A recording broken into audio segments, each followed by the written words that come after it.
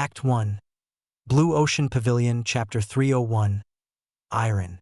Oscar groaned. His skin burned from the heated sparks between the streams of Reese and Ein as the two powers combined. He heard the thumping of his heart grow louder and faster until it silenced. The heartbeat became so fast he could not discern a single beat from the rest. "You idiot, you damned idiot," Oscar spoke harshly. Although it was only a copy and not his true demon state, he laid his grievances to it. "No wonder I couldn't use Reese and Ein after you fought Orden." The statement was hypocritical, considering Oscar's many reckless actions in the past, and his friends would have thought the same. But he was angry, not about the overuse of his body, but the fact he wasn't in control. He accepted his many wild decisions in the past because it was his conscious choice and not any others. For the first time in his many bouts, his eyes turned hostile, similar to Demon Oscar's, but instead of the dull chill, his flared with bright fury. Quivering before Oscar's intense fury, the forces of Reese and Ein obliged, each mote, each thread, each slight flicker combined. This was the sensation, the power that struck through his chest hundreds of times. Around his arms, it wasn't the blue flames of Ein nor the streams of Reese but spheres of several sizes rotating. The rotations of these spheres resembled a tornado, a cone encasing his fists, which then solidified into two silver lances. With these two lances, Oscar swung his arms around in the air faster than ever before, incredibly light. The lances made a clear sound as he swiped them against each other. Their hardness was unreal. Suddenly, he groaned as his chest heaved up and down, and his face turned scarlet red in a struggle, sweat dripping from his chin. He stared at Demon Oscar standing idle in its spot. The scrunches and furrows on his face slowly receded, and the red flush washed away. His lips curled into a smile, and his back cracked several times as he stood straight up. "Should I thank you for not attacking me during this time?" Oscar shook his head at Demon Oscar's silence. His arms lifted to take the familiar stance, but this time with two lances encased over his fists. Silver burst. With the fused power of Ein and Reese, the spell burst from Oscar's foot. A loud clang reverberated through the floor, and Oscar charged. His jacket flapped rapidly, and his eyes narrowed as the air scratched and scraped his skin, and the winds blew away all other sounds and filled his unblocked ear. Demon Oscar returned the favor with its own silver burst. The length of their strides and the wind behind their backs evened out. Finally, Oscar achieved the same speed, becoming a blur like Demon Oscar. The sound of Oscar's laughter filled the white chamber. He tested out his newfound power, throwing out his left fist. Multiple silver blurs formed a wavy wall of spikes intent on impaling Demon Oscar, who matched his wall of jabs. Their lances turned red-hot as sweat dripped down their necks. Oscar could hear nothing but the battering and clanging of metals until his legs trembled and his knees buckled, plopping his rear to the floor. Now, only his ragged breathing filled the air as his heartbeat returned from silence, a rapid beating that choked out the air in his lungs until it came to a slow thump. His heart only thumped once before Demon Oscar's lance pierced through it, tearing it into shreds, never to beat again. Red blood poured down Oscar's chest, but it shook from Oscar's laughter. The sight of himself falling before a wounded Orden popped into his head. "Even with not caring about my body, you lasted for quite a while." Oscar gripped Demon Oscar's arm. His eyes enlarged, the obsidian pupils deeper than before. 2 hours left. "I'll be back." "Welcome back," Hellfire said. "That's the first time you greeted me when I returned." Oscar laid down, huffing and sweating from his back. "You were in a strange state earlier for 7 hours and never batted an eye, only repeating your motions like a golem. But this time is different. You're finally back." "Really now? I didn't notice." Oscar yawned. He hadn't slept the entire night, and the time was already into the early morning of the second day. Ignoring his tiredness, Oscar sat up and drank some water. "I finally grasped it. Have you now? Then what's next? Isn't that obvious? Use up the rest of the time and defeat him." Oscar raised his hand slowly and dropped it, entering the realm of thoughts again. However, this time, Oscar fused his Reese and Ein into one immediately. Feeling off that this fusion didn't have a proper term, Oscar decided to name it. A fusion of Reese and Ein deserved a proper name, so he dubbed it the Iron. The two Oscars charged once more. They used up their entire arsenal, constantly redirecting each other's blows as their dear Onimus wrestled on the ground. And neither pair retreated a single inch. Oscar's movements were unrestrained, flowing perfectly. Oscar was finally equal to his demon. When their kicks clashed, neither gained the advantage. Their lances could not pierce the other, and their silver stars bounced off each other. Demon Oscar's advantages of combination attacks and strange patterns were whittling down until the only one that remained was time. Demon Oscar felt no pain, but Oscar did. The pain of the iron weighted down his light limbs and lances until his body dropped to the floor again. Each time, Oscar smiled at his demon before it stabbed him in the chest. An earnest gaze filled with expectations and hope, a hope to become far stronger than the demon. The arrow rotated slowly but came closer and closer with each passing second to complete one full revolution. With a pale, trembling face but a bright smile, Oscar never stopped for a second, delving back into the throes of battle. "Hey, this should be our last bout. The time is ticking down." Oscar's voice reached Demon Oscar's ears, but the copy had no function to respond. Following a sigh from his lips, his feet stepped slowly across the white floor. He felt sad to let this battle come to an end, but he had to return to Ashen Grove and his friends. "I wanted to thank you and the Forest Heart clan, though Joel, for might yell at me for that." Oscar exhaled, and his arms limped to his sides, exposing his chest. His expression mellowed out as his eyes dropped. An open stance with no resistance, the stance of one who lost the will to fight. "You have taught me so much I didn't know about myself. I wonder how I instinctively figured out the fusion between Ein and Reese." Demon Oscar showed no immediate reaction, the same indifferent face it had since the start of this 12-hour-long duel. It didn't waste any time and lifted its heel, kicking off its toes, and silver burst. The lances around its fists gleamed. Oscar's chest burst open from the searing tip of the lance. This time, instead of the earnest smile from before, Oscar made a toothy grin, a savage animal baring its fangs. His feet spun up the threads of Reese. His body took into the Reese from Demon Oscar's lance, and all his Adamus rays flowed to his right foot. The overwhelming Reese fused with the last of his Ein into the iron, and his foot shone with the light of blue spheres, small but condensed and packed together, appearing like strange blue clouds. He hardened this power with Edgericeglad, and his foot parted the air as it lifted on a devastating path toward Demon Oscar. Demon Oscar realized this too late, and Oscar's hands gripped his arm tightly, not allowing it to retreat. Omnireus, the final technique of Reese, exploded into a deafening shockwave as Oscar's foot sank into Demon Oscar's chest. The fused power elevated the destruction many times over, and Demon Oscar finally showed a crack in his expression, a tinge of bewilderment. Even as the Omnireus ravaged and shattered its incorporeal body, spewing out blood from every inch, tearing out the skin, and exploding the bones to dust, Demon Oscar still held its confusion until its last moments when it evaporated into a puff of smoke.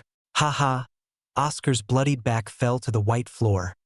He closed his eyes as his lips formed flat, a sense of peace this time, not the touch of death he had endured for 12 hours. When he opened his eyes again, Jewel 4's blue glass eyes appeared right in front, and the mechanical golem hummed. "You won." "I did." Oscar took his hand off the needle, applied some salve, and bandaged it. He turned to the arrow and waited for it to end its rotation. In a few minutes, the arrow returned to its original position. He heard a rumbling noise, and the chamber trembled. The tile with the handprint and needle sank into the floor and moved to the side. From the open space, a block rose with a single metal plate placed on top. Only a few words were etched on the metal plate's surface. "Reward." Finally, Oscar's eyes brightened as he walked to the elevated block. "What kind of reward will I receive?" Act 1, Blue Ocean Pavilion, Chapter 302. The new spell. The metal plate was lackluster, a worn and slightly rusted object contrasting against the clean metal surfaces of the chamber and the block it was placed on. But a strange presence surrounded the plate. The metal plate was special. There was no doubt about that. Oscar slowly reached out his hand but then paused as his eyes narrowed in thought. He retracted his hand, reined in his desire, and smiled at Joel for. Can you check it first to see if there's anything wrong with it? Joel for had not contributed during the test of the elements and did not know the desert realm. Oscar was grateful to Joel for leading him and the others out of Tectusan and being a good fellow to talk to, but the golem needed to pull his weight. Nothing wrong with asking me that, though you don't appear to have a hint of guilt in doing so. Joel for levitated closer to the metal plate, observing it as his head circled the elevated block. He approached, and his metallic nose touched the plate. Nothing happened. Oscar looked relieved and relaxed his guard. Without hesitation, he swiped the metal plate into his hand and stared at the large word, reward. Nice to know it's safe. But what is the re? Oscar yelped and suddenly threw his head back as a light shone from his pupils in the form of a bright mist. The glowing mist from Oscar's eyes flowed into the word, reward, which resonated with a light of its own. The sudden event caught Joel for off guard, and he hovered close to the misty link between Oscar and the metal plate. Should I do something? His blue glass eyes deepened, and he observed. After a second, Joel backed off.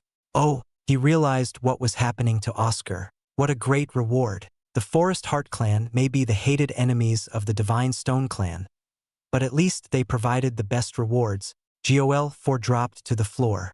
His ein was all but spent and could not sustain his levitation. But even as the head bounced up and down, rattling on the metal floor, his eyes never left Oscar. Moments passed. 1 minute, 2 minutes, 10 minutes.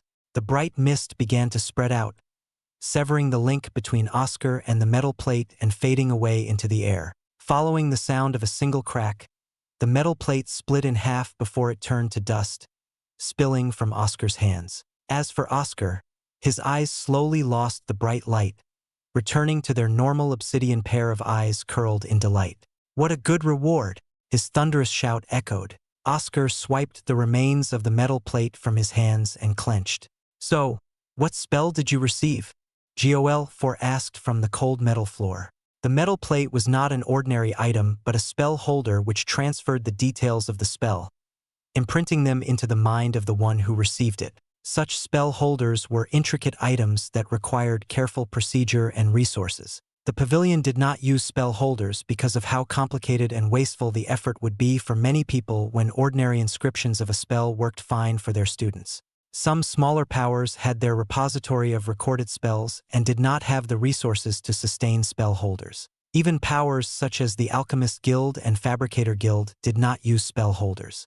But each faction had a business of creating spell holders to sell or as a special reward for outsiders. The Forest Heart clan was a vast and rich faction, richer than the Blue Ocean Pavilion. To use spell holders as a reward to their elite exalts was enough evidence to support that, and no ordinary faction could have taken down the Divine Stone clan. From the effects of the spell holder, Oscar rubbed his forehead, letting the knowledge of the spell sink into his memories. No matter what, he could recall the exact details of how to use the spell, but he needed time to train. The spell holder could only transfer the knowledge, not gift the sudden mastery of it. You can't leave a head hanging although I'm on the floor. What did you get? Joel asked, rolling his head over to Oscar's feet. Picking up Joel Oscar pondered again. Before Joel could ask a third time, the chamber quaked, and a circular pad came up from the floor, similar in appearance to the teleportation pads from the beginning. That must be the way out. And to answer your question, the metal plate contained the spell, Grade 2 Silver Prison. Silver Prison? From its name alone, I can tell it's meant to entrap your enemies. That's obvious. But the trouble is, Oscar stamped his foot, releasing his ein into tendrils on the ground toward a random spot. The ein split into 4 points that made up a square, and metal bars rose from its transformation. Everything seemed fine, but then the sounds of creaks and cracks made Oscar frown, and the metal bars fell apart into shards. I can't use it in battle yet. Wouldn't be a spell if it were easy to learn. Enough talking now.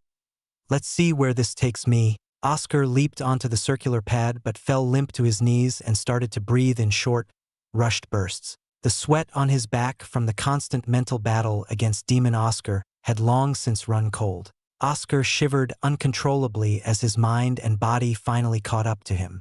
I think I overdid it again. Oscar tried to bring himself under control, but the ground under him began to glow. The teleportation was activated, and the process was underway. Oscar paled and shouted, "Wait!" The light flashed, and Oscar was thrust out of the metal chamber and landed on a pile of golden sand. The sound of a groan and water spilling, followed by coughs, ruined the tranquility of the desert. The teleportation happened too suddenly while Oscar struggled, causing him to vomit out his last meal. That was horrible. Oscar covered the nauseating pool with the golden sand. As he finished, two other flashes of light appeared by his side. They were Emily and Frederick. "Seems we all made it out." "I'm glad," Emily said. "Useless worries. You don't need to spend every moment worrying about the two of us." "I had full confidence in our chances." Frederick laughed. His smile was wide and blazing with confidence. "I'm not worried about the both of you, only you, Fred." "Hey, what's that supposed to mean?" "Us, back me up. I can handle myself, right?" Oscar did not respond. He put on his fabricator helmet and dropped to the sand. The soft and warm sand was the most luxurious mattress and pillow, relieving the cold sweat. His breathing slowed, and he closed his eyes in blissful rest. "Oscar," Emily knelt beside him. "Too tired. Can we pick things up in the morning? I haven't slept at all." However, without waiting for his friends to say anything, Oscar fell asleep. His soft snores were heard by Emily and Frederick, who quietly moved a few steps away. "He's been through a lot. He's earned his rest." "GOL 4? That's where you were." Frederick picked up GOL 4 from the ground. Sand spilled from its eyes and cracks. "What did you two encounter?" "Oh, lots of things. His trial of metal was quite the endeavor." "See, my worries were right. Oscar had so much trouble. Then what does that say for us?" Emily had long since regarded Oscar as someone stronger than her. The fact Oscar had trouble was a legitimate cause of worry for her. "I suppose so. Doesn't mean you shouldn't have any faith in me." Don't pout. I didn't mean to make you think that." Emily hugged Frederick. "You're strong, but we're still in constant danger." She reached out to stroke Frederick's cheek. "Don't act so tough. I know you like to act tough and joke around to liven us up. You were worried for us, weren't you?" Frederick rubbed his head to Emily's hand. "I was very worried. I don't want to lose any of you." The entire time in Ashen Grove, Frederick worried for Oscar and hoped his friend would stay alive. When Frederick saw Oscar in the middle region, the amount of tension lost and relief gained could not be surmised. However, Ashen Grove kept throwing more dangers at them, even separating him from Emily. He ran around the desert in a frantic rush, searching for Emily and Oscar until he found Emily, never wanting to let her go. Then the heavens helped Oscar find them, and the three reunited again, only to be separated again. The constant shifts did not bear well on Frederick's mind and heart. He toughened it out by sounding confident and strong in his belief. However, he relaxed his guard with Emily's words and showed his weary self. "There you go. You can be more honest, you know." Emily released Frederick and kissed him on the lips, a sweet smile forming on her face. "Now let's go to sleep. I'm tired as well." Aye, ma'am." Frederick smiled again, this time small and relaxed. Emily and Frederick put up a tent, placed Oscar inside, and closed it with them inside. Though it was the afternoon of the second day, none of them had slept. Frederick and Emily rotated guard duty as the small moon rolled over and away, backing from the rising sun of morning. The desert was quiet and unintrusive to the three Exalts in their long night. No monsters nor people interrupted their peaceful rest. A strange occurrence for the desert that was full of monsters. A strangeness that did not escape Emily's notice. Emily exited the tent with her staff, gazing over the landscape, a hazy blur of golden sand and blue sky muddling the horizon. They had been idle in one location for over half a day, yet nothing. There was only the dry air cracking her skin and the sand flowing with the breeze onto her orange hair. The tent flapped open, and Oscar and Frederick walked to her side. "Good morning. That was an amazing sleep." Oscar yawned. "You sure slept like a brick, Ois. Nothing fazed you at all." Frederick chuckled. "Sorry, I was too tired." "Quiet." Emily frowned. "Sorry, Emily, what's the matter?" "What is it, my dear?" Frederick tried to rouse Emily. Emily pondered more before letting out a sigh and shaking her head. It's nothing. I might be overthinking it, or it's another reward.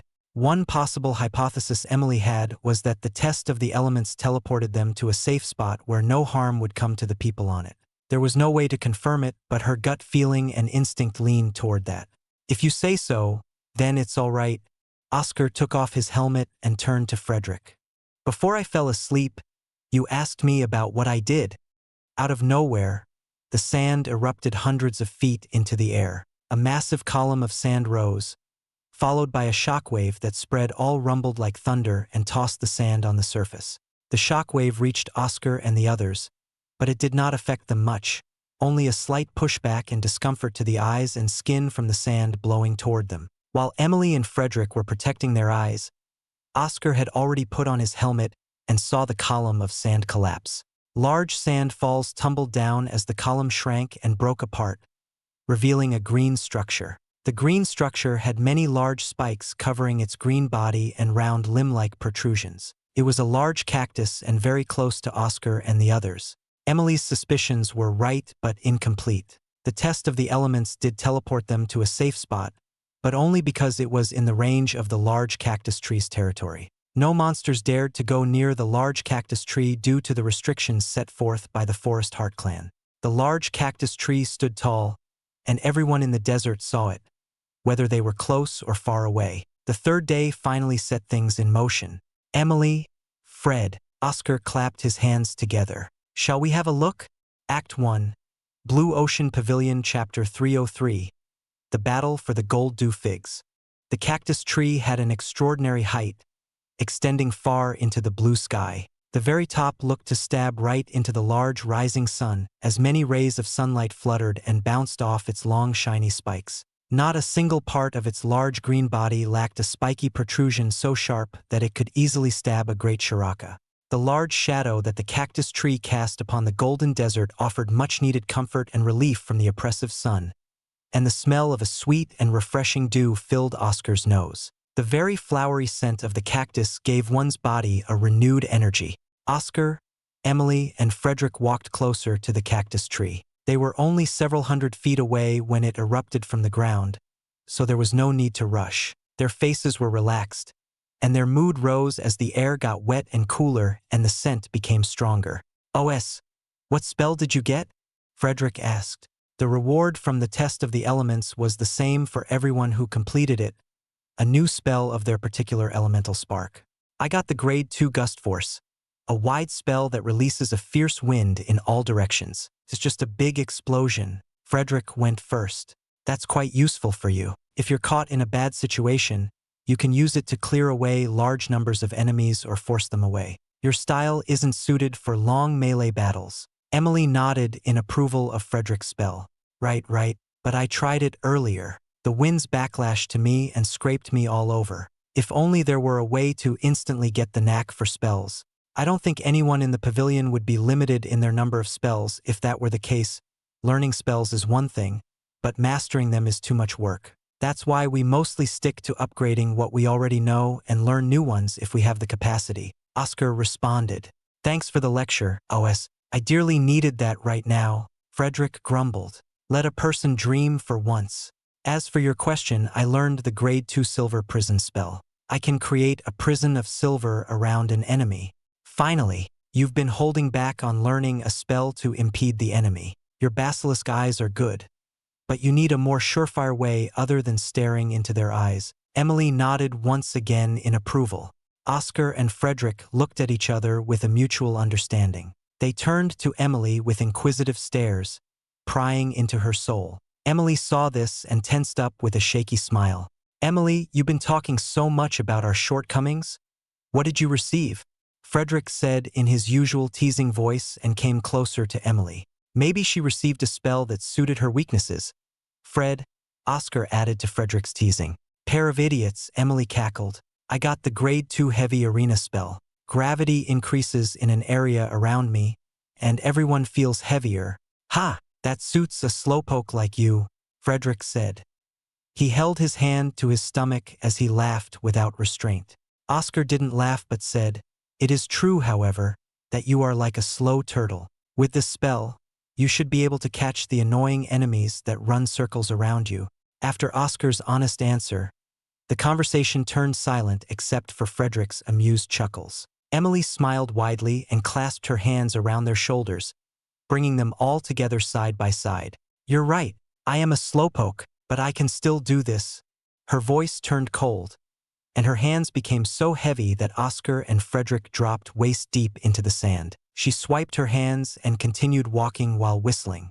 Oi! Frederick rushed out of the sand. Oscar chuckled and jumped out with silver burst. Despite being within the harsh desert realm in a deadly trial for the gold dew figs, the trio still found the time to be themselves and enjoy their company. However, even that had its limits as the distance closed. Their faces tightened, and their eyes narrowed at their surroundings. After a few minutes of walking, they reached the base of the cactus tree, greeted by the sight of a wall of spikes. A small paved road stretched around the cactus tree on the ground, almost like a line separating the tree from the rest of the desert. Oscar nodded to the others and took out a random piece of material he had collected. He threw it toward the cactus, wanting to see what would happen if it crossed the paved line. Under Oscar's, Emily's, and Frederick's shocked faces, the material vanished into thin air after it crossed the line. What do you two think happened? Frederick picked up some sand and threw it, but it did not vanish and made it to the other side. He cracked his neck and sighed. Only one way to find out. Frederick charged toward the paved line. Emily gasped and ran after him. The two vanished after they stepped across, leaving Oscar alone and dumbfounded. Those two. Oscar shook his head and stepped across the line. The scenery changed. Midway up the cactus tree was a large stone terrace placed upon one of the green limbs. Large spikes protruded and surrounded its borders. Oscar's figure flashed into existence, surrounded by a barrier with many patterns resembling a formation. Oscar stared around and saw Frederick and Emily trapped inside their own area. Suddenly, a large square of iron appeared with words on it, explaining that this area was a holding place to wait until the third day ended or everyone alive in the realm arrived. This instruction was why the rowdy Emily had not lashed out at her staff. We have to wait for a long time. Emily looked depressed as she lay down. Maybe we can catch more sleep until someone else arrives. Rest up all you want, Emily. Frederick leaned back against the barrier and meditated. The Ein in the desert realm wasn't too bad and allowed a good meditation session to absorb as much as possible. The day went on as the sun began to loom overhead. The trio was still resting and meditating until a light flashed. A person had finally joined them on the stone terrace. However, to Oscar and others' disappointment, the person wore the red uniform of the Undying Flame sect. The Undying Flame sect students stared coldly at the trio and wanted to attack but realized the barrier encasing him. They refused to speak to one another and continued the day in silence. More lights flashed as other Undying Flame sect members arrived, and they began to converse. Oscar frowned at the other empty spots. He grew worried about his fellow companions, or else their prospects might look bleak for what may come next. Another light flashed, and Oscar and the others smiled in relief. It was Serena. She gazed in confusion around her surroundings until her green eyes locked onto Oscar. There you all are. Serena dropped to her knees and exhaled. The tension dropped from her cheeks, and the wrinkles on her brow diminished. The entire time, she fought in the desert, searching for her allies, only to come up empty. But this was not the end. Next came George, then Rachel, and two other Blue Ocean Pavilion students. Their numbers bolstered, and now they were 8 compared to the 7 of the Undying Flame sect. Good to see you alive, George smiled, but his bony cheeks were even more sunk in than normal. The desert had not treated him well. Next to come was Maya. Her red eyes sparkled with hostility at Oscar, but she did not outburst. However, the air grew hotter from her presence, and the other Undying Flame sect members winced and had tense faces against Maya's cold expression. As Maya had expected, Oscar made it through to the end. Although she hated Oscar and wanted to kill him, she had nothing but caution and respect toward a wielder of Reese and the one who tied against her. The cactus tree was now her hope to have a rematch against him to placate her hatred and kill a possible threat to the Undying Flame sect. Facing Maya's barefaced hostility, Oscar showed no reaction but a relaxed smile, and Maya raised an eyebrow. Oscar held a fist and tapped his right cheek. All of his actions were a bluff to irritate her to lose control. However, it seemed to have the opposite reaction as Maya's face froze even more. Right now, with how much I've improved, can I kill her later? She's a ranged fighter, but my speed should let me catch up to her. The only cause for concern is how much she's gotten stronger as a middle elite Exalt. Charles became unbelievably strong with each passing advancement, and his anima grew more powerful. While Oscar was in his thoughts, another light flashed, and the strange undying flame sect student with purple snake-like eyes and long black hair tied back appeared, a dangerous aura spilling from his mere presence. At his coming, the stone terrace rumbled, and the Ein messages changed. Everyone has arrived except for the dead. Dead? Oscar paled. They still had 2 missing companions, but the words proclaimed their passing. Everyone, including the undying flame sect students, showed signs of remorse and grief, even the snake-eyed man whose face twitched. 8 of us and 9 of them. Already at a numbers mismatch, Oscar thought. Then the words changed again. 2 options. Fight as part of a team or as a single individual. The options are displayed below.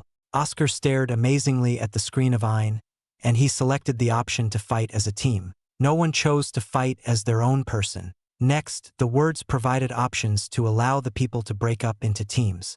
Thus, the 2 teams representing the Blue Ocean Pavilion and the Undying Flame sect formed. Everyone flashed out of place and into 2 large barriers on the same terrace, containing members from each team. Since everyone has broken out into 2 teams, adjusting to the proper mode, the battle will be the fight for the platforms. 1 team has an extra member, so 1 person does not need to fight. There will be 8 platforms, and each team member will go one by one to fight on the platform. Oscar wondered how many different styles of contests were set up. If they had selected all individuals, would it have been a battle royale with 1 winner? The words continued. Each battle from the first to the last will give more rewards. There are a total of 490 gold do figs. The prizes will be split as follows. First battle 5. Second battle 10. Third battle 20. Fourth battle 30. Fifth battle 50. Sixth battle 75. Seventh battle 100. Eighth battle 200. If one wishes to forfeit, they can avoid entering the battle until the timer runs out. 2 large stone frames appeared out of nowhere, swirling energy within and a ticking timer of Ein floating above. The entrances to the first battle have been opened. The battle for the gold do figs shall commence. Act 1, Blue Ocean Pavilion, Chapter 304. The harsh first battle. Of the 8 people on the Blue Ocean Pavilion side, there were Oscar, Emily, Frederick, Serena, Rachel, George, a man named Hillman, and another named Dale. The timer of Ein started to tick down, and 10 minutes were provided to decide who would fight in the first battle for 5 gold do figs. The words above said, "This team will choose first." Who wants to go first? Hillman pointed at himself. I have a grade 5 Xianxia and am 22 years old. Following Hillman's introduction, the other man, Dale, also spoke. I have a grade 6 Exaltia and am 21 years old. The rest of the group introduced themselves one by one until they reached Oscar, who went last. Oscar sighed and introduced himself. Hillman and Dale were confused when he revealed himself as a grade 4. Shouldn't you have volunteered to go first if you are a grade 4? Hillman frowned. His line of thought was not an insult toward Oscar but a standard view of reality and the differences between Exalcias and Animus. He did not know about Oscar's mastery of Reese. Dale nodded in agreement. Hearing Hillman's and Dale's ignorant words, Frederick frowned and stood up. His eyes filled with a chilling gaze. He spoke in a fierce voice. Oscar's stronger than you think. I believe he will be a wild card in this battle. I'll go first since I'm a grade 5. No, a bony hand clasped Frederick's shoulder. It was George. George smiled slightly with his sapphire hedgehog. Buddy, wriggling around in his black robes, hidden from the others. George! Rachel was startled.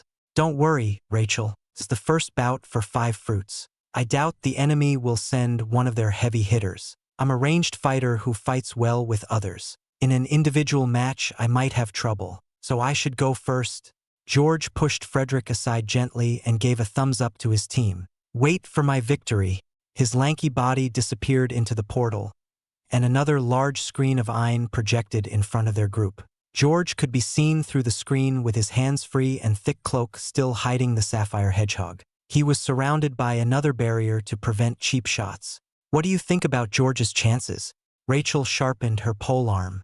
"If he keeps his distance, it'll be fine. Unless the enemy is also a ranged fighter or has the means to get close." Oscar stared at George through the screen. George was intaking several elixirs. Those elixirs would help greatly. Everyone's attention then turned to the newcomer, one of the Undying Flame sect students.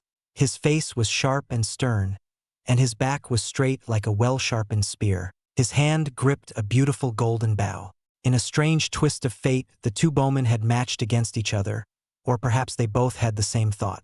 The ensuing battle was sure to be harsh, with their arrows raining down against each other. Before the battle began, suddenly, the screen shifted and said, "A person can withdraw if they wish. Speak, I give up, and the battle will end."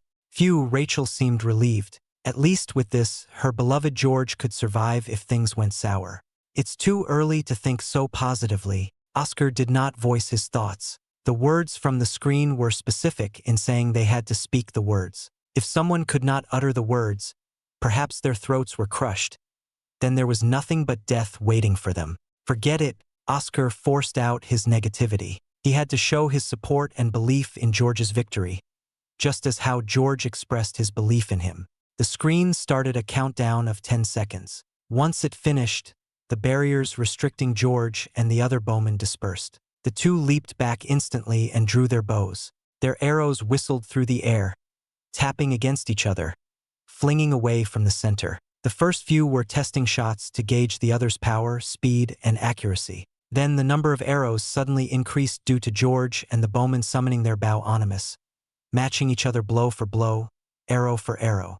Then a thunderous boom split the air as the enemy bowman's arrows surged with lightning. George's arrows were reduced to dust before the lightning arrow's destructive course. Unfettered by the incoming storm, George released several more arrows, following his gust stream and imbued with a vortex of wind at their tips. The speedy arrows, carried by the powerful winds, met against the lightning arrows. A fierce storm of crackling lightning and whooshing winds brewed in the space between the two tenured archers. Their normal arrows flailed and lost control. "Their arrows are about even," Oscar frowned. "That doesn't matter.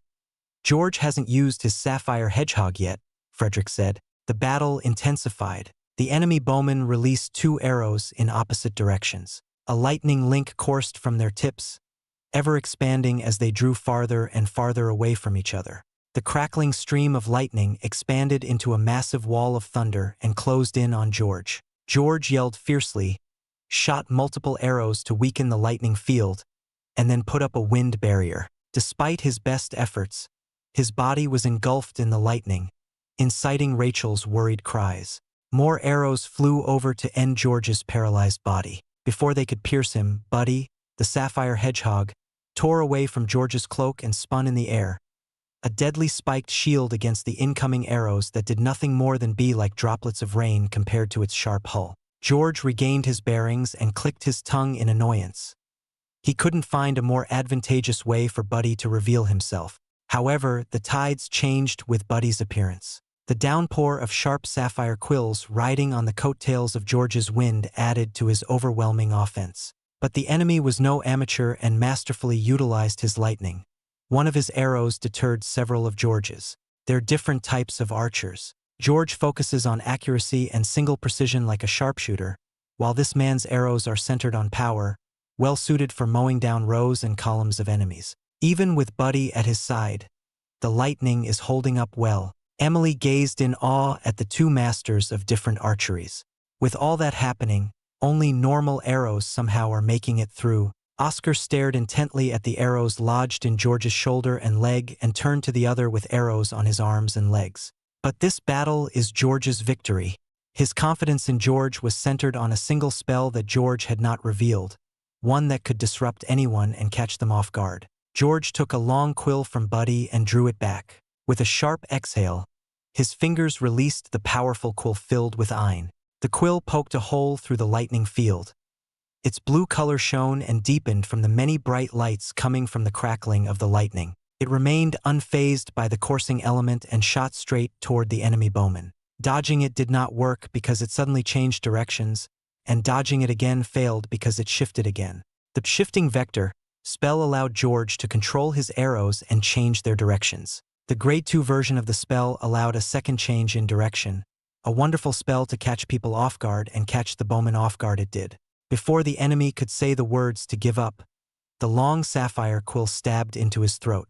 A fountain of blood spewed from his neck, and his demolished vocal cords could only whisper out high-pitched gasps among the gurgling from the choking blood. His body dropped to the floor and, in some cruel play, teleported back to the members of the Undying Flame sect, who were horrified. "Bastards!" one of them screamed out with tears flowing down. Oscar and the others ignored the angered cries and greeted George, who returned.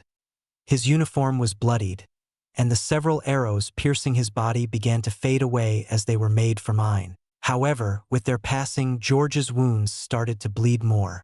"George, take the healing elixir." Rachel ran to him and downed an entire vial down his throat. George coughed and struggled in pain, but it soon subsided, and his face relaxed as his wounds started to heal. With his head resting on Rachel's lap, he smiled and asked, "Wasn't I cool just now?" "Bah! What kind of cool person comes back riddled with holes?" Rachel pouted, but her eyes were glowing with joy. She flicked George's forehead. "But you were amazing. Rest easy now." Oscar and the others smiled at this scene and turned their eyes away to give the pair some privacy. A bright light flashed again, and a basket containing 5 small gold dew figs appeared. The iron emanating from these figs was so dense that Oscar had an impulse to eat one right now. "Stop it!" Oscar pulled his hand away. To eat a dense fruit of iron in one gulp would tear anyone's body apart. It was tempting but not worth the risk of exploding from an overflow of iron. Then the portal surged, and a new timer started, counting from 10 minutes. Oscar felt agitated and wary of the vicious expressions the Undying Flame sect threw at them. He felt the next battle would be even harsher now that the stakes of life and death were displayed right before them. "Hillman, you should go," Frederick said with a smile. "Not the Grade 4? Hillman was not happy and pointed at Oscar. He did not understand why Oscar, a Grade 4, was given such preferential treatment, especially when the stakes would get higher later on. Oscar lifted his eyes and stood up. "Hillman, take a look at the other side. See who is standing up." Confused, Hillman turned to the Undying Flame sect. He saw a beautiful woman with white hair and fierce red eyes standing up. Putting aside her beauty, Hillman felt a terrifying presence emanating from her, and his heart felt like it was being squeezed not from attraction but fear. "She's a Grade 8. I fought against her and we tied. But now, she's focused on getting her revenge. She won't fight on this lower stage, but this should be enough to let you understand." Oscar was tired of Maya's gaze constantly being fixed on him, but it offered a silver lining to convince Hillman. Hillman nodded and sat back down. That woman was too terrifying, and if a Grade 4 like Oscar survived against her, he couldn't look down on him. He had to accept that there was something strange about Oscar. "Enough, I'll go." Frederick yawned. "Hillman can fight the next one. I just hope they hurry up and choose. It's their turn to pick, after all." As the time ticked down, the Undying Flame sect finally decided upon a person, and they entered the portal. The portal on Oscar's side lifted its restrictions, and Frederick stepped ahead, turned, and smiled at his friends. "I'll be back." Act 1. Blue Ocean Pavilion, Chapter 305. Rises and Falls. "What are Frederick's chances?" Serena leaned close to Oscar with a solemn look. The deadly battle with George and the bowman had shaken her, and she felt the pressure mounting. Oscar's presence provided comfort and security to wash away her worries. "He's gotten stronger since entering Ashen Grove," Emily answered from the side. She fixated on Frederick's figure on the screen, and the battle was already underway. Frederick's winds blew fiercely against the opponent's darkness. His opponent is a competent darkness Exalt. Unlike Austin, her style relies on bombardment and encroachment, slowly taking over the area, Oscar saw the undying flame sect student wielding a strange lantern anima that burnt with a dark flame. The darkness spewed from the lantern, and her left hand carried a small ceremonial knife that cut and shaped the darkness to attack Frederick. Cyclones of wind through the area in disarray while the darkness sought to return it to its former calm by choking out the winds. Frederick's hawk anima rode the paths of gust stream and sprang ahead. The defenses of the darkness wielder proved too much as her lantern's dark flames maintained a small defensive field. A fog of darkness flowed as a waterfall from where the hawk anima tried to stab through as if it had pierced into a translucent skin, and dark blood spewed. With no way further, the hawk anima retreated with corroding darkness that cracked its beak. The resulting damage was reflected in Frederick, who spat out some blood. That defense is very tough, and it provides a boon to her darkness spells. Oscar grew interested in that lantern anima. Conventional animus, such as weapons and beasts, were easily figured out, but strange ones like this lantern came with unique quirks. The dark flames that lit it up increased the potency of the user's spells, evident from how the blades and tides of darkness easily corroded Frederick's winds. Frederick began to sweat, but he held a fearless smile. His winds carried him under his feet, and he began accelerating around the battle platform. With his two trusty blades swinging wildly, numerous cyclones and gust streams covered the field. The winds did not die down but grew larger and more turbulent from Frederick's constant use, forcing the darkness back, and the woman could only focus on her lantern's defense. Isn't that a waste of his iron? He's also injured. Rachel frowned, unable to understand Frederick's motives. All the while, she provided George with a lap pillow as he slept to recover. He'll only run himself tired at this rate. Emily turned to look at Rachel with a bored expression. Rachel's frown deepened, and her veins popped over her forehead. If you have an alternative opinion, then by all means say it. Don't sit there and stare so rudely at others. Enough, no arguing right now. We're supposed to be a team. Oscar rubbed the temple of his head. He pointed at Frederick's struggling figure on the screen. His friend was sweating bullets with his pale face from the exertion of his stamina and iron, but the light of a decisive move gleamed in his eyes. Frederick is doing all this to force an opening. Will it show itself? That defense is strong, Serena asked. As Serena's words left her mouth, Frederick charged straight ahead. Seeing this, Oscar let out a chuckle. He's going for it. Frederick's figure parted the chaotic winds of his own making and focused all of it onto his blades, using cyclone and gust blades simultaneously. The twin blades in his hands looked like mini tornadoes with an odd sharp angle on one side. Not letting up on the attack, his hawk anima joined the fray, and a similar display of wind focused on its wings. Rather than two swords, it was more accurate to say Frederick wielded four. The swords and wings united and swung fiercely toward a single point in the dark user's defense. In his heart, Frederick thanked Oscar for inspiring this attack. When he first saw Treble Lance during the battle in the Grand Gathering, he felt inspired to conduct the same feat, but the same risks applied to such heavy use of spells and anima. The weight and ferocity of the winds bore down on his body, and his legs began trembling. With a grunt of exertion, Frederick demolished the darkness user's defense, shattering and tearing apart the dark fogs with his winds. The darkness user felt the encroachment of death and quickly shouted, "I give up." Suddenly, the battle stage fell silent. Frederick could not move, and his winds disappeared. The darkness user had given up, but her body was already quite wounded by the sharp winds like endless swords, and her uniform was in tatters. Then they were teleported back to their teams. How was it?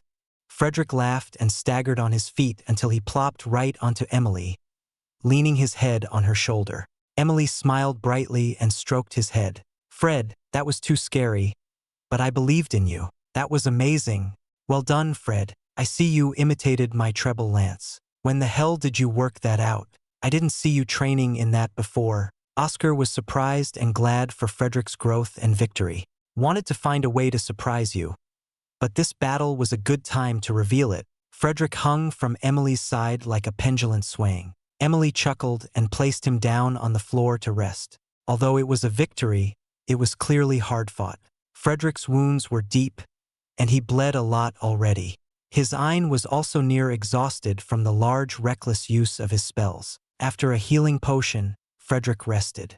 Another basket of 10 figs appeared as their reward, and the timer started again. This time, it was their turn to choose first. I'll fight way later. I might be the only one to take on Maya. Oscar left the next match to the others. He said he would take on Maya but was also concerned about the snake-eyed man who was the enemy's leader. Oscar glanced at the man, and he stared back with a playful smile. Seeing the smile on the enemy's face even after losing the first 2 battles, Oscar grew wary, but he soon smiled back. He would never shrink before the enemy and meet them with a confident smile. That was the Draven way of doing things. I'll go, Hillman said. He cracked his neck and went through the portal. However, Oscar and the others stared pale-faced at the results. Hillman fought desperately and bravely the entire time, evenly matched against the enemy. But through careful planning, Hillman was trapped and killed before he could even say a word to surrender. Hillman's body was teleported back to Oscar and the others, and they couldn't muster a word at the broken body. The smell of death and blood wafted in their noses, and their faces fell solemn and quiet. Oscar clicked his tongue and took Hillman's body into a space pocket. He was sorry for Hillman and his unfortunate death. Hillman had thought lesser of Oscar for a short time together, but there was no hatred, only a misunderstanding. Maybe we could have been friends if we had more time together. It's a shame, Hillman. Oscar closed his eyes and snapped them open. He spoke solemnly to the others. Fight to avenge Hillman by winning this battle. If we lose out on the figs and number of bodies, then he'll be crying in the next life. Immediately, the others nodded and rallied themselves to fight harder. In the next bout, Dale went in with a red face and gnashed his teeth, huffing and puffing hot air. Hillman was his friend, and now he had lost 3 of his group in the past 3 days. His anger and thirst for vengeance did not come easy. The battle was long, and blood flowed like a river. Ultimately, Dale returned triumphant from the battle with the reward of 30 gold dew figs and grievous wounds. Sorry, I couldn't kill the bastard. Dale was short of breath and struggled to drink the healing elixir in his space pocket. But I nabbed us some figs. Now we're back on top. The current count was 45 figs to the enemy's 20. Emily or Rachel, either of you goes first, Oscar suggested. What about me? Serena crossed her arms. I haven't fought at all. Seeing her stern gaze, Oscar offered no reason and shook his head. He didn't want Serena to go because of his plan, which he hoped would come to fruition. The first of his direction was to let the bold and unreasonable Emily and Rachel go before Serena. Emily was suspicious of Oscar's motives and glared at him momentarily. But Oscar's straight smile and poker face, trained by observing Celestina for a while, revealed nothing. Unable to see through Oscar, she chuckled and went toward the portal. I'll go. I trust in your judgment. The Undying Flame sect chose their next member. Emily arrived on the battlefield and slammed her staff with a loud thud on the platform. Her orange eye transformed into her staff anima, and she dual-wielded them with both hands. Strange, wasn't Emily's usual style to use both together as a single staff. Oscar recalled Emily was training to connect deeply with her anima and achieve the meld stage, forgoing her original dual-wielding style. Oh yeah, you were sleeping the entire time, and Emily never mentioned it to you. When she went into the final part of the test of the elements to fight herself, she said she discovered a new way of fighting to overwhelm her clone. Frederick was still weak, but he recovered enough to sit up. Really? Oscar did not dare blink his eyes not to miss any moment. Within the screen and on the battle stage, Emily held her staff armament and staff anima and slammed them together, tip to tip. The place where they met started to burn with her orange eye, and when she pulled them away, an orange line connected them like a string. She twirled around her newly fashioned weapon, looking like a long pair of nunchucks. Its whipping and snapping could be heard clearly, even from a distance. Her opponent began to frown, and Oscar and the others were stunned. She's gotten even more terrifying. Frederick groaned and hung his head low. I didn't think she'd use her weapons in such a way. This display is almost like a meld stage. But who would have thought this was possible? Oscar couldn't believe it. The concentration and flexible control of Ein required to connect the weapon and anima in this manner rivaled what an Ein Awaken could provide twofold. The exertion was clear on Emily, who began sweating and her arms trembling while holding her new nunchucks. But the battle was short-lived. The nunchucks provided increased range and complemented the weight boost spell so well as it whipped around and smashed into the enemy with her kinetic core spinning around its shafts. Even Oscar hissed as he heard the cracking of bones. Before she could bash the enemy's head, he saved himself by surrendering. She returned in triumph but fell to her knees, unable to get up. Her lips were blue, and her shoulders heaved up and down. Now that's how you get a victory.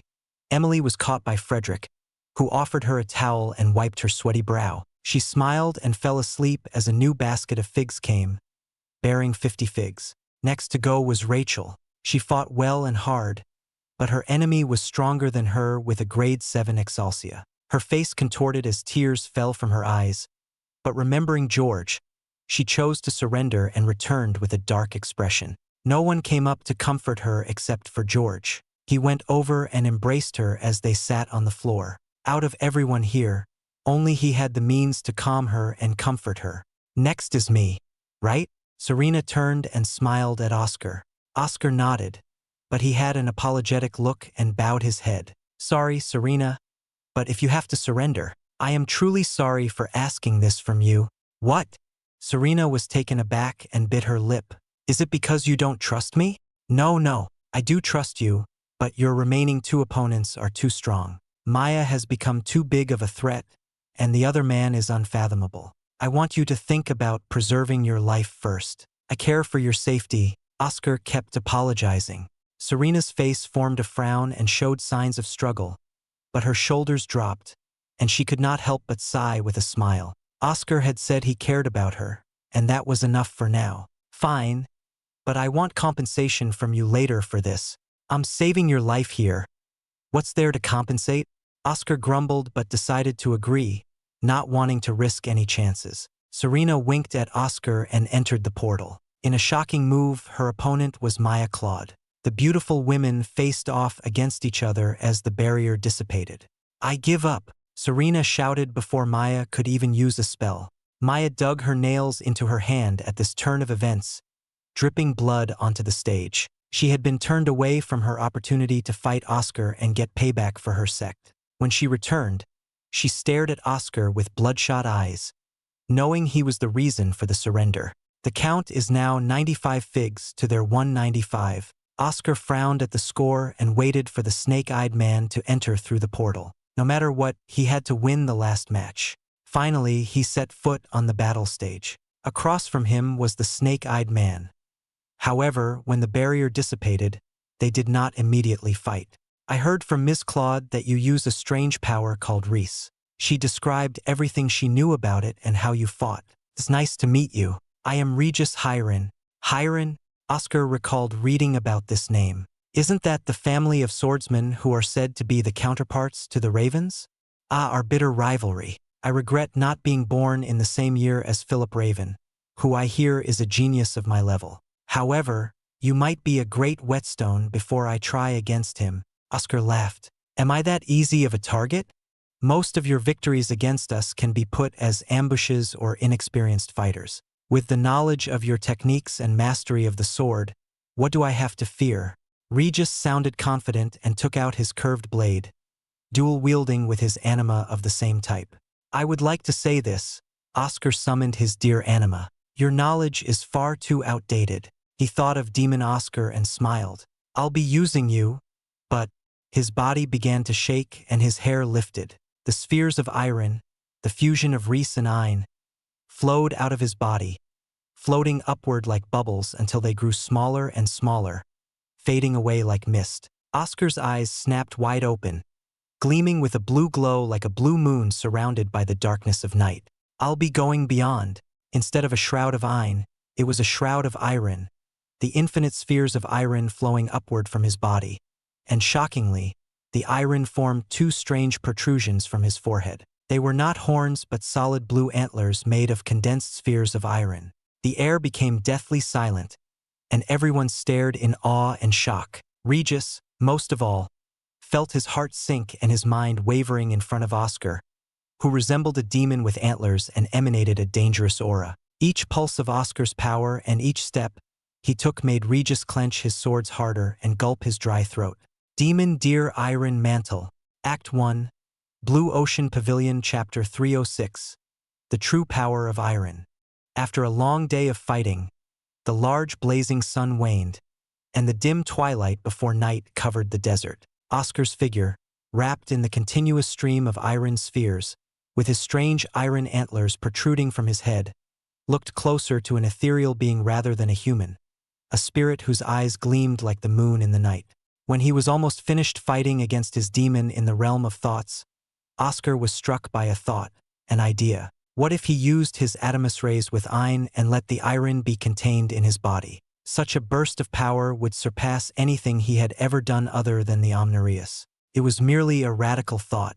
Anyone would have dismissed it as folly or beyond recklessness, bordering on self-implosion. Even with his reckless behavior, Oscar's countering wary nature should have steered him away from the path. The exact opposite happened. For an unknown reason, perhaps from instinct or enlightenment, Oscar had an inclination it was possible. Despite the vast pain he had felt from the raw power of the iron merely flowing through his body when fighting against his demon, it still stuck in his head that it was possible. Now, in this battle against Regis, Oscar unleashed this power for the first time.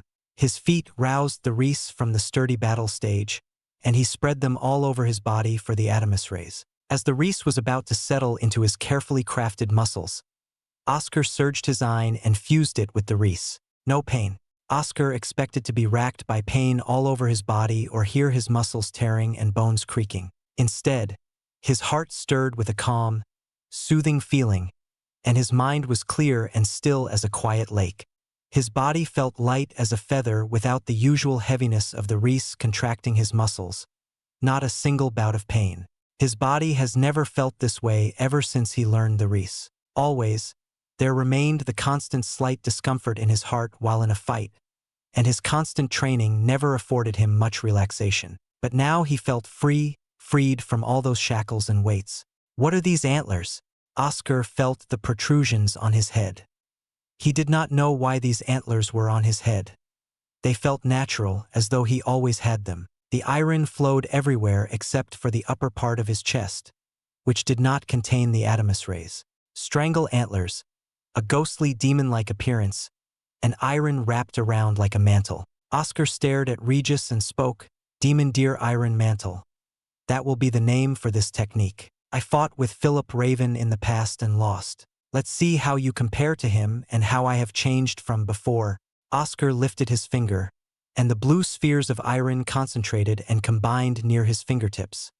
A bright silver star formed. With a flick of Oscar's finger, the silver star knocked away the air, none of which disturbed Oscar's hair, and all could hear its rumbling as the winds continually tore and blasted away from its destructive path. Regis charged with his swords wrapped in Ein. They transformed into solid blades of ice. So cold the vapors in the air froze into tiny ice crystals which spun around the blades. The howling of a snowstorm followed Regis's blades. White freezing air coursed from their edges, and the ice cracked upon their sides. His sword mastery was unquestionable. He wove the swords like delicate paintbrushes on the canvas. The stage trembled, and a loud shriek came from the blades' flickering ice meeting the star's smooth metal. Regis sliced through Oscar's iron-empowered silver star. His face was red and hot despite the cold air surrounding Regs. Oscar stared at his hands in wonder. Using the iron became so easy in this state as the rebound and heaviness of the power did not bother him. However, with some good news came the bad. The Demon Deer Iron Mantle was limited, and Oscar felt it despite his first time using the power. 3 minutes. The time is longer than my usual Adamus rays. The consequences will surely be worse than before, and I've already wasted 20 seconds so far. I need to end this now. Oscar exhaled, and the blue glow around him deepened, possessing an eerie oppressive might even he felt. He took a single step and appeared right in front of Regis. His hands wrapped in the gloves of silver lance. Regis swung his blades but was clearly shaken that his swords could not slice through Oscar's lance-covered fists. Rather, they easily shook off Regis' swords and countered with several fast jabs. With the skidding of ice and metal under their feet and the shrill high sounds of ice scraping metal, they fought all over the battle stage in an exchange that lasted for a minute. Despite Oscar's early evolution of Prinstict, Regis was his equal, and he could outdo Regis in terms of prediction. Oscar utilized his entire arsenal, but Regis was slippery like the ice he used. His blades deflected Oscar's silver star, diverted Oscar's flowing mountain, and held on against his edgerice-glad. Still, Oscar did not make it easy for Regis. His strange, wild, yet precise movements with dodges, counters, and kicks continued to pressure Regis. Oscar was far more powerful in terms of raw power, and his strange movements caught Regis in awkward positions from time to time. "What absurd strength!" Regis yelled. Regis's arms were trembling and had a pained expression. Oscar's dear anima constantly circled Regis's back in coordination with Oscar's attacks. He was glad to see his dear anima working so well with him.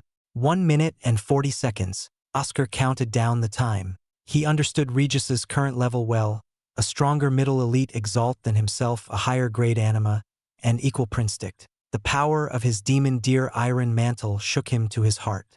Can I reach Orden and the other terrifying grade 8s with this power? If I fight Charles or Celestina with this when I become a greater elite Exalt, what will happen? His current self currently equaled Regis. As Oscar thought this, Regis missed several swings.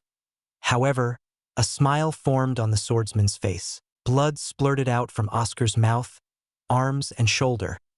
An invisible blade had cut him and his dear anima. Focus. I still could not break through Orden in my unconscious state. Although this power goes beyond that, Orden was not fully developed as a warrior. Regis is different. Oscar cooled his head and returned to the state of clarity from before. He could not afford to lose focus when Regis's flurry of swords and ice surrounded him. Regis was a powerful swordsman, warrior, and Exalt, showing the power of his lineage. Again, Oscar suffered several cuts. The battle stage became covered in spreads of blood from Oscar's wild movements as he continued to engage Regis. He never let Regis out of his sight. "You crazy beast!" Regis, on the other hand, grew increasingly red, his mouth constantly breathing out columns of white air as he vented. The area around him should be freezing Oscar to death. Instead, Oscar was not even slowed down by the cold. With a white-knuckled grip and icy gaze, Regis swung. 9 azure serpent swords. Silver sheen. Oscar and his dear anima encased themselves in a thick coat of silver, created by the iron to be far sturdier than the norm. Regis's 9 slashes twisted and coiled like snakes, and they bit down on Oscar's armor. The cold air formed a vortex of ice and snow around Oscar and should have sliced anyone inside into shreds, but his silver figure remained indomitable. 30 seconds. Underneath his silver armor, Oscar continued to mark the time. Regis's ice blades nearly cut down his iron-boosted armor. The cold started to seep in from the slight openings, and frost overtook the armor. It did not affect Oscar, who was clad in the streams of iron. The iron acted as a deterrent and helped diminish the outside elements to a more powerful degree than a normal Einshroud. The frosty white air refused to come near Oscar and wafted around. True frost execution. Regis transformed his right sword, a beautiful long sword of ice, wider than ever and longer than thrice his blade. He placed the sword by his side at the ready in a quick-draw stance with a stern face. Then his sword flashed, appearing at the end of his hand, already swung fully to the other side. A storm of snow, ice, and wind blew after the fact, enveloping the stage. The silver armor of Oscar split into 2, clattering to the floor and enveloped by the chill into ice. However, Regis's deadly stroke hit nothing. Oscar had escaped a moment earlier and was already in the air. Regis glanced up, and their gazes met. Regis gnashed his teeth and lifted his swords. Oscar saw himself reflected in Regis's snake-like eyes. The imposing figure of a ghostly man with antlers riding atop a deer, staring down at him with 2 pairs of moonlight eyes from the man and beast, was a chilling sight even to himself. Double true frost execution. Both blades turned into the beautiful, large, icy swords that devastated the stage. Regis exhaled a long breath of white air. Leaning forward in a semi-crouch, he was ready to meet Oscar above with both quick draws. 20 seconds. Oscar blinked.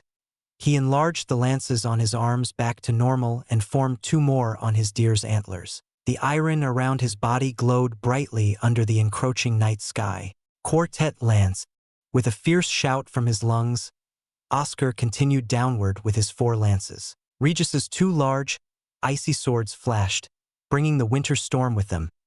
Hail, ice, and more assaulted Oscar's body. None bothered him as he kept his eyes focused on his target. The clash of lances and swords instantly blew away the storm and silenced the air. Only the clean silver metal and blue ice remained after the deafening shockwave. The iron crackled between the blades of ice and lances of metal, and Oscar and Regis put forth all their might. Shattering wave, Oscar clenched his teeth and willed every speck of iron contained in his body to explode from his lances. The stream of iron spheres around him started to flow like a river of bubbles into the lances. His time was almost up, so he put everything into this last attack. Even the antlers of iron atop his head disappeared, and he felt his body about to lose control of itself. Nothing was responding to his commands, not even a pinky finger. The powers of iron continued to flow to his lances. A blue sphere appeared on the tips of each lance and popped. Not in a loud explosion, only a slight pop one would hear from soap bubbles. It was silent and unassuming without the usual fierce display of a shattering wave. Then, suddenly Regis's ice blades shattered into nothing without warning, and in an instant, not even a tiny flake of snow or ice remained from the invisible destructive force. Regis paled. His snake-like eyes quivered. His prided swordsmanship was reduced to nothing. In a desperate cry, Regis screamed out in a rush, "I give up!" Instantly, the barrier formed around him and teleported him out before the silent calamity could strike. The stage trembled and cracked where he stood. Such awe-inspiring power would have reduced Regis to shreds without his quick surrender. Then Oscar fell back first, surrounded by his friends and teammates, a look of awe and shock across their expressions. He let out a grin and laughed. "I can't move." Act 1. Blue Ocean Pavilion, Chapter 307. Demon, I am you. Within the Blue Ocean Pavilion's base in the middle region, Oscar slept soundly in a tent. His soft snores came out like clockwork in rhythms, and his eyes remained shut, unable to be roused by the loud clamors and noise from outside until a twitch. His left eye twitched, and Oscar furrowed his brow even in a deep sleep. He opened his eyes, not to the tense white tarp, or did he feel the softness of the mattress. A cold black floor sent shivers down his spine, and an endless void greeted him, darker than the night. Yet his hands and feet were clear as day. Unsure of where he was, Oscar walked around the void, searching for something until a blue light arose. A sun? Oscar staggered and rubbed his eyes. The blue light came from an orb Oscar misunderstood as a sun. He peered with narrow eyes and realized his mistake. My Exaltia core. Am I in my inner world? A blue deer strode out of the core with a weak groan and wobbly legs.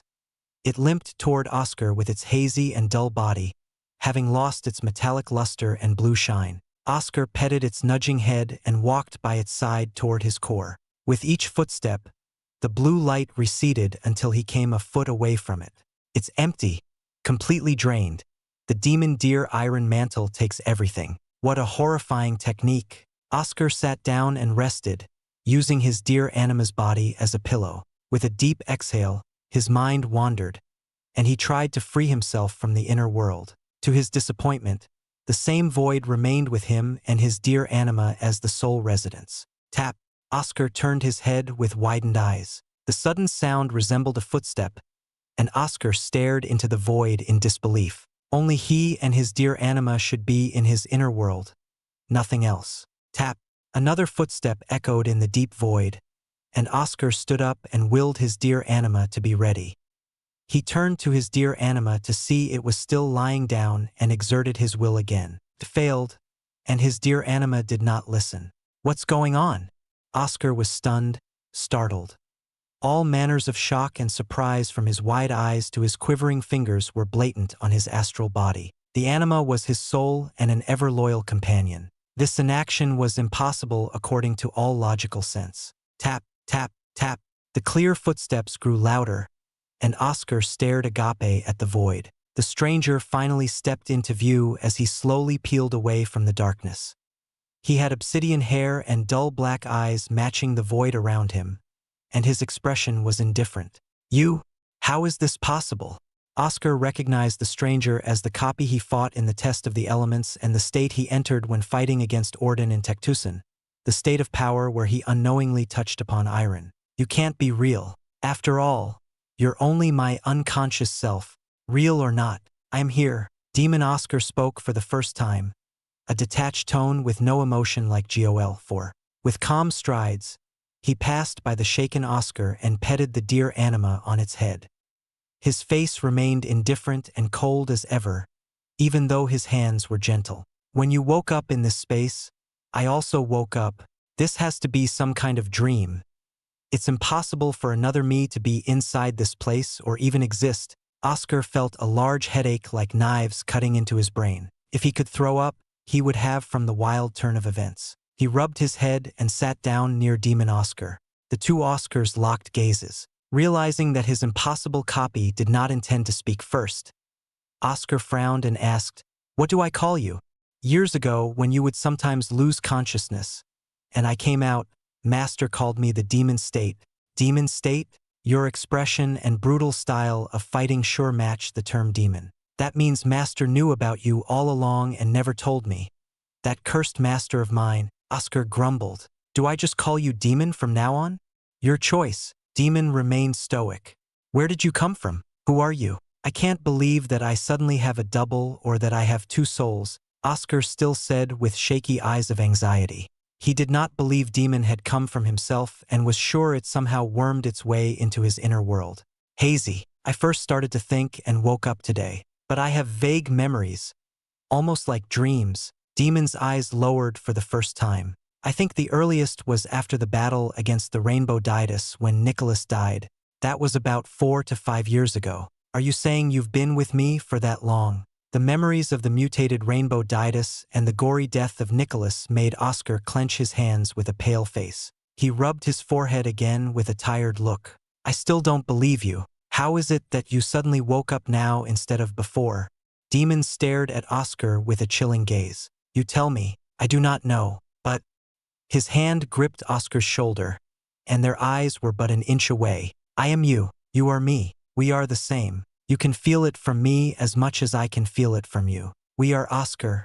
Oscar slapped away Demon's hand and frowned. The evidence pointed to Demon being Oscar himself, for no one else could be in the inner world. Oscar also felt an inexplicable connection to Demon, like he had known him his whole life. Frustrated, Oscar shook his head and took a closer look at Demon. Demon had already closed his eyes and sat down with his back straightened like a board. Looking at Demon's indifferent face, Oscar compared his features and found everything to be an exact match. "I can't deny the connection I feel toward you. I'll have to ask someone about this. Though, would they believe me?" Oscar scoffed. His words sounded of lunacy even to himself. To have a second mind inside him seemed outlandish even for Exalts. "Ha!"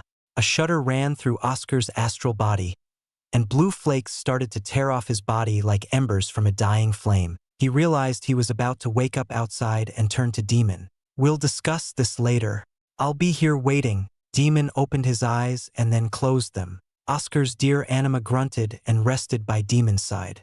"Traitorous dear," Oscar grumbled. He didn't expect his anima to be so welcoming to this intruder. It only aggravated him more and cemented that Demon truly was himself. "I'll figure out what you are. Just stay put and don't do anything without my permission." Demon scoffed. "As I said, I'll be waiting here." His cold voice started to echo and repeat itself as a final parting as the last of Oscar's astral state faded into obscurity. A bright light assaulted Oscar's eyes from a burning fire. He opened them and sat up from the soft mattress. He groaned as he felt the heaviness under his eyelids, the dryness in his throat, and the all-too-familiar headache. "I feel horrible," Oscar coughed and started to choke. His severe dry throat refused to allow a simple cough to escape and contracted. "You're up. Drink this quickly." Someone passed him a cup of water, and Oscar swiped it from their hands and drank it all. He ruminated the precious water in his mouth, and down it went, rejuvenating his parched throat. "Thanks. I never thought water could taste so good. After everything you did and being in a desert for a few days, that seems nothing out of the ordinary." Oscar finally realized who he was talking to. He glanced up and saw his best friend, Frederick, smiling at him with radiant green eyes. Frederick had recovered from all the injuries from the previous battle and looked healthier than usual, almost glowing. "How long was I out?" He turned around and got on his feet. His body was light and refreshed, as though he had slept for a long time, which was odd, considering his use of the Demon Deer Iron Mantle and recalling his own experience with iron. The consequences should have been severe, far worse than normal. "You were out for an entire day. We're nearing the end of the second week." "One whole day." "Surprised?" "I was surprised too. You trounced Regis despite him being stronger than you, and then you fainted after saying you couldn't move. No matter what we did, you wouldn't wake up. At least you still drank the healing elixir in your ruined state. The wounds on your body were bad." Oscar patted his chest, arms, and legs to find he was bandaged up with a strange salve applied. Reddish marks spread and colored the area around his afflicted wounds. "Was I frozen?" "Almost. You got hit by a cold blast at the end after your strange transformation ended. Your wounds nearly froze, and so we had to improvise." Frederick lit some large braziers in the tent. He pursed his lips while his right hand fidgeted around. "Speaking of, what was that strange transformation? I've never seen that before. It's a strange story." Oscar explained everything to Frederick about what he had done in the test of the elements, the fusion of Reese and Ein, and fighting himself. However, he left out the details about the strange demon living in his inner world. He didn't wish to worry Frederick when he barely had a handle on it. All the while, Frederick went through so many different expressions that Oscar nearly stopped to laugh. "You are one strange person, OS, but hey, that's what makes it all so interesting." Frederick laughed and tossed another healing elixir to Oscar. "But you should be more careful. Meet me outside in an hour. We have work to do." "Work?" "We only have a little over a week before the central temple and the inner region opens up for everyone. We can't laze around forever, certainly not Emily and me. After seeing how much stronger you've gotten." Frederick smiled and pointed to the table. "Food's there. I'll see you soon, Os." After Frederick left, Oscar got up and ate his meal. His stomach gurgled in response, and his muscles quivered from the fresh nutrients. Then, after a satisfying meal, Oscar breathed in and tensed up. He placed his hand over his ear, to the inhibitor that Elder Saul created for him, and pulled it out. The tent was quiet except for the crackling braziers, and Oscar opened his eyes, confused. "It doesn't hurt?" Oscar held the inhibitor in his hand and patted his ear with the other. Not a single hint of pain. What was happening? Act 1. Blue Ocean Pavilion, Chapter 308. The Busy Night. The absence of pain was strange. Oscar placed the inhibitor back into his ear and pulled it out again. Again. No pain, no discomfort. Not even a drop of sweat anywhere on his light, healthy skin. To be sure, he cleaned out the inside of his ear with his pinky and could only stare at the inhibitor, confused. The pain that had accompanied him for several years, the pain Elder Saul and his master, Draven, could not figure out other than a vague notion it was something with his mind. The pain even a grade 4 supreme heal elixir meant martial exalts could not take away, was gone. He blinked multiple times and shook his head in disbelief. First, some strange version of me pops into my inner world. And now the pain is gone from my ear, huh? Oscar furrowed his brow in irritation instead of the relief he should feel from being freed from years of torment. Too many shocking turns of events brought a different headache, and he wandered to the water basin. With Oscar's entire head in the water, bubbles floated to the surface. The cold water covered his ears, and his heart thumped louder in echoes. The cold water is nice. Oscar drank a mouthful, pulled his head out, and dried his head with a towel. He still thought about the sudden disappearance of his usual chronic pain and the sudden appearance of Demon. Were the two connected somehow? The timing can't be a coincidence. He paced around the tent, pondering the mystery. Backtracking from this point to other moments, Oscar reviewed his specific memories of Demon and the nerve-wracking pain. He snapped his fingers and nodded. He finally understood. Demon's words from earlier rang through his mind. Demon's earliest memory or vague recollection was when Oscar faced the rainbow Ditus. The same went for when Oscar first experienced the piercing pain. Everything started after that horrific battle, after he lost his ear, after he witnessed Nicholas' death and sacrifice. He clutched his ear. His heart slowed as he breathed in deeply. Something happened during the battle, and Oscar needed to know, but not now. Now, he had to focus on Ashen Grove and his friends. Oscar slapped his cheeks, regained his focus, and exited the tent. Under the starry night, the base was glowing with burning braziers lighting up every corner and noisy with rowdy conversations from the central gathering area. Many fellow students gathered in this area to trade information and rest up for tomorrow. Not many ventured out in Ashen Grove under the night due to the risks involved. The cover of the darkness provided too much of an advantage to the wild Exalt beasts of these lands. Despite the altering abilities of Exalts to create light and flames, none of them could overwhelm the power of nature as elite Exalts. The power to alter the world around them was a privilege for higher Exalts. Oscar wondered why Frederick mentioned work during this dangerous time of night. When he arrived, he saw his friends. Frederick, Emily, and Serena were drinking and talking until Oscar approached them. "Mind if I sit down?" With a smile, Oscar pulled up a chair and sat without waiting for their response. "Here's the man of the hour, my dear brother, the rampaging deer under the moon." Frederick held up his cup and shouted enthusiastically, drawing attention from around them. Indeed, Emily unexpectedly joined in Frederick's outlandish behavior and wrapped her arm around Frederick's shoulder. Her flushed cheeks looked red-hot, her droopy eyes were wet, and her wide smile smelled like alcohol. What an absurd person, always having a surprise in his pocket.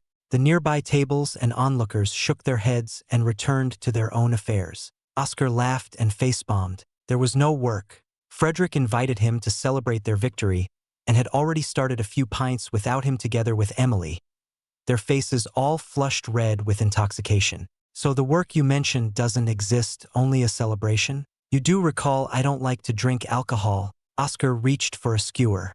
"But you will drink tonight with us. What other time should you drink if not in the company of your good friends? Night in Ashen Grove is a time to rest, recollect, and fill yourself up for tomorrow." Frederick placed a cup before Oscar and poured out a foamy ale. The grassy, malty aroma wafted to Oscar's nose. Oscar didn't enjoy much of the taste, and the smell was all right. "All right," Oscar lifted his mug. "Cheers! Cheers!" Emily clinked her mug hard, spilling some on the table. "Cheers!" Frederick laughed and patted Emily's head. "Cheers!" Serena looked drowsy, and her eyes constantly flipped from open to close. Oscar winced from the taste of the ale. A bitter, deep, grassy flavor lingered on his tongue, reminding him of the bitter raw grains he had tried at home. Nearly gagging, Oscar ate a couple of skewers to counteract the ale's flavor before drinking again. Before long, heat rose from every pore of his face, flushed red. Hours went by. So, thanks to the teleportation of the desert realm, we returned to our original sides around the fig tree. The Undying Flame sect couldn't chase us because the barrier was still up. Frederick sounded boastful and laughed his heart out. You should have seen the look on Maya's face. Half of her face was angry and wanted to tear you apart, and the other half was white like a ghost. She might not want to come anywhere near you from now on. If that's the case, I welcome not being hunted down by a grade 8 prodigy, and I already have enough to deal with like Orden. But I don't think she'll stop there. Oscar downed another mug. Contrary to his dislike of ale, he had no problem putting down large amounts of it. You have the worst luck when it comes to women. Is this going to be the classic enemies become lovers? Frederick teased and poured more ale into Oscar's cup. No! Serena's cry pierced Oscar's ear. She hugged him from the side with a sleepy face. What do you mean he has the worst luck? Have I brought him any misfortunes? Oscar chuckled and slumped in his chair. Frederick looked away awkwardly while sipping from his mug. A few times, maybe, Oscar remembered the trouble with Edward during the inner hall test, the unwanted attention during their stay at Yulian City, and the current ill will from Fabian. Serena was not to blame for these factors, but they were simply due to her presence near him. Though Serena might have brought some unnecessary trouble, Oscar didn't want to cut ties with her because he still regarded her as a good friend. Besides, he wasn't too bothered by them because they hadn't affected him personally. Staring down, Oscar wanted to move Serena off of him. She looked unsteady and about to fall over if not for him, so he backed down. We should call it a night. Oscar let out a hot breath. The night was well underway, and the large gatherings of other students dwindled to just Oscar's group and a few outliers. Most students retreated into their tents to sleep and prepare for tomorrow. You're right, Emily looks about done too. I would have thought she'd have a stronger tolerance due to her father being the way he is. Frederick carefully took up Emily in his arms, letting her head rest on his chest, and nearly stumbled to the floor. Quickly, he regained his balance and nodded to Oscar. We'll see each other later. Later, Oscar waved goodbye and put Serena over his shoulder. He returned her to her tent and laid her down gently on the mattress. Before he could leave, her arms wrapped around his neck. You said compensation? Let's go somewhere tomorrow. Serena mumbled through her drunken state, and Oscar nodded. Sleep, I'll see you tomorrow.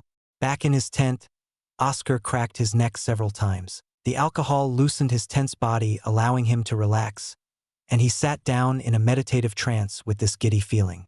Holding the Aether stone in his hand, Oscar filled the room with the sounds of his rhythmic breathing. Ein flowed all around him like a rapid tide, infusing itself into the Aether stone and then to his body through his pores and flooding his core. Training, Demon's voice entered Oscar's head. The Ein meditation was the gateway to entering the inner world. While Oscar was in his trance, he could contact Demon and vice versa. Demon had not moved a single inch from when Oscar last saw him, sitting in the same position and spot by his core. I can't neglect my progress as an Exalt. The Demon Deer Iron Mantle was amazing, and I fought above my current level. It's a trump card I must use sparingly, or else my helpless body would be food for the predators. Normal use of iron, despite the pain, is enough. Demon fell silent. Oscar was still skeptical about the true nature of this second mind in him. The mind was a fickle and mysterious topic that many could not fully unravel. Surely, however, the books back at the Neptune's archives could provide some answers for him. An hour flew by. Oscar was still meditating until he opened his eyes. Reaching into his space pocket, he pulled out one of the gold dew figs. Frederick told him they divided the figs and gave Oscar a larger share because most of it came from his victory. A total of 85 gold dew figs was Oscar's reward for this past endeavor. One of them, Oscar toyed with in his hand, feeling the raw Ein inside. He reached in again and pulled out GOL4. GOL4, do you think it's safe for me to eat this? Oscar showed the fig to the golem. He brought him out to consult the golem due to GOL4's extensive knowledge of treasures and rare resources. A raw gold dew figure. That is highly improbable. You can take it to an alchemist and they can try to convert the Ein within into elixirs. They may make a smaller batch or have lower quality, but it's safer than taking in the raw Ein. Only in the mythical times of antiquity was it rumored that people ate the raw materials before the discovery and creation of alchemy. GOL4 retorted. But can I eat a piece of it? If this equals 10 Ein burst elixirs, then 1/10 is 1 elixir, Oscar said with great interest.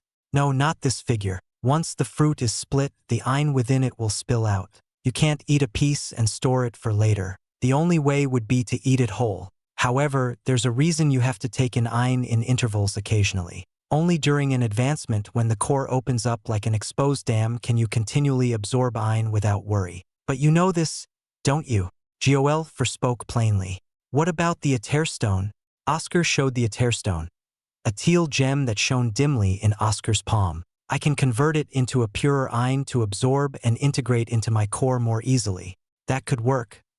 But you would need to handle the equivalent force of 10 elixirs, and you may waste some of it as you try to absorb them. It's too risky and could result in backlash. So either way, I would waste some of the Ein within it. Oscar fiddled with the fig in his hand and tossed it into his mouth, swallowing it whole. I have 84 more of these. The pavilion will need lots of it, but I have the leeway to experiment on one. You're crazy, GOL4 backed away from Oscar to the other end of the mattress. Oscar focused hard and felt the rampaging Ein swirl in his stomach. With his Ein as the guide, he funneled it into his Aether stone to be purified and sent to his core. The raw Ein quelled from a torrent to a gentle stream. However, excess started to seep out of Oscar's pores, released as a puff of smoke. Some could not wait to escape and racked pain through their path until they escaped with the blood coming from his new wounds. Oscar clenched his teeth and withstood the pain. The injuries were at an acceptable level, and he continued to absorb as much as possible. If not for the Aetherstone, he would have been in danger. Phew! Oscar wiped the sweat from his brow and bandaged his injuries. Out of the fig fruit, he only absorbed around 20% properly, while the rest were wasted and escaped to become a part of the world. Told you, an alchemist would have better results. Duel did not mince his words. I know, but I wanted to know for myself. As long as there's not too much risk, I'm fine with trying anything out. It still worked in a way. Oscar lay down on his bed. The same mindset is so prevalent in alchemists and fabricators. Duel dropped to the floor and rolled around. How deranged. Thank you. Oscar exhaled loudly and fell asleep. The next morning, Oscar stepped out of his tent. The fresh morning air was chock full of the fragrance of the forest and warm from the soft sunlight, and the small breeze fluttered around with small bits of pollen and wheatgrass. The start of a brand new day for everyone in Ashen Grove. Today, Oscar had to keep his promise to Serena. Act 1. Blue Ocean Pavilion, Chapter 309. The Lotus Lake. Ashen Grove was a realm of vast forests, swamps, lakes, and jungles. The air was thick and humid from the vast amounts of trees and flora of every kind on the ground. Everywhere, insects buzzed and chirped as exalt beasts of many different species lurked and rested under the cool cover of the leaves. Oscar ran across the muddy ground, broke several strong blades of grass, and smelled the musk air. The sunlight poked through, reflecting off the wet leaves above to become a scattering of greenish yellow. Ashen Grove was filled with a false sense of tranquility. After own fortress, Cactus, and the desert realm, I forgot what Ashen Grove is supposed to be. My experiences have been too out of the ordinary so far, Oscar said tiredly. Every event so far was unlike the ordinary endeavors the rest of his peers had gone through. Oscar began to wonder if he was cursed and could only end up in unfortunate and harsh situations. Don't let your guard down, Oscar. Ashen Grove is still dangerous, and many others have fallen into its traps. There are other battles occurring over the other treasured resources lying around. However, you are right. Your experiences are far too crazy. Serena giggled. The greenish-yellow sunlight deepened the color of her fluttering wavy red hair and paired well with her delighted green eyes. She was right beside him and hummed along the way. Oscar was about to talk when he heard rustling above them. Glancing upward, he saw the branches shake and leaves start to fall down until an exalt beast dropped down from the green cover. Following the first beast, several more leaped down with them. He shouted, "Be careful above!" The exalt beasts, with their long green fur, resembled bushes or shrubs with long arms and legs. Their mouths had two large fangs protruding from above and two smaller ones from below, their drool spilling down. The droopy faces resembled that of monkeys. These ravenous beasts were unique creatures to Ashen Grove after thousands of years of change. The conawapes, lurkers of the treetops who waited for prey to come under their area. Once the prey was inside, they would pounce with all their might, tearing apart flesh and cracking skulls. Unafraid of the conawapes, Oscar activated his Adamus rays and funneled Reese and Ein, fusing them into iron, onto his fingertips. Many small spheres of iron bubbled out and condensed into 10 silver stars. With a forceful grunt, he released his amplified spell so fast they formed silver lines in the air, piercing through 5 of the conawapes. The 5 conawapes roared as 2 clean holes could be seen on their bodies. Blood spilled from both sides of the holes as some fell limp and continued falling without any of the vigors from earlier. Others fought through the pain. Their faces grew more twisted, and their fangs protruded further. Not bad, Oscar's arms trembled. They felt heavier than before, as though he had worked them out for an entire day. The iron was truly a troublesome power. With the demon deer iron mantle, he had free reign of the iron for 3 minutes and would be out all day. Using it without the mantle made each move using iron feel more draining unless Oscar used it without care. Like demon. What a conundrum. Oscar sighed as a torrent of water shot up in a wide area. The waters blasted the remainder of the conawapes and rained down on Oscar and Serena in a gentle shower. Most exalt beasts that roam in packs and herds aren't that strong individually. It's great to have someone with a wide-ranging attack, right? Serena smiled mischievously and seemed very confident. Be careful. The Kano apes have a defensive technique to tighten up into a ball. They should be alive. You can never be too careful. Oscar focused his attention on the trees above as the 3 bodies of the Kano apes he killed fell near his feet. With you here, what's there to worry about? I feel very confident and safe with you by my side, Serena said cheerfully. Do you want me to be out of it for a whole day? Oscar continued to glance around but found the Kano apes were still not approaching. Suddenly, he felt Serena's warm breath on his ear. I thought you looked amazing in that form. It was cool, Serena said. Too close. Oscar moved away. Serena always had no qualms about his personal space, and Oscar felt he had indulged her too much. We should maintain a proper distance. Serena pulled back and looked up. I think the Kano apes gave up. My waters should have forced them back into the trees. The area was silent, and none of the Kano apes had fallen down other than the ones Oscar killed. Seeing that the coast was clear, Oscar harvested the core and fangs from the fallen beasts before making his way forward with Serena. He heard faint movements from the trees and saw Kano apes hidden, watching them but not moving. Seems they did give up. Rather than risk losing more, they fell back to targeting easier prey. Not a bad decision, Oscar remarked and felt some admiration for their decisiveness. But 3 of their own died, and they won't take revenge? Serena sighed. That's what separates us from beasts. Though, beasts would gain the same intelligence and think like us in a later realm. I don't know about that. Sometimes it's not worth taking revenge if it means the entire group is killed. But I guess if it only affected me, maybe. In the past, when Frederick was in danger, Oscar and Emily were fully prepared to lay their lives on the line to avenge him if it came to pass. However, if his revenge had put others in danger, then Oscar would have thought it through. For him, the ideal way would be to take revenge without any further damage. Unfortunately, the reality was never as easy as he had seen many times in the past. Frowning, Oscar didn't enjoy discussing revenge after the whole ordeal with Frederick and decided to change the topic. Where is the lake? We should be near it now. Serena increased her speed. Oscar kept with her, and the 2 finally arrived at a large lake that nearly took up the horizon. A white fog enveloped its surface, but Oscar could see the shadows of other people on the lake. These people were stepping on the lily pads spread all over the lake's surface, many near the shore for people to start hopping on top. Naturally, they could dive and swim in the waters, but the surface was where the treasures lived. On the surface, among the lily pads were many lotuses. The lotuses were strange plants that enclosed themselves tightly or opened up into beautiful flowers. Inside the lotuses were special pearls that provided a sense of calm and emanated a special awe. The objective of all who ventured here was these pearls. Hopping from one lily pad to another, one searched for an open lotus to harvest the pearl easily. Each lily pad can only hold 1 person. Unless you can keep yourself in the air, we won't be able to stay on one pad together. However, we can always stay 1 lily pad away from each other and make sure not to lose ourselves in the mists, Serena explained. Can't I just wrap a thread or rope around you?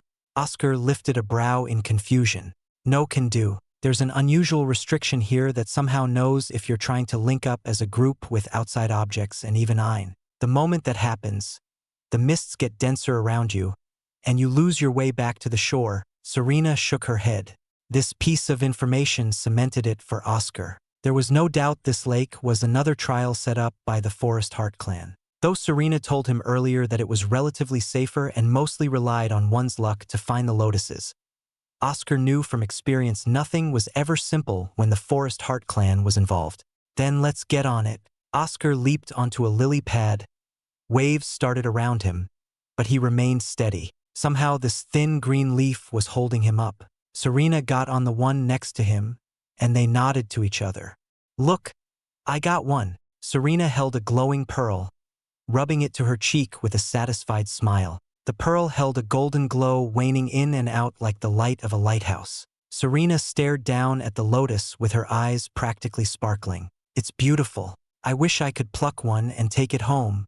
If you want to be viciously attacked, then do it. I can't do anything when that happens. Oscar glanced around. The fog was not too dense and was quite nice for his lungs. The cool feeling and slight droplets forming on his skin made him feel like he had just finished a refreshing shower. He continued to observe their surroundings. There was no telling the kind of danger that lurked in the lake. Although the initial observations of other students found no real threats, Oscar felt it was all hogwash. Carefully, he leaped with Serena following him. So far, they had collected 3 lotus pearls, a good haul. Oscar stopped. Serena was quite distanced from him. How far has anyone gone? Reports mention people going in as far as 50 lily pads forward. However, the area starts getting more scarce, and the distance between lily pads increases, so they all stop at around 80 to avoid losing the way back. Serena replied. Oscar stayed silent and tapped his foot on his lily pad. He pondered on whether they should continue or not. So far, they had reached the 70th lily pad, and it was getting harder for him to talk to Serena. I say we continue, Serena said. People have not traveled past most of the lake. Not even Charles, who rushed to join the inner region. Oscar nodded in agreement and continued leaping from one lily pad to the next. So far, only Serena had found the lotuses, somehow popping out of the waters for her. Oscar felt it would be a waste not to find one and pluck it himself. After several more leaps, 90, 100, 200 lily pads, a pink lotus popped out of the water. There was not just one but several others, 9 in total. Oscar remarked in awe at the size of the lotuses. Unlike the regular lotuses that could fit in the palm of his hand, these were as large as himself. Serena, Oscar looked back and could barely make out her figure in the fog. Then, gradually, her figure became more distinct and came closer. Below her feet, the lily pad was moving at a pace and bringing her close to him. What's happening? Serena looked confused. There are no more lily pads to walk on. Only these large lotuses. Oscar pointed to the 9 lotuses floating around and thought about the strange behavior that brought Serena forward. Have we reached a threshold? Possibly. Do we leap onto these large lotuses? Serena asked. Hold on to that thought for a moment. Let me try something. Oscar formed a silver star without his wreath or iron. Just Ein. He shot the star at one of the lotuses. The silver star bounced off the lotus, unable to inflict any damage. Oscar breathed out some white air and felt something was off. He gripped his bulwark and narrowed his eyes at the lotuses. He felt the waters slightly agitated below him as ripples and waves started to form. Incoming! In a large eruption of water, the lotuses burst forth and opened up to show rows of teeth and pairs of gleaming blue eyes opened on their sides. 9 heads. The creature roared and slammed its large webbed claw onto the water's surface. Oscar didn't know the specific name of this creature, but its multiple heads reminded him of one race, the Hydra. Act 1. Blue Ocean Pavilion, Chapter 310. The Lotus Hydra. The waters of the lake were disturbed by waves and ripples of foam from the rise of the 9-headed Lotus Hydra. Its low roars from the beautiful flowery heads rang through Oscar's body, and involuntary shivers sprang across his skin. He let out a fearless smile, but a drop of sweat ran down his chin. Under the view of his prinsdict, a large shadowy fog was obscuring the glimmers of intent, not allowing a single light to pierce through. Straining himself a little more, Oscar began to see some faint particles of intent. This creature was strong enough to cover so much of itself from his prinsdict. A variant of a Hydra, Oscar whispered to himself. He had read about this particular race of creatures, a monstrous creature with 9 heads on serpentine necks connected to a large, powerful body. Some variants of the Hydra had the ability to grow more heads if any were cut off and were masters of their element. Oscar frowned and wondered if this creature was the same. Serena, this beast is strong, and we have little footing to work with. Oscar glanced at the 2 lily pads under their feet, softly swaying with the waves. Though they seemed sturdy right now, they appeared as fragile as glass against this monster. The beast attacked before she could reply. The waters erupted from under them, and Oscar and Serena fell into the lake. Oscar expected a wave of pressure to crush him, but it never came. Somehow, the restrictions were no longer in effect. It must be because we encountered this Hydra. Of course. A treasured lake would have its own dangers and unexpected events. Oscar squinted and saw the Hydra swimming toward him. Suddenly, a force of water rammed into his side and forced him out of the way. It was Serena. We have to play it safe. I don't want to risk you losing control of your body in these waters." Serena tugged on his hand. Water swirled under her feet, and she sped up to avoid the Hydra's snapping jaws. Under the water, I can move faster. With their increased mobility, they sped through the waters. Oscar formed another silver star and released it with Reese. The silver star rippled through the waters and reached the body of the Hydra. No damage. The star cracked apart without so much of a scratch on the creature. Oscar frowned and wanted to try again. Then the waters trembled. Oscar widened his eyes and felt a large amount of iron gathering in the Hydra. All 9 flowery heads opened and blossomed, emitting an alluring glow. The waters swirled into tiny concentrated spheres at their centers, sprouting into torrential beams. Oscar frowned at the white beams and lifted his bulwark. What tremendous power! As the beams approached, he felt the waters tighten around, refusing to let him and Serena move. The oppressive pressure and iron from the beams somehow constricted the waters. Using his ripple shroud to diminish the pressure, Oscar quickly swam over to the bound Serena and kicked her before the gripping pressure returned. That was close. Oscar stared at the passing beam, nearly a pinky away from his arm, red and aching with a burning feeling. Rubbing his scorched arm, Oscar turned to Serena to find she was all right. It was a very close call. But the pressure is now gone. He summoned his trusty deer Anima and launched himself off of its antlers. The Hydra's necks had gone limp, and heads had furled up. This was his chance. Its large beams must have drained it or had a drawback.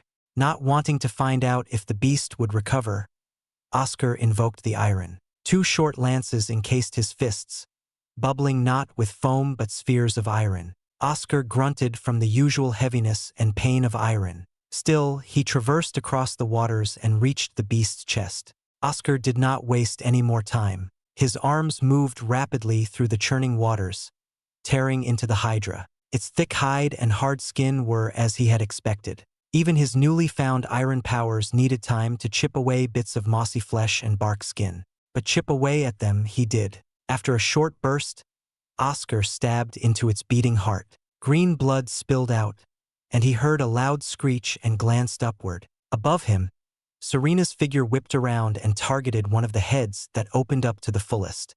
Her fearsome water imploded one of the heads and scattered its large petals to float to the surface. "It's not dead yet?" Oscar frowned. Retreating away from the Hydra's body, he dodged many of its lashing necks and snapping flowery jaws. He was sure he had pierced its heart. It must have more than one. "Serena, stick close to me. We have to dodge its next strike." Her water whip made its way toward him and tied around his waist. He found it funny how she could still use water spells underwater. Ein was a wonderful and miraculous power which he could not tell its depths. "It's coming!" Serena cried out. The powerful beams of Ein and torrential water, 8 this time, concentrated into one. The pressure froze his movements again. Oscar gritted his teeth against the constraint, but it was far more powerful this time. Before the beam could reach him, Oscar combined his 2 abilities. Ripple Shroud X Shattering Wave.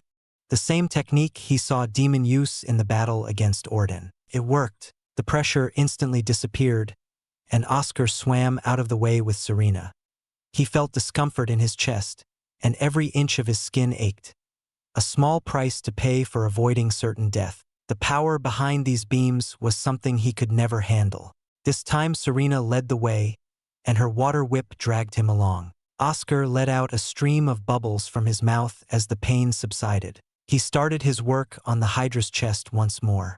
Oscar was surprised to see the chest had regenerated and all of his work earlier had been wasted. Wait a minute. If its chest regenerated, perhaps its heart did as well. Oscar realized the way to defeat this creature. Destroy its heart to expose its head and destroy it. It would have required a large team, and luckily, he had the iron to empower his spells to penetrate through its hard defenses. Once again, he exposed its heart and stabbed it with a smile. The Hydra's screams trumpeted the sounds of victory as Serena imploded another head. Oscar saw the path to victory, to rinse and repeat. Minutes passed, and Oscar's lungs burned, releasing large amounts of bubbles. He used the iron 8 times now in short strenuous bursts. His arms could barely lift themselves. One more. One more. Serena nodded. Her face was pale, and her hands quivered while clenching her axes. The battle had taken its toll on her as well. Unlike himself, she didn't possess a strong body, and the pressure would have felt much worse for her. One more. Oscar rallied himself. He followed the same routine and faced the Hydra's immobile chest. Before he could plunge his iron lances into it, he hesitated. The Hydra was on its last legs, yet it was off. Serena, be careful of any surprises or ambushes, Oscar shouted. Cautiously, he stepped forward and barraged the Hydra. He tore away at its chest until he saw its beating heart again. Eyes focused, he slowly pierced its heart. The Hydra gave one last roar until silence befell the lake. Before Oscar could swim, the Hydra's body jerked. Its green body trembled and shook as bulges expanded from its skin, growing larger. Protect yourself. Oscar quickly wrapped himself in his silver sheen made of iron. He didn't have time to go to Serena and hoped she would be all right. With a sound that nearly destroyed his ears, the Hydra exploded. The water surged around his silvery body. Cracks formed, and parts shattered as he was helplessly flung around all over the waters. Oscar gasped. The waters finally calmed down. Blood flowed from near his chest, and he dug his hand into the wound and pulled out a piece of debris. He swam up to the surface and drank a healing elixir. After his wounds healed, he looked around. There were no signs of Serena. She could be unconscious underwater. Oscar feared the worst for Serena and dove back into the lake's depths. After a short swim, he returned to the site of the explosion. 9 large lotus orbs and a green orb, releasing the aura of a beast, floated near the bottom of the lake. Oscar quickly stowed them away and glanced around. Serena, Oscar shouted. She was gone. Oscar took a few minutes to scour the vicinity. He found nothing but rocks and enclosed lotuses. A cold shiver extended to his fingertips at the thought of her being vaporized into nothing. Frantically, he continued his search, until finally he found her axe armament. The yellow axe was nearly buried by a bed of dirt and sand. His eyes barely caught a glimpse of it, if not for how closely he scrutinized the floor. As an Exalt, Serena would have never let go of her weapon. Oscar looked around, knowing she or another clue had to be somewhere near. An hour later searching, Oscar nearly gave up. He bit his lip and shook his head. Giving up now meant failure. He could not fail Serena, who had believed in him. Oscar sped up his search, not caring about the iron he used. Her life was the priority. It took a few minutes to scour more of the area. Then he stopped at the unexpected sight, a cave. A cave provided relief and safety, and Serena might have come here to seek shelter if she was too injured. Feeling heartened for the first time in hours, Oscar swam into the cave.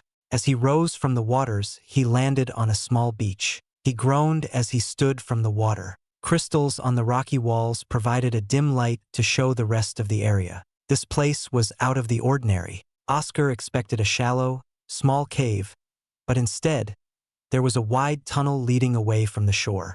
Serena, he noticed 2 sets of footprints leading away from the waters. Between them were the markings of something being dragged away. Something or someone. Serena. A faint red hair in the sand gave him the confirmation he needed to know. Oscar clenched his bulwark and cracked his fists. He was not alone in this cavern. Something had dragged Serena away. Act 1. Blue Ocean Pavilion, Chapter 311. The Undergrotto. After a brief break to restore his eye, Oscar knelt to observe the tracks. The one in the middle that split the wet sand into 2 sections was sure to be Serena. This boded well. A good chance Serena survived the explosion and was brought here. His relief turned to caution, and Oscar frowned at the other sets of tracks. Webbed feet, distinct linings connected the tips of the distinct footprints. The tracks were unlike anything he had seen before. Bundles of algae were scattered in the indents. Oscar picked some up and felt it in his hands. The algae looked ordinary except for the tiny flakes of iron woven in the wet leaves. I don't know who you are. Oscar squeezed the algae, imagining it was the necks of the unknown creatures. But she better be safe. He tossed the algae aside and followed the tracks into the tunnel. The walls were laced with more algae, moss, and mushrooms. A foul, rotten smell of sewage and eggs permeated the area. Oscar scrunched his nose and started to breathe through his mouth.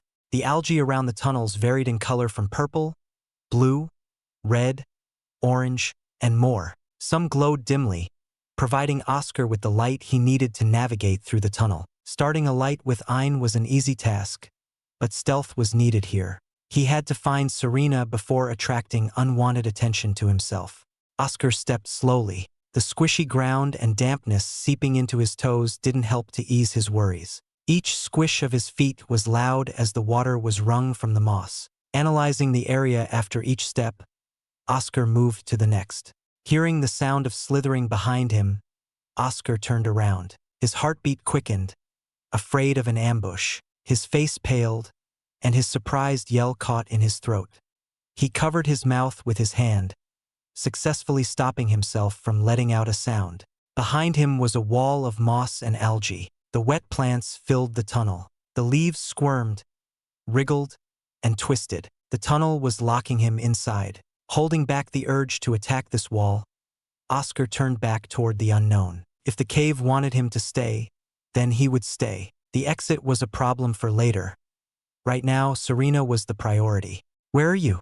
The tunnel was largely unoccupied except for algae that continued to expand to block him from retreating a single step.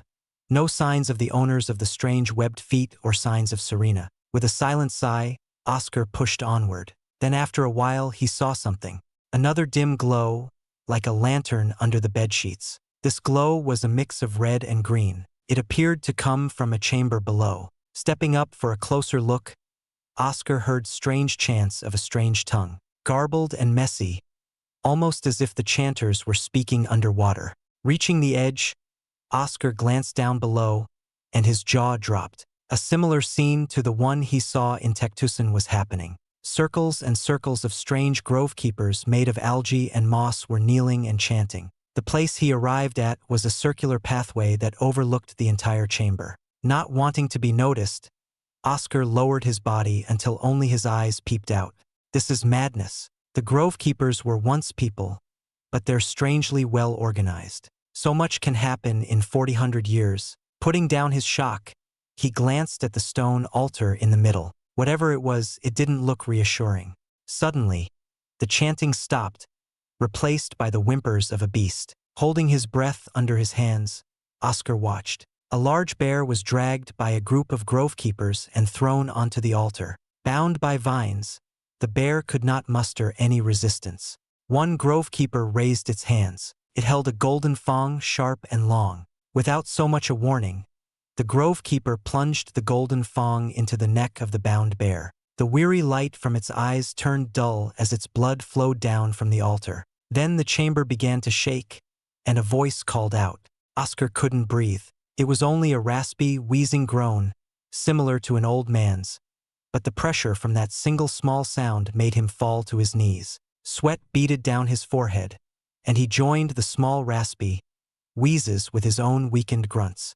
"What is that thing? What the hell are they sacrificing to? I have to find Serena and get out as soon as possible." Standing on his shaky legs, Oscar slowly dragged his feet across the mossy ground. As he moved along the damp walls, wet footsteps other than his came from another hole. Someone was coming. Turning the corner, Oscar increased his speed with a silver burst and lifted his arm encased in silver lance. The stranger was one of the grove keepers, moss-covered with red eyes unlike its cousins in Tectusan and on the surface. It didn't have a moment to scream before he stabbed its mouth, skewering its head. For good measure, he shot out a silver star through its chest.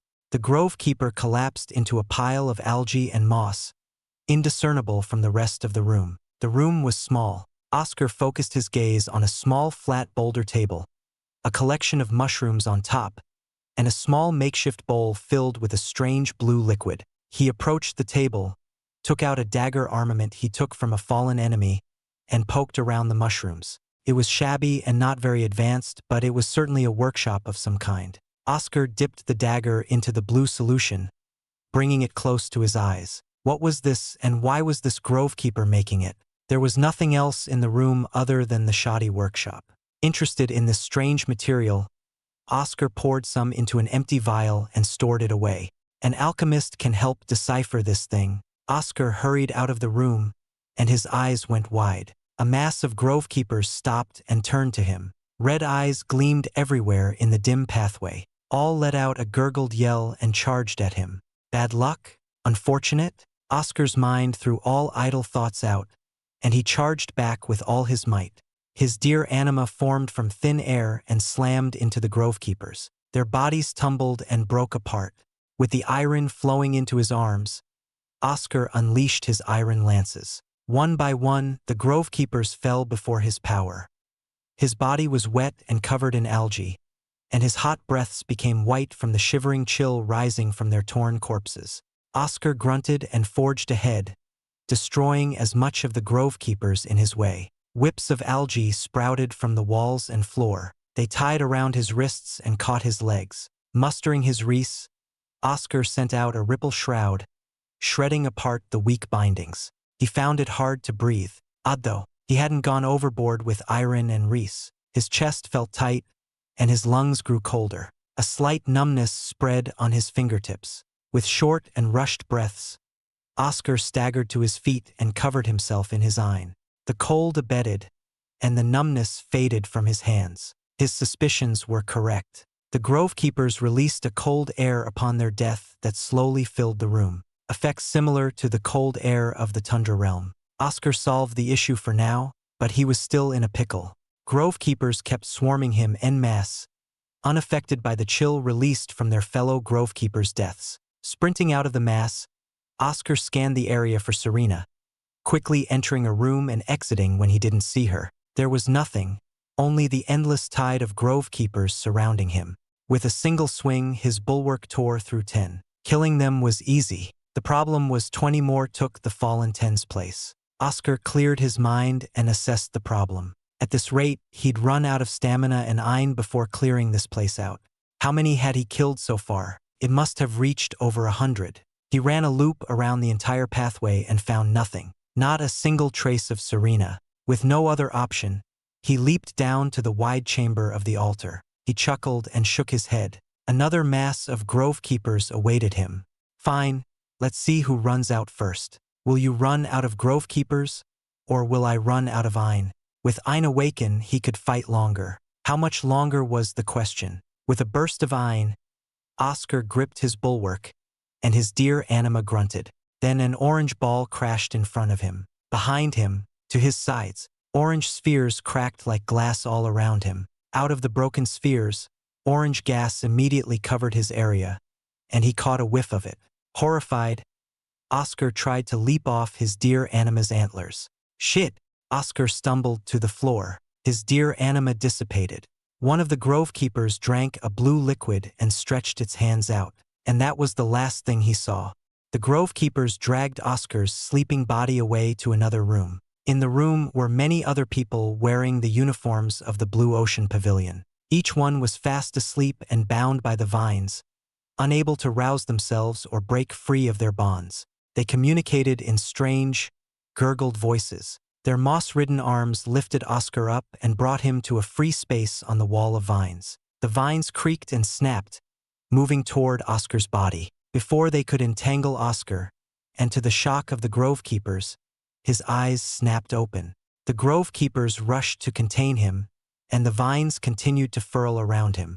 Ripple shroud. The grove keepers and the vines were forced away by the shockwave, and Oscar's body burst out, snapping their heads off their bodies with iron lances. The vines receded back to the wall, unable to extend out to Oscar's body. Pitiful, Oscar slicked his hair back and revealed a pair of dull, indifferent eyes. It was Demon, awake in Oscar's place. The spores knocked Oscar out, and with his consciousness fading, Demon, who had fully come into existence, swapped places. I'll handle this. Demon stomped his foot on the chest of a grove keeper. A green orb shot up from the impact. Demon caught it and stowed it away. They will all die. Act 1.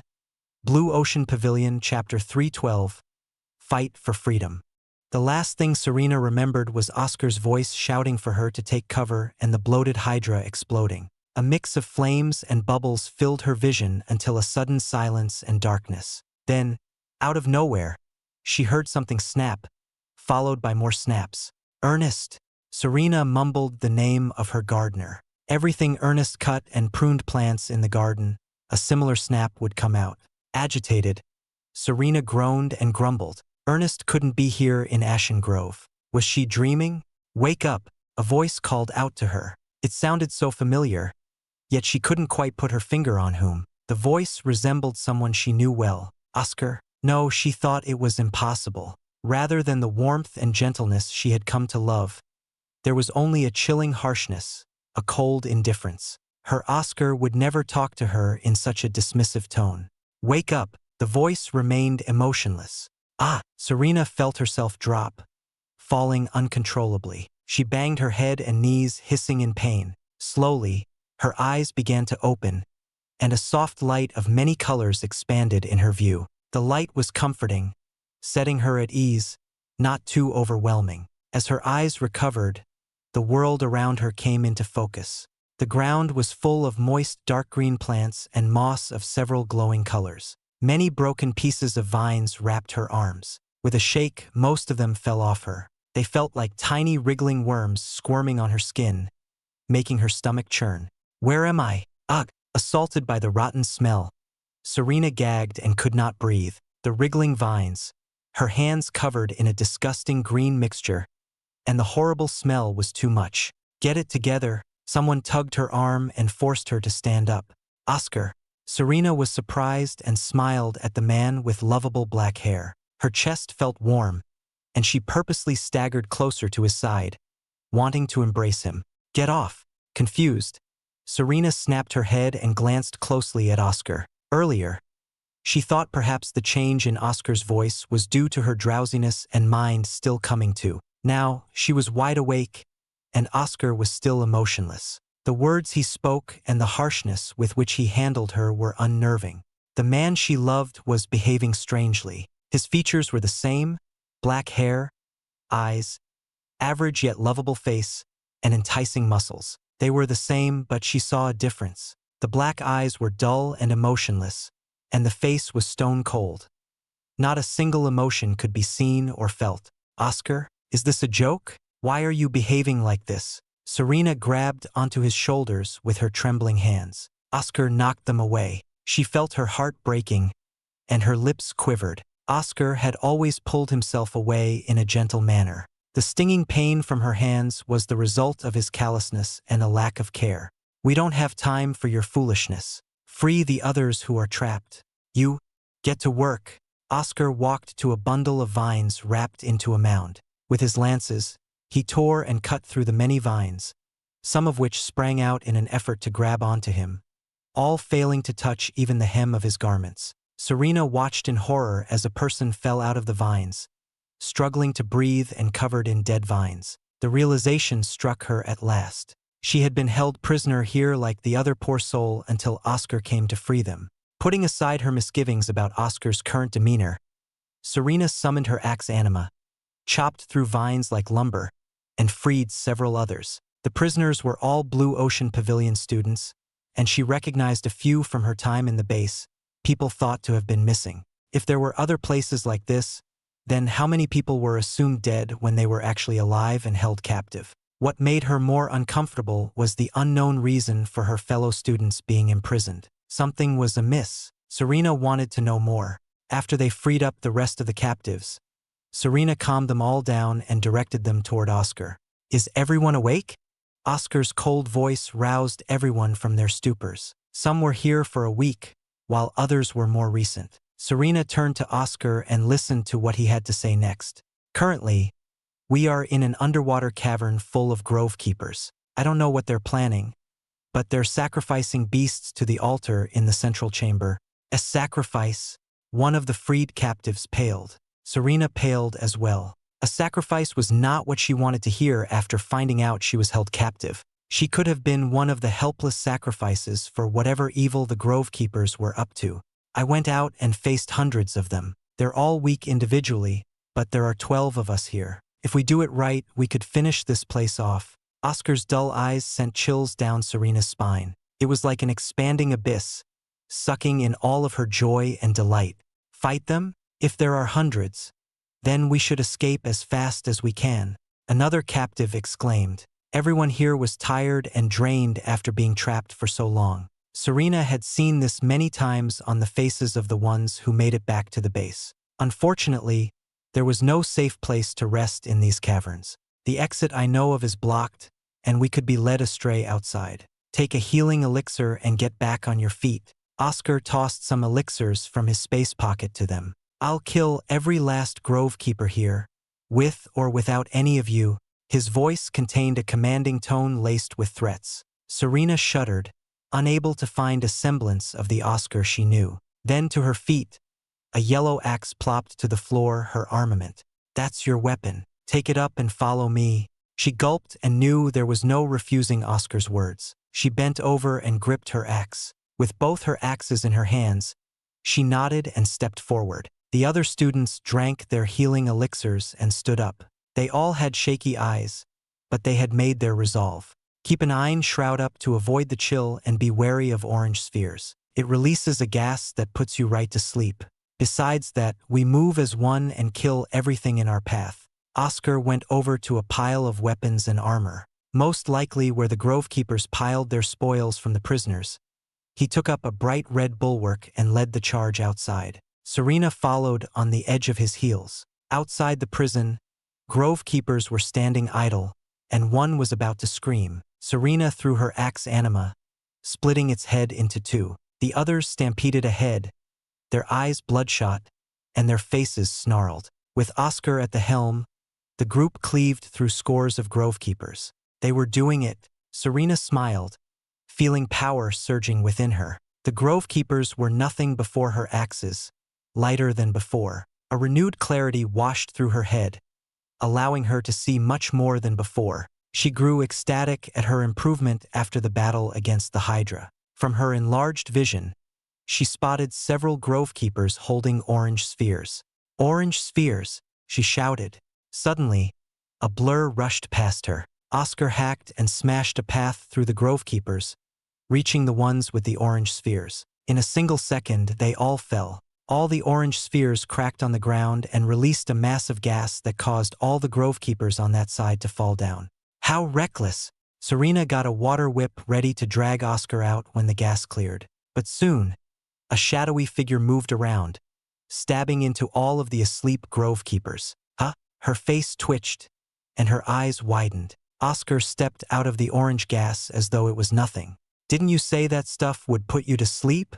I noticed one of them drank a blue liquid before entering the gas to get me before. Oscar held up a large vial of blue liquid. I figured it provided immunity to the gas, so I drank some and charged in. Well, still... Oscar rushed past her before she could finish speaking. She turned around and bit her lip. What was she doing? Shaking her head, Serena followed Oscar back into the heart of the battle. Focusing herself back on the battle, Serena released a torrent of water and flooded away many grove keepers. That bastard. Thanks, Oscar mumbled next to her. Serena trembled and turned to Oscar. It was the Oscar she was familiar with, the gentle voice and clear obsidian eyes. But what was this sudden shift? Her blood ran cold. The fear of what was happening to Oscar gripped her heart. Everyone, let's jump down. Oscar leaped over the edge. Serena gasped. She turned to the others, hesitant. But the waves of grove keepers came close, and they all jumped down to join Oscar. I was too careless. Oscar tapped himself on the head and landed on the chamber below. His fear and panic for Serena's fate were the main cause of his defeat earlier. Oscar cursed inwardly at how he so easily lost his wits. If not for Demon, then he might have. Let's stop thinking about it. I have to lead everyone away. Blasted Demon, he just wants to kill everything and doesn't care about the others. Oscar didn't know if Demon could hear his thoughts, but he didn't care. He was going to give Demon a rant after this. Peering around, the grove keepers surrounded him. Oscar turned to the stone altar. An Exalt beast was tied up as the next sacrifice. A deer. The deer also looked weary and ragged. Blood dripped down from the torn skin under its tight bindings. For some reason, his heart sank, and his eyes heated up. Was it his connection to deers from his anima that made him feel something more toward them? He couldn't keep calm.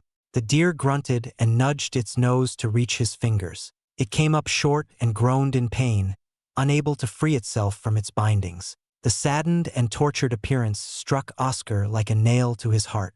Wasting no further time and seething with an unknown rage, Oscar swung the bulwark, using its thin edge as a blade with iron to cut the bindings. Something kept nagging at him. Whether it was his connection to deers or seeing something so helpless, whichever it was, he felt compelled to free it. The deer rose, twice the size of a normal deer, twice Oscar's width, and reached over his head. Its beautiful antlers and hooves were made of teal crystals. Its thick coat of white fur with green markings like tattoos gave it a savage appearance, fitting for Ashen Grove. Releasing a loud, beastly roar, it leaped off the stone altar.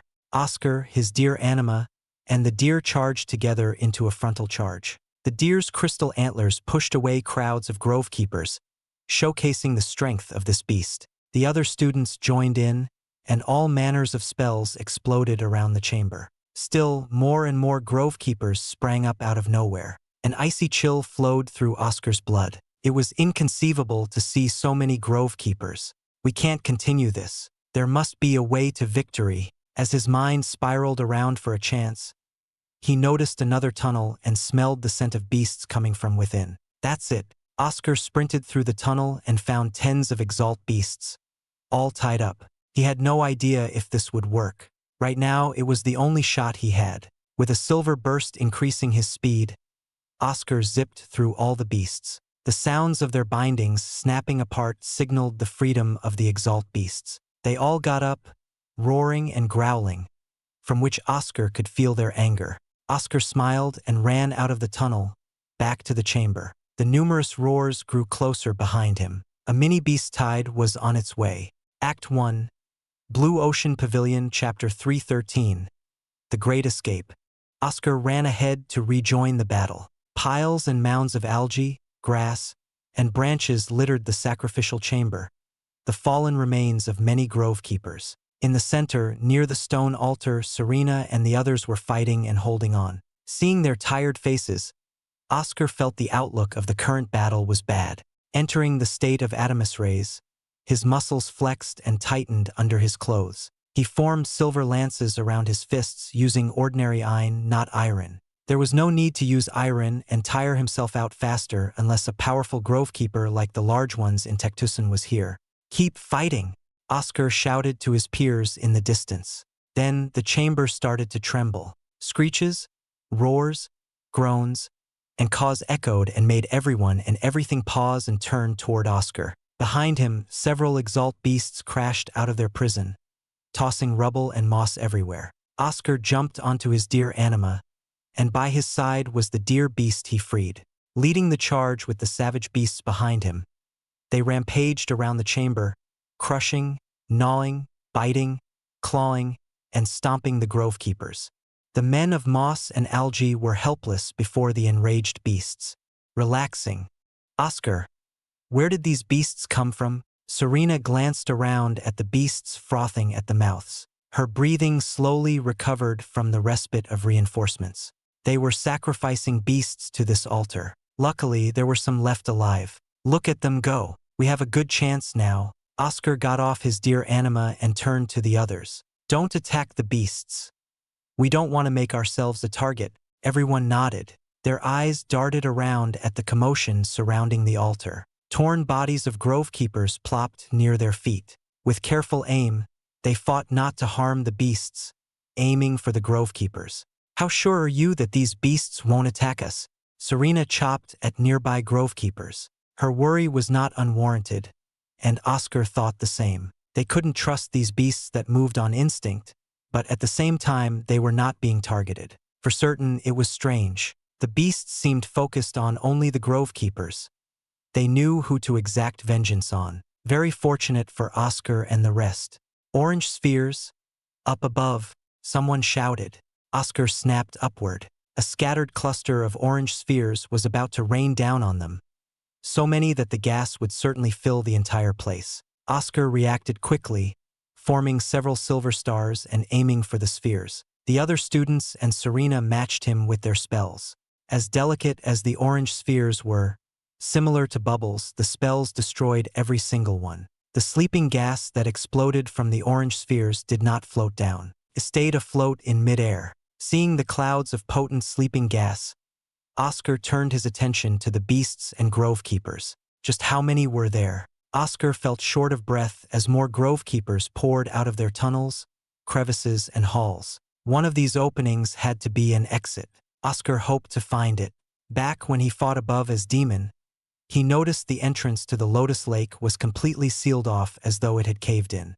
The beasts had to have come from somewhere else. The Hydra was the only beast in Lotus Lake, and these beasts don't seem aquatic in nature.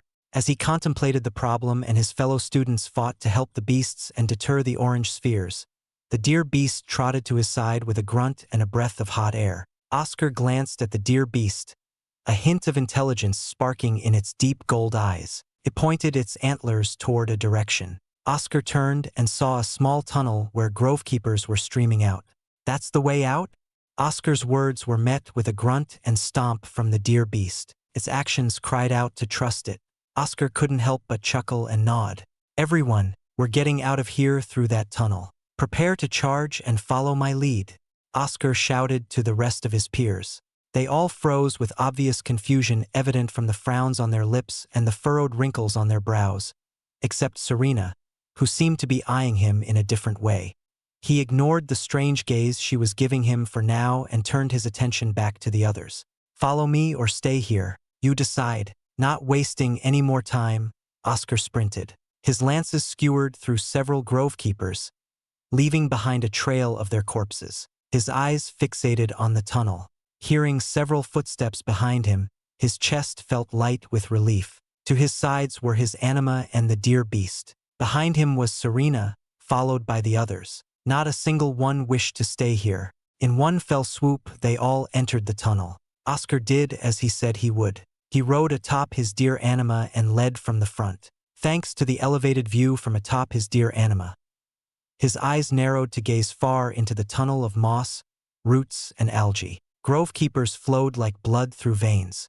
Many different colors of eyne sparked around the tunnels, overwhelming the dim glow of the plants. Coming upon a series of forks and divided routes, Oscar relied on the deer beast to lead the way. After tens of minutes passed, heavy breaths and groans filled the tunnels. Oscar and his group were getting tired, which was natural considering the poor circumstances and endless fighting.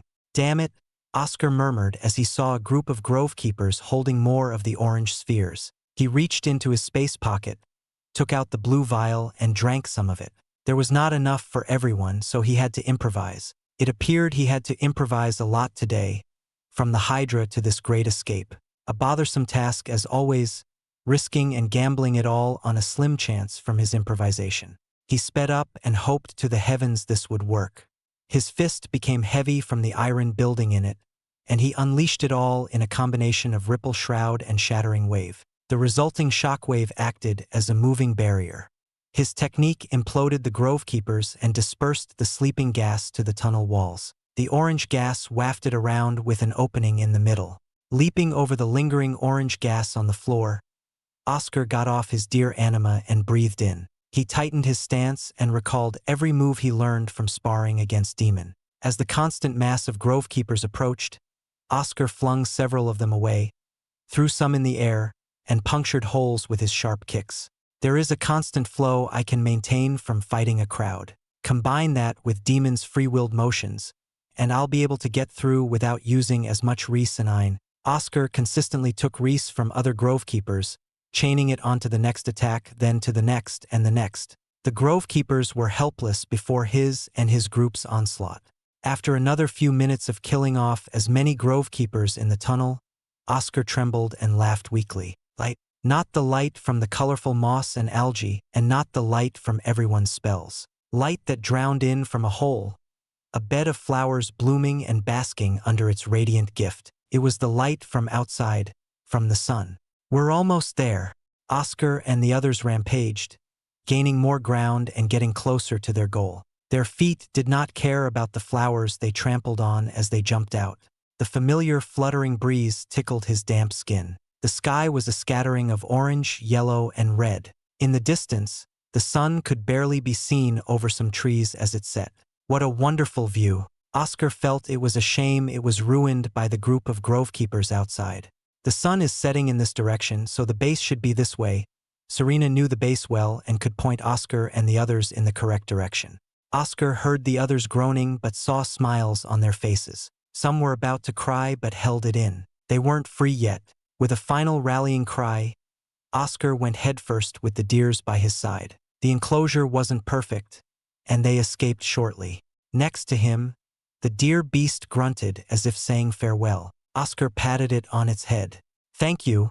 Oscar nodded to the deer beast, and it nodded back. The deer beast turned and ran, disappearing into the woods. Oscar sighed, feeling slightly lost at losing his newfound companion. Maybe they will meet later. Oscar hoped that would be the case. Finally, after a long day of going through the lake, facing the Hydra, ending up in a grovekeeper's abode, getting knocked out and fighting his way out, Oscar saw the walls of the pavilion's base. "We made it," Oscar wiped his face. "We made it!" The others cheered. They were finally safe. Act 1, Blue Ocean Pavilion, Chapter 314. The Breach of Trust. The day was slowly coming to an end. The last of the sun's faint rays tucked behind the horizon, and out came the moon and the stars adorning the canvas of the night sky. Oscar walked up to the main entrance, his wet shoes squeaking on the ground. The guards frowned and held their noses from Oscar's rotten scent, staring at Oscar with eyes full of suspicion. They blocked Oscar and the others with their weapons anonymous. "Halt! We cannot let you enter without the proper procedures. But first, explain yourselves." The reports never mentioned a large group of 12 exiting the encampment. "Did you convene on the outside?" Oscar held up his hands, loosening the bulwark to rest on the floor, expressing submission. The guard's caution wasn't without reason. It was well within the realm of possibility that an enemy could try to make a pitiful display to enter. Oscar knelt and gestured to the people behind him. "Truthfully speaking, I must ask if you can at least give these people food, clean water, and medicine. Some of them are people who were presumed missing or dead. Look at how some of them are barely clinging on. I won't insist on you bringing us in now, but at least help." Some of the people Oscar rescued were limping and leaning on others' shoulders. Some had blacked out from exhaustion and were carried by the few remaining. Oscar glanced at the one he carried on his dear anima. His breathing was weak, and his body was skinny like the starving prisoners Oscar saw in the past. "We can't let you in until they all wake up, but we can ask one of the healers to come out with rations." The guard made a signal to one of the others, who left and disappeared into the encampment. Then the guard's tone turned stern, and his eyes glared with hostility. "However, don't try to do anything and bring each person up one by one." "Agreed. We'll wait on the side." Oscar brought his group a small distance away to ease the guard's tension. He plopped right down on the soft grass, wincing at the damp pants sticking to his skin. He turned around and saw Serena sitting a few paces away from him. Strange to see her be distanced. Normally, she would have taken the chance to jump him and cling to his body. Thinking there was a problem, Oscar wanted to call out to her when he was interrupted. The guards came up to him, numbering 20 in total, a fearsome force. "One at a time, take one person and place them by the healer. We will stay guard and watch over you." The guard spoke and pointed to someone waving his hand near the entrance, surrounded by 5 other guards. They truly regarded their duties as paramount and prepared thoroughly. Oscar admired their prudence, although it was a wasted effort for their group. "I'll take each unconscious person one by one. You can process the ones who are awake and let them rest inside." Oscar smiled. At the nods of approval from the guard, Oscar got up and went to the healer with the person on his dear anima. At his arrival, the 5 guards immediately unleashed their eints and brandished their weapons at him. Without showing any resistance, Oscar placed the unconscious person on the floor for the healer to take a look. As the healer did his work, an interesting glowing light from his hands covered the patient. Color returned to his face, and his breathing recovered, though his ragged face remained unchanged. Rubbing his eyes and letting out a huge breath, Oscar knew the other was in good hands and turned to see the others undergoing the procession. His eyes met with Serena's, her eyes enlarged slightly, and she quickly turned away. For some reason, his heart felt strange from her actions, and he patted his chest. He recalled she spoke in a hurry during their great escape, which would be normal for many but not her. Something was wrong. Oscar wondered if it was because of the way Demon treated her. That bastard. His hate for Demon rose. He had to settle this now or Demon might do something worse. Time passed and everyone checked out. The others started to wake up and pass the procession. Many thanked Oscar with tears and joyous laughter, the kind one would get from realizing they were still alive. The cheers and fanfare of their return to their companions should have made him happy and raised his spirit. However, Serena's behavior disturbed his thoughts. He returned to the tents and washed up. Most of his friends were all out at the moment, leaving only him and Serena. Perfect. He didn't wish for any attention. Oscar stepped to Serena's tent, stopping at the entrance. His mouth opened and closed repeatedly as he constantly shook his head, struggling to find the correct words. "Serena, are you all right?" Oscar finally spoke. "Oscar, come on in." She sounded tired from behind the tarp they called an entrance. Oscar breathed out and stepped inside. The inside of the tent resembled any other, with the simple mattress for resting except for the pretty red-haired woman sitting on it. Serena opened her green eyes and gazed at Oscar, still looking disturbed. "What's wrong?" Oscar leaned on one of the tent poles. "I've noticed you've been behaving strangely ever since we ended up in the strange prison." "Behaving strangely? In what way?" Serena asked, her face tilted, though to Oscar it looked like an attempt to feign her confusion. "Avoiding conversations or cutting them short. Maintaining a distance from me even though 10 times out of 10, you would try to get closer. Even now, you seem restrained. When I see your face, I see you're afraid." Oscar sighed. Demon had truly made it worse for him. Serena's expression broke. A hint of a smile nearly formed from the slightly raised corners of her lips. Then she leaned in closer. Her freshly washed hair loosened and fell from her shoulders. She said, "At that time, you suddenly changed. You pushed me aside so harshly and spoke to me like I was an enemy, not even a stranger. I was really hurt at that time, and I couldn't look at you without thinking of it."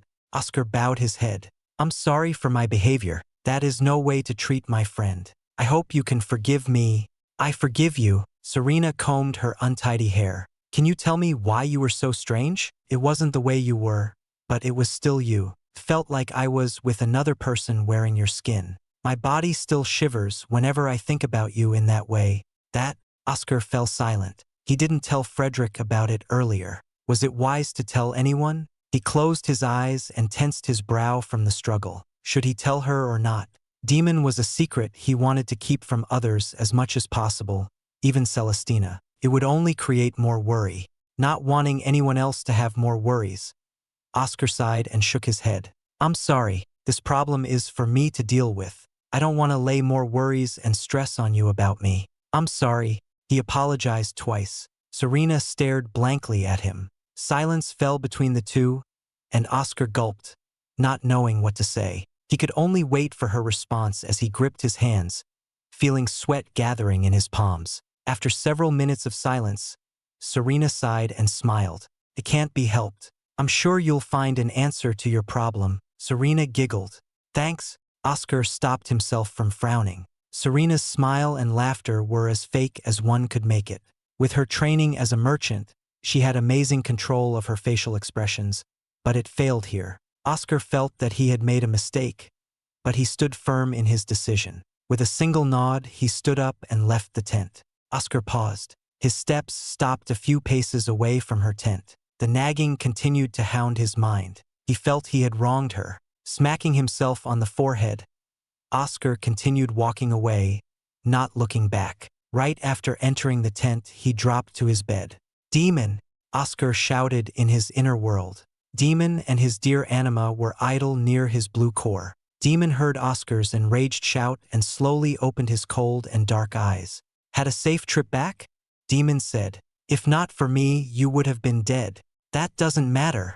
Oscar held Demon by the throat and brought him close. Their opposing eyes stared into one another. Oscar gritted his teeth and said, "Why did you hurt Serena? There was no need to be so harsh to her. What a bothersome woman." Demon didn't shift his indifferent tone and was unbothered by Oscar's grip. "I am you. Deep down, we've always felt annoyed at her antics. I simply did what you never could."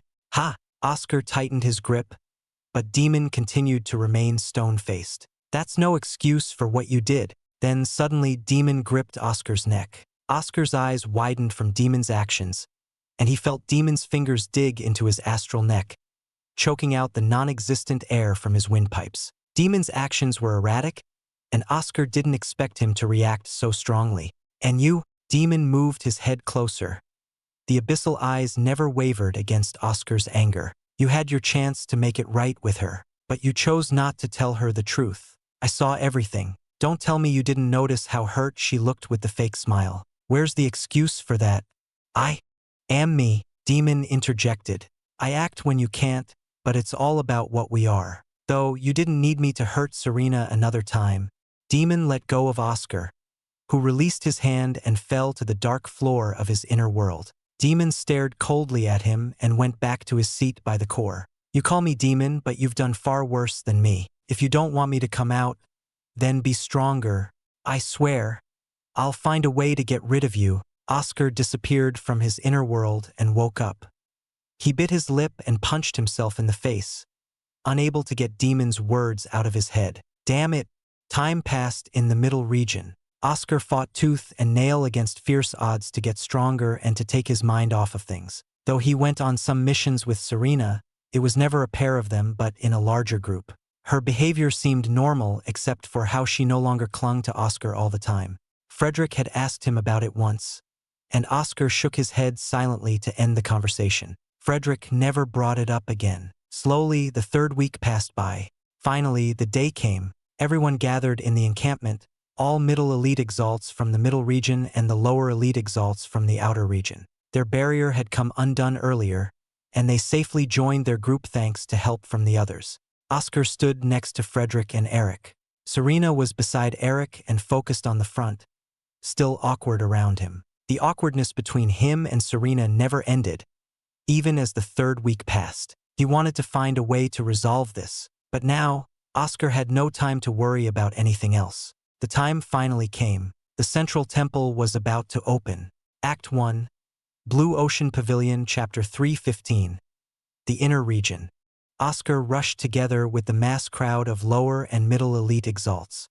His ears rattled from the sounds of hundreds of rapid footsteps from the great host of all of his surviving peers charging through the middle region. Only a few non-combatants and guards remained behind to watch over the camps. Their formation was set up so the middle elite exalts surrounded the lower elite exalts to prevent them from being picked off or losing their way in the harsh middle region. Though, with their great numbers, not a single exalt beast moved close to them. Oscar noticed all the birds flying away and the sounds of insects fading into the distance, a sign of a fierce battle about to happen. No one spoke a single word. Oscar could feel the tension rising as he came closer to the inner region. He glanced at Frederick and Eric by his sides, their faces stern and eyes focused ahead. With a firm nod, Oscar kept his gaze straight ahead. Then suddenly he felt the air change. The ends of his hair rose, and his lungs expanded and heaved more than before, struggling to breathe properly. As he kept running, his feet grew heavier until it was like dragging his body through a swamp. The shift in pressure meant one thing: the inner region. What a fearsome pressure! Oscar used Adamus rays. The boost from the empowerment of Reese lifted some of the pressure, and his feet began to feel lighter. They were still heavier than before, but an improvement. The same could not be said for the others around him. The lower elite exalts suffered the most as their faces reddened like ripe tomatoes. The inner region is far different. Even though the barriers have been lifted, the regions didn't change at all. Frederick said softly, an obvious attempt to start a conversation to take his mind off the pressure. "Are you struggling?" Oscar happily obliged and chuckled. "You're sweating a river over there. If you have to take a break, I can carry you the rest of the way." His little joke made Frederick scoff and bump Oscar on the shoulder. Having enlivened his friend back to normal, Oscar gazed ahead. The pavilion's base camp should be close by, near the border they just crossed. After a few more minutes, a stone wall came into view. Then several eints burned brightly in front of the camp, unleashing the full might of greater elite exalts. The fearsome powers would have suffocated Oscar and the others, but everyone smiled and felt relieved. In front of the entrance, Celestina flew above with her rapier in hand. Her emerald eyes scanned the crowd and met Oscar's. A slight smile formed on her face, and Oscar smiled brightly back with a thumbs up. The sounds of their feet stopped all at once when facing her. Oscar released his adamus rays quietly and let out a sigh. He gripped his knees with his hands and leaned forward to relax for a moment. Relaxation was the key to clear thinking and good condition of the body, his master and Elder Saul's favorite lesson. Thank you. I thank you all for risking your lives so far and risking it further for this next week. Celestina's voice echoed through the crowd. A small flicker flashed across her eyes. She counted the number of people. Oscar understood her well enough to know she was grieving for the lost and the dead. All of you rest up well in the base for 2 hours. The temple will open in 4 hours, and we have a short journey ahead of us. Celestina flew back into the base. The map of the inner region showed how it was the smallest one, so the battles between the factions must have been more frequent and fierce, Frederick guessed. She did look tired, Oscar said. I wish I was stronger. Again, he was too weak to carry on some of her burdens. He frowned as he watched her figure retreating into the distance before she descended into the camp. He was too weak before, but now he finally had the power to make a change. Slowly, he made his way into the base camp as everyone was funneled into the entrance. The walls were tall and sturdier than the previous base camps. Signs of attacks littered the walls. Claw marks, dents, and cracks. Just how many attacks did they have to fight off? The Exalt beasts were far more daring and wild in the inner region. Oscar strode into the base camp. The base of the inner region had a large number of tents to accommodate every person from all regions. Large bonfires burned well in the central gathering area. Oscar noticed the grim and tense faces of the greater elite Exalts who rested by themselves. It was, as Frederick said, the battles were beyond what he could imagine. Feeling stressed, Oscar decided a quick 2-hour nap would be good for him. Frederick and Emily split off to gather information from the others. Austin and Mary retreated into a tent of their own. Eric went over to a table of food to eat up. See you later, Oscar, Serena said shortly, and she quickly disappeared into a tent without waiting for his response. She behaved as awkwardly as usual. Oscar felt another headache coming on from thinking about her strange behavior. It was certainly his fault for how he and Demon treated her. A part of him knew Demon spoke the truth about how he handled his conversation with Serena. He laid back on the bed, feeling wretched about himself. Sleeping already? Oscar sat up instantly. Celestina walked up to him and leaned her face close to his, looking at him intently with shining emerald eyes. For the moment, his worries went away, and his heart thumped faster as his mind went numb, lost in her starry gaze. What was she doing here? You look tired. Celestina patted Oscar's head. Her red lips curled into a smile. Congratulations on becoming a middle elite Exalt, and well done. I'm sure you did your best. Oscar suddenly felt so tired. He could no longer keep his head up and struggled to keep himself straight. 3 long weeks. He fought for 3 long weeks, remembering the mission she had given to him, and finally, a sense of relief came from her words of gratitude. His cheeks winced from the small tears falling from his eyes. Sorry I couldn't help everyone, but I did my best. Oscar leaned back on the tent pole by the bed.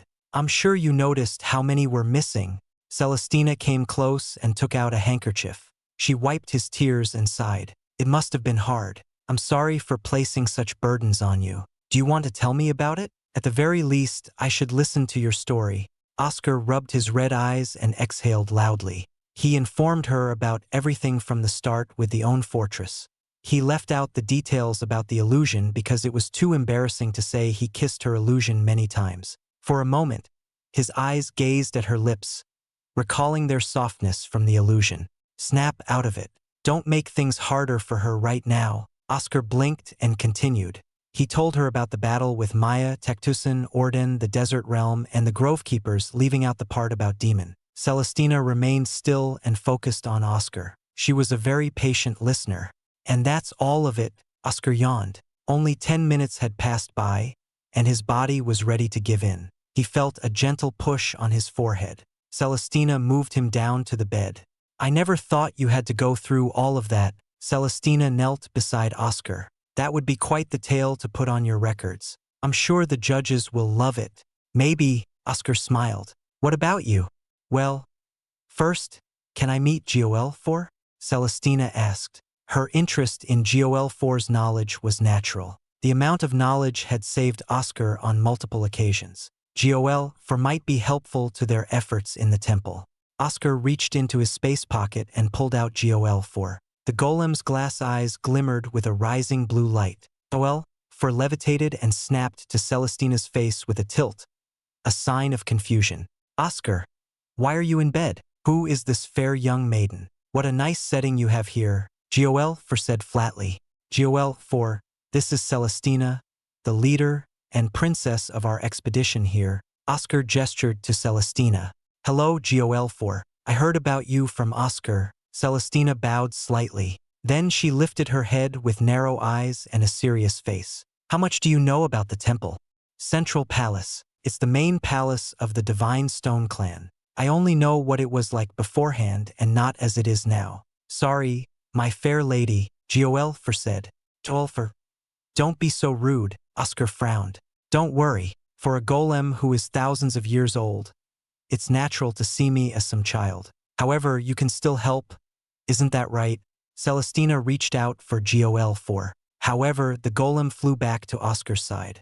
I have been attached to Oscar. If we enter the Central Palace, I will only talk to and help Oscar. Not you, GOL4 said. GOL4. Oscar got up from his bed and squeezed GOL4's head. His strength wasn't enough to squash it. Celestina gazed in wonder. Then, she started to laugh. Thank you, GOL4. Take care of Oscar. Are you sure? He might be of use for getting to the divine essence. He doesn't want to help me, only you. There's no use taking along someone who is unwilling. Celestina crossed her arms. She said it was fine, but her slightly furrowed brow expressed the opposite. Before she turned to leave, Celestina said softly, "Good luck and stay alive, Oscar. I want to read some books in the Neptune archives later." Oscar smiled and saluted her. That sounds good to me. Act 1. Blue Ocean Pavilion, Chapter 316.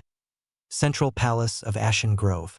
Rest well, Oscar. Celestina lifted the tent entrance and came outside. She placed her hand over her chest and heaved a sigh. Thank goodness Oscar and the others were all right. The past 3 were so tiring, and seeing everyone released the tension from her shoulders. For the first time, the suffocating air of the inner region seemed to lessen. Celestina closed her eyes to feel the nice wind, tucking her silver hair behind with her hand. With her eyes unobstructed by her whipping hair, she stared around at the tents and the gathering area as she went over to the largest tent, the strategic headquarters for their efforts here. Reaching the entrance, Celestina clenched her rapier at her side and tucked her chin in. The familiar pressure bore down on her again. Straightening her back, she entered the tent and was greeted by the enthusiastic Charles. Seeing her brother made her feel slightly better. Welcome back, sister. How are the people outside? Charles put down a jug of water and 2 cups. He poured water into each one and passed a cup to her. He drank his, downing it in one gulp. Celestina took a small sip from her cup. The waters were cool and refreshing as she swirled for a moment before drinking. We came in here with 500 elite exalts, Charles. But now, in total, there are only around 350. Celestina found her hands trembling, and water overflowing from the cup spilled down her wrist. She placed the cup down and wiped her hand with a towel. She noticed Charles looking at her with worry and forced herself to smile. I hope we can make right by their deaths. No one should sacrifice themselves for nothing. I agree. Though, I would prefer if no one had to make such sacrifices with their lives. Charles frowned. His level of emotional control was not on par with hers, needing better lessons. He unfurled the map of the inner region with the large temple marked in the center. I do not believe any faction will waste their manpower and effort to deter us from going inside. Everyone's focused on the inside of the temple. We can't let ourselves be spread too thin. Your assessment is correct, Charles. We have an entire week to explore the temple. The fighting will start inside. Celestina tapped on the map. Gilbert went on ahead to the temple grounds with Eleanor and Philip. They should be able to secure an area for us to enter. Lockwood. Celestina's stomach churned at the name. Thinking of his face, Celestina resisted the urge to vomit. The entire time, his insufferable attitude never failed to make her almost lose control, making use of this time as an excuse to keep trying to get close to her. If it weren't for his results and grade 9 Exaltia, she would have told him off long ago. Sorry for mentioning him. Charles pulled out a chair and gestured for her to sit down and rest. I don't enjoy his company either. Why couldn't he have a better personality with all that power? If only someone like Oscar had a grade 9 Exaltia, that sounds far better. Though, I wonder if he'd be the same Oscar if he did have a grade 9 Exaltia. Celestina recalled Oscar's tired yet smiling expression. Her fellow bibliophile had matured even more during this time. Thinking about the people he's rescued and saved, Celestina leaned back in her chair, smiling. I think he's all right the way he is. Let's rest for now, Charles. All right, sister. Rest well. Charles cracked his back several times and sat by the entrance to give Celestina space. May this last week bear well for the pavilion and for my empire, Celestina whispered to the air. After a peaceful nap, Oscar woke up. He shuffled under the sheet and escaped its alluring grasp, snapping to his feet and stretching his arms wide. Such a peaceful, deep sleep was rare to come by in this place, but he had a job to do. Oscar exited his tent. He froze. Serena had come out at the same time. Good afternoon, Serena, Oscar said. Good afternoon, Oscar. Serena smiled as friendly as before. Not knowing how to continue the conversation, Oscar walked alongside Serena in silence. She did not make a move on him as before. It was what he had wanted all the time, but he felt a sense of loss, knowing the change was because of his actions in the past. Oscar paused. Serena turned to him. He breathed in and said, I'm sorry. Sorry? What are you sorry about? I'm sorry for not telling you everything. I didn't mean to hurt you. I just don't want anyone else to needlessly worry about me. There's something strange happening to me, but you're not willing to tell me? Did you tell anyone else? Oscar sighed. Serena's eyes twitched. I didn't tell anyone else. That's the problem. Serena turned around and continued walking. Problem? Nothing. Serena smiled weakly again. You're truly like a rock at times. But you know, Oscar, sometimes it's better to open up about your problems. I hope you can learn that. Oscar stopped again. Serena did not stop to turn this time and continued walking. He watched her figure grow smaller and enter the central gathering area where all the others were. Oscar rubbed his forehead. His apology failed. Should he tell her everything or not? Os, what are you doing all alone here? Frederick noticed him and came over with Emily. You seem down. What happened? Emily tapped Oscar on the shoulder. Her concerned gaze fell upon him. I messed up, Oscar said. I made a choice and I hurt Serena. What do I do about that? Emily and Frederick glanced at each other. They gripped his shoulder. The warmth from their gazes and hands made him smile. It's your choice. I can understand Serena's feelings, but in the end, it's up to you. I can only respect your decision unless it was a truly idiotic one, Emily said.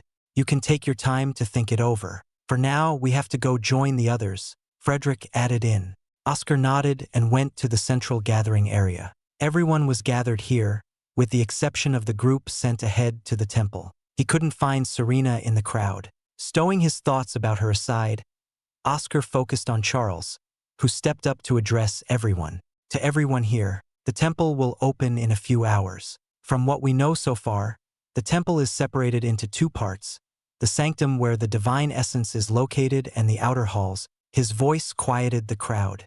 A barrier surrounds the temple, and once you enter, you'll be thrown somewhere in the outer halls. Everyone will be separated by their realms. The outer halls have their own batch of treasures, but the most important items are the entrance tokens.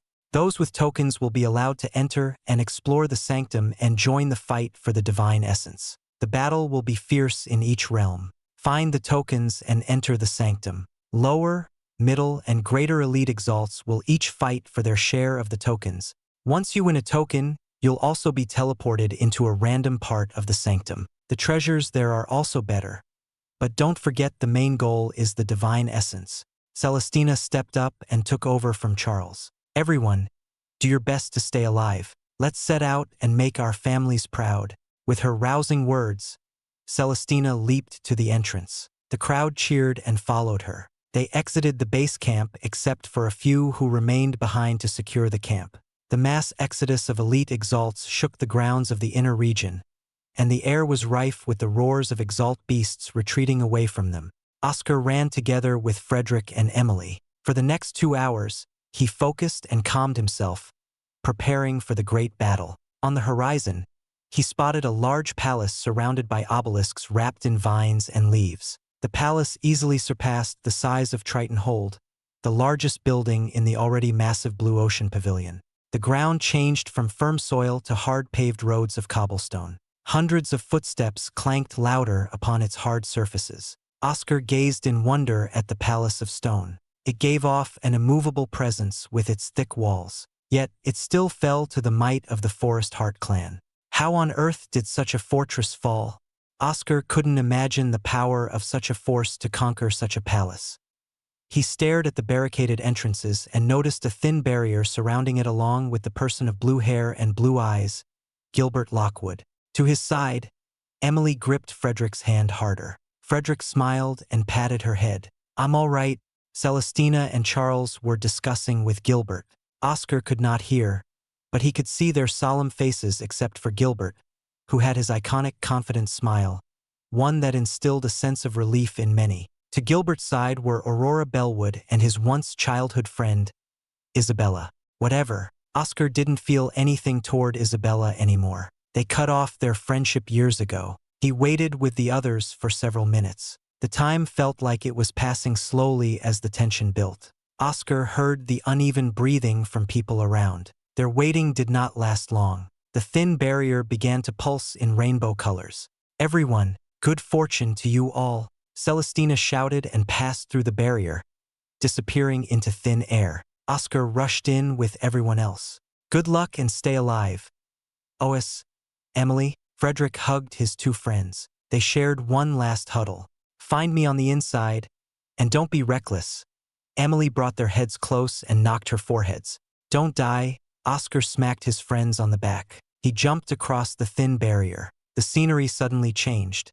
A hallway with high ceilings with chandeliers burning with a ghostly white flame. Lustrous black stones formed the walls, and marbled tiles lined the floors. Everything was oddly clean and well-maintained. How odd. This place did not seem as dangerous as mentioned, which made Oscar wary. He summoned his dear Anima and kicked off with Silver Burst. He had no idea what may be waiting for him, but no matter what, he had to find a token. Act 1, Blue Ocean Pavilion, Chapter 317, Palace's Outer Halls. The wide halls of the temple, otherwise known as the Central Palace, were enchanting. The grandness of its architecture and the vivid engravings everywhere made Oscar think an expert craftsman carefully carved, chiseled, and shaped every single inch of the palace. The amount of time and effort to have created this place was beyond Oscar's understanding, but not beyond GOL 4's. Oscar took out the familiar golem's head. GOL 4 woke up from its version of slumber and acted strangely. Instead of the usual outburst when it woke up, GOL 4 moved its eyes slowly and took in the beautiful hallways of antiquity. Oscar must have imagined it. He could have sworn he saw a hint of emotion flicker in GOL 4's mechanical face. That was impossible. "Are we in the Central Palace?" GOL 4 levitated out of Oscar's hand, rotating around slowly until it came face to face with Oscar. "Is this truly the Central Palace?" "Yes, we finally reached it," Oscar answered. "The outside is covered in vines and lichen, but the interior is amazing. What kind of place was this in the past? How was it even conquered?" Oscar didn't stop searching around for a token as he conversed with GOL 4. While he was curious about the history of this place, his mission remained to find a token and defeat as many of the enemies as possible. So far, the halls seemed endless. There were no signs of a token or doors, leaving him and GOL 4 to wander. How deplorable! The Grand Central Palace, the center of the Divine Stone Clan's presence and power, all were reduced to naught but a wretched place overrun by the Forest Heart clan's taint. Tragic beyond belief, GOL 4 said in a mechanical rant. "The halls look all right, but who knows what their poisonous hands have done to it. Sorry about your master's home, but I need information." Oscar explained everything about the outer halls and sanctum. The central palace was set up with twisting corridors and strange pathways, built by great crafters in the past. It encompasses a total of 300,000 rooms. Joel for informed. 300,000 rooms? Oscar exclaimed. The central palace was indeed large. With so many rooms, going through the entire palace would be foolhardy. Yes, the palace is large. What other place would suit the Divine Stone clan? The sanctum you mentioned should be where the Great Hall used to be. As for the outer halls, the Forest Heart clan must have divided up the wards into 3 and set up barriers to separate the realms. If you can find a keystone slab left behind, I can learn more. Oscar stopped. There was no use in wasting his Ein and Reese to keep running around. Retrieving a piece of blank paper and pen from his space pocket, Oscar turned Joel for around and asked, "Can you think of a map of the central palace and tell me?" "That has been so long ago. My memories may be lacking in that regard. Besides, I am only a treasury golem. There's not much to my functions other than information about treasures and resources." Joel shook its head. Oscar was unconvinced. "Come on, I don't know what your goal is. I know you wanted to go with me for a reason and not Celestina. If I'm going to be of any help to you, then you should help me." Oscar turned Joel to see his face. "Even if your supposed goal of seeing what became of the Divine Stone clan is true, I can't do that unless you give me a map." Joel went mute. Oscar rubbed his forehead in frustration. He needed Joel's help, or else his time in the central palace would be harder. His attention was caught by the sounds of other steps tapping away in the halls. Due to the hall's marbling and large frames, sounds traveled far and clearly. Oscar tensed up, tied Joel to his hip, and charged toward the source of the footsteps. Judging from the sound, it was only one person. Friend? Enemy? The only way to find out was to meet them in person. Oscar suspected it might be an enemy and readied himself with the flow of Ein. His dear anima dipped its body lower to the floor, ready to pounce on his enemy. Turning a slight corner, Oscar saw a person wearing a light green uniform, a color representing the students from the Thousand Storm Palace. Since he was in the same place as him, he had to be a middle elite Exalt. The stranger seemed to have been waiting for him as well with his anima, a spear. Without much motion or warning, the stranger thrust his spear several times, all within a fraction of a second of each other. Oscar was still far away, so the blade never reached him, piercing the air. Oscar was no fool. He felt his hair flowing back from a breeze and halted his steps. Behind his raised bulwark, Oscar endured several blades of winds slicing and crashing into him with a powerful impact. Not bad. His anima is a grade 4, same as mine, but he's older and has the experience. His bulwark and dear anima was enough for anyone, including his opponent, to figure out his main focus as a melee fighter. Oscar peered from behind his bulwark. The opponent didn't make a single move, waiting for Oscar's response. Oscar went through several options in his mind. The opponent was not as progressed as Regis from the Undying Flame sect. He didn't need to go all out against him and risk being out for a whole day. Considering the small difference between him and the opponent, Oscar lifted his arm and released a silver star. The silver star exploded in tiny shrapnels, scattering everywhere. His opponent was caught off guard and wrapped himself in an armor of wind, a cyclone shaped to fit a man. Oscar did not let up. More of his silver stars flew from his fingertips. None of them exploded because Oscar infused Shattering Wave only into the first one. It was all a ruse and it worked. His opponent revealed another spell. A fearsome swing from his spear released a blanket of fierce winds that blew away the silver stars. Oscar understood that an even battle between two Exalts came down to knowledge. Rather than run himself ragged from diving him, he decided to play it safer inside this place and not risk another precarious situation. Using the iron would tire him out even without the use of the Demon Deer Iron Mantle.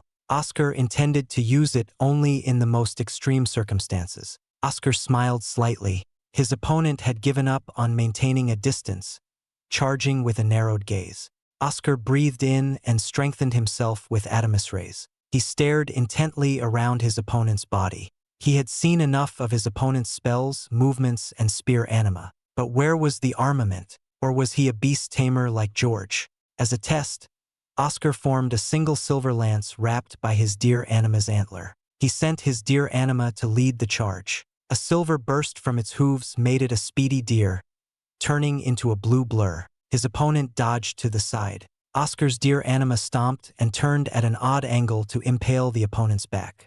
Seeing the startled gaze on his opponent's face and the lack of proper reaction to his ambush, Oscar rushed in. His silver lance, together with shattering wave, impaled the enemy, rupturing his body as blood splattered all over. Oscar watched the light fade from his eyes and let him fall off his lance to the floor. The spear anima cracked and shattered into nothingness. Let's see. Oscar reached for the space pocket by the opponent's waist. How poor. There was not much inside except for some elixirs. The poor sap must have given up all his resources to someone else. Oscar put the space pocket away with the others and stood up. What the? Oscar leaped back. His blood ran cold. His eyes couldn't tear themselves away from the horrific sight. A spine-shivering event occurred. His opponent's body started to deteriorate. No, it was melting. The skin dissolved first, followed by the blood boiling into smoke and the flesh turning into goo. His bones were last and cracked all over until they turned into fine dust. All of it flowed down the thin crevices between the marbled tiles. How horrible. Only the clothes remained. That is not a good sign. Not at all, Hellfire said. Oscar moved the clothes to the side and traced his hand over the small crevice. He leaned in, closing one eye to peer closely within. Not enough light shone through for him to see clearly, but he knew it was a deep abyss. Where did it go? And why did he melt? I wouldn't recommend that, lad. There's something else happening here, Hellfire forewarned Oscar.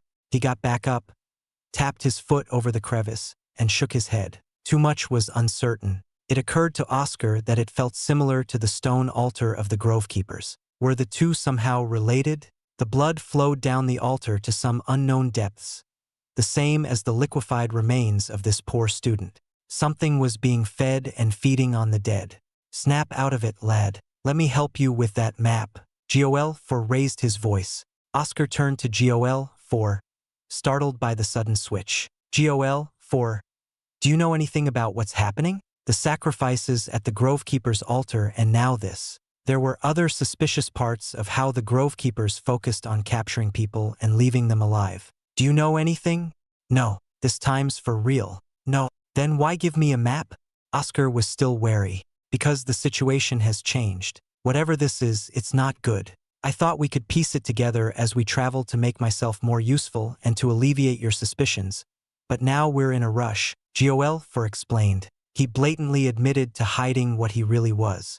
With no other choice, Oscar sat down with the paper and pen. Will you ever tell me what you really are? You're not some treasury golem. I can't trust you fully. Maybe later. I believe I've done enough to garner some trust despite your misgivings. Don't worry. This map is as the palace was thousands of years ago. I won't do wrong against my savior after all. I'll take your word for it. With Hellfire's instructions and descriptions, Oscar drew an expansive detailed map of the entire palace, using multiple pages for each of its layers. Its many twisting corridors, stairs, hallways, rooms, and more were drawn and labeled. It was an incredible collection of maps. Oscar tapped a certain large hallway near the edge of the palace by the walls. This resembled where he was. If your map is correct and the Forest Heart clan didn't scramble the insides, we're here, and a stairway to a theater is this way. Oscar followed the map and ran ahead, not seeing anyone else along the way. This long corridor stretched all around the palace. Oscar stopped in front of a large stone door with engravings of mountains carved within. He pushed it open and stepped inside. The room had a large stage, stone benches lined up, able to seat thousands, and crystal chandeliers radiating a soft light. You oik! A shout resounded from the ceiling, and Oscar snapped his head up, shocked beyond belief. Was it really happening so soon? He gripped his bulwark and summoned his anima. The vent shaft in the ceiling rattled, and the shout echoed from it. A large man dressed in the black uniform of the Earth Corps Academy fell and landed on his knee. Oscar recognized the voice, the brown hair, and the imposing figure. Orden's, Oscar Ter. Orden lifted his head and let out a bellowing laughter. It's been 1 or 2 weeks. I see Hellfire is strapped to your waist. Oscar didn't waste a moment and rushed in with iron lances. Orden's hammer immediately melded with his anima and rushed in as well. Oscar and his dear anima exchanged several blows with Orden, employing everything he learned from sparring against Demon. One of his kicks swerved and slipped past Orden's guard and forced the giant back several steps. Seems you've mastered your movements. Orden cracked his neck. Funny how you can do all that in a week or two. You've also gotten stronger. Your movements have improved. Didn't you say you weren't much of a fighter? Oscar sighed. Orden used to use his brawn for power and his hammer to move him. In the span of 1 or 2 weeks, the giant made noticeable improvements in flexibility, movement, and power control. Not much to say here. I'm just a genius, Orden bragged. Oscar's eye rose as he smiled fearlessly. Orden smiled back and unleashed his eye. Oscar froze and turned to the side, as did Orden. One of the doors opened. A beautiful woman with white hair and red eyes strode inside. Her eyes went bloodshot, and her lips curled into a devious smile. Seriously, Oscar cursed. I've been waiting for this moment. Maya's eye burned through the air, accompanied by the hissing of her snake anima, wrapped in flames. Let's see you escape now. This looks fun. Let me join in. Oscar couldn't believe what was happening. Why was everyone gathering here now? First him, then Orden, Maya, and now this stranger. A person was on the stage, humming and fanning herself. Maya, Claude, Ordeness, and someone from the Blue Ocean Pavilion. Interesting. I haven't gotten to meet anyone from the pavilion because the Thousand Storm Palace went into the opposite portal. The woman flipped her head back, whipping her sky blue hair behind her back. Her teal eyes shone with interest.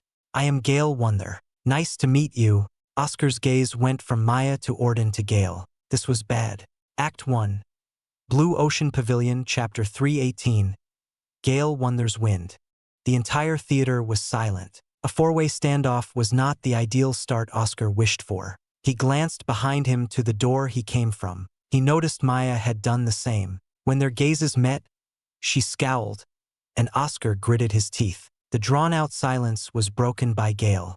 On the stage, Gale sat down and munched on some crackers. Every single bite, crack, and teeth grinding gnawed at Oscar's ears. It took some nerves of steel to eat leisurely in this tense moment. Either she was confident in herself or it was a trick.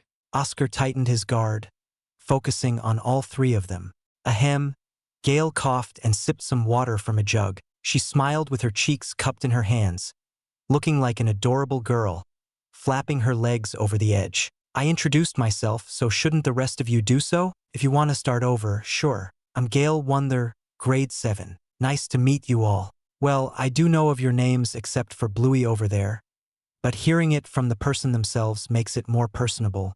Orden played around with Gale's little game. Grade 7. I killed several of your people already. He didn't hold back at all with his usual taunts, the same as when he called Erica Shorty. Oscar grade 4. Oscar cooperated for the time being. Gale's purpose in drawing this out still eluded him, which was worrisome, but it still worked in his favor. With more time, he had more thoughts. Already, he was considering all his options. What was the best way to get out of this? Grade 4? Gale nearly dropped her bag of crackers. Her playful face was covered in shock and awe. You're only a grade 4? And you were fighting Orden and somehow got Maya to hate you? How interesting. You were watching? Oscar glanced at Orden, who stared blankly at Gale. What a scary woman. She had been here since before them and watched their battle. Yet Oscar never sensed her presence. The seemingly innocent and playful woman turned out to be the most worrisome of all. I heard rumors of someone who had instilled fear in our camp. A silent killer who passed through people like a breeze. Others didn't realize what happened until their heads were cut off from their bodies. Maya's hateful eyes turned from him to Gale, promising, if Maya's attention went away from him, he'd have an easier time running away. Right as he thought this, Maya's eyes turned back to him, sending a warning not to try anything. Oscar sighed as Gale laughed softly. I wonder what you're so angry about. This battle has no place for those who seek revenge or allow their emotions to run high. However, Oscar flowed his eye outward. His prinstick glared at her. He could not foresee any intent or movement of her body and eye. Was she really making chit-chat? Or did she somehow have others hidden around? No need to be so wary. Gale waved her hands close to her chest. Coming from a person who cuts off others' heads with that innocent expression. I'd rather not listen to such advice, Oscar scoffed. Gale's lips quivered as she held back her laughter. Every single action and sound from her screamed out something was wrong. Gale wiped a tear of laughter from her eye and sighed. Well, I have to say, Oscar's eyes widened. Something fluttered from within the peripherals of his prinstic. A small flicker of distortion in the air. From the moment he saw it, Oscar strained his body and released a shockwave resounding in a loud bang. The combination of shattering wave and ripple shroud spread, and Oscar encased himself in silver sheen. Something shattered. Oscar heard many objects being torn apart by his shockwave, and some fragments shot forth against his silver sheen. Staring down, Oscar saw the tiny swirls of wind dissipating into nothingness. When it was over, he released his silver sheen. His heart started to race. Oscar thanked Elder Saul for the training in Azure City. Otherwise, he would have been severely injured even with his alertness. Due to his hardships of following Elder Saul around in Azure City all night, Oscar managed to use his prinstic in other ways. To avoid all the bypassers while focusing on Elder Saul's violent distortion, Oscar trained to catch glimpses of the area around him while not breaking his focus on his target. Orden and Maya remained tense and at the ready for a battle. Ha! Gale scratched her head in wonderment. Without a single warning, Oscar's silver star shot toward her teal eye. Her body suddenly shifted a few feet to the right without changing positions, still stretching her head. Her movements are strange as well. I couldn't keep up with my prinstic. For the first time in a while, he finally found an enemy whose movements surpassed his prinstic's ability to predict well enough. Her speed was beyond exceptional. Oscar put his hand down, not wanting to attempt any more attacks. Not while the other two were here. What to do? Oscar smiled and said, what sort of person who relies on ambushes and assassinations would show themselves in the open? I was wondering the entire time why you sat there. You already had a trap set while Orden and I fought, right? Ah man, I thought I found some easy prey, and the two of you were too distracted. I sprung the trap on you, but you caught on. Gale kept her smile despite Oscar's defense. Red flames burst from the other side. Enough of this boring talk. She waved her hand, and several large balls of flame swirled by her side. The flames burned brighter like the fleeting light of a shooting star. Maya bombarded the entire room with her flames. This is my chance. Oscar exited the room, returning to the large black stone hallway. He closed the door, not allowing Maya's flames to spread outside. He held faith in his enemy Orden to keep Maya busy while he made his mistake. Wait, what about Gale? In a burst of Ein and Reese, Oscar spun around, swinging his bulwark in a circle while several silver stars shot from his fingertips, leaving no room for Gale, even with her slender figure, to slip through. Not a single hit or unknown sound other than his stars hitting the walls. Guess I was too paranoid. Oscar let out a breath. He raised his bulwark like an umbrella over his head. Sparks fell onto the floor. Sounds of scraping echoed across the halls. Oscar peered up, his silver lance stabbed above. A shadow moved out of the way. Gale's sky-blue hair twirled around, and her teal eyes were wide from shock. You're too silent and fast. When did you slip past the door? Oscar asked. His dear anima grunted and scraped its hooves on the floor.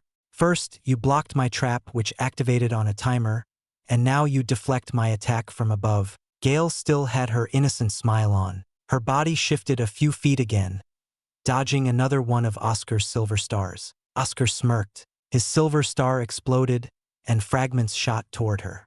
Still smiling, Gale's hands moved like a blur. The fragments were knocked to the floor. Around her hands, Oscar winds swirling, incredibly fast. She was a speed demon on top of her lack of presence. How should he tackle this problem? Damn, Gale said. There's no helping it. I hate direct confrontations. She leaned closer to Oscar, lifting some odd fingers in some kind of signal. Her hands carried nothing but air. Where were her armament and anima?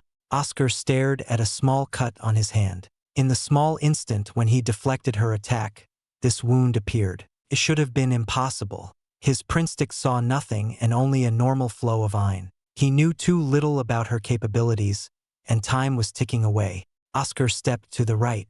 Suddenly, Gale appeared in front of him with her hands moving close to his neck. Ejuriceglad hardened his neck. Right at the moment when he felt something scraping against his neck, he swerved his body. Acting as a nimble and flexible leaf, Oscar evaded both strikes and countered with a short kick. Gale shifted to somewhere else. Oscar refused to let her get off easily and shifted his body again. His extended kick landed on the floor, giving birth to a new Reese. The Reese flowed to his other leg and propelled it like a slingshot. Surprisingly, Gale sidestepped, and parts of her sky-blue hair fluttered like grass in the wind. She didn't use her instant sidestep this time, and there was no resistance to my kick. Does she not have any defenses? As he wondered, Oscar felt something hot pierce through his shoulder. Again, another invisible attack. Oscar evaded Gale and her invisible attack with a ripple shroud from his body and some proper dodging. He gripped his bloody shoulder and ran back into the theater. Inside, Maya and Orden were fighting. Orden threw his hammer against the incoming flames, dispersing them into embers that died down on the floor. Oscar didn't bother to close the door and ran across their battlefield, blocking Maya's flames and dodging Orden's hammer. He made it safely across to the other side, though with a few burns on his skin. "Shoot, you hightailed out so fast." Gale shrugged with an expression saying it couldn't be helped. Orden and Maya stopped their fighting and stared at the two.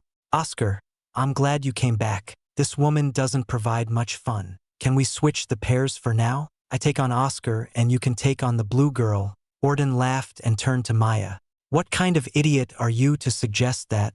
Maya said coldly. Oscar frowned. He was right back where he was and now with no exit behind him. The closest was Maya's. Only an idiot would want to jump through all those flames and have Maya follow them around like a vengeful demon. It was frustrating. After everything he did, Gale foiled his escape plan. That invisible attack. Just what is its nature? Frederick also uses wind, but he only injures me with the aftereffects of his spells. Her attack is more focused and deliberate. Oscar needed to unravel this mystery. Suddenly, the floor trembled, and the doors from Gale and Maya's sides shut tight and refused to open. Oscar gritted his teeth, annoyed at the constant turn of events. The floor disappeared, and everyone fell right in. "Reminds me of Tectusan, Oscar." Orden couldn't stop laughing. "Shut up," Oscar cursed. Gale's innocent face and Maya's ferocity were both replaced by fear. Oscar chuckled. At least these two were shaken. Oscar returned to stare below, wondering where this place was leading them. Joel, for remained silent by his side the entire time, turned off. Act 1. Blue Ocean Pavilion, Chapter 319. Trapped like a fly. Oscar fell. With the rushing wind in his ears, his attention turned to the others. No one dared to start anything during this time and went along for the ride. After a few moments of falling, Oscar landed on something. It wasn't hard like rocks, nor was it smooth as the floors. Oscar felt his body springing up and down while a substance held tightly onto him. The light from above slowly faded as the floors closed back up, leaving Oscar in the dark, but that was not a big deal. He just had to light up some oil and get out before the other three, not wanting to fight them. Orden and Maya had grown stronger in the short few weeks, especially Maya. Oscar grew jealous of her grade 8, which allowed her to progress further than him already, and Orden was getting stronger. "The only way for me to defeat them would be to fight one-on-one and go all out with the Demon Deer Iron Mantle. But can I find a safe spot to rest?" The risk was too high, and Oscar preferred not to fight these monsters right now. He needed to find a token as soon as possible. Oscar tried to move his hand. Strange. His hand couldn't break free. He struggled and wriggled around. His legs kicked, and his arms flailed. Oscar breathed out in frustration. He was stuck. Something akin to glue was binding him down. Anything he moved, he was snapped back to his original position. Shit. Once again, he found himself in some godforsaken, unknown place. "Can't move." Orden's voice called out from the dark. "I can't either. Whatever's binding us is strong. I tried resummoning my hammer anima and used it to hit it, but nothing, so we're completely bound." Oscar summoned his deer anima on his body. With a mental thought, his ein flowed onto its antlers into a sharp lance. His deer anima stabbed away at the substance around him. Oscar's hopes were dashed as his dear anima became entangled as well. Just what was this? He unsummoned his dear anima and entered meditation to calm himself. Only with a calm mind could he assess the situation. While his eyes were closed, an orange light spread under his eyelids. It reminded him of closing his eyes directly under the sun's. Opening his eyes, Oscar saw the red flames blowing upwards. These things won't burn? Maya's shocked voice echoed from Oscar's right. These are webs. Thanks to Maya's flames, the place was visible. Oscar struggled with his head and barely turned it for him to use the corner of his eye to spot some white spider webs entangling around his arm. He never knew of such large spider webs. Every strand was thick as a rope and stickier than his mom's collection of preserved honey. His heart began to race, and he struggled harder against the webs. His mind snapped. With each movement, more and more of the webs entangled him until he could no longer move a muscle. This was bad. Very, very bad. His rushed breathing echoed into his ears. Hey, stop wasting your effort on fire. Don't waste your eye on such stupid things. We need to find a way out of this ourselves, Orden said. Then what would you have us do? Maya sounded irritated. Quiet. Oscar silenced the other two. His ears perked up. The slight sound of rubble falling off the wall caught his attention. Next, he felt his body leaning slightly toward another direction. Not in the direction of Orden and Maya. Maya, use your flames for a moment, Oscar shouted.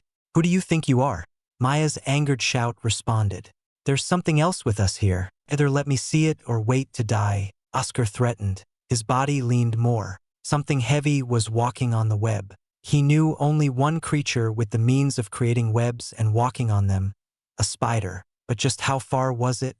Maya's flames burst and flew into the air above, lighting up the place as a mini sun. Since his body was leaning toward the direction of the intruder, Oscar finally saw it, and he froze. A rather large spider, around the size of a carriage, walked along the webs with its 8 legs. A bone-white exoskeleton covered the spider with spikes protruding from its back and joints. Its 8 red eyes gleamed with the flames, and the gaping maw, resembling a leech's mouth, circular with teeth all over, drooled. What the hell is that? Oscar couldn't move. A sanguranchirosis. Its literal name is bone leech tarantula. Joel, for whispered from his waist. It's highly venomous. Be wary of its legs, bite, and spikes. All of them release a venom so potent an elite Exalt will go stiff as a board. Before Oscar could respond, the bone leech tarantula leaped into the air. Oscar's mind fired off with every thought it had. Time slowed down. Should he use the demon deer iron mantle now? The monster's speed was unbelievable. Only a fraction of a second to make a choice. Out of nowhere, the tarantula split apart into 2 parts. Green blood splashed all over Oscar, and its 2 halves landed on his sides. Unable to understand what had happened, Oscar shouted, Orden, Maya, did you 2 do anything? The tarantula suddenly split into 2. Nope, Orden said. The sounds of his struggle to escape were clear. Why would I save someone like you? Maya cursed. Then who? Oh, Oscar realized he had forgotten about one other. How sad. You forgot about me so quickly, after I tried to kill you twice. I thought I'd be in your memories longer. Gaia's voice called out. You, Maya shouted. Oscar frowned. Maya's flames went out already, not allowing him to see Gaia. Suddenly, a bright light flashed from above. It was a lantern hooked onto someone's waist. In front of Oscar, Gaia's innocently smiling face hovered over him. Her smile sent shivers down his spine. He was already helpless within this web unless he did something drastic. He felt like a mouse caught in a trap while a cruel person watched his struggle and pain. How did you get out of the webs? Oscar asked. My winds are sharper than you know. Gaia laughed. Chopping through these is a simple task. And before you ask about how I'm walking fine, that's a trade secret. Looks like she's got the advantage. Orden yawned. What will you do? You can try to kill us, but I won't make it easy for you. Come near me, and I'll burn you to ashes, Maya said. Though if you're gonna kill Oscar, give it a try. Gale crossed her arms and swayed her body in a cute manner with a bright smile. Her smile widened, and Oscar knew it was not a good sign. She said, No, I won't. I'd rather watch the show. Show? Oscar twitched. What sort of sickening thing was this crazed lunatic thinking about? Her ever-smiling face and forced behavior reminded him of his master, a complete lunatic. There's a lot more spiders around us. They're hungry and moving around. I can feel the winds changing. There are several holes in the walls they claim as their home. Gale stretched her arms out, emphasizing her chest, which was not at all attractive when paired with her words. Her teal eyes glinted. I'll have a first-row seat to watch them feed on you three. You can struggle all you want, but you can't escape. There's a lot of them.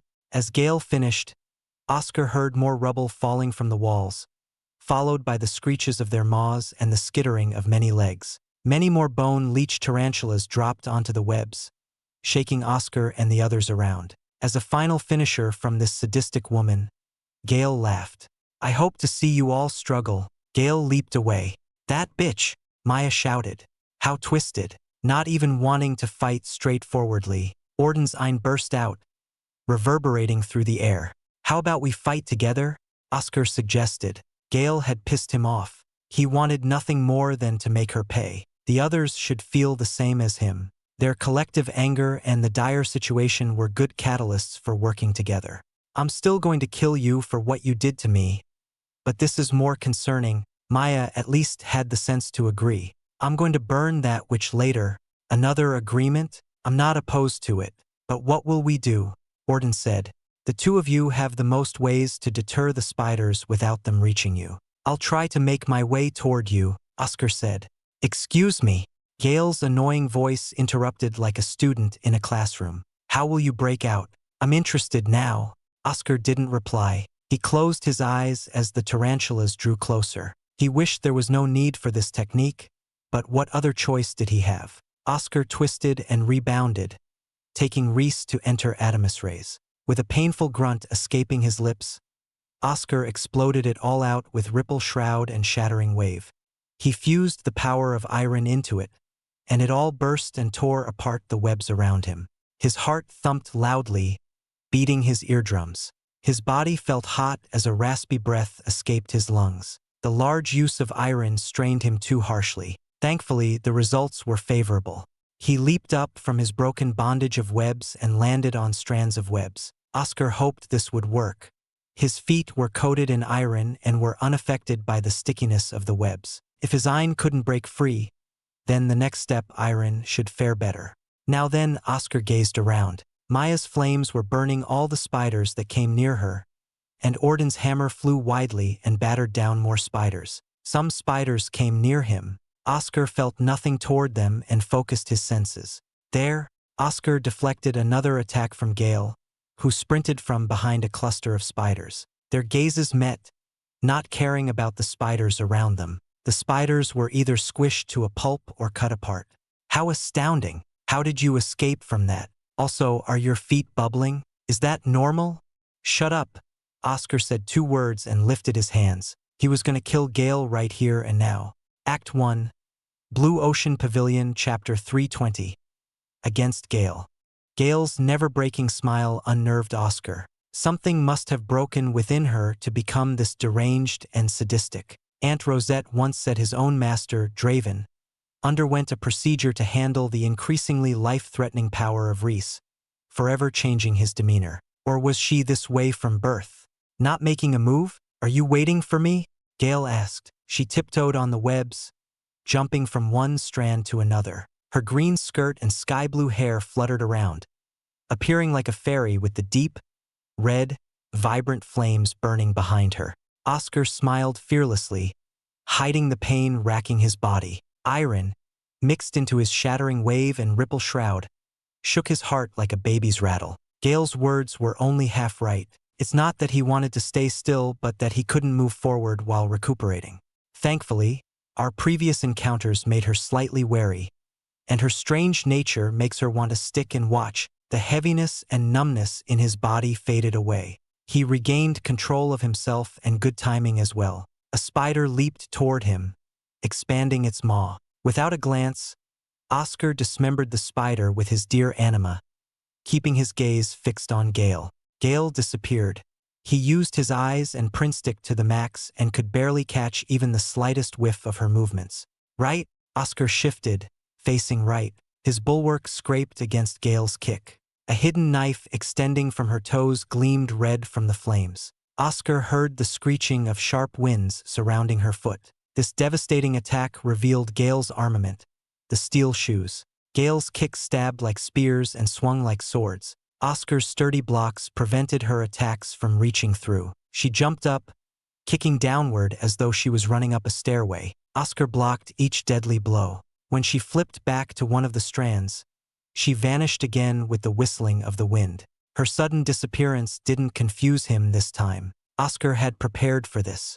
His dear anima was always behind him and stared at the angles he couldn't see despite its hooves being stuck in the webs. Through his shared connection, he saw Gale appear to his left, and Oscar spun on his iron-infused feet. Gale moved in with her hands, extending some fingers and enclosing the others. Blood spurted from Oscar's forearm. Impossible! He had his bulwark up and blocked her sharp, wind-covered hands while keeping Eduricegladd active. Yet somehow he suffered a wound. Oscar threw out a wild swing with an iron lance to gain some distance to think. His lance hit something hard, and a narrow cut formed on its surface. It wasn't a deep cut, but it gave Oscar an idea of her attack's sharpness. Gale was flung away back into a group of poor spiders, cutting them apart. Her innocent smile and wide eyes remained despite the shower of green blood. Calm down. Oscar let out a deep breath. He noticed his bulwark had several cuts on it as well. Given enough time, she might destroy his precious armament created by Aunt Rosette. The sharpness of her attacks was unnatural. Maya's flames and Orden's hammer continued to move to destroy the incoming spiders. Oscar gazed at Gale. She moved fast and fought with the sharpest attacks he had ever encountered. But Oscar felt better. His previous attack confirmed a few things. She lacked a good defense, and her physical strength was nothing. It made sense. She must have grown as an assassin and focused solely on the techniques to be one. How foolish. Oscar gripped his bulwark and walked slowly, canceling his dear anima. Screech! The loud cry of a tarantula drowned out all others. Oscar glanced toward the source, feeling a sense of dread. Out of a large hole, large legs extended out. It was the largest tarantula Oscar had ever seen. Even more shocking was the small green token perched atop its head. The soft glow from this token, accompanied by the engraved image of a tree, was enough to confirm it. One of the tokens finally revealed itself. Oscar wanted to grab it right away. It was a surefire way out of here, and although he felt somewhat bad for Orden, they were enemies in the end. Gale was the only one blocking his way. Wow, a token. How lucky. Gale clapped her hands. I guess I can't stay and watch. Bye. Gale waved her hand and leaped off. From the boost of iron-silver burst, Oscar flashed right to her side. Her damn smirk was still there. He wondered if she felt anything other than the cruel delight she displayed while watching them squirm. He clenched his fist, wrapping his arm in iron lance. Gale displayed remarkable flexibility, twisting her waist. She dodged his attack, but the force of the blow forced her back down to the webs. Without a single word, she rushed toward him as he fell. Die, Gale said cutely. Oscar tightened his bulwark to his arm. His fists formed smaller lances, and he remembered the sensation of fighting against Demon. He fought like Demon, matching Gale blow for blow. Her dagger kicks matched against his iron Eduricegladd legs, and her sharp hands screamed like a banshee against his gloves. Gale vanished and reappeared. Oscar countered. They moved along the web. Spiders were either cut apart or riddled with holes. Oscar and Gale entangled in fierce melee combat, practically stuck to each other, covered in green blood. He met her delighted yet empty gaze as if she felt nothing. Blood splattered down to dye the white web. Oscar felt a cut here and a cut there. His body was riddled with small cuts. Only by moving right at the moment he felt pain was he able to prevent any deep wounds. Oscar was frustrated again at Gale's terrifying speed. She wasn't blocking his attacks, dodging them by a hair's breadth, but he expected this. From what he knew so far, her shifting movements could only be used every few seconds, and her feet and hands were unnaturally sharp but not sharp enough to slice his bulwark and lance. The mystery remained about what cut him then. His blood provided the answer. He hadn't let himself suffer what he called trial by thousands of cuts for nothing. Oscar's red blood and the spider's green blood dripped down from Gale's hands. Oddly, it moved cleanly in thin air as if it had something to cling to and dripped between her hands. So that's the true form of your weapon. That's your anima? Oscar asked.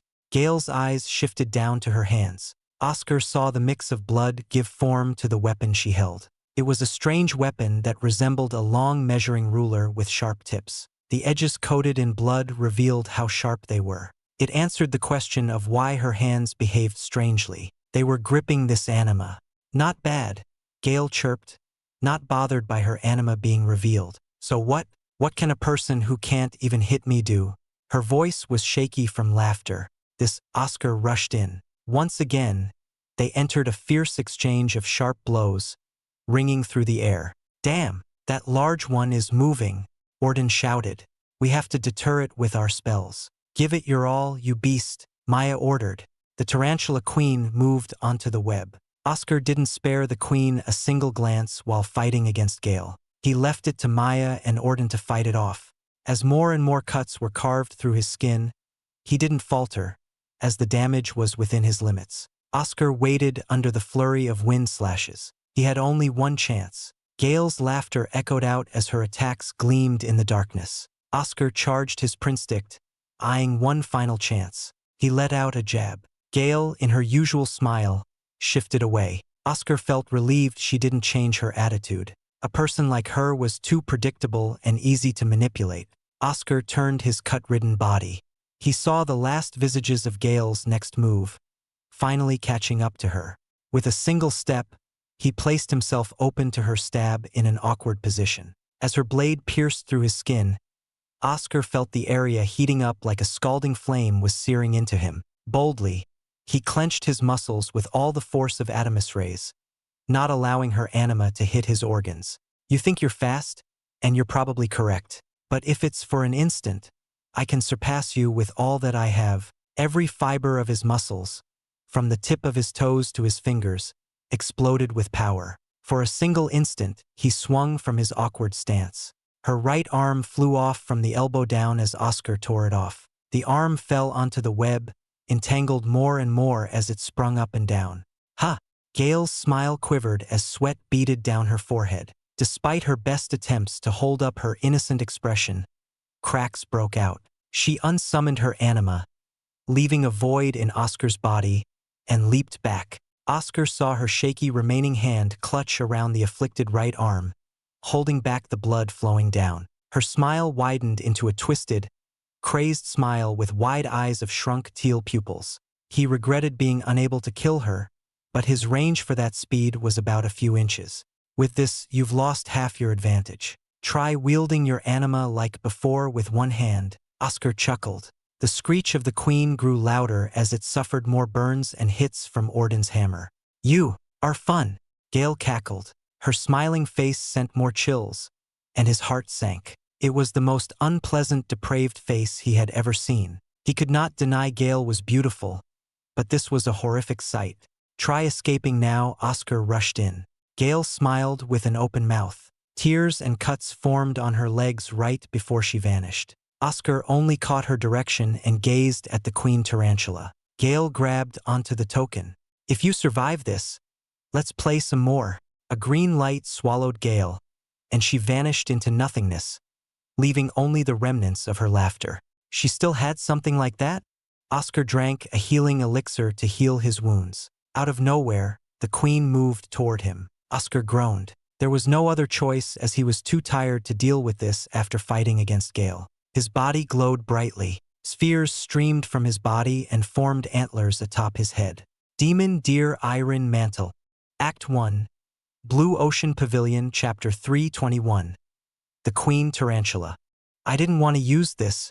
Oscar experienced the liberation brought upon by the Demon Deer Iron Mantle. It was a truly uplifting sensation as before, in which every fiber of his being cried out in relief. Poking at his antlers for a little, Oscar turned to the Queen Tarantula. I'll settle this in 2 minutes. The Queen Tarantula let out a cry, grating on his ears. Its legs skittered rapidly on the web despite its large size and leaped in a frontal rush. Oscar took a step and disappeared to the side, dodging the queen tarantula's bullish charge. The web contracted and stretched from the weight of the queen's body. But Oscar stood still, completely balanced. He stared with his misty blue eyes and stepped on top of the queen tarantula. His iron lance pierced into the monstrosity. Cracks formed on its white bone armor from where he thrust his attack. Oscar felt surprised that his lance couldn't fully dig into its back. "How hard?" Oscar mumbled. His body was surrounded by a rush of wind, finding himself facing sideways as the queen tarantula rotated around to slam Oscar on the web. It was all so sudden, and the speed of its turn was nothing to scoff at.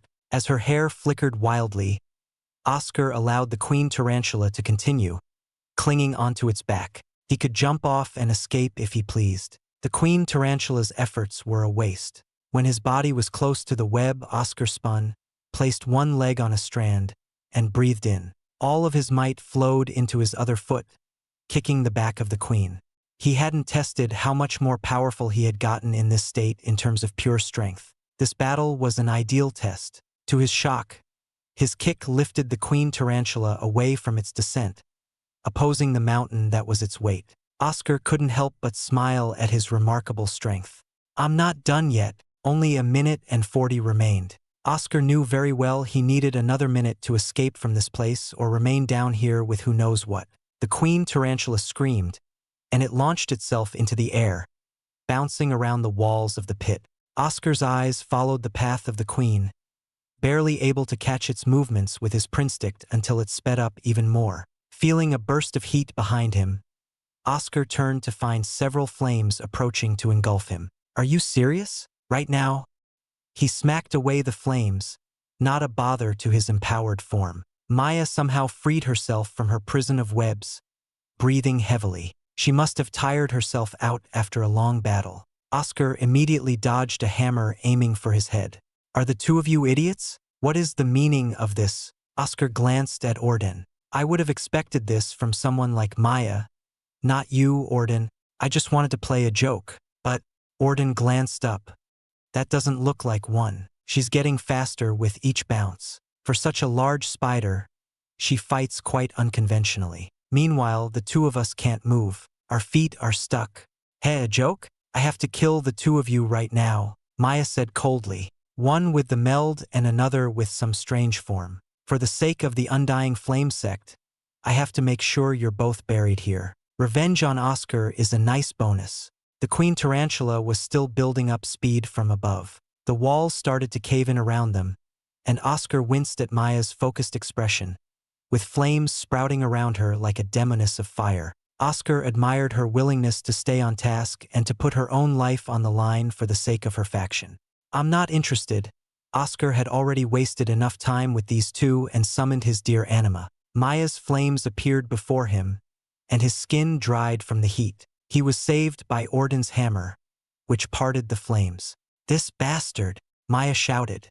Oscar took advantage of the opening Orden had given him. From atop his dear anima's antlers, he spotted the queen tarantula. Its legs dug deep into the wall and exploded into rubble. A white blur descended upon them like a meteor. Oscar focused all of his strength and launched himself like a catapult from the antlers. The queen tarantula's 8 red eyes gleamed with malice. His iron lance pierced through the dome of its white bone helmet, drawing out green blood. Oscar focused. His attack only inconvenienced the monster, and it was still rushing down to the floor with all its might. The force of its descent forced Oscar to hug the queen tarantula, unable to pull himself off. The only option he had was to concentrate on his iron. He drained himself out the last time he used this move against Regis. He believed only fools would do such a thing. He used to be that fool until his master straightened him out. 3/4 of the iron in his body streamed into his lance. It lacked the fanfare of his usual techniques. The fuss and awe-inspiring noise of power were missing. Only a slight pop that he heard from the queen tarantula's head. Roar! A wail unlike any other could be heard from the queen tarantula. As fast as that scream resounded, it was choked out by the gurgling of blood and flesh. The head of the queen tarantula exploded. Cracks formed like a jigsaw puzzle on its helmet, and Oscar was covered in its shredded brains and blood. "Not yet. I still have a few more moments. I need to escape. Oscar felt his body start to go numb and his vision distorting. His 3 minutes weren't up, but only so long as he didn't waste the built-up iron in his adamus rays muscles. As he fell, Oscar plotted a path through the rubble. Quickly, he leaped from rock to rock until he reached a hole. He lost control and started to tumble and roll down the hill, and he was very lucky as well. The entire pit started to cave in, and he would have been crushed by rocks. After a final thud of a large boulder landing who knows where, Oscar could only hear his own breathing. The antlers on his head started to fade, and he felt the numbness of a forceful sleep start to overwhelm him. He barely twisted his head to glimpse at the entrance. Rocks had sealed it shut. Damn, I'll deal with it tomorrow. Oscar closed his eyes, unable to keep them open any longer. Suddenly, Demon opened his eyes and tried to move. The body is too tired for me even to force it to move. Demon's eyes trembled, slowly closing. Can't keep awake. Inside his inner world, Oscar laughed at Demon's return. You can't do anything, Demon. What were you planning on doing with my body? Oscar listened to his own voice echoing in the dark. To salvage the situation, Demon sat beside the dear anima. How stupid are you? You have left yourself vulnerable for an entire day. We're dead if anything spots you. I know, no need to remind me. It was a gamble, and I can only hope it works out. Oscar frowned. He understood the severity of his actions. What other choice did I have? Fighting Gale was exhausting, and I couldn't trust the others except for Orden, perhaps. You tell me why I always have to do such things. Because you're limited and an idiot. You could have abandoned those two and gone up to escape. You could have played along with Gale and taken the token for yourself. You could have waited for the queen to kill the other two. Yet you stick around and fight. You can't stop yourself from wanting to fight when it's just you and one other. I don't need a lecture from you. Who fights until my body is torn apart? Oscar couldn't stop his eyes from closing, even in his astral form. See, you're too tired. Demon's indifferent voice resounded in Oscar's mind. Oscar strained to keep awake in his inner world. Demon's accursed figure was the last thing he saw before he fell asleep. One day later, Oscar awoke, unable to see anything. He twitched his fingers until they clenched into a fist. He sat down from the uncomfortable rocky ground and took a lantern from his space pocket. Finally up, lad? Goel said. Goel 4? Oscar could feel his heart beat frantically. He felt warmth spreading across his body and stood up without an issue. He stared around. There were only rocks and dust. How come you didn't mention an underground pit? As I said, my knowledge is only up to the extent of thousands of years ago. That's enough time for beasts to start digging underneath. Though this was deliberate from the Forest Heart clan, Goel replied. Right, Oscar nodded while walking through the underground complex. He was completely lost. Act 1. Blue Ocean Pavilion, Chapter 322. Dreadful Red Root. It had been a few hours since he woke up. Oscar ate a hearty meal, courtesy of the spider corpses that ended up in the same tunnel as him. The green blood, foul smell, and 8 legs gave off the impression of horrible flavor. But surprisingly, the spiders were delicious, similar to crabs. Immediately, Oscar felt uplifted by the flavor and satisfying feeling in his stomach. He couldn't eat the spiders' white bone hulls, keeping them away for later as they were good materials for fabrication. Energized and on a full stomach, Oscar wandered around the dark tunnels and caverns under the central palace. With a lantern in Oscar's hand and Goel 4 by Oscar's waist, the tunnels were lit with a mix of orange and blue. These tunnels are deep and widespread. Are you certain there's no record of these being under the central palace? Oscar asked. I am certain. These tunnels came up after the downfall. The Forest Heart clan laid the trap for you and the others, so they must have put in a way out. Keep on going and you might find something, Goel replied. Goel 4's mechanical voice provided some relief to Oscar. If he had been forced to traverse these tunnels alone, he would have probably gone insane or grown more anxious. Goel 4's words gave direction and assurance, although they were mostly theories. Oscar delved deeper into the network of tunnels. Oddly, the tunnels converged into one large hollow cavern, giving credence to Goel 4's words of a way out. The air of this path was different from the rest. Oscar felt slightly damp and scrunched his nose from a rotten scent, similar to the spiders from earlier. What is it, lad? Hellfire asked. Oscar coughed some more. The smell of those spiders is everywhere, greater than the queen. I thought we had killed all of them. Not all of them. The bone-leech tarantulas had a queen and many children. The hatchery must be close by. Our ruckus and killing of her children must have drawn her out to fight personally. This is a good chance. Destroy the eggs, and we can save ourselves a lot of trouble later on. Hellfire swayed from Oscar's waist. What are the odds the exit is also there? From how the Forest Heart clan have been setting up their tests and trials, I think the odds are in my favor, Oscar said with a weak smile. As the foul smell became stronger, Oscar tensed up and tightened the bulwark on his arm. He had to be close to the hatchery by now. Then red eyes gleamed in large numbers in front of him. Oscar lit the ground with some special oil, revealing the horrid creatures. 20, 30, perhaps more. Oscar couldn't count all of them. As in any hatchery, the keepers and guardians protected the young and unborn. He knew this was the last of the tarantulas in his way and exploded his eye outward. After a day of inaction, he needed a good workout. The army of tarantulas all screeched in a grotesque chorus of drooling maws. Oscar stomped his feet, summoned his dear anima, and rushed in together. In no time, Oscar dismantled and slaughtered the tarantulas with his iron lances. Some tarantulas tried to skitter above and around, but his iron silver stars pierced through them, dropping them to the floor.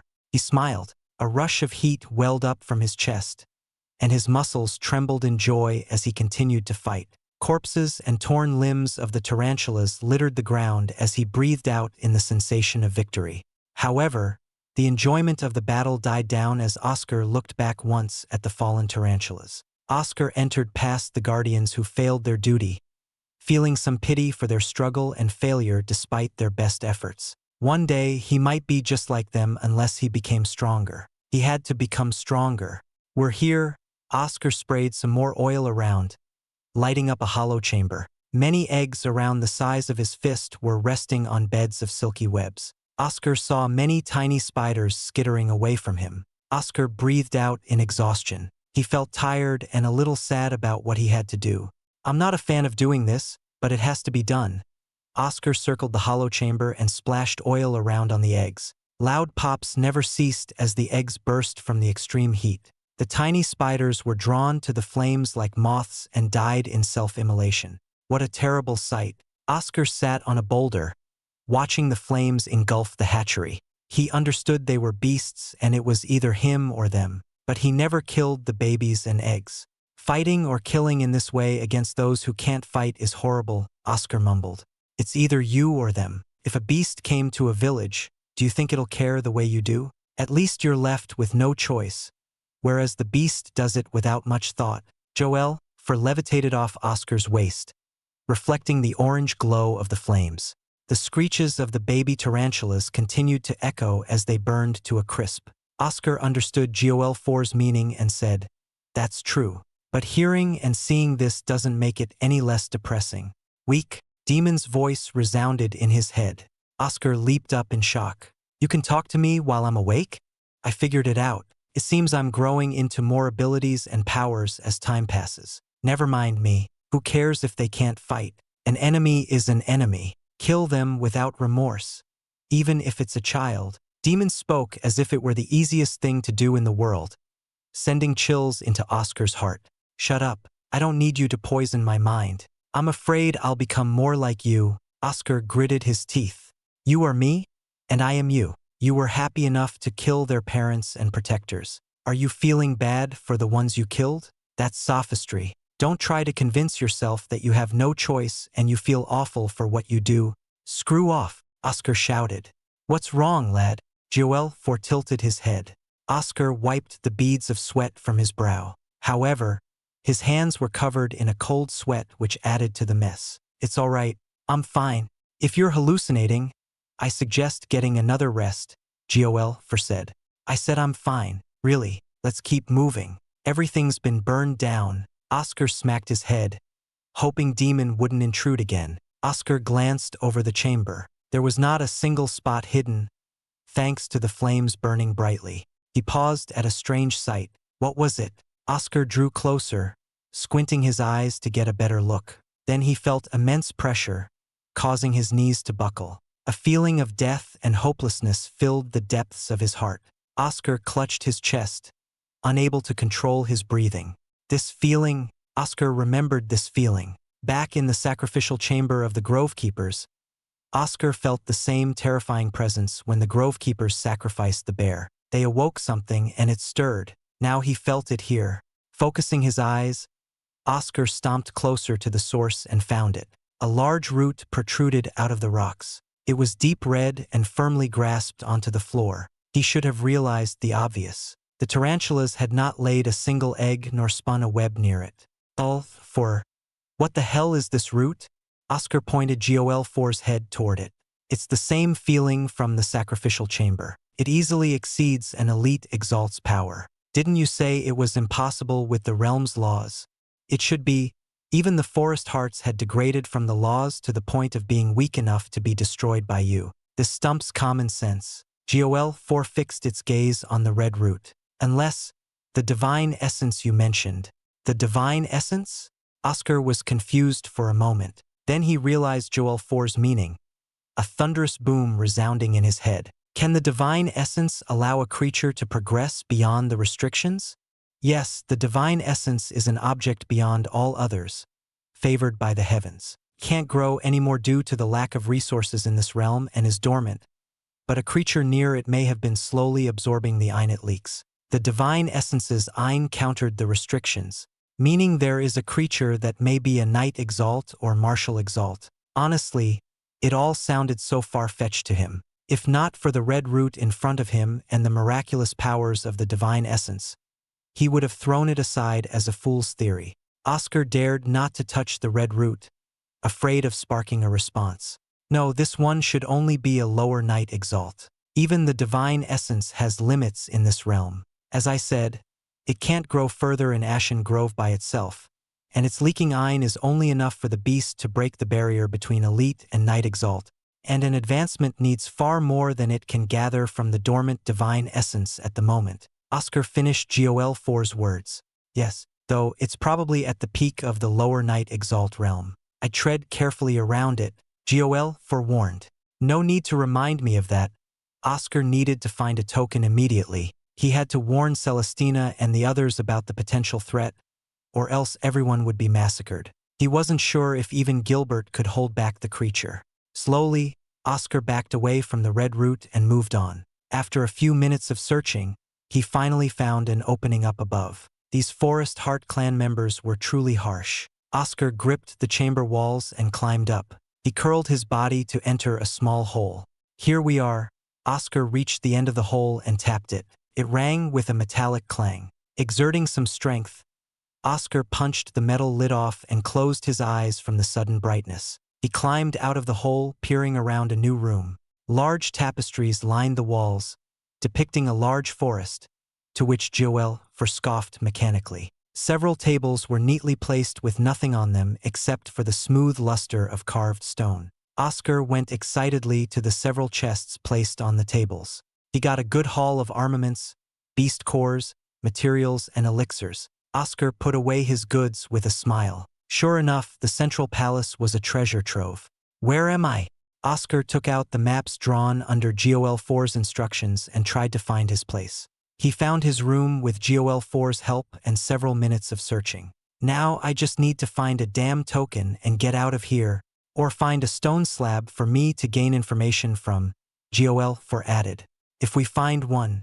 Oscar put away the maps and exited the room with great haste. His feet ran faster than ever before. The dreadful red root still occupied his mind. He couldn't help but feel terrified for the future. Act 1. Blue Ocean Pavilion, Chapter 323, Resurgence. He was always reminded of it and still couldn't help but be surprised and in awe of it. The central palace was too big. It was already a miracle he ran into 4 people from the get-go. He scavenged through several rooms and long corridors for hours, gathering all the enticing treasures. Yet, he couldn't find another person. A few hundred from each faction heading into a place with hundreds of thousands of rooms, encompassing a large area so vast, might as well say it's a city. I can understand your frustration, but it's like finding a needle in a haystack, Joel said. Do you ever not have a function to stay quiet? Oscar chuckled. He got used to Gol4's blunt and unnecessary words, which only highlighted the negatives all the time. In a way, he enjoyed his little talks and bantered with this wayward golem. We've wandered quite far with not a single sighting of the token. Do I have to throw myself in danger to find one?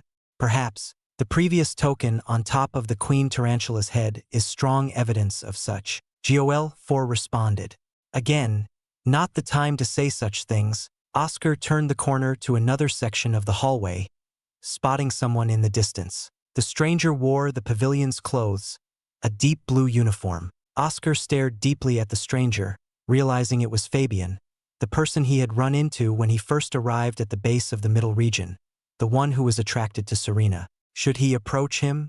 Oscar was slightly concerned about Fabian since the latter hated him for being so close to Serena. Fabian also turned to Oscar with a scoff. Thinking this was a bad idea, Oscar slowly dragged his feet toward Fabian with a fake smile and a wave. Hey, Fabian, right? I haven't seen you much since we met at the base. It's good to see you're alive. Oscar stuck out his hand, expecting Fabian to shake it. Fabian refused his gesture of goodwill and turned around. Oscar put away his hand. Was Fabian serious? You don't seem willing to get along. I'll go back the other way. Oscar sighed and turned around. Fabian's behavior was a risk he didn't want by his side, or he would suffer the consequences. He was in disbelief at Fabian's pettiness. During this time when they should all work together, this idiot decided to be selfish and put his pride over the mission. Forget it. Oscar was about to walk away when he paused. He shuddered at an Ein building up behind him and kicked off with silver burst, seeing Fabian's flames fly past him. He clenched his teeth, knowing how close he was to dying. The idiot tried to kill him. Are you a traitor?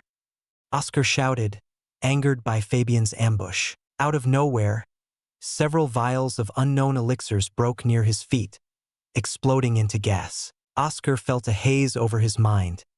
A strong dizziness filled his head. Suddenly exhausted, Oscar looked over Fabian, wanting to tear him apart. Just a grade 4. How dare you reach for things far above your position? Fabian smirked, walking toward Oscar. Seriously, Oscar dropped to the floor, circulating his Ein the best he could to counteract the toxin in his system. His fingers struggled and trembled to move toward his space pocket. He kept general antidotes inside and they could work. Despite his best efforts, Oscar dropped his hand with a grunt, unable to move anymore. You are unbelievable. Fabian's feet drew closer to his sight, and Oscar bit his lips to keep awake. Slowly, he closed his eyes with a thought. Please kill this man. Fabian started to laugh and reach out toward Oscar, a sense of triumph welling from his heart. With this, Serena would finally notice him. He licked his lips, anticipating the future with such a beautiful and rich woman. Piece of trash. What did you expect? Fabian stomped on Oscar's head, rubbing his foot on him. I deserve her, not you. With a thought, flames gathered on his hand. In mere moments, Oscar would be nothing but ashes, and no one would be the wiser to the truth. Fabian narrowed his eyes, seeing Oscar twitch slightly. Was it an involuntary movement? His elixirs should have knocked even the strongest middle elite Exalt to sleep in the number of doses he used. Have fun in the next life, Fabian said. Herc! Fabian lost his breath. Oscar was missing. Instead, his chest burst open with a sharp drill piercing through. Impossible! Fabian vomited blood like a river and glanced over his back to see who had stabbed him. Oscar! Impossible! It was impossible. Oscar should have been knocked out. Those elixirs were rare and required much effort to obtain. How? His raspy voice spat out more blood. Thanks. I didn't think he'd ever let me willingly have control. This is a pleasant surprise. Did I say thanks already? Oscar's voice was cold, and his eyes struck fear into Fabian. He stared into the dark gaze of Oscar's eyes, shuddering. Despite the words of gratitude from Oscar's mouth, his emotionless expression never changed. Why you? Fabian couldn't get another word out as the last thing he saw was Oscar's other lance piercing into his face. As the silver metal tore a hole in his brain, Fabian only saw Oscar's demonic eyes, peering at him through the darkness, swallowing his vision. Demon pulled out his lances and tossed Fabian's body to the floor. The procession took place. Fabian's body melted down into the floors in no time as Demon watched. Unlike the disgust his other self exhibited, Demon felt nothing. "Lad, what's wrong? How did you resist the elixir just now?" Hellfire asked. "Right? This is the first time we met, Hellfire. I am Demon, though I'd prefer it if you didn't talk. I don't like others keeping secrets from us." Demon ran his bloodied hands through his head, bundled up his obsidian hair, which Oscar let grow to the back of his neck, and tied it into a short ponytail. Gazing at Fabian's uniform, Demon stomped on them with a scoff. As Fabian had done to Oscar's head, Demon decided to go further and stomped with Silver Burst, tearing the uniform apart. "You don't deserve to wear this. All of this idiocy from jealousy over someone I made sure would never bother us again. Though Oscar did put the nail in the coffin for that one. It's laughable. You died due to your own delusions. You," Hellfire murmured. "The only thing he was good for is this." Demon looted Fabian's space pocket and fiddled with it in deep thought. Oscar needed time to wake up, so he had all the freedom to roam around without Oscar's judgmental self looking down on him. "Who are you?" Hellfire shouted. "What happened to that lad? Tell me the truth behind you, and I'll talk. But for now, I am simply Demon. Go away. You're useless." Demon put Hellfire away into a space pocket, despite its protests. He wiped his hands and retreated back into the inner world.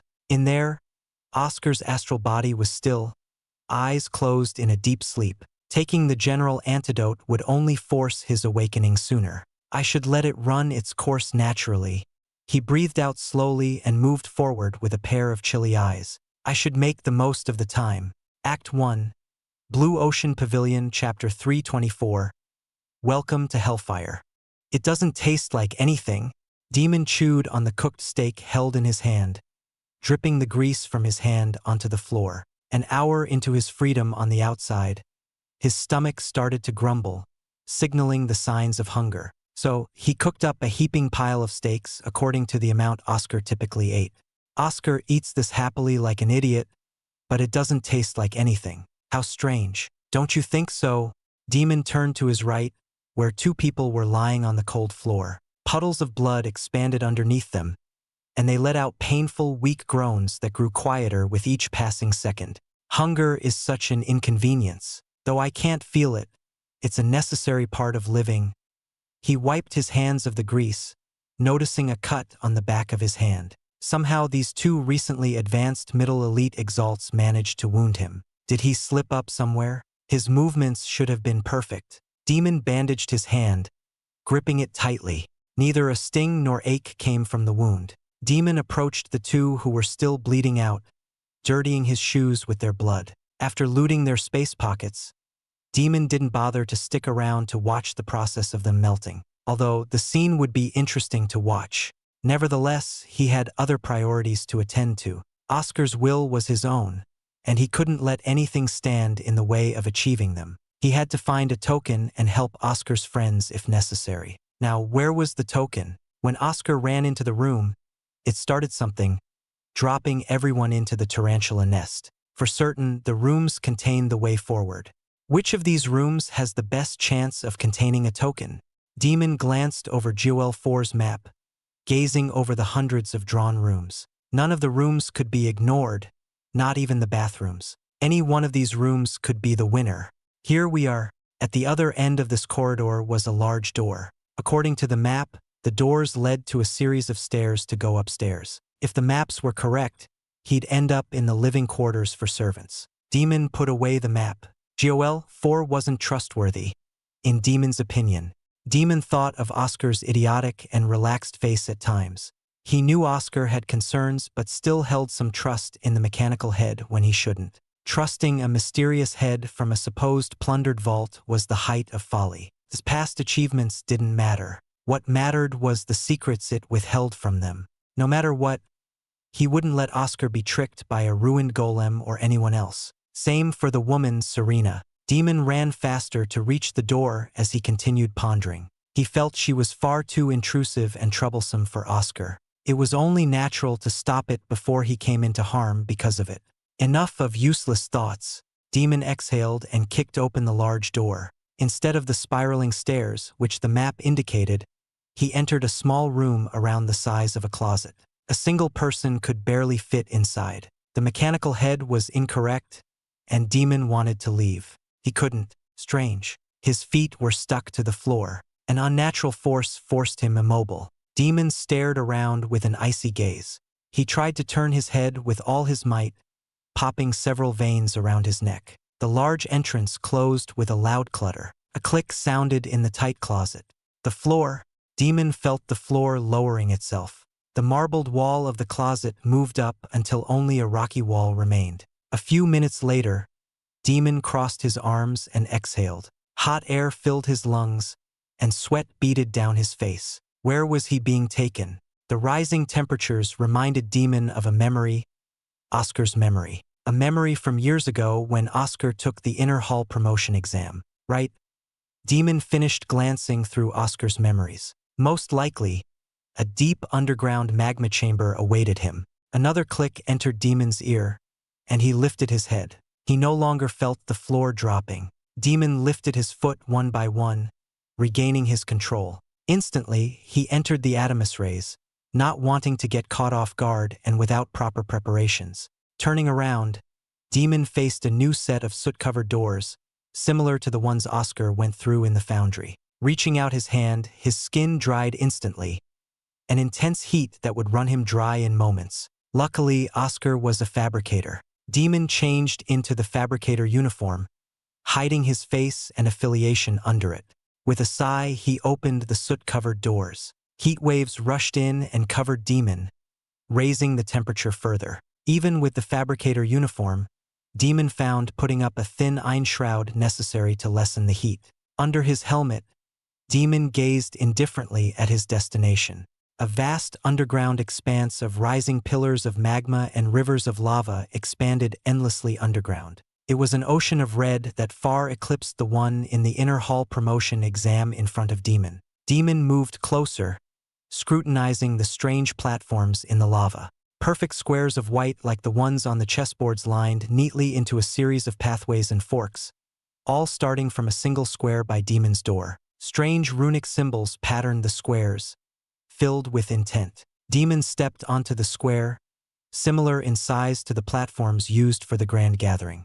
Strange platforms, and the heat is gone. But I shouldn't reveal my face, or Oscar may face some trouble later. Demon tightened the fabricator helmet more onto his head. He failed to spot an exit or any end to this long stretch and returned his focus to the platforms. Shifting his foot toward where his square met another, Demon felt an invisible barrier preventing him from moving onward. Perhaps something needed to happen for him to continue. Demon backtracked, but a similar barrier prevented him from retreating. Just like the closet, he was isolated and kept in this space. All players have gathered. A voice boomed and pierced through Demon's ears. He searched for the source to no avail. He chose to ponder on the words spoken by the mysterious voice. One part piqued his attention, not interest, players. There are people other than me, and this is some sort of game?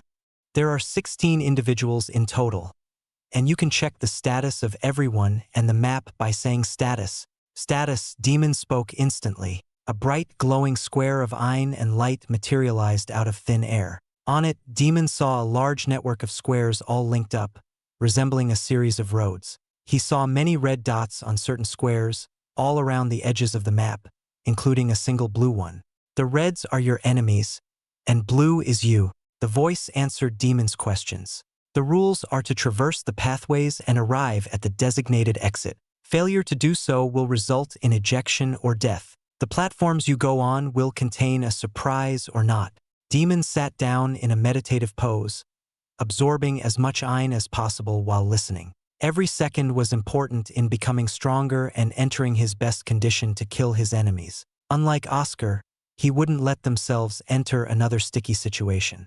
On your statuses, you can see a dice of light. Tap on it to roll. These dice will determine how many spaces you will move. It really is a game. Demon tapped on his square platform. I wonder what will happen if we encounter others. If it's killing, that would be best. Though if it's an ally, who should do it? Now, Everyone roll the dice to decide who will go first. You can only move on your turn. Any attempts to break the rules will result in death. Demon tapped the 20-sided dice on his status. The dice of light and Ein rolled around until it landed on 20, the highest he could have wanted. Demon noticed his result was put up as were the others. In the end, his 20 was the best out of the rest. So I get to go first. Would that be an advantage or a disadvantage? Demon stood up and waited for the voice to announce the results. All players have rolled, and the turns have been set. Welcome to the board. Players, the game of Hellfire shall begin. Player 1, it's your turn. The 20-sided dice turned into regular 6-sided dice. Moving up to 20 paces sounded the most efficient to get through this game faster, but the game had other plans for him. Demon flicked his finger on the dice, spinning it until it landed on a 4. Player 1 will move 4 spaces forward. Demon stepped on the next platform, feeling nothing happening. Staring out onto the straight path, he had an idea. Silver burst exploded under his feet, propelling him forward at breakneck speeds. Right when he entered his 6th platform, the invisible barrier sprung up and stopped him in midair. Demon felt a surge of Ein. The runes all over his new platform started to shine. Something stirred from within the magma. Bubbles and ripples concentrated on certain parts. Creatures of black ash rocky skin climbed onto his platform. Act 1. Blue Ocean Pavilion, Chapter 325. Start the game. Player 1 has landed on a beast square. They will fight these Exalt's beasts. Failure to defeat them will result in death. To make it more interesting, everyone can watch Player 1's battle. Battle will start in 10, 9. One of the Exalt beasts pulled itself out of the magma. From an initial glance, Demon thought they were made of rock and metal due to their craggy faces. But a closer look revealed their faces were more akin to roots and charcoal, a form of burnt wood. The Exalt beasts had large spiky turtle shells, crab-like arms for legs, and a pair of purple slits for eyes on their turtle heads. In time, more of them came onto the platform until 5 in total surrounded Demon. 7. A game, and anyone can watch. I wonder who created this game. They have quite the taste.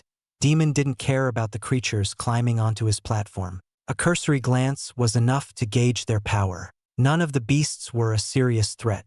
He pulled up his status, seeing the moving image of himself and the unknown turtle crab Exalt beasts. It was a good decision not to wear his bulwark at the start. Demon wanted to ensure no one could relate his actions to Oscar's. He didn't care who he had to kill other than Oscar's friends. But in this place, it was unwise to create more fervent enemies for Oscar, such as in the case of Gale and the others. Also, he couldn't let more people know about Oscar's spells and come up with counters, whether in this game or in the future. Which weapon should I use? Demon rummaged around in the space pocket full of Oscar's looted armaments. He passed by swords, knives, spears, and other kinds of weaponry. The nagging sound of the voice continued to count down. 3. Almost forgot we still had that. Pulling out his hand and entering another space pocket, Demon took out the Reese-forged hammer created by the Forgemaster. Orden used his hammer effectively, so there should be no issues in using his own. Demon gripped the hammer. Its blue swirl patterns resonated with his Ein. 1.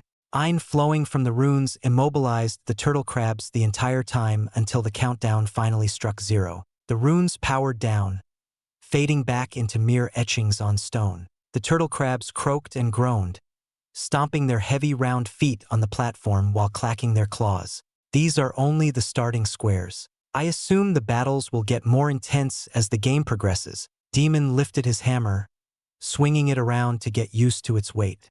He took a slow step forward, not displaying his speed, a leisurely walk toward one of the turtle crabs. The turtle crabs stomped toward him, opening their mouths wide. In a fast motion, they all retreated into their shells and spun around like spinning tops with their claws extended out.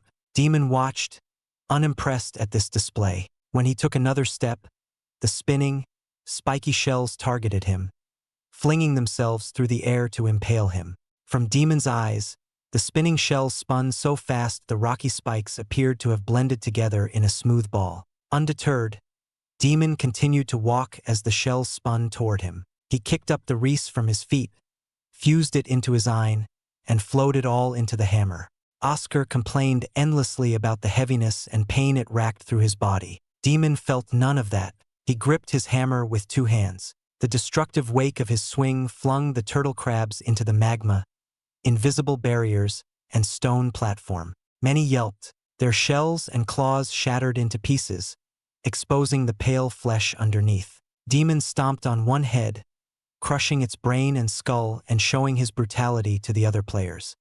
He went over to each turtle crab and brought the hammer down upon their skulls in a gruesome, messy beheading. Player 1 has completed his challenge. He is free to loot the creatures, but there is also a reward for his victory. He will receive an EIN burst elixir. 1 elixir? Demon whispered coldly. Out of nowhere, a small potion materialized on the ground. Player 2's turn to roll. After harvesting everything from the turtle crabs and picking up the EIN burst elixir, Demon sat properly in the center of his platform. From his status, he saw the image shift to show Player 2, a person from the Thousand Storm Palace, moving up several places. When Player 2 landed on a certain square, the runes lit up again.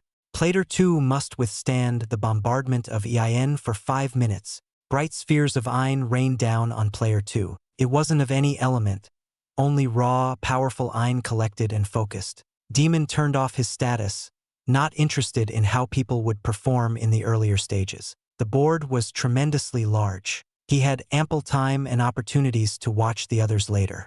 He lifted his helmet to his mouth and drank the rewarded EIN burst elixir. He needed to gather and improve his strength in this idle time. With the flood of EIN flooding into his body, Demon held the Aetherstone to control the raging torrents into gentler streams. Player 2 has withstood it. His reward: Demon maintained his focus and had his eyes closed in meditation. Player 3's turn to roll. Player 3 has landed on an action. Move back 3 places. Player 3 rolled a 2 previously, bringing them back to the start. Demon opened his eyes, having finished absorbing the EIN burst elixir. The action squares brought up a different view of the game. This game didn't only have fights and trials of strength. It didn't matter. Demon remained indifferent to this new information. Going back several spaces is bad, but it is still better than wasting time. Demon held a golden fig, the reward Oscar obtained from the desert realm. Oscar had over 80 figs and yet decided not to use them for his own training because of how much EIN within it was wasted. So what if he wasted some? Demon threw the whole fig into his mouth. From Oscar's earlier experiment, the fig, which was 10 EIN burst elixirs, amounted to only 2 elixirs thanks to the Aetherstone's purification and his core's absorption rate. 2 elixirs worth is good enough. Who cares if you give less to the pavilion? I'll improve us further without your idiocy. Demon guided the rampant EIN of the figs to the Aetherstone and fed it back to his core. He stayed still despite the new wounds under his fabricator uniform. Unlike Oscar, he didn't feel the pain, an inconvenient trait that only slackened the mind. Player 1's turn. Good timing. Demon put away the Aetherstone. The dice rolled with a tap of his finger, spinning until it landed on a 4. With his move decided, Demon went forward 4 spaces onto a new platform. Its runic symbols lit up with the EIN flowing through them. Player 1 has landed on an augment space. They will receive a chance to select one of the 3. Each card has a single use and a unique power. 3 cards popped out of thin air. Demon stared at them for a minute, not wanting to be tricked. He said coldly in a different tone to hide his true identity under the helmet. How do these cards work? What powers them? I don't think anything such as this existed in the past or present. Question received. Answer is allowed. The cards are indicators. The EIN comes from somewhere else and uses the card as a proxy. That makes sense. Demon didn't move yet. If people could imbue pieces of paper with their EIN, it would have been widespread already. If spells could be stored on scrolls and used, the world of Exalts would be drastically different. Demon reached out and took the middle card. Indeed, it was just a normal paper card with a runic symbol. Much like formations and these platforms, the cards relied on an outside EIN source, as the voice explained. The cards themselves held no power on their own. You have chosen the Alacrity card. Use it on yourself to boost your speed and agility. To activate it, pour your EIN, and it will respond. A remote piece of paper could provide such a boon. Demon stored it away. He wouldn't keep it and had to find an opportunity to use it in this game. The voice explained everything already. The chances of using this paper card outside were impossible. The Ein source had to be the same powering this game. Demon waited for the image to shift for player 2's turn and resumed his training. He fed on another gold fig using the Aetherstone freely. Slowly, his and Oscar's core began to progress further. It wasn't much due to the stringent requirements of lower cores, but any progress for survival was good. This went on. Demon waited for his turn, fought beasts, withstood all manners of attacks, and went forward or backward some spaces. Every time, he would train himself in short intervals. According to the map, they were now midway through the board. It should be time to start watching them in earnest. Some are getting closer to me. Demon gazed at the map, seeing some red dots close to his own. Player 2 has met player 13. Congratulations on starting a new event. Perfect. Demon kept his status open to watch. I needed some information. Is it similar to when Oscar first met Serena or a fight to the death? Act 1. Blue Ocean Pavilion, Chapter 326. Finding a target. The status displayed the moving images of player 2 and player 13. Demon tilted his head slightly, locking his gaze on player 13. Due to being in meditation and training for most of his idle time, he never focused on the other players until now. Player 13 wore the uniform of the Undying Flame sect, brandishing 2 icy swords in his hands and a pair of snake-like eyes. Regis Hyren, Demon said. The last visions of his dreams before waking up fully in Oscar's inner world were of Oscar's battle against Regis in the Desert Realm, a troublesome opponent with swordsmanship rivaling Philip's. Oscar only defeated him with the use of the Demon Deer Iron Mantle. If he went against an opponent like Regis, he risked exposing Oscar's power even further. The game never specified only one winner, and they could be ejected, not to mention the potential of being out for a day. Pondering upon the means to defeat the opponents who surpassed his base capabilities without the mantle, Demon stumbled on the solution, taking out his Alacrity card and his recently gained defense card. Augment squares suddenly became more enticing. With augments, other opponents might become nothing more than the fodder they should be. Let's see. Demon shifted his attention back to the status. From the moving images shown on the status, Regis and player 2, a student of the Thousand Storm Palace, circled the platform, keeping a distance away from each other. Regis swayed his swords by his sides in a more relaxed stance compared to his enemy. Then he sheathed one and gripped the one, which expanded into a large ice sword. Regis lowered his body into a standard quick-draw stance. Oh, he's already using that move. Knowing his body's needs, Demon ate some cooked meat from the turtle crab. He used it in the latter part of the battle against Oscar, but now he wants to end this quickly rather than play around. First, that white-haired woman and now Regis. Are the people from the Undying Flame sect very adaptable? Regis's opponent took out an augment card. The status provided a degree of transparency, letting Demon and the other players know what cards they all held. From the list, Demon saw player 2 had little luck and only landed a single augment square, gaining a strength card to double his physical power. The strength card in player 2's hand activated with a burst of Ein. A shroud of unknown Ein came from above, not from the card, and enveloped his body, similar to the support spells such as healing and others. Demon's conjecture proved correct, as the source wasn't from the card itself. Useless, Demon said. He already saw the outcome of this battle. Regis remained unmoving, staring at player 2 with his snake-like eyes. He resembled a cold-blooded predator, waiting patiently for his prey to step closer into his jaws. Even from the images on the status, Demon saw the air swirling with a chilly frost. In response, green Ein surged from player 2. A large griffin manifested by his side. He mounted the creature and flew slightly above, lifting his armament, a large green lance. His Ein continued to build until it reached its highest peak, surrounding player 2 and appearing like a small green sun in the air. Regis still remained unmoving, staying focused in his quick-draw stance as always. His eyes didn't follow player 2 in the air. Player 2 dove straight down with all his Ein burning into swirling flames at the tip of his lance and griffin's beak. Ice against fire, Demon finished his plate of turtle crab meat. Instantly, player 2 split into 2 from the waist, and his griffin anima was cut apart. The infernos around him scattered. Player 2 could only look on in horror, a contorted face forever encased by the encroaching ice which started from Regis's clean cut. His two halves froze into ice and fell onto the platform, shattering into pieces. Strength was not a good card. Defense card would have been better. Demon reflected on the battle, analyzing each step. Player 2 had the right idea with flames to counteract the ice, but what use are the flames if they can't protect against a powerful slash? What use is raw power if it can't defend you from the ice? What a waste of time. He couldn't injure Regis at all. Even though they all likely had healing elixirs, wounds could still damage their egos and mind, and long battles added to the stress. Demon wanted all of his enemies to experience more draining battles to make it easier for him. Player 2 wasn't useful in any way. This is something I could use. Taking their augment cards from a battle can work. Demon watched as Regis looted Player 2, taking away even the rewards from previous platforms. Player 2 has lost and died. There are only 15 players left. With the victory from this battle, Player 13 may move up 3 places. A win led to extra steps forward.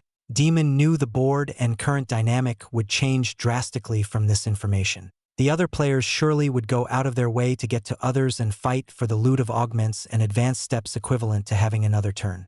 Glancing at the map, Demon noted the few red dots close to him. The choice came down to which one he wanted to pursue. Continuing on his current course would leave him isolated for a longer number of turns until he reached the middle parts of the board with fewer options to move. Player 3's turn.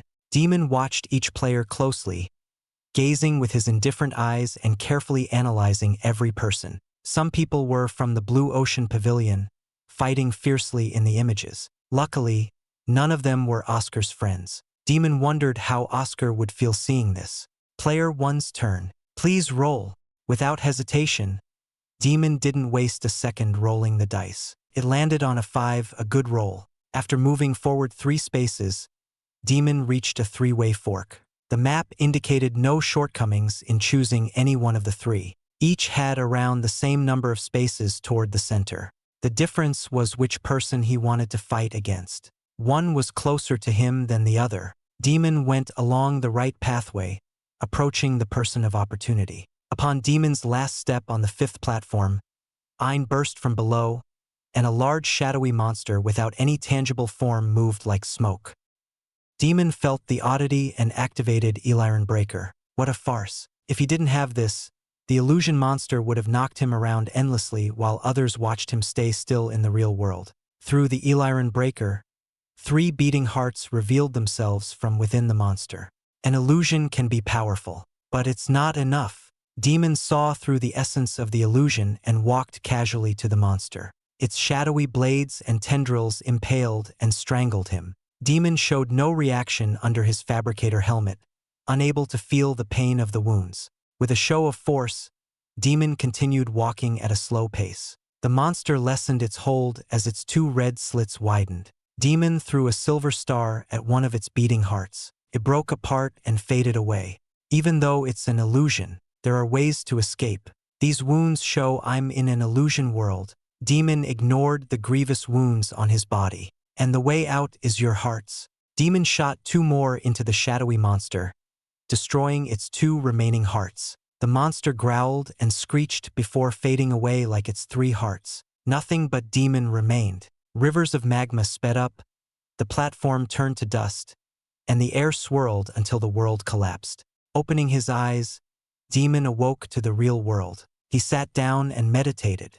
Player 1 has broken free of the illusion. You can select a reward from these 2. First, 5 EIN burst elixirs. Second, an illusion card. Demon selected the illusion card without hesitation. He had an ample amount of gold dew figs to eat. The illusion card seemed more fitting to win this game. He gave the card a glance over, reading the unique instructions placed on it.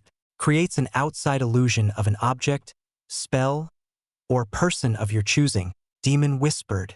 Very good. People easily discerned outside illusions with a good use of spells and perception, but he could use it with the right timing for a quick advantage. Player 3's turn. Oh, right. Player 2 is dead. Demon sat down to watch. After a full round, he realized the red dot near him started to move away from him, taking another route from their usual course. Is he afraid? Demon glared coldly at the red dot. Any step is a step forward, so he's not losing anything. Should I switch targets? Back to the map. Several red dots were closer to each other while others gained some distance. People already knew the capabilities and locations of specific players from the several rounds played. Demon tapped the hammer on the platform. He was being avoided.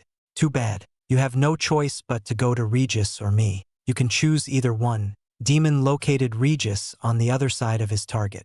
It's only a matter of time. Several turns later, player 8, Demon's target, gave up and changed his course to Demon. At this rate, Demon would be the second person to fight against a person here. The others were still a few turns away from each other. Good choice. Demon lifted his head, staring at player 8, a few squares away. Demon stood up and rolled the dice. He moved until he reached player 8, who wore the blue robes of the Blue Ocean Pavilion. An ally? No, only Oscar's friends were allies. This one was only a treasure chest. Act 1. Blue Ocean Pavilion, Chapter 327. Cruel Massacre. Do I know him?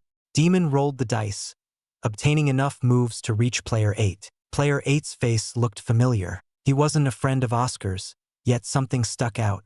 Stopping a step before player 8's platform, Demon gazed without blinking at player 8's features, noticing how his target shrank in fear before him. Player 1. Advance to the next platform. The voice urged Demon onward, or else it would be a breach of the rules. So that's it. You were destined to suffer or die either way. Demon remembered who this person was. The fellow Blue Ocean Pavilion student was one of the ones he and Oscar saved from the Grovekeeper's underwater prison. All the luck had run short for this target. Oscar will be more angered by this. Focused more on Oscar's future anger, Demon waltzed onto the platform, no longer gazing at player 8. He read the status and saw the current augment cards his target held. Player 8 only had a single augment card, owing to his horrible luck. Hey, which faction are you from? Player 8 shouted, retreating from Demon's simple steps. His face paled, dripping with sweat. Anyone could see the fear gripping his heart. Demon ignored player 8. His feet became bound to the platform, unable to free themselves until the start of the battle. Who the hell are you? If you're one of us, we can reason this out. Player 8 summoned his anima, a panther made of water. It growled and showed its sharp claws of drill-like waters. It was hard to get a feel for it earlier, but now with the anima out, player 8's grade had become known. He was a grade 5 Exaltia. I'm warning you right now, we can talk this out. The battle will begin in 10. To get to his best condition, Demon meditated in silence, checking his core and his body as the countdown echoed in his mind. Something started to drag into his head. For the first time, Demon shuddered, trembling from the flicker of emotion which sank his heart, a horrible and repulsive feeling. What is this? Demon knew this wasn't him. These trembling hands weren't because of him. Oscar, are you waking up? No response came, and Demon clenched hard to suppress the weak quivering. Even while unconscious, Oscar's instincts scream at me to stop. Will you give up your life to let this one through? You can explain yourself when you wake up. 2, 1, begin. Water gathered into tidal waves under player 8's feet. Player 8 and his panther anima streamed ahead in full force, circling Demon like a maelstrom. His speed increased so much that his figure blurred and submerged with the torrential waters.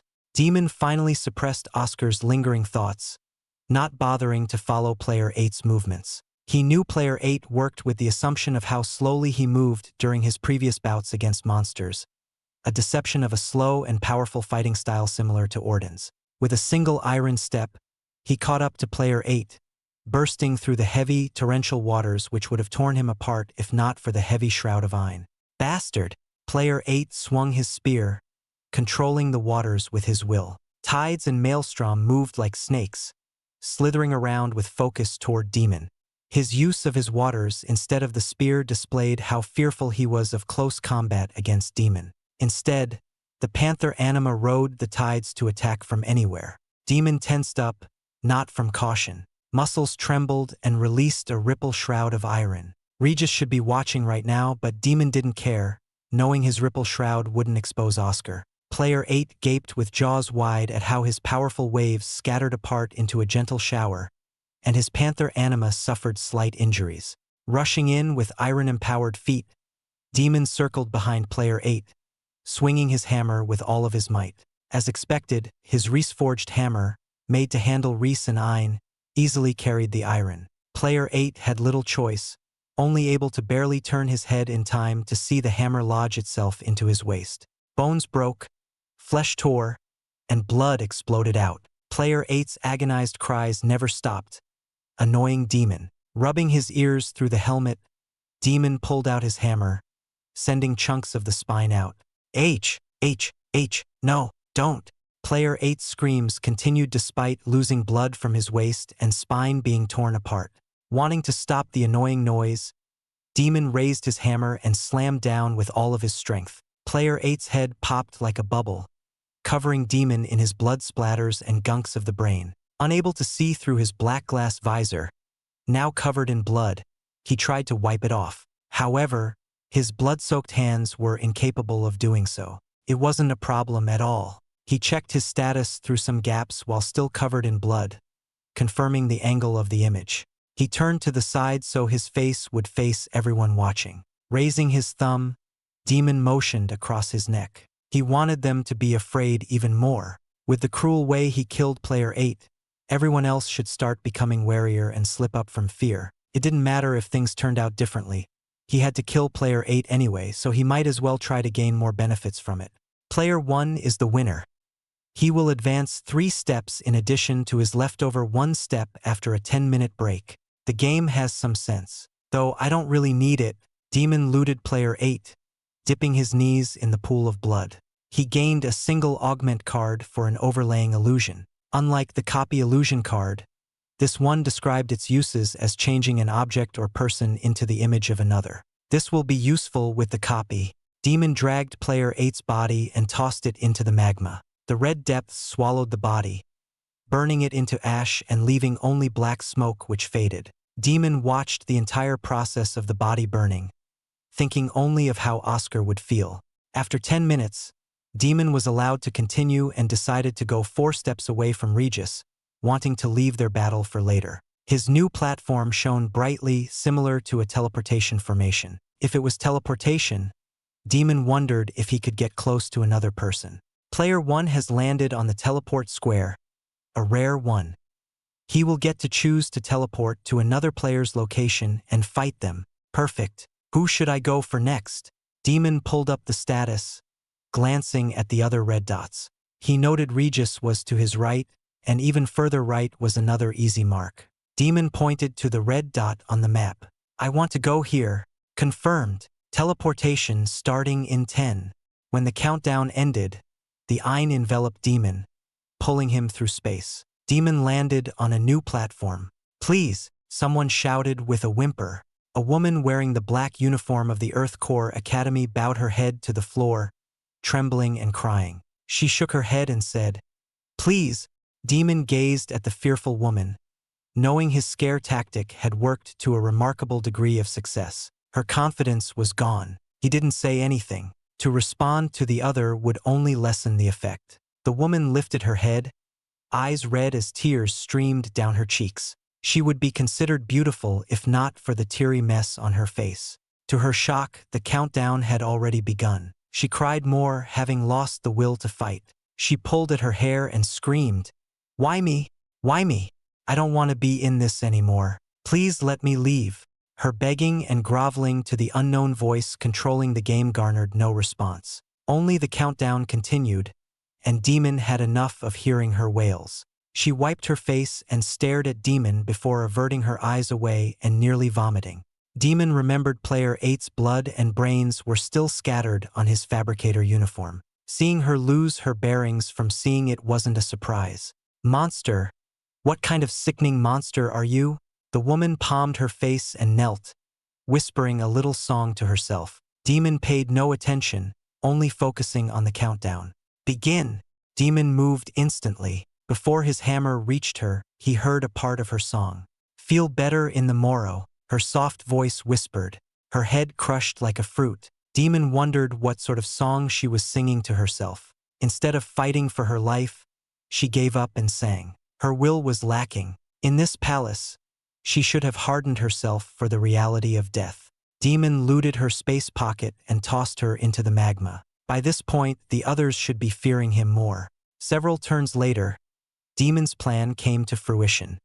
He killed a member of the Thousand Storm Palace after some hardship, using his spells sparingly and differently to avoid rousing some suspicions. His opponent was a tougher one, but he fell all the same. Now the path was clear. He stared to his left. Regis was a few squares away. All the preparation was now complete, and the harvest was here. Act 1. Blue Ocean Pavilion, Chapter 328. Augment Cards. Are you a member of the Undying Flame sect? I've never seen anyone with your abilities while being a fabricator. The only one I can think of with such strength is Orden from the Earth Core Academy. Regis asked. It wasn't their turn yet, so they had idle time to talk. Regis seemed interested in Demon. It was natural to assume Demon's affiliation from how he killed the other three factions and to be confused about who he was. You don't talk at all. Shouldn't you show proper respect if you are indeed one of us? I am one of the leaders for the middle elite Exalts. Take off that mask and identify yourself. Regis's snake-like eyes flickered with icy malice. His eye emanated a fierce killing intent. He was prepared for a fight, void of fear and apprehension. Facing Regis's hostility, Demon felt nothing. Perhaps the pressure would have built if it were Oscar, but Demon was not Oscar. Demon faced Regis and said without emotion, I recognize you as Regis Hyrin, the Swordmaster. What's the purpose of revealing my identity? This game wants us to kill each other, regardless of faction. You would strike me down as a fellow member of the Undying Flame sect. Player 10's turn. True, but at the very least I should get your name and face regardless of faction. Someone as strong as you has contributed enough by killing off the others, making an easy pathway for me to progress. So are you on my side? Regis drew closer, stopping before the barrier between platforms. Contribution? Easy pathway? If that's how you see it, I'm already ahead in one way. Demon sat down and closed his eyes in meditation, ignoring Regis for the second time. Regis's cold remarks about his behavior didn't faze him as Demon reflected on how Oscar won during the Desert Realm duels. The Demon Deer Iron Mantle was too showy and would render him useless to complete the game afterward. For this battle, he had to consider the costs to himself.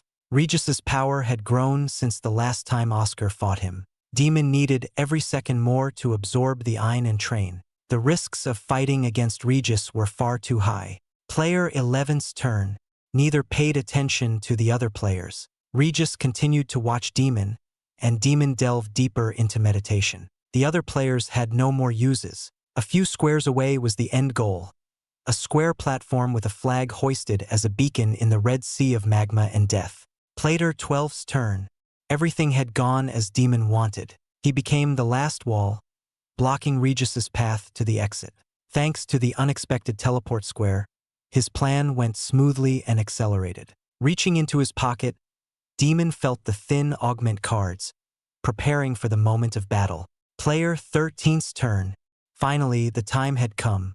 Regis rolled his dice and approached. The pathway to the exit was a single lane, like a straight bridge atop the magma. Demon exited his meditation, seeing the ice swordsman on the platform before his. You're the only one left in my way. I don't know if you're with the Undying Flame sect. From what I've seen, asking you to concede is impossible. Before we fight, tell me your name. Regis refused to take the step forward for the time being. He was very persistent in knowing Demon's name. Was it some form of honor? Struck by an ember of interest, heating up from the gut, Demon tilted his head in confusion. By what criteria am I judged for you to want my name so badly? There is no meaning for you to know my name. Player 13. Advance within the next minute. Regis ignored the announcement. He smiled, an unsettling display with his snake-like eyes.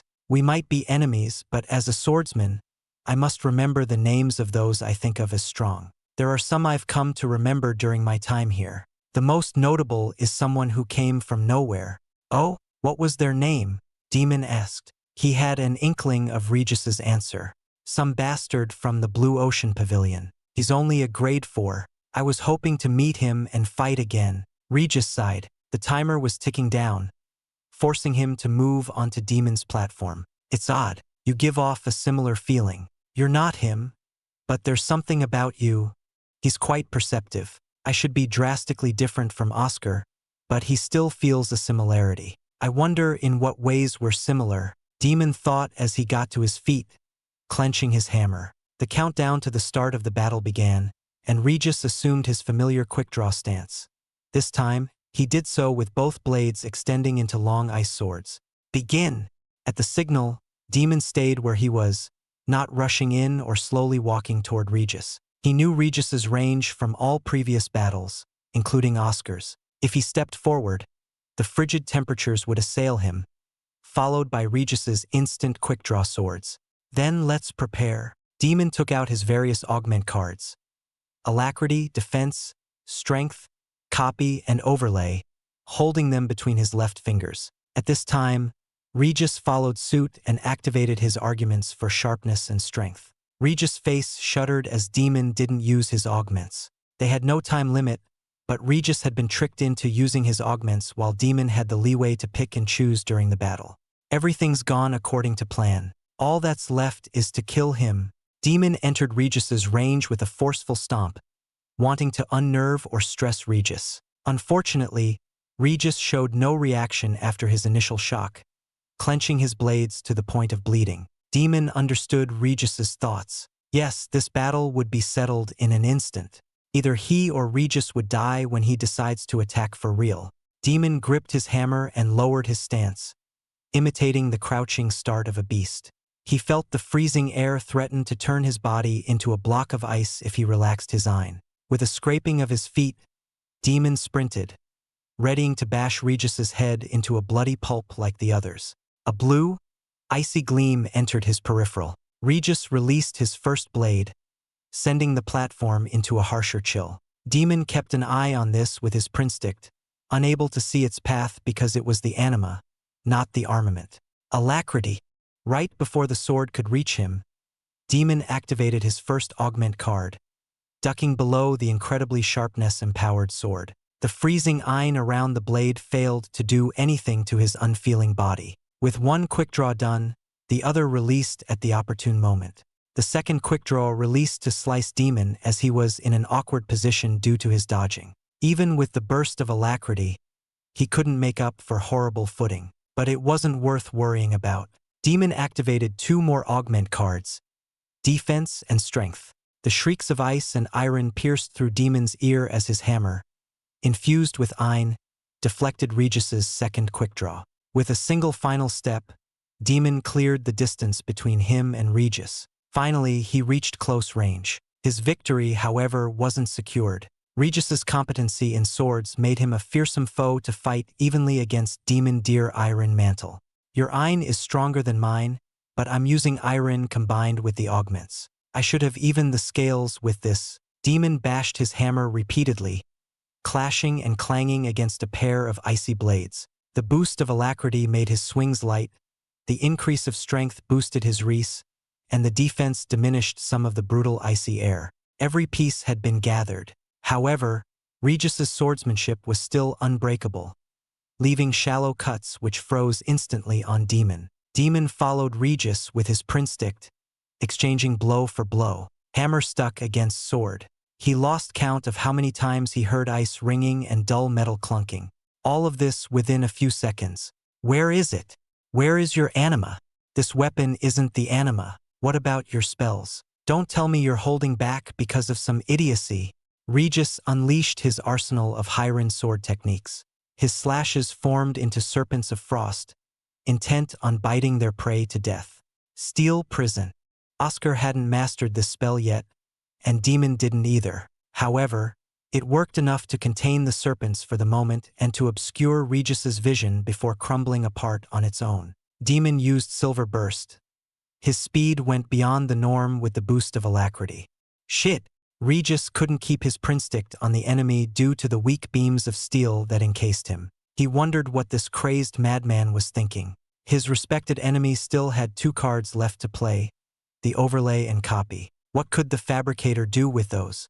Freed from the weak prison, Regis smiled, feeling the heat of the battle. He hadn't felt such against an opponent, not since the one who defeated him in the desert realm. Again, he was reminded about Oscar. Something about this stranger reminded him of Oscar.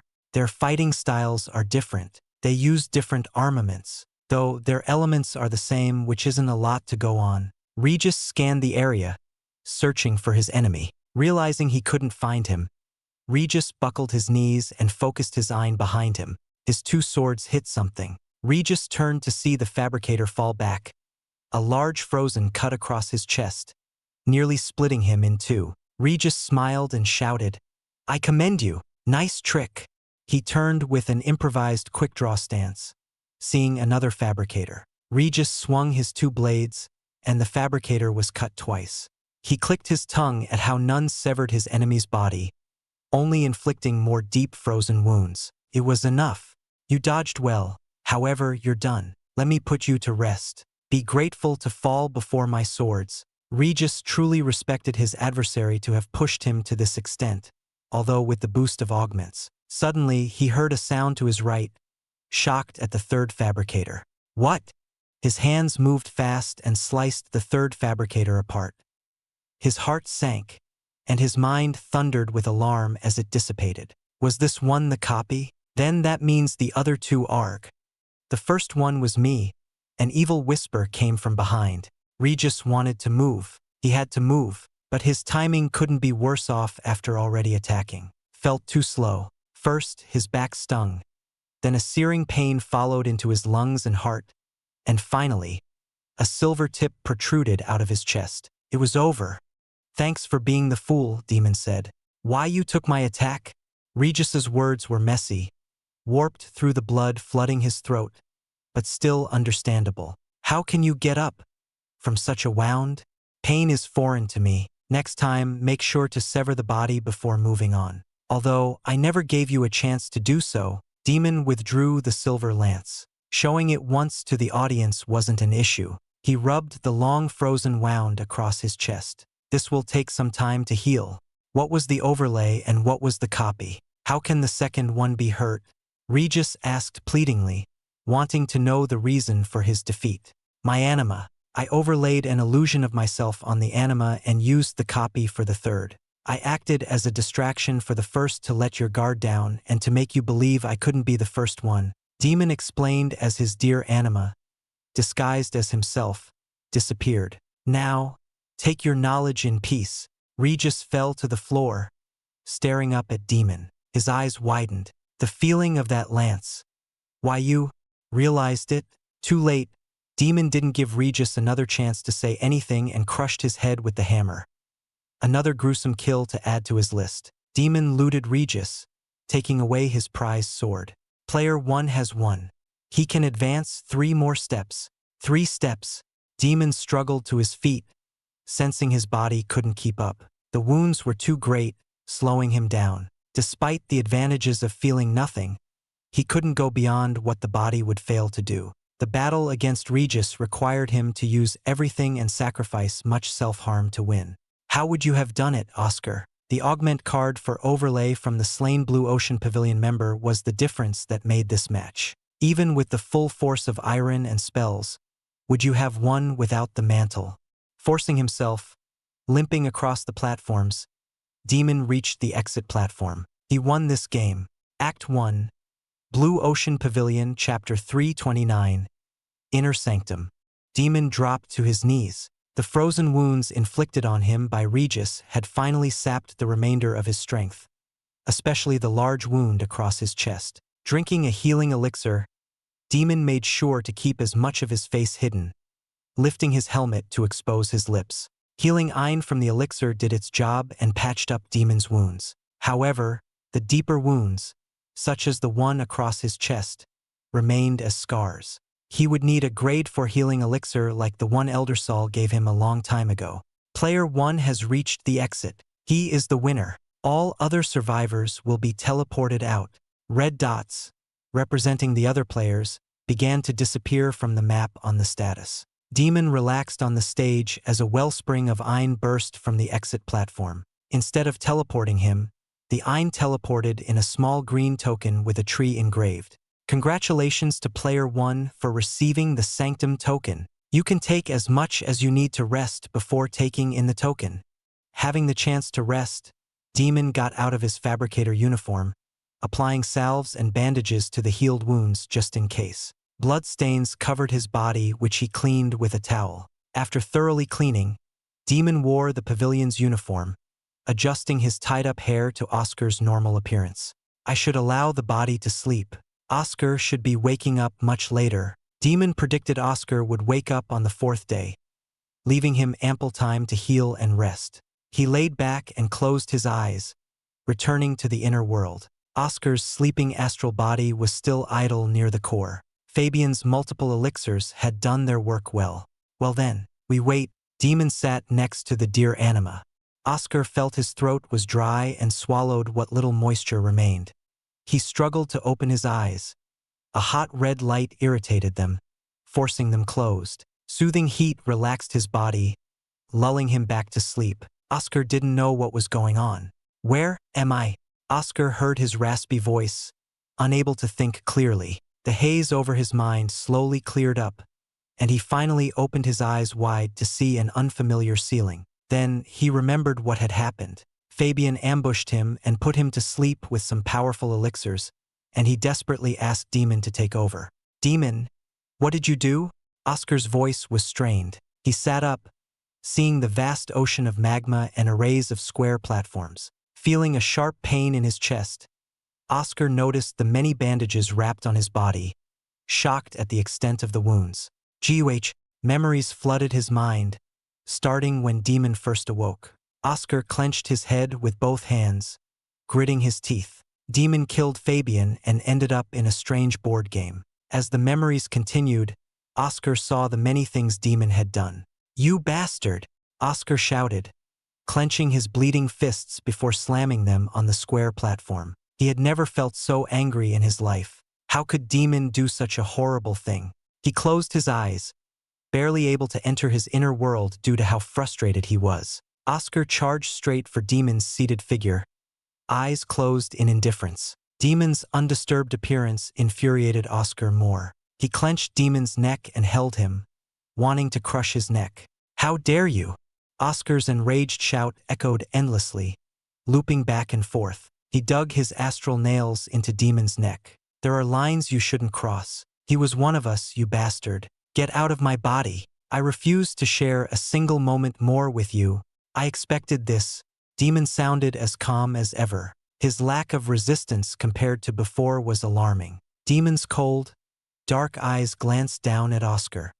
In the end, you want to cling to your methods and ways while I have to pick up the slack. Go ahead and try to kill me. It's impossible. Oscar didn't hesitate. With both hands, Oscar choked Demon, squeezing tighter with each passing moment. But Demon was unharmed, still staring at him. Why are you not resisting? Before, you fought back and forced me away. I can't understand you. Can't or won't. You've seen my memories. We share our thoughts. Everything I do is for you because you are me, and I am you, Demon said. Oscar punched Demon, swinging his wayward double onto the dark floor. Then he kicked Demon back up to his feet. Killing an ally is something I can never understand. You've gone too far. First Serena and now this. How moronic. I said this already. If you don't want me to come out to clean up your mistakes, get stronger. Demon lowered his head to meet Oscar at eye level. Who's the one who messed up against Fabian? The moment he showed his pettiness and dangerous pride. You should have killed him to ensure he couldn't harm you in the future. Oscar gripped Demon's collar and punched him with his right fist. 1, 2, 3. Demon's head was knocked around several times. Yet he still spoke.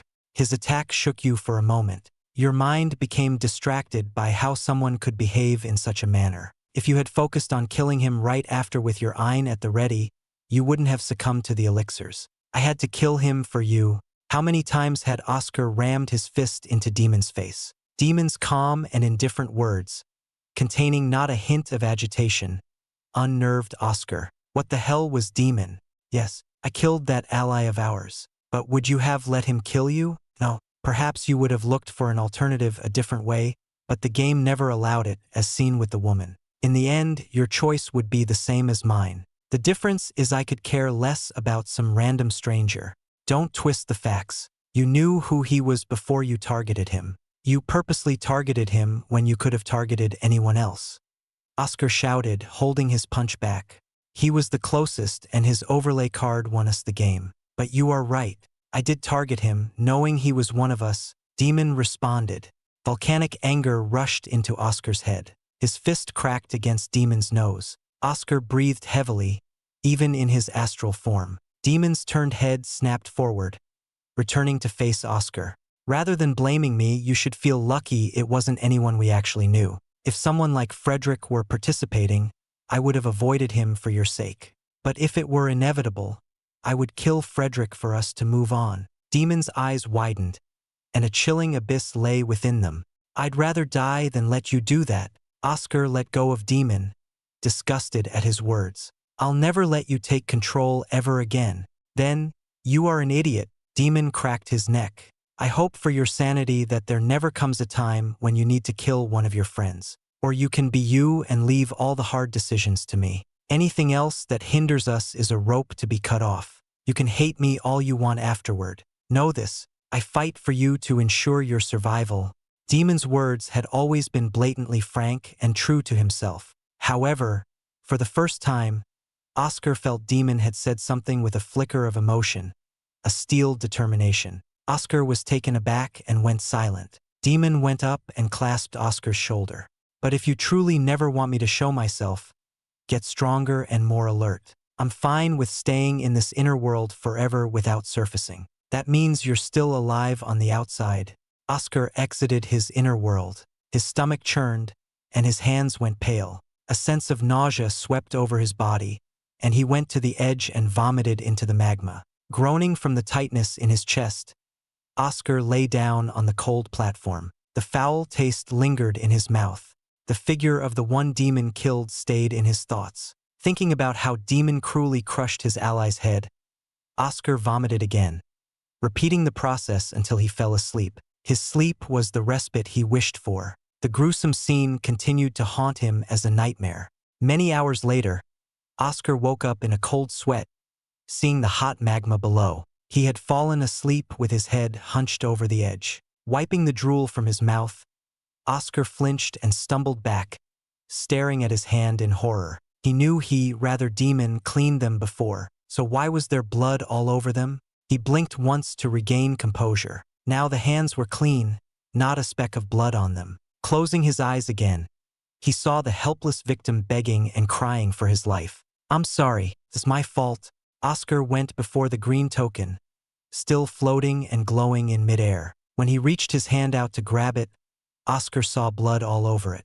Shaking his head and gathering his senses, the blood disappeared. His hand gripped the green token tightly. The oceans of magma and pillars of soot and rocks started to distort. They spiraled infinitely in hypnotic circles of bright colors. Oscar witnessed his own body joining the circus of distortion, and everything went black. Then a flicker of light shone in the darkness. It grew larger as Oscar floated toward it.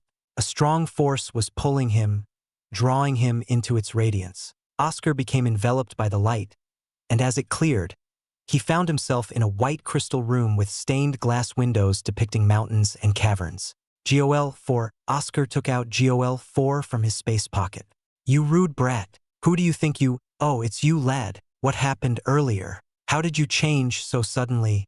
GOL-4 was angered, no doubt, by Demon's actions. Sorry, I didn't mean for it to happen. We can talk later. For now, where are we? I should be somewhere in the inner sanctum. Oscar wanted to forget Demon for the moment.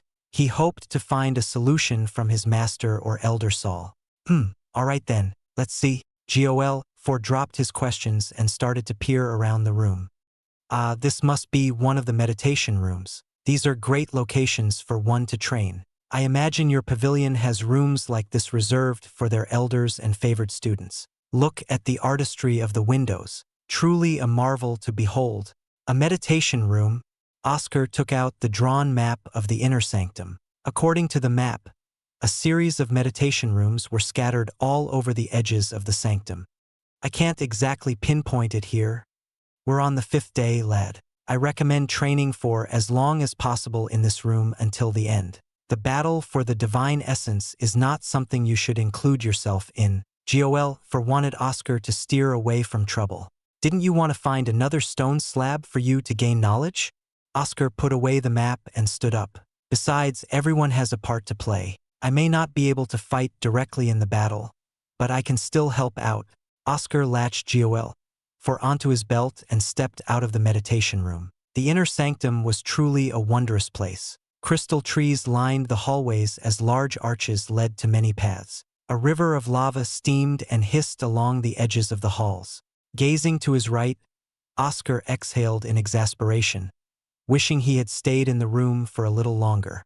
A woman stared back at him with a raised eyebrow as if to say, "How are you here?"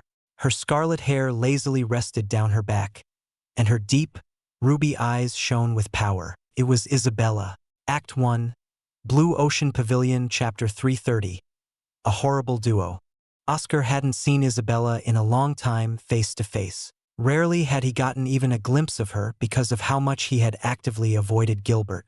The few times he did run into her, they passed by without a word, regarding the other as a stranger. In fact, he never knew much about how she was doing and what she was up to.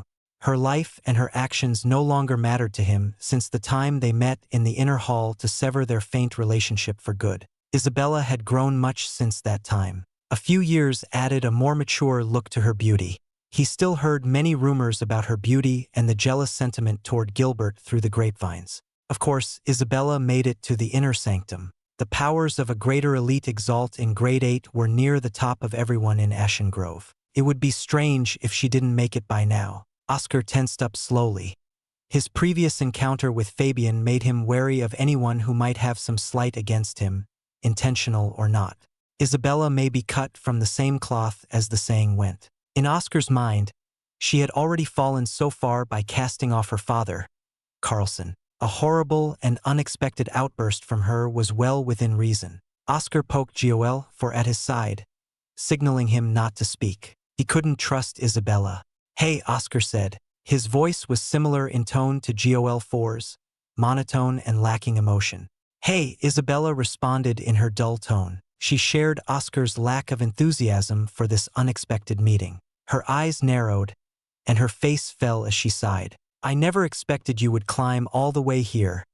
If anything comes to mind about you, it's your persistence. You choose now to think about our childhood? I thought you wanted to cut off that past. So why are you reminiscing now? Or do you feel some regret for your actions? In that case, go and apologize to Uncle Carlson." Oscar was tired of his own words. He sounded like a parrot, a unique bird recorded in books that can mimic speech repeatedly. "Though he's recovered, I know he's still waiting for a single word from you." "None of my business," Isabella spoke without hesitation, not even a slight discrepancy in her tone to hint at her being emotionally shaken.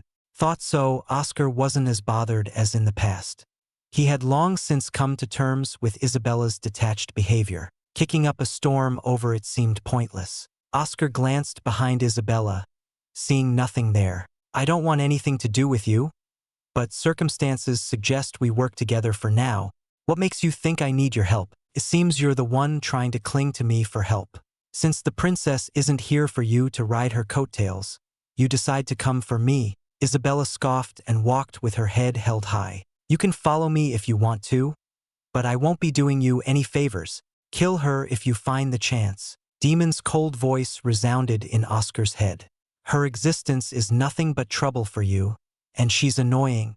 Enough. For now, I have to follow her for some safety. If I roam around alone and run into a greater elite Exalt, I'm screwed. Thankfully, she has some sense not to kill me." Oscar put down Demon, ordering him to shut up. From what he understood, Demon would listen to him if it benefited both of them. "And if she uses you as bait or leaves you for dead?" Demon responded. "I need to find others as soon as possible." Scenarios like the ones Demon pointed out were very real. The experience with Fabian and how the board game could force allies to kill each other were unpleasant but could happen again. Oscar followed after Isabella from behind, wary of her actions. The inner sanctum was hotter than the outer halls due to the moats of lava lining the halls. Smoke rose from the lava, absorbed by the crystalline trees of many colors, as if someone had carved them from precious gems. Oscar felt it was awkward, walking with Isabella with not a single word being said. Usually, he would talk a lot with his friends, but this was the first time he clammed up. Isabella's back practically screamed out at him not to say a single word. Hoping to get away from her, Oscar searched around for anyone else to tag along with. Krah! Roars echoed, reaching Oscar and Isabella. Wielding his bulwark, Oscar surged his Ein to the utmost. The strength behind this roar far eclipsed his power. The only one who could stand up to the owner of this powerful roar was Isabella, who responded in kind.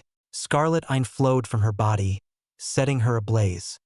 The power from her Ein was, as Oscar expected, domineering and intimidating. Isabella wielded a longbow, red with streaks of flames sprouting from its ends. The flames of Scarlet Ein gathered into a small ball like an egg. Cracks formed on the fiery egg, and a beautiful bird burst out. Each feather could be considered a masterpiece, a ruby glimmer within with gold shining from the edges. Its body pumped its chest out and lifted its head, entirely covered in red feathers. A pair of black talons extended from its legs. Flames sprouted to cover everywhere on its back, including the dome of its head. Red eyes, resembling Isabella's, opened, filled with majesty and pride. Oscar had never watched any of Isabella's battles, but he knew the nature of her anima, one of the most mythical and rarest Exalt beasts in the world, the Phoenix. True, with such an anima and a grade 8, she had the power to look down on others. The Phoenix anima perched itself on Isabella's bow. With a tug of the bowstring, the entire bow was lit aflame, and the Phoenix made a piercing call. A burning red arrow formed out of nowhere, pinched between Isabella's fingers. Creatures of unknown origins showed themselves. Oscar glanced behind him, seeing 3 such creatures in the middle elite Exalt realm. In front of Isabella was a larger one, emanating a terrifying pressure of a greater elite Exalt. These newcomers resembled panthers with purple fur, twice as large with long claws. Lightning gleamed brightly from their eyes and coursed through each strand of their fur. Oscar tried to recall some details about these creatures and remembered. Thunder-eyed panthers, a variant of panthers that sparked with lightning when they reached the elite Exalt realm, were great predators. According to the book, these panthers were tricky due to their speed and natural defenses. But it didn't matter to Oscar. I'll handle these 3. Can you handle the big one? Oscar spoke while keeping his gaze on the panthers. Do what you want. Just make sure not to get in my way. Isabella released the fiery arrow. Flames spiraled from its tip like a tornado. It was not the end as Isabella released several more, filling the entire corridor with red flames.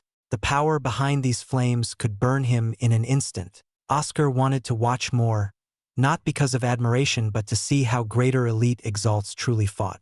However, the 3 other middle elite Exalt panthers didn't give him a chance.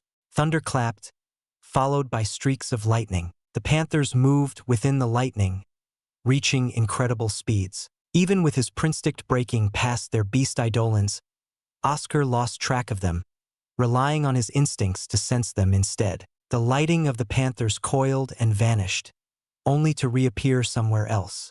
Unconcerned, Oscar waited for the panthers to make a move as they circled around him. One way remained for him to catch these panthers. The chance came when the panthers rushed in. The lightning crackled with their coming. Oscar enacted Iron Edurisiclad, heavy and sturdy. 3 places on his body began to feel a tinge, a burn. His shoulder, right forearm, and back were slightly touched by the lightning-infused claws of the panthers. Oscar twisted his body, moving flexibly like a snake. Streaks of burnt blood fell onto him. One panther crashed against the floor from his bulwark, and another flew up from being kicked. Neither suffered any heavy damage due to the thick coat of lighting, but it was enough for Oscar. He used the momentum to speed toward the 3rd with Silver Burst.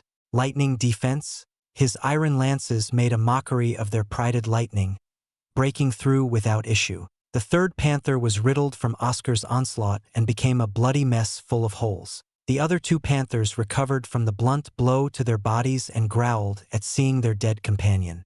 Oscar threw his bulwark, wrapping it around a panther's head. In a forceful tug, the panther flew toward Oscar. Its mouth opened with lightning fangs, followed by a roar. Even though it saw its companion die, it foolishly made the decision to keep fighting. An iron silver star punctured its eye, reaching the brain and escaping through the back. With its head in a mess, the panther fell to the ground. Oscar didn't think too much of the other and reduced it into a mess as well. Finishing his part, Oscar glanced at Isabella.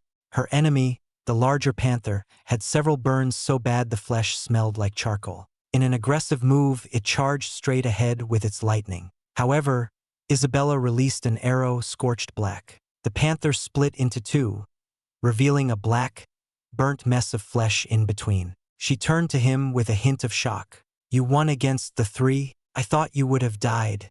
It's good that I could handle it. From your words, it seems you had no intention of helping if I was in trouble." Oscar's heart went cold, and he stared at her, wishing to kill her. "The strong have the right. You survived because you were stronger than them, that's all. Just as I have the right to decide to help or not," Isabella retorted. "If you don't stop staring at me so rudely, I might do something." Oscar clicked his tongue but didn't withdraw his gaze. Just as Isabella's face darkened, the halls quaked. She turned with widened eyes and mumbled, "It's here." "What is?" Oscar asked. Terrifying pressure built as the halls continued to quake. "A cleaner," Isabella said. Act 1, Blue Ocean Pavilion, Chapter 331. A final chance. Isabella frowned for the first time. Oscar finally saw a strong reaction from her regarding anything ever since he ran into her. She was shaken by the presence of the cleaner, and rightfully so. The information on the Central Palace detailed all of the happenings in the past and encounters. Oscar also frowned. The cleaner lived in the inner sanctum, patrolling the halls to kill any invaders. Its attacks contained the full force of greater elite exalts, but its defense went far beyond anyone's power to handle. Early records showed how fruitless and bloody the battles went against a cleaner. Recommendations instructed to avoid cleaners and to run at all costs if spotted. Oscar went as far away from the sound of the large footsteps, clanging against the floor with his silver burst, letting the winds rush through his hair. Next to him, Isabella kept up fire bursting from her feet, enveloping her lower legs in flames. Sweat beaded down his face from the intense heat emanating from Isabella. The inner sanctum shook again. One could tell how close the cleaner was from how each subsequent step grew louder and heavier, sending tremors up Oscar's legs. Depictions of cleaners showed a being with 6 arms, holding a spear in each hand. Clad in thick armor, they wore metallic hoods which never came undone, hiding their faces in darkness and showing only 2 gleaming yellow orbs as eyes. They were golems created by the Divine Stone Clan or the Forest Heart Clan. Oscar thought about using duel to somehow link into it but shook off the idea. The bronze ape from the desert realm completely blocked duel 4's efforts to connect to its functions. It stood to reason these cleaners were the same. Tap, tap. Oscar peeked down. duel 4 tapped his waist on purpose. Its blue eyes twirled around in its sockets, trying to send a message without alarming Isabella, who was too focused on running away. "He doesn't want me to throw my life away, so it can't be to see the cleaner unless he lost his memories of the last time he tried communicating with a golem." "Then what?" Oscar kept running while taking glances at duel 4. Its eyes pointed toward a certain direction. Following its gaze, Oscar noticed a small door. Duel 4 wanted him to enter it, and whatever was there made it flustered. Isabella also sped toward the direction of the door. The inner sanctum had many open areas with only a few rooms like meditation rooms and others, leaving large stretches of open halls for one to traverse. Cursing inwardly, Oscar had no choice and entered the door with Isabella. Oscar stepped in last. Quickly, he slammed the door shut before the cleaner could see them. The chase and retreating into rooms reminded him of the time in Ilaran Manor with the Keeper and the illusions. He couldn't help but chuckle upon remembering little Abe and the game they played. "Is this funny to you?" Isabella said. "We're trapped in here now until the cleaner leaves. We should have split up at the start." Oscar showed no reaction. Every time she talked, She only infuriated him more. With his moment of reminiscence ruined, Oscar sat down in front of the entrance, locking gazes with her. "I wonder how you'll be a great Exalt as you've always wished if you're so petty," Oscar said. "Ho!" Isabella's tone dropped to a frightening chill, and her eye flickered with hostility. Yet Oscar felt nothing. Compared to the maddened words of his master, Draven, her threatening tone resembled pieces of dirt. Loud footsteps rumbled outside the door, quaking their room until stopping a few paces away. The cleaner was probably standing in the halls, idle until it could sense another person. Great. Now Isabella had to stay here longer than expected. Oscar wanted to know what Joel was riled up about. He glanced around the room. It was a circular room with a stone floor, unlike the rest of the inner sanctum. "Are you silent after a single hint of my power? What a farce," Isabella said. "Wow. You are so full of yourself and delusional. I have nothing to feel, whether it's fear or anything else towards someone like you," Oscar said. "I'm simply pointing out how even with an important mission and objective, you behave so unruly and let personal attachments bother you. I'm also guilty of that, but at least I can still force myself to work with you." "Really?" Isabella scoffed. "If I were in trouble and you were the only one there to help me, I'm sure you would find the chance to run away. Not that I'll find myself in that sort of trouble." "Yes, I would help you," Oscar said without hesitation. Isabella's eyes widened slightly. "Don't misunderstand. I couldn't care less about you, but right now, we are members of the Blue Ocean Pavilion, which means we're allies for this mission. Or is the high and mighty Miss Thorne a scum who does not help her allies? Don't lecture me. This isn't Monet Village where you can talk to me as you wish. You dare to call me a scum? I am a grade 8 and have a great chance to enter the Legacy Hall. Who are you to look down on me?" Isabella's face finally broke into a scowl. The redness of her eye filling the room matched her reddened face. "You can say more frivolous words as you wish. Your actions show who you are. I only wish I had known back long ago when we were kids. Perhaps if my parents and your father knew earlier, we could have helped you not to become this sickening person you are now. What makes you so confident I won't kill you right now?"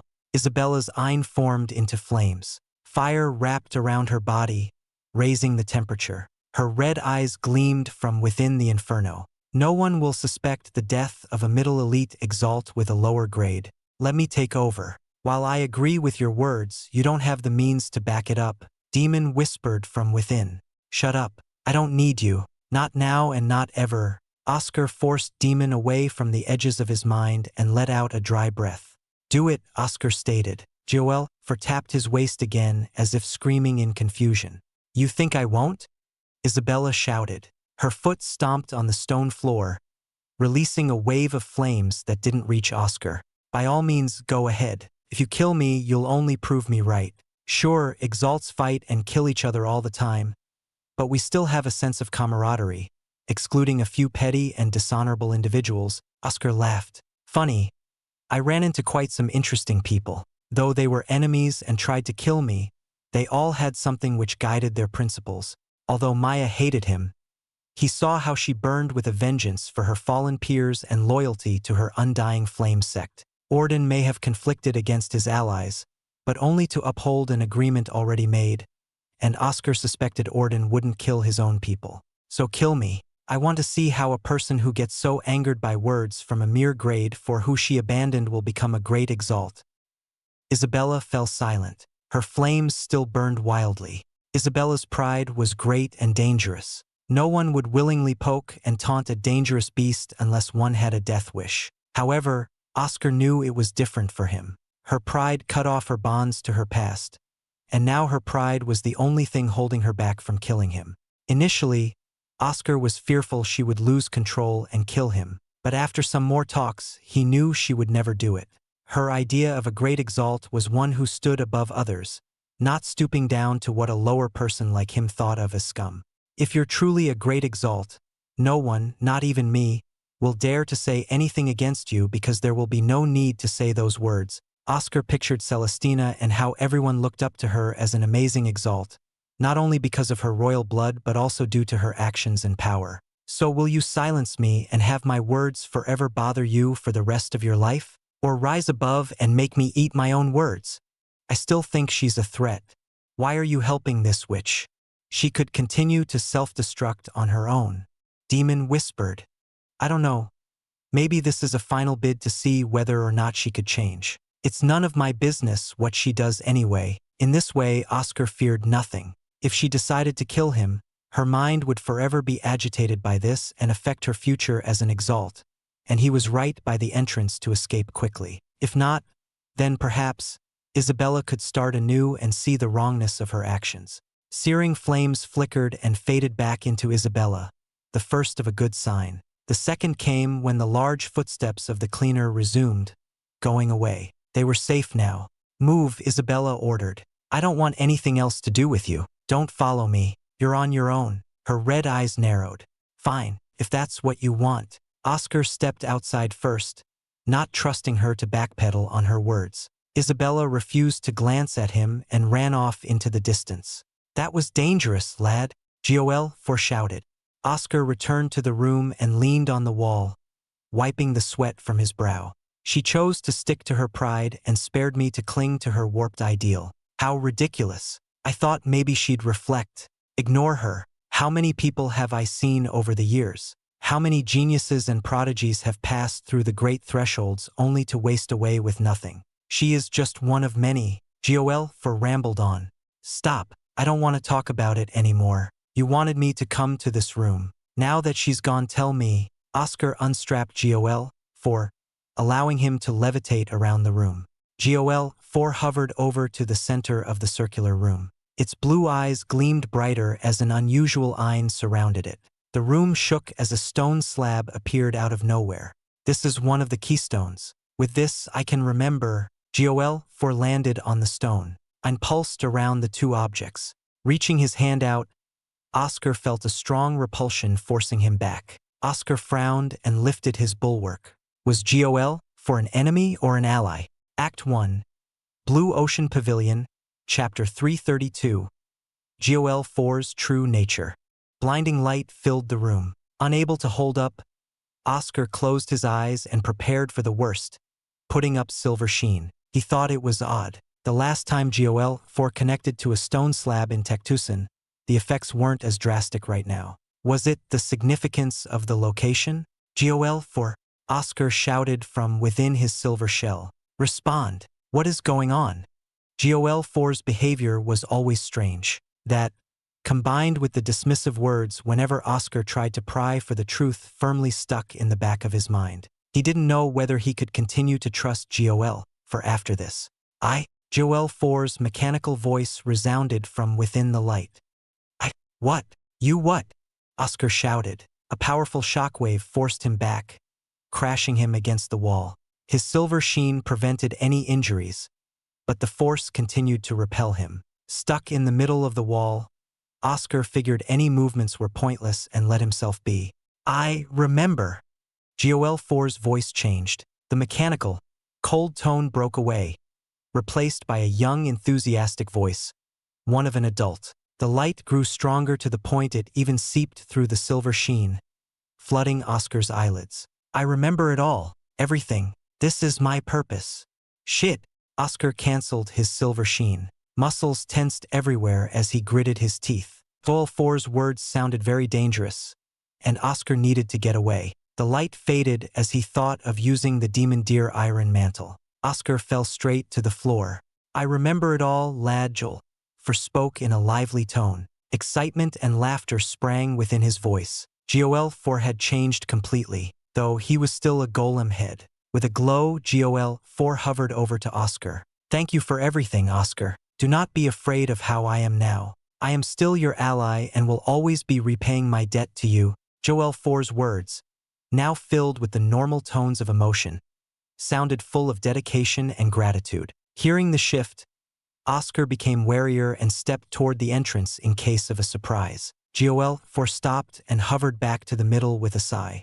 I can understand your cautiousness. It's a good quality you've honed during your time here, Joel said with a chuckle. Ask me anything you want to know. I will not keep any more secrets from you. You've earned everything. Oscar, still holding his bulwark in front, pondered. He had so many questions he couldn't find one to say properly. His mind felt like a storm was washing through and scattering his thoughts. Eventually, he calmed down and decided on his questions. Are you really a treasury golem? No, I'm sorry for the deceit. I lied to you from the start about it. But don't look so angry. I didn't understand much of myself either until you brought me here. My protocol was to remain and survive like the others. Others? There are more of you. Maybe or maybe not. I am one of many scattered around. The hope was for one of us to survive and link up the stone slabs to find our true purpose. The one in Cactus provided me with much clarity. And this one here, duel, for knocked on the stone slab. It showed me everything. Purpose. Oscar mumbled. So then, why were you in the treasury? How did you avoid wasting away? Surely others would have found more like you in the past. But we have no records. I suspect the rest of my type have been eroded or destroyed over the years. Most probably were destroyed during the war. I survived thousands of years through some luck and self-sacrifice. Through luck, I escaped the watchful eyes of the Forest Heart clan, and through self-sacrifice, I continually tore off my parts to fix myself, all of this just to survive and get to the stone slabs for what? What is your purpose? What kind of golem are you? Oscar's heart quickened its thumping, pounding out of his ears. If Duel was such an important golem, he feared its purpose. You noticed how I have upgraded, or should I say, regained my vocal functions to express emotions. My memories are all back, or should I say his memories. Memories? I am a chronom, a special type of golem, Duel said. Oscar staggered, clenching his gut to stay still. A chronom? Books he read in the past contained the details of these miraculous golems. Chronoms, others known as the echoes of the past, held within them the memories and personalities of a person. However, the vast amount of resources needed to create just one was astronomical, and the person of interest had to waste large amounts of time to embed themselves onto the specially made artificial core. It appears you know about chronoms. Good. I don't need to explain too much. Duel laughed. You said there were many of you. How many resources did the Divine Stone clan spend to create multiple of you? And who is this incredibly important person who required all of this attention for their memories to live on? Oscar couldn't even begin to calculate the vast resources needed to create Duel and its other copies. The hard exterior and an artificial core that lasted until now meant even greater efforts went into their production. In due time, my lad, Duel levitated down to the stone slab, resting on its smooth surface. Are you serious? Oscar shouted. Just kidding. Duel sprung back up. According to my memory, I, or rather he, hasn't had the opportunity to crack a joke until now. It's been thousands of years. To answer your question, my or his identity is very important. Stick to referring to yourself as him. I don't want to get bogged down in a mess. Oscar sighed. Very well, Duel said solemnly, making Oscar tense up. Duel sighed and said, I am the remnant of the memories and personality of the Stone Father of the Divine Stone clan. In the past, I ruled my clan and led them into a glorious age of prosperity. It became so silent one could hear the blood flowing in Oscar's veins. Oscar didn't shout or yell. He couldn't react any other way, drawing a blank in his mind. What did Duel say? Duel's answer echoed in the emptiness of his mind. All this time, he was next to something linked to a powerful Exalt who ruled an entire continent. Oscar dropped his bulwark from shock. Was it too much of a shock? Duel hovered over to Oscar. Oscar's eyes stared straight ahead, not following Duel's movements. Duel headbutt Oscar with his hard shell. Wake up, come to your senses. What sort of Exalt allows themselves to lose their mind? Oscar stumbled and fell to the floor, landing on his rear. Blinking multiple times, Oscar returned to reality, shaking his head. You're really the copy of such an important figure? Naturally. What? Not what you expected. Duel fell to the floor, running out of wine. He angrily shouted, Blasted golem. I thought you would have been more regal or dignified.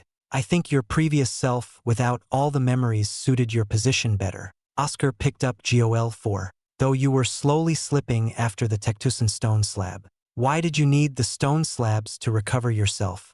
Our true functions were locked up to deceive the Forest Heart clan if they tried to break into our cores. I personally applied the seals, and there's no way that wench would look through each golem herself. The stone slabs were also placed in regular places which she would never have specifically searched through herself. Joel sounded pleased. In the end, their legacy is gone, and I technically live on in this golem due to my prudence and your arrival. Thank you, lad. Don't thank me yet. I can still leave you here to rot away, Oscar said. As you should. Don't be too trustful of others. I am just a golem you found recently. Though, I can still help you through this journey. Joel nodded in Oscar's hands. Ah, my dear clan, I hope somewhere out in the world they're living fine and happy. Outside? How do you know your clan is outside? Before, you had no idea about what happened, Oscar asked. Joel was getting more confusing with each question and comment. Adding on to my genius, the stone slabs not only undo the seal on my memories, but they also add more. I gained the memories of myself up to the war's final moments. Joel praised himself again. So, you know everything? Oscar grew interested in the story of the Divine Stone clan. Hee. I know you like books, my lad. I can share my story with you. You're safe in this room, and that divine essence isn't going anywhere for now. Joel spoke with much excitement. It seemed he was eager to share his past with anyone. First, what's your name? I should reintroduce myself. I am Oscar Tur. Oscar sat down comfortably without apprehension. I am Isaac Stonewell. Nice to meet you for real, Oscar. Now let me tell you my story. The tale of the Divine Stone Clan, the war, and our downfall. Get a drink, lad. This is going to be a long tale. Act 1. Blue Ocean Pavilion, Chapter 333. Isaac Stonewell. Joel, or rather Isaac, started to tell his past. Thousands of years ago, perhaps 8,000 years ago, in a small village, Isaac was born to a simple blacksmith, not a fabricator, but one of the common people. He spent his younger years by his father's side and crafted tools such as sickles, shovels, and horseshoes for the townspeople. He enjoyed those days. Smithing was straining and hard work, which didn't deter him. Isaac proved himself different from the other children, always spending his days hammering and tinkering with tools in his father's shop. He always loved seeing his stern father smile whenever he successfully crafted a tool. His mother passed away when he was 4, so he and his father had always been together. Father and son worked with each other, teaching and learning. Those times were truly peaceful and gratifying. Even if he never became an Exalt, Isaac was content to live in the shop and carry on his father's trade. That was until he learned about the existence of fabricators from a passing Exalt, a wanderer. From the wanderer, he learned about how Exalts had fabricators who created incredible weapons and armor using all kinds of amazing ores he had never heard of. Slowly, the desire grew in Isaac's heart. He wanted to be a fabricator. A whole new world of blacksmiths had opened up to him, and he cried out in yearning. His father didn't share the same enthusiasm and warned him sternly not to hold high expectations. They were commoners, and the world of Exalts was endlessly cruel. However, fate had other plans for Isaac. As known to all, an Xianxia core became easily detectable with a special testing crystal when one reached the age of 15. A stronger testing crystal could be used if one had the connections and the wealth. As a commoner, Isaac had none of these and had to wait for his time. Isaac counted down the time until he became 15 and when the selection process would begin. His father brought him to the nearby city where the main faction at the time, the Walsh Academy, was taking in new students for the new year. Like Oscar's Blue Ocean Pavilion, the Walsh Academy was a major power on the Far Sky continent with 2 King Exalts at the forefront. Unlike the Blue Ocean Pavilion and the others, which were tied to their respective empires, the Walsh Academy was a standalone power that imposed itself over various kingdoms and empires. All the rulers paid homage to the might of the Walsh Academy and sent their best and brightest to the academy, hoping some of their people would become powerful and influential officials within it. All in all, around 10 kingdoms and empires swore allegiance to the Walsh Academy. Facing the officials of this proud and powerful academy, Isaac grew nervous and forgot to breathe.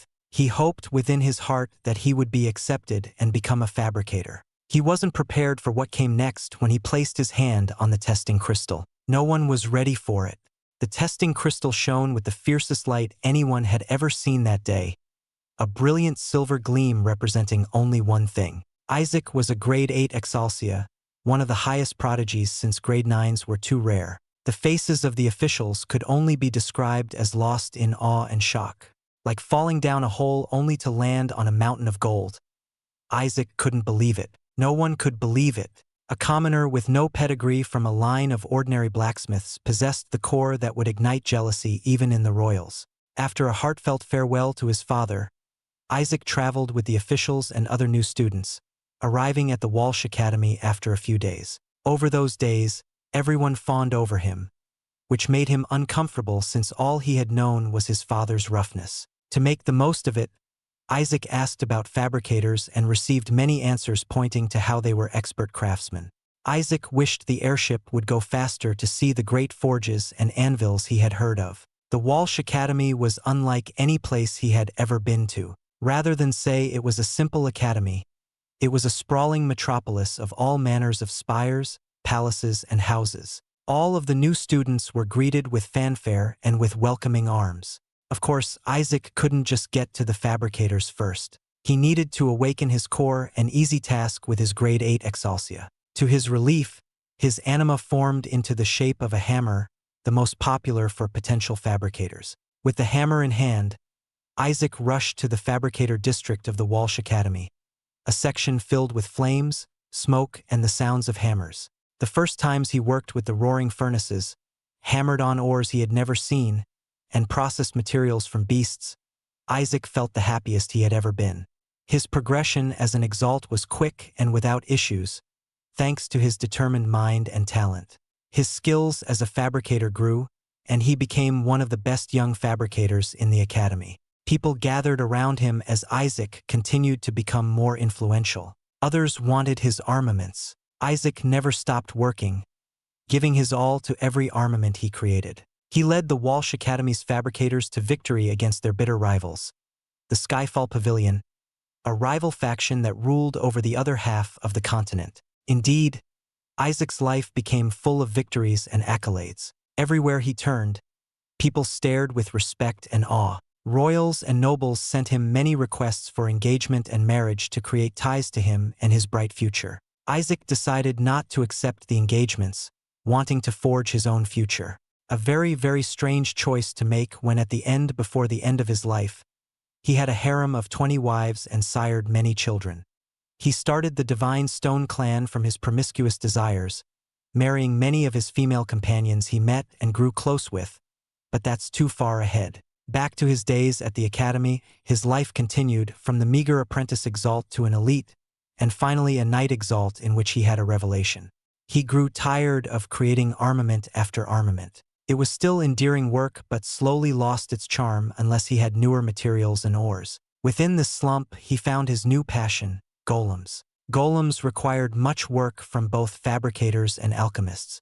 Isaac believed golems to be the future. Exalts will always be important, but golems could offer much to this world. So he delved into the creation of golems, studying and creating the greatest works. The only problem was the lack of an alchemist who shared his grand vision for golems, a person who could create the artificial cores needed for his golems to reach the apex. Having no choice, Isaac turned away from fabrication to learn alchemy, leaving everyone else dumbfounded. Golems were useful soldiers, and everyone held pride in the ones they created. None, however, shared Isaac's vision for what they could become. He toiled for years, starting from nothing. Many alchemists jeered and laughed at him. A fabricator learning alchemy? How ridiculous and a waste of time. Ignoring the insults, Isaac forged ahead. It was slow and hard.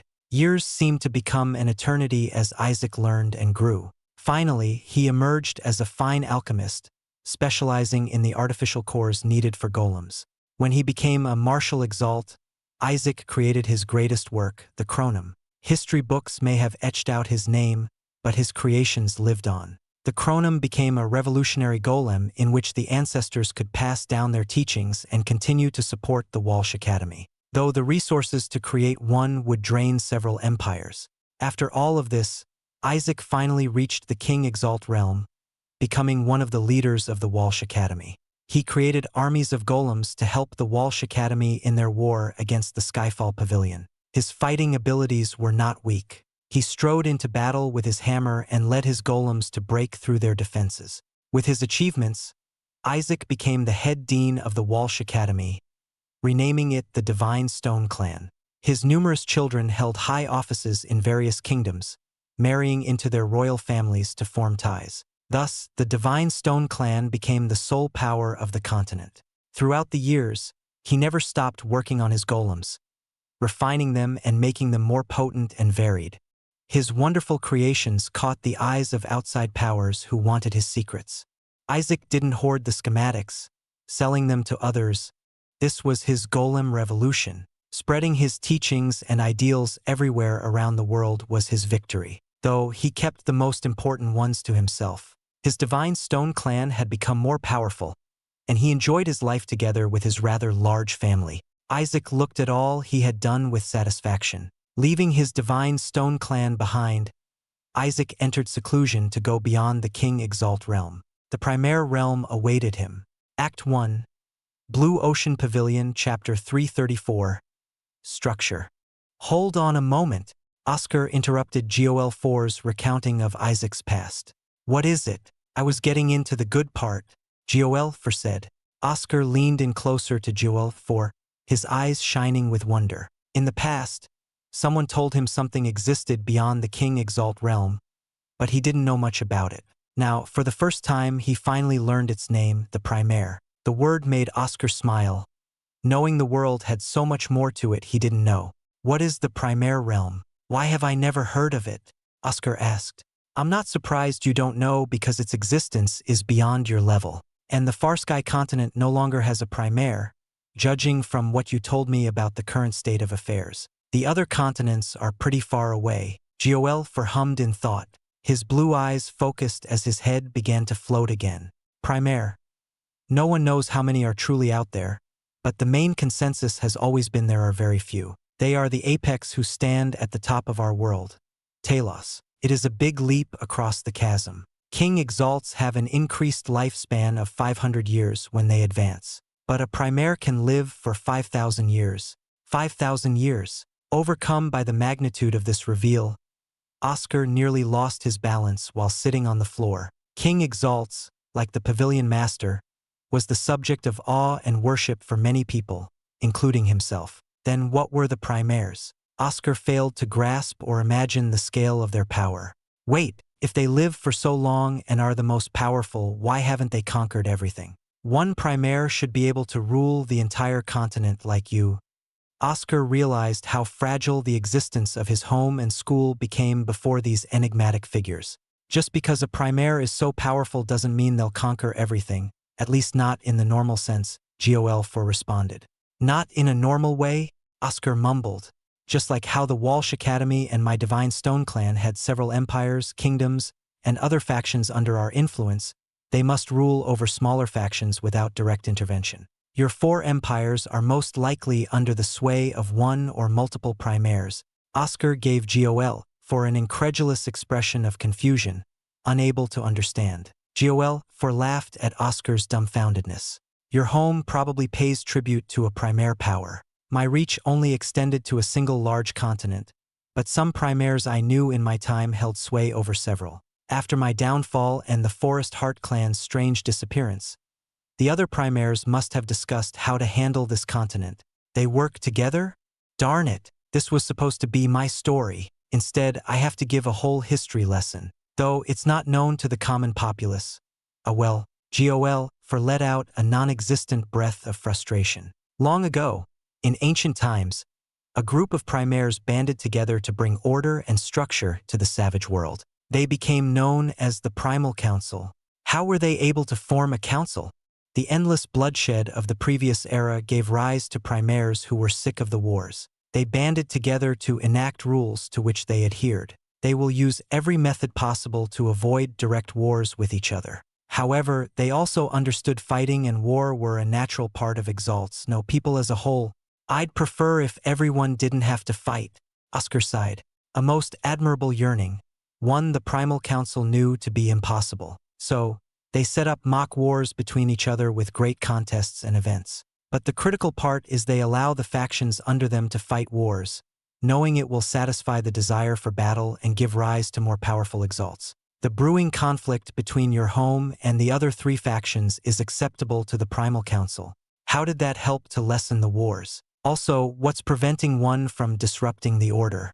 Oscar felt uncomfortable about the Primal Council's actions and indifference to the wars occurring under their noses. Because the Primaires are not the ones fighting. You may realize in your later years the true terror of their power. I was not born during the Savage Era, but I know our power. Duel gulped without a throat. He looked down as if remembering something horrible. Anyone who goes against the Primal Council and the order they created is branded as an outcast. They band together and destroy the rule-breaker. Rules must be upheld. That is their creed. Oscar crossed his arms. He processed Duel 4's information as best as he could. One thing nagged at him, and he asked, "Then what about the war between you and the Forest Heart clan? How was that not breaking the rules?" Let me get back to the story. Duel began to narrate the rest of his memories. Isaac worked hard to prepare everything for his advancement to the Primaire realm. He reached the peak of the Greater King Exalt realm and went into seclusion atop an old mountain. When one reached the threshold, the slightest influx of Ein into the core would begin the advancement and call down the tribulation. The tribulation came down with hostile intent to put down everyone who dared to encroach upon this higher realm of power. Isaac nearly died from the attempt, but he succeeded and became the Primaire. The rise of the new Primaire caught the attention of the Primal Council. The Farsky continent used to be a part of another Primaire's sphere of influence. Following their rules, the Primal Council gave him two choices: join the other Primaire's faction and rule together, or separate to form a faction. Isaac chose the latter, and the Primal Council gifted him the entire continent with the permission of the other Primaire. The other Primaire was an old person near the end of her ropes, at 4,800 years old, who had the Farsky continent under her influence. She hoped Isaac would take over her spot, but still respected Isaac's decision to form an independent faction. So, Isaac respected the elder and provided as much assistance as possible. She was the previous head of the Forest Heart clan, and they became good friends. Isaac promised the elder he would care for the Forest Heart clan and its subordinate factions if no one else stepped up to claim her Primaire seat of power. Once a faction no longer had a Primaire at the helm, it would be granted a grace period out of respect before being delegated to come under the sway of another Primaire. During this time, he met the granddaughter of the old Primaire, the abhorrent wench Sylvia Evergreen. It was Isaac's foolishness. He fell in love with Sylvia, who was a King Exalt. She had the best chance to become a Primaire for her clan, and he was their insurance if she failed. Sylvia refused his advances, expressing her hatred toward him. She had a dark jealousy stirring in her heart from seeing her grandmother favor an outsider and not rely on her. She held fierce pride in herself. Isaac tried his best to weave his way into her heart with no result. Ultimately, she became a Primaire, and Isaac joined the festivities with everyone else. The elder was pleased and passed away shortly after. However, her last will and testament created the seed that sprouted this conflict. The elder stated that the continent closest to Farsky would go to Isaac. Sylvia was displeased. The Forest Heart clan held 3 continents. To forfeit one whole continent made Sylvia beyond infuriated. So, instead, she set out to disrupt it as much as possible. She stripped the continent of everything, laying waste to the lands and people, leaving behind only ruins. This was all still within their power as the transfer hadn't happened yet. Isaac also became angry with Sylvia and retaliated by not providing any services to her. The services of the Divine Stone clan were highly praised for their production of armaments, golems, and ores. This led to a back and forth which continued for around 2,000 years until the conflict began. The Primal Council saw the increasing conflicts between the two factions and wanted the two to sit down for negotiations. However, 2,000 years of grudges, backstabbing, and assassinations had done their work to ruin any hope of peace. Isaac held some willingness to negotiate, but Sylvia was too persistent. So the Primal Council enacted a final action. When it became clear that nothing would stop the two from falling into war to the point no mock wars would satisfy, the Primal Council allowed the Primaires to fight it out, believing rebuilding from the ashes would be better. Restrictions were laid down to prevent the war from spreading outside to their areas, and the winner would take everything. If it were found they crossed the line, the Primal Council would act. The rest is as seen in Ashen Grove. The Divine Stone Clan had armies of golems and powerful exalts, but the resources of the Forest Heart Clan were deep. Isaac fell in battle against Sylvia, who reached a higher realm of power during this time, feeling anguish for everything that happened. So what you're saying is all of this fighting, and the bloodshed came from a grudge between you and Sylvia over ownership of a continent. Oscar's brow twitched. Don't look at me like that.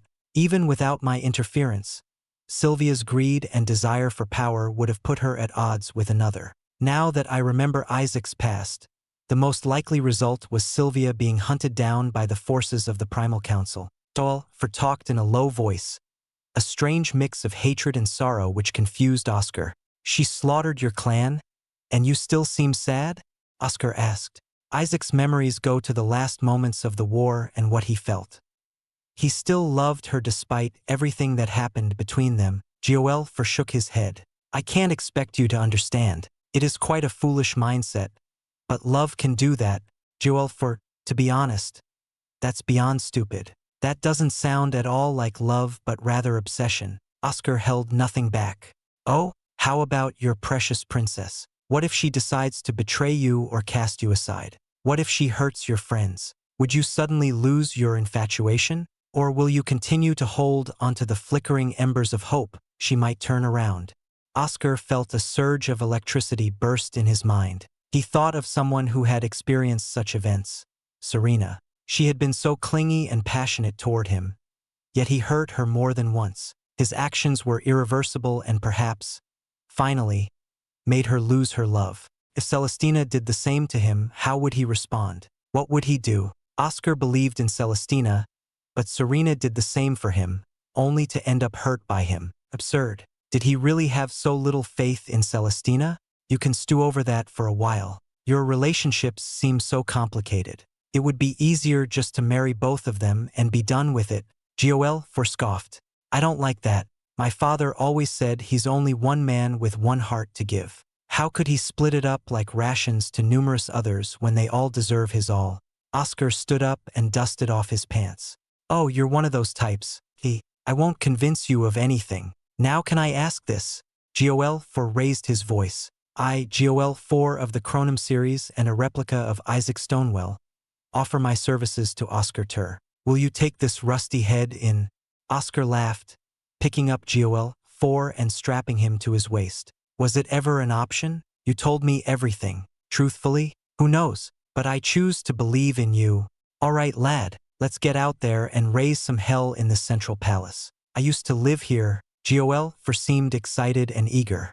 Oscar stepped out of the room as the stone slab faded away. He wanted to do his best for the Blue Ocean Pavilion and Celestina, unwilling to fall behind.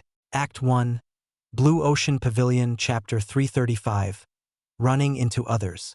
Oscar was currently searching around in the hallways, avoiding as much trouble as possible. Luckily, not many obstacles came before him. Oscar went on with Duel 4's guidance to find treasures of great quality. Benefiting from Duel 4's recovered memories, Oscar took a brief recess in another room, organizing his spoils. The inner sanctum was where I lived. I spent many years in the halls, admiring the works of my children and descendants. Over 2,000 years as a primaire allowed me to see how vast my family had grown. However, I had to bear through the deaths and loss of loved ones. Duel rambled on from Oscar's waist.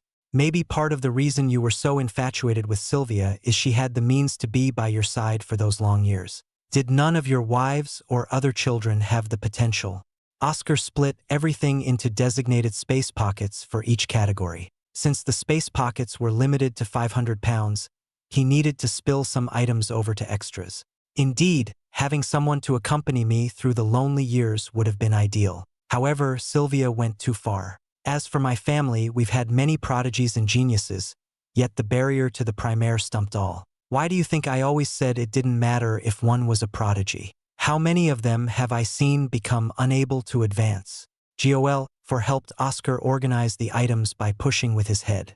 What is the barrier? You mentioned a tribulation. Oscar wiped the sweat from his brow and relaxed on the floor, eating some jerky. Too far beyond your means. Focus on the Knight Exalt realm for now. Being too eager will lead to disaster. As a grade 4, you might run out of life before ever touching upon the primaire. You don't need to put it that way. Oscar exited the room, glancing from left to right. All routes will eventually converge on the divine essence. If their description of its location is correct, it's in my personal stone garden, which lies in the center. Oscar nodded. He closed his eyes to hear, entering body meditation to heighten his senses. His ears perked up, hearing a slight flutter in the distance, not even to call it a disturbance. Still, it was the best lead he had so far. Turning to his left, Oscar summoned his dear anima and rode atop it. Be quieter, Oscar patted his dear anima. We don't know if it's an ally or not. The dear anima grunted in response and trotted on top of the floor with lighter steps, prancing with good control over its hooves. Oscar felt his control over his anima had increased over his time in Ashen Grove, especially after seeing how Demon controlled it. Demon, the mere thought of the impossible guest in his inner world sent a boiling rage over Oscar's thoughts. His blood ran hot as his face reddened. Your thoughts are spilling over too much. We can't hide anything from each other. I can feel your anger boiling from your core. Demon's voice echoed from within. Oscar refused to talk with Demon. He regarded Demon as a vile creature who needed to be put down. Demon's voice diminished, receding from Oscar's mind. Freed from Demon's instructions for now, Oscar focused on the sounds of fighting, which grew louder as his dear anima strode ahead. In the distance, he saw some people wearing the blue jackets of the Blue Ocean Pavilion. He had finally found some of his peers other than Isabella. One stood out from the rest, a figure with rosy hair wielding his prismatic sword with grace and power. Fearsome eye focused on the edges of his blade, cutting through rows of golems dressed in thick armor with broad shields. He was stopped by 3 more powerful golems, radiating the might of greater elite exalts. Philip, Oscar smiled when he saw a good friend. Turning to the side, his smile dropped. He saw 3 others, 2 middle elite exalts and a lower elite exalt, fighting against numerous golems, all at the middle elite exalt power. They were at a disadvantage and were turtling up for dear life. The situation was not good. Oscar understood Philip was too occupied with the 3 monstrous golems to help the others. Urging his dear anima forward, Oscar formed a duo lance with him and his dear anima, ramming into the crowd of golems. The 3 students were surprised to see many golems pushed aside. Everyone all right? Oscar leaped off his dear anima, creating iron lances on both arms and raining down sharp punches on the unbalanced golems, tearing some into pieces. Philip, I can handle this crowd with the others. Focus on the 3 you have there. Ha ha ha. Nice to see you, Oscar. Philip retreated slightly, drawing in a deep breath. His sword appeared to gleam from the edges as a massive force of iron flooded into it. With Oscar's help, he no longer needed to worry about the others. Thanks, we can catch up later. The 3 of you, Oscar shouted without turning back. You're too tired, so provide some support while placing your backs to the wall. I won't let any one of these things get closer. With his instructions laid out, Oscar and his dear anima planted themselves between the 3 tired students and the golems. He counted around 12 of them. Oscar prepared himself with Adamus rays and spammed his imperfect silver cage spell to create barriers and deter some golems for a moment. The broad shields of the golems fell before the power of iron lances. Holes covered their surfaces until they broke apart into chunks. With the shields down, Oscar skewered his enemies until they became nothing but scrap metal. Some retaliated with swords, only to be knocked off balance by his dear anima's timely charges.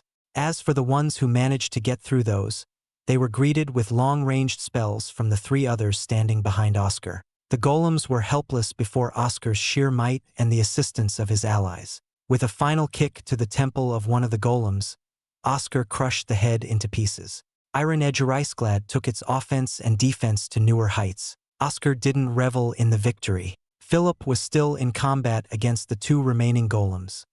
The other was cut in half. A middle elite exalt had no business entering an arena against a higher exalt, but offering aid to someone else in battle was still a key factor.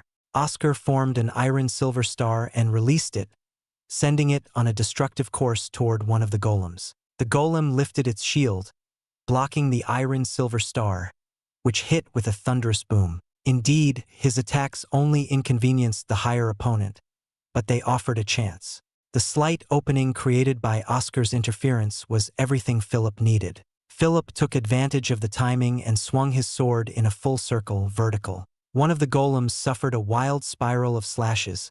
Cuts formed everywhere from the outlines of its body, making its way to the center of its chest, which then burst into shreds. Is that the sixth step? That's terrifying. Oscar saw sweat beating down Philip's pale, realizing the technique took quite a toll. He gritted his teeth, knowing the only assistance he could offer was to throw more iron-silver stars. Blurs of silver raced through the halls, hitting the remaining golem on several parts of its knees, intending to bring it to its knees. The golem seemed unaffected, only moving back several steps. Again, Philip took this chance with a fierce smile, charging another 6th step.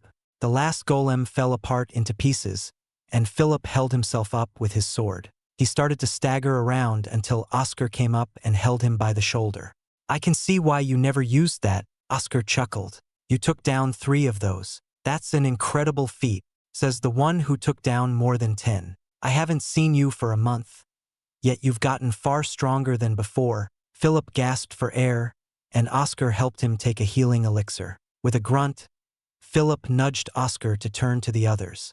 Oscar turned to face the 3 others, and his eyes trembled, seeing them for the first time. One was the lower elite Exalt Esther, who he met during the first battle against Maya. The other middle elite Exalt was someone Oscar recognized as one of the many he saved from the Grovekeepers. The last was a stranger. Thank you again. Esther came before Oscar and bowed her head. I can't thank you enough for saving me twice. Oh, it's our prison break leader. I never introduced myself. I'm Simon. Simon cheered, the tiredness on his face washed away with admiration. You truly are my hero. What? You seem to have made a good name for yourself, Oscar. That's good. Someone like you should have more accolades to your name. Oscar. Oscar's face turned green, and his stomach started to churn. A nauseous breath escaped his lips, and his eyes shook. Seeing the 2 he saved in the past, Oscar was reminded of the one demon killed cruelly in the board game. Esther and Simon's faces melted and morphed into the twisted, bloodied, and tear-ridden face of the one he betrayed. Oscar. Philip nudged Oscar by elbowing him in the ribs. Your face is green. Are you all right? Yes. Oscar rubbed his eyes. The faces returned to normal. I think I exerted myself too much. We should catch some rest before moving on. That sounds good. There's a room a little bit that way. Philip healed enough to stand on his 2 feet, leading the group onward. Oscar forced a smile, but his hands were trembling. In his heart, he begged and prayed that nothing would happen again. While he could put demon aside while conscious, he feared the day he might be knocked out again. While in the room, Esther and Simon chatted with him with praising eyes, and so too did the others. However, those praises only cut deeper into his heart. I killed many who decided to kill me, enemies of my home, friends, and myself. I should never have committed such an act against my ally. Oscar drank water to soothe the feeling of a stone dropping in his stomach. Oscar, you seem quite sick. Philip got cleaned up and went to Oscar's side with worry. I'm fine. Where did you come from? Oscar asked. I came into the inner sanctum a few days ago. I went alone to gather more survivors and converge with the others. The others? Oscar perked up. We managed to gather a good number of our people. The Princess, Gilbert, Charles, and others are also there, Philip said. Celestina was there? Oscar lowered his head, almost feeling shame. He knew Celestina cared greatly for her people and companions to the point of tolerating Gilbert, Isabella, and Aurora. How would she feel about him killing an innocent person? Should I tell her? Up to you. Though, I'd prefer if you kept us a secret, Demon whispered. Oscar felt a wave of exhaustion dragging his body down. He forced himself up and said, Let's meet up with the others. Act 1, Blue Ocean Pavilion, Chapter 336. Welcome back, Celestina. Oscar followed Philip through the grand halls of the inner sanctum, skipping over moats of lava and turning corners around the vast crystal trees. Awkwardly, He averted his eyes away from Esther and Simon, not wanting to be reminded of the blood on his hands. Are Frederick and the others there? Oscar breathed slowly to compose himself. Unfortunately, no. Eleanor is missing as well, which is quite concerning. Her illusions and healing are of great asset to us. It's a pity you're not a greater elite Exalt yet. I'd want to see how powerful you'd be in the greater elite Exalt realm. Philip eyed Oscar with a spark of interest, gripping his sword anima. We haven't been able to fight each other for a while.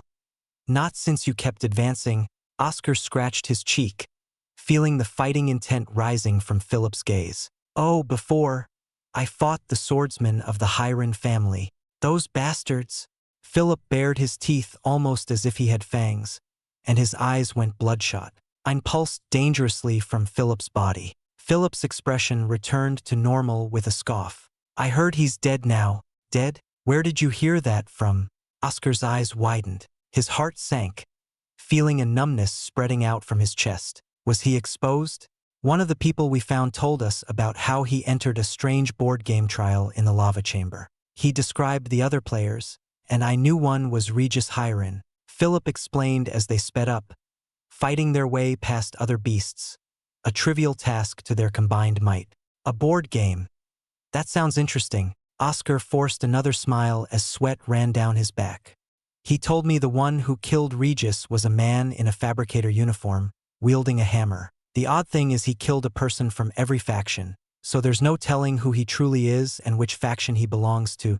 Philip glanced at Oscar. They said his means were brutal, crushing people's heads as they screamed. Oscar turned away from Philip with a dark expression. His brows wrinkled, and he seemed to age several years. Stressed beyond his limits, Oscar put down the instinct to confess it was him, wanting to keep it under wraps. He hoped Philip would stop talking. The main suspect is Orden of the Earth Core Academy. However, the height doesn't match. I would like to fight this unknown fabricator. To defeat Regis is no easy feat. The Hydra family is equal to my own, and we've been bitter enemies since the start, wanting to crush the other's blades and pride. Philip chuckled. He reveled in the idea of new enemies to fight and overcome with his sword. Oscar chuckled weakly. For now, no one suspected him, and he didn't want to be treated as an enemy by his allies. Though it could be written off as an unfortunate accident, the dissent would surely grow against him. One suspect brought up was you. Philip stroked his chin. Rumblings of shock blasted in Oscar's mind. His neck creaked like broken wood toward Philip as he glanced with shaky eyes and clenched teeth. It was brought up as a joke by Charles, but the princess and I shot that down. There's no way you would do something so cruel. Philip patted Oscar on the back. Haha, Charles has a strange sense of humor. Oscar didn't know how much more of this his heart could take. Where was the blasted place? They had been running for 30 minutes now without any signs of people. After 10 minutes, Philip stopped in front of a room, nodding to Oscar and the others. Here we are. We are gathered in 3 rooms in total. The 2 opposite from us is also ours. Gilbert wanted to follow the princess into the same room, but she rejected it with the logic that each room needed a leader. Philip opened the door and stepped inside first. He bowed and said, I have returned.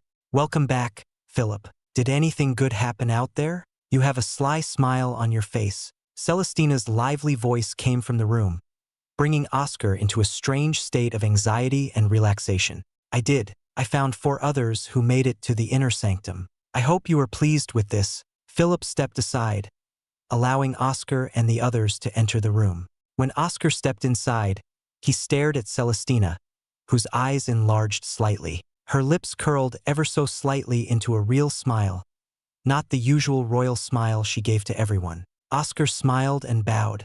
I have made it here to assist the princess. Though his heart thumped faster and he trembled from joy, he still could not get the image of the bloody figure out of his mind. Thoughts of whether she would accept him if she knew the truth turned his heart still from the suspense. He contemplated whether he should speak the truth or not.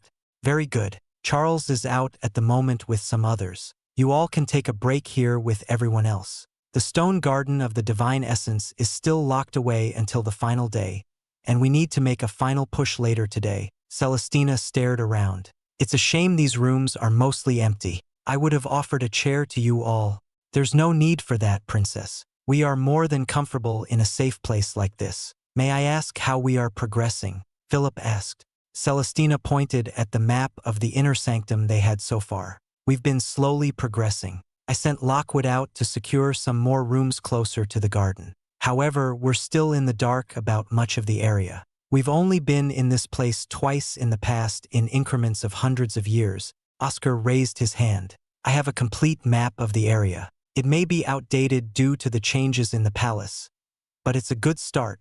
He pulled out the drawings of the inner sanctum he drew with Duel 4's guidance and handed them over to Celestina.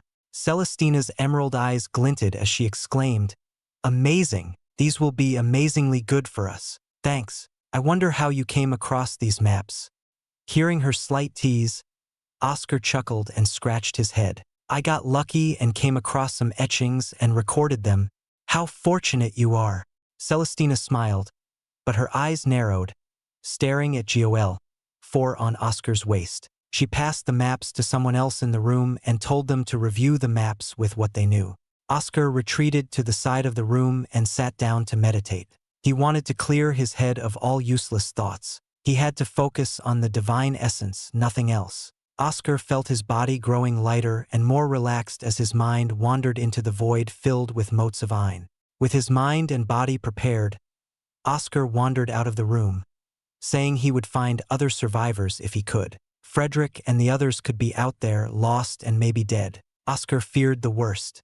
After several turns and sprints, Oscar stopped and turned behind him. "What are you doing? There is no need to follow me.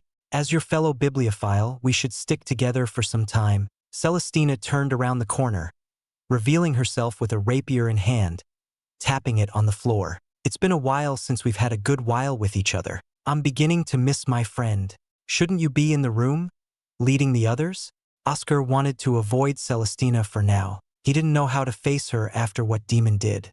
Shouldn't a middle elite Exalt avoid wandering alone? "You must be accompanied by a few others, and I can't let you go alone." Celestina slipped by, arriving by Oscar's side. With her usual bright smile, she waved her finger in a rebuking manner. "We need to fight together in this place."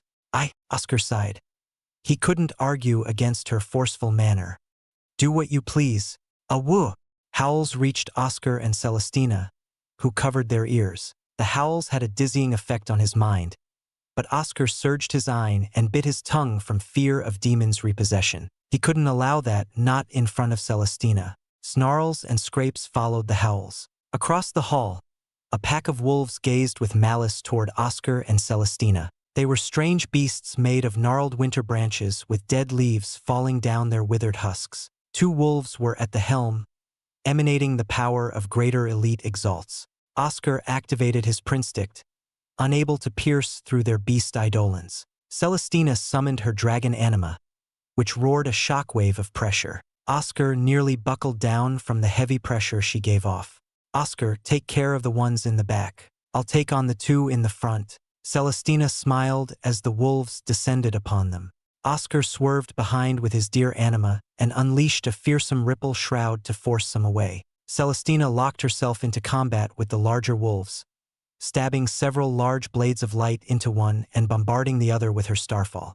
She waited by the side after finishing off her enemies, watching Oscar. Oscar cursed at how easily she dispatched the 2, but he wasn't far behind either. He crushed several wolves into a mess of branches and riddled others with exploding silver stars. With a final bash of his bulwark, he squashed the last onto the wall. "Well done," Celestina clapped. "You've gotten far stronger than before. I'm glad to see you're doing well." "Thanks, but I still have a long way to go to catch up to you." Oscar stared at the remains of the larger wolves, fearing anyone who might slight her. They would be met with a flood of light impaling them. Oscar returned his gaze to Celestina, only to find she had a serious expression. Her stern look numbed his mind, and her lips formed a frown. Staring into her powerful emerald eyes, Oscar gulped. "What is it? Why did you kill one of the pavilion students during the board game?"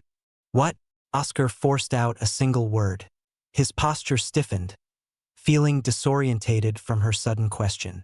Celestina sighed. A fierce light shone in her eyes, not allowing any lies or excuses. Why did you kill him? Act 1, Blue Ocean Pavilion, Chapter 337. Finding more. Celestina's interrogative tone and question turned Oscar stiff as a board, like a criminal about to approach the guillotine. His blood ran cold as ice, freezing his veins. Oscar opened his mouth but closed it again, clamped shut from the mix of shame and unwillingness. As a good face reader, Celestina had surely seen through him. How did you figure it out? Oscar resigned himself and admitted his guilt with another question.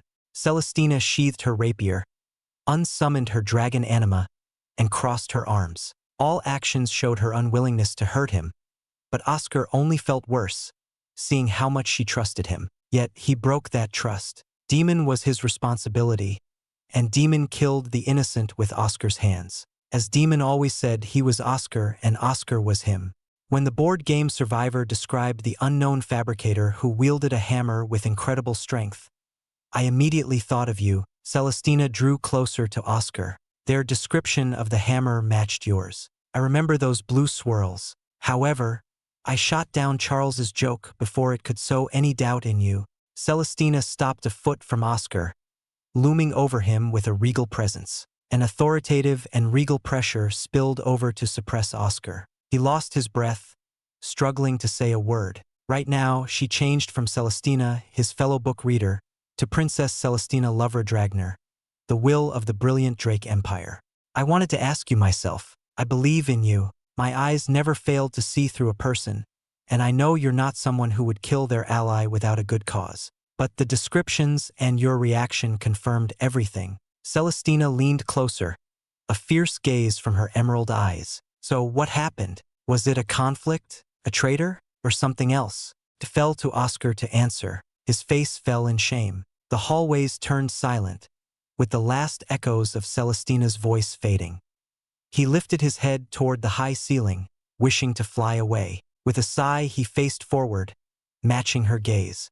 Would you believe me if I said I had no control at that time? Oscar slumped to the floor, kneeling from exhaustion. He chuckled and cursed at himself. A part of him wished to scream out and oust Demon, but Celestina already had too much burden on her shoulders, and this was his problem. Robert Raven's lectures echoed from within, reaching his ears and telling him not to be afraid of asking for help. Despite how much it nagged at him, Oscar refused to follow his one-time teacher's lesson. Perhaps he would tell them when they were out, or Demon was resolved. Are you okay? Celestina crouched down with a wrinkle of worry across her fair brow. What do you mean you lost control? Is it really something you can't tell me? Oscar lost his words, and sweat flowed down his cheek. I'm sorry. I'm sorry for killing him, and I feel awful. I'm sorry for not being able to tell you, but you shouldn't be so focused on me. Not when we're so close to the end. Celestina didn't respond, not withdrawing her gaze. Then a rustle came from Oscar's waist. Joel levitated while still tied to Oscar and let out a small sigh. Let me vouch for him. Something is happening to him, and he doesn't wish to burden you. I can understand your worry, girl. Please try to be gentler with him. He has much on his mind, mainly trying to help you, Joel said. Celestina closed her eyes and furrowed her brow in deep thought.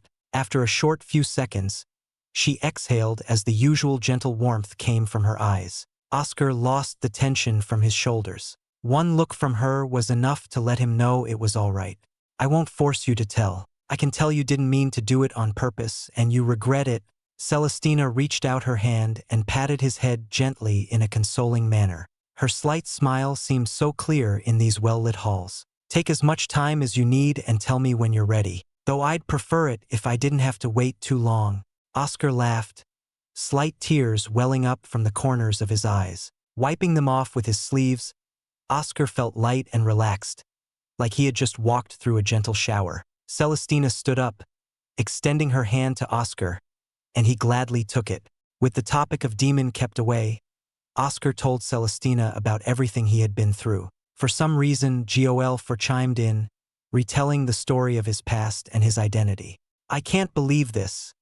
I did know about other continents, but to think our continent had such a storied past. Celestina held Joel in her hands. The Forest Heart clan must have gone to great lengths to erase all traces of yours. Have you been to other continents? Oscar asked. Celestina held her chin in thought. Sometimes, I accompanied my father on diplomatic meetings. I know we and the other empires pay tributes to a primaire faction, the Archex Union. I've never heard of them. They must be a new power that rose in the past 4,000 years. Duel grumbled. They don't interfere much unless they call for a meeting of all vassals. When the divine essence was first discovered, the Archex Union laid down a decision with the consultation of the Primal Council. It was to be between our 4 empires and no one else. Celestina sighed. In the end, the divine essence is a boon for them as well. Aren't they worried about another primaire rising and taking over the continent from them? Oscar wondered how it worked. Firstly, with the divine essence increasing the quality and growth of resources, they can siphon more tributes. Secondly, by showing their generosity, they instill more loyalty in the other vassals. And lastly, if a primaire does emerge from our continent, they'd be inclined to be favorable and a good ally on the council. Celestina explained with a teacher's expertise. Did I miss anything, GOL for? No, you are very well learned and observant, my young princess, GOL said. But you forgot that a primaire faction already has their own holy lands. They have divine essences of their own, and to ensure balance, the Primal Council makes sure no one tries to get one up on the other. Their intentions may have been noble at the conception, but now it's the same as all organizations. All of them are so self-interested they work together to ensure they remain in their seats of power and gain allies. Too much greed could lead to a siege by the jealous others. Celestina scoffed. When were we supposed to learn about all this? Oscar wondered why he had to learn all this from GOL for much later. I suppose we're both guilty of hiding things from each other to avoid burdening them. Celestina giggled and tapped Oscar's shoulder. She drew her silver hair back and skipped ahead. We should be quite far, and yet nothing is happening. Minutes later, Oscar heard a loud shout and snapped his head toward its direction. He smiled and rushed ahead with Celestina following by his side. He knew this voice, having heard it so many times. His eyes glinted with glee at the figure with green hair. Fred, Oscar shouted, waving his hand. OS? Frederick looked dumbfounded before a wide smile spread across his face. OS? Oscar twitched when he saw a swarm of large bees, 1 foot long, with 2 stingers chasing Frederick. Celestina raised her hand, and a downpour of falling light blanketed the hallway like a thunderstorm. Hordes of bees fell as lifeless husks impaled by several arrows of light, unable to withstand her powerful line. Shattering wave, ripple shroud. A shock wave of obliterating iron let out earth-shattering cracks, turning many bees into piles of mush. Oscar's bulwark hissed and steamed from the rising temperatures caused by the fearsome explosion of power. Great! Now I can fight with ease. Frederick turned. Winds gathered around his twin blades, screeching and twisting. It was as though Frederick had mastered the hurricane and unleashed it upon the bees, reducing the remainder of them into scraps. I didn't expect to run into a large swarm the moment I teleported here. But thankfully, I ran into the 2 of you. Frederick cheered and laughed while swinging his swords around with a whistle. He leaped over to Oscar and clasped his shoulder. Good to see you again, OS my man. And greetings to you, princess. Greetings, Frederick. It's good you're here. We need all the help we can get. Celestina bowed slightly. Fred, it's good to have you here. Oscar clasped Frederick's hand. Now all we need is the rest of us. Have you seen Emily? Emily? Oh right. Frederick laughed awkwardly. I left her behind. She probably really enraged right now. What did you do? Act 1. Blue Ocean Pavilion, Chapter 338. Prelude to the End. Frederick laughed and patted Oscar's shoulders with fierce slaps. He wiped the slight tear from his eye. As they wandered through the halls, Frederick explained what had happened. At first, I was all alone and tried my best to find anyone or a token. Strangely, I couldn't find anyone until yesterday, and by luck, it was Emily. Frederick sent his hawk anima ahead to scout the area. Just earlier, we found a token and weren't alone. We killed some members of the Earth Core Academy and reached it. Did you trick Emily? Oscar looked agape at his friend, who never wanted to piss off his lover. With a loud sigh, Frederick cracked his shoulder, relieving the tension. I took it before she could speak and teleported to those bees. I know the pavilion needs everyone, but I didn't want her to continue. If anything, she could live on well. Seeing the drained smile on his friend's face, Oscar smacked his back, imprinting a handprint through the uniform. Frederick's yelp tore through the silence of the halls. Celestina chuckled from the side, turning her face aside. That's from Emily. You are one hell of an idiot. Oscar shook his head. I can't leave my best friend alone without me to watch over him, Frederick said. I'm always glad to see the two of you like this, Celestina said. But don't forget me. The new trio shared the recounts of their journeys so far until reaching this point. Frederick had much to tell about everywhere since he had been to many places in the outer halls. Oscar explained everything that had happened to him as well. Seems we've been through very bad situations. Oscar sighed in relief. Frederick was able to survive. I'm worried about the red root you mentioned before. Duel, is it truly something in the Night Exalt realm? Celestina focused on the unassuming head hanging down from Oscar's waist. Oscar felt the Ein emanating from the root, and I have eyes to discern its unnaturalness. The fight for the divine essence may incur the wrath of this unknown enemy. I suggest you advance with prudence. Duel forewarned. I spoke with some of our greater elite exalts who were on the threshold of Night Exalt. They couldn't grasp the opening to advance no matter how much Ein they absorbed. It was the same in the past. Most people underwent the advancement to the Night Exalt when they came out. Celestina looked to be deep in thought. No doubt she was considering the new danger looming over them. And we can't have some of our own advancing to the Night Exalt near the divine essence. Who will allow us the time to do so? Frederick said, his face turned stern and with a focused gaze. Oscar and the others stewed over the problem of the unknown entity living near the divine essence. They found no one else and retreated to their rooms, only to move to the new rooms found by the advance party. Oscar wondered where the rest of his friends were. Frederick's words accounted for Emily. As for the rest, the protocol was to group up and hide in rooms, go out on expeditions, and wait for the garden's opening. He believed the remaining Blue Ocean Pavilion students who made it here were waiting. Hours went away as they slept on the 5th day. Oscar and Frederick stowed themselves in the corner of the room, surrounded by Esther and Simon, who he had met earlier. Somehow, Esther reunited with the other girl, Susan, the water element healer. Oscar still felt sick when he saw their faces and removed himself from the group to meditate peacefully. "Excuse me?" Susan called out to him, fidgeting with a timid face. "What is it?" Oscar opened his eyes. "We're midway into the 6th day. You should be preparing for the battle." "I know. I was just wondering if you saw Kelvin anywhere." Susan lowered her head meekly. "The guy from before? I'm sorry, I haven't seen him. Did he advance to the middle elite Exalt?" Oscar felt uncomfortable with someone behaving in such a manner.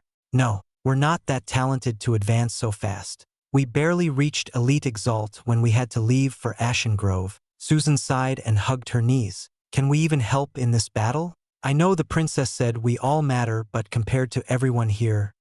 Oscar nodded his head, understanding her struggles. She was only 18 years old, 2 years younger than him, and hadn't been through the same crazed experiences as he had. He patted her head with a chuckle. Although he killed an innocent person with these hands, he felt this was right. "One crazy, sadistic person told me every moment counts. From the beginning to the end. Never stop thinking about how you might win or act." Oscar said, "You're an Exalt with the talent for healing. Never sell yourself short. A single moment of healing may be the difference we need." "Yes." Susan's face brightened up. Oscar sighed. Was this how it felt to have a younger sister?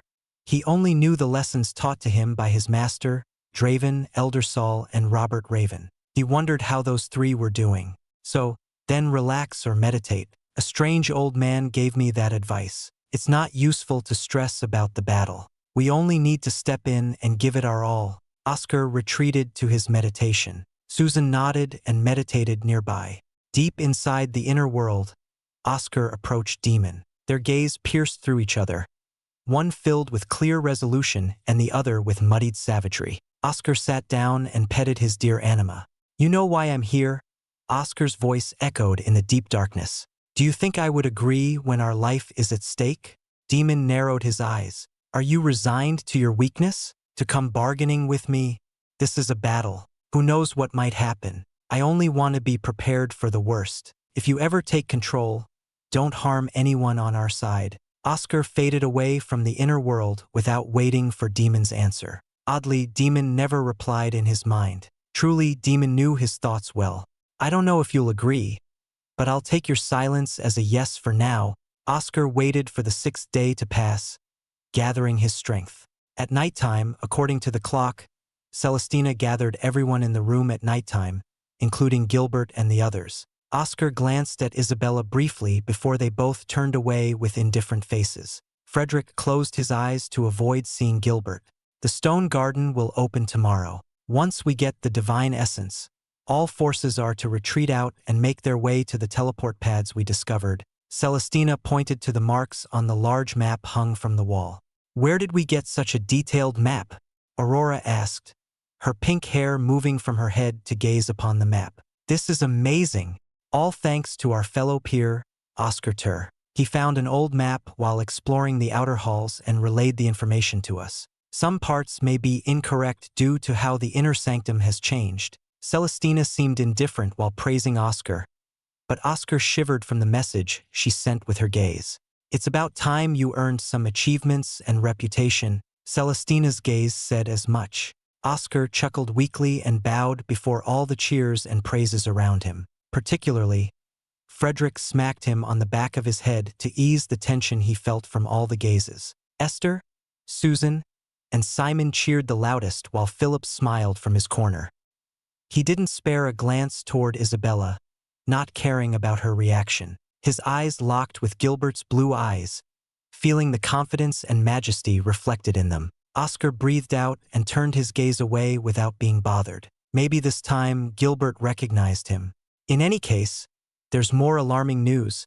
Celestina brought everyone's attention back to her and explained about the strange red roots and the creature which may dwell there. The news roused the crowd, who grew tenser, and some rejected the news out of fear. I have good faith in the reports. Everyone needs to be on their guard in case it emerges. Celestina shut down the conversations. We will set out in the morning. Get your rest. Oscar lay on his mattress trying to get some sleep. Frederick had already fallen asleep, snoring without care. He couldn't even talk to Joel, for in this place without raising some suspicions. Demon was certainly not an option either, so Oscar only kept to himself.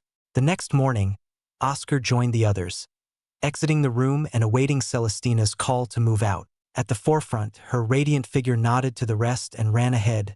1, 2, 3, and more. Everyone began to march. A hexagonal tunnel awaited them, flooding them with a soft, bright light. Oscar entered with the others and beheld the stone garden, Isaac's private chamber and center of the Divine Stone clan. It was a large dome room, the size of the pavilion's Colosseum, with hexagonal tunnels filling the walls like honeycombs. The ground caved in as if a meteor had struck it with a massive impact. Large layers of stones protruded out like stairs descending toward a single point where a small flower with 7 petals, each containing one of the rainbow colors, rested. The divine essence. All around the room, more and more people crowded into it. Uniforms of red, black, green, and blue filled the outer parts of the stone garden. Oscar gritted his teeth and clenched his bulwark. The final battle was finally happening. Act 1. Blue Ocean Pavilion, Chapter 339. The lineup. Undying Flame Sect, Earth Core Academy, Thousand Storm Palace, and of course the Blue Ocean Pavilion were present. The 4 powers of the Far Sky continent finally gathered into a single large chamber. Tension increased among everyone, a tension which quickly broke like a bubble as everyone charged with all their might toward the crater. It wasn't all uniform. Oscar noticed 4 large groupings of their factions with small pocket groups spread all over the place, unfortunate people who could not group up with the main force. A chaotic gathering as blood spilled everywhere between these small pockets, trying to kill the ones next to them to connect to their allies. For larger groups finally remained, having absorbed the rest of the stragglers. They left behind a trail of bodies scattered around the flat surface, bloody footsteps marking their path to the crater. Oscar wiped the blood from his face, killing several weaker enemies to help out. Following the rest, he leaped off the edge, entering the crater. The stones protruding out were smooth and black, similar to the perfect ones used for skipping across waters, except these stones were so large, around 200 feet in all directions. Oscar landed on one of the stones, a makeshift platform containing a glowing chest in the center. Each stone held a treasure on its surface, a tempting reward for most, but Oscar continued his fall downwards. The depths of this crater were so deep, he wondered if it compared to the lake which held the abyss prison. All around him, the fighting had begun. The four factions started to spill over to each other. Hot flashes of flames passed by. Oscar narrowly dodged, turning to the enemy. Oscar shot a silver star toward the flame user and swerved around him with his deer anima. With antlers in front and Oscar's lance from behind, the flame user became naught but meat on skewers. Every stone platform had devolved into chaos. Spells and iron choked the air. Blue, red, green, and black uniforms spread everywhere. Staring below, Oscar saw Celestina, Gilbert, Isabella, Aurora, Charles, and other greater elite exalts fighting around the farthest depths. None of them could draw close to the divine essence without someone trying to interfere. Even Gilbert, with all his might, was impeded by a coalition of 3 greater elite exalts from the 3 factions, a shocking temporary alliance against the revered Grade 9. Everyone else fought whoever came their way. Oscar gritted his teeth and steeled his resolve, knowing that his task was to kill off as many as possible. With a numerical advantage, they could turn the tides. Oscar leaped down onto his enemies. His sharp, iron-infused lances left many bloody holes into several more exalts. Never before had his instincts screamed at him so much, warning him of danger in every corner and person. It was no longer a simple battle. It was war. With a final thrust of his lance, Oscar opened the guts of another foe, panting heavily. He retreated onto the wall and drank a healing elixir. He had already taken every elixir for defense, speed, and power. Still, everyone had the same idea, leveling the playing field.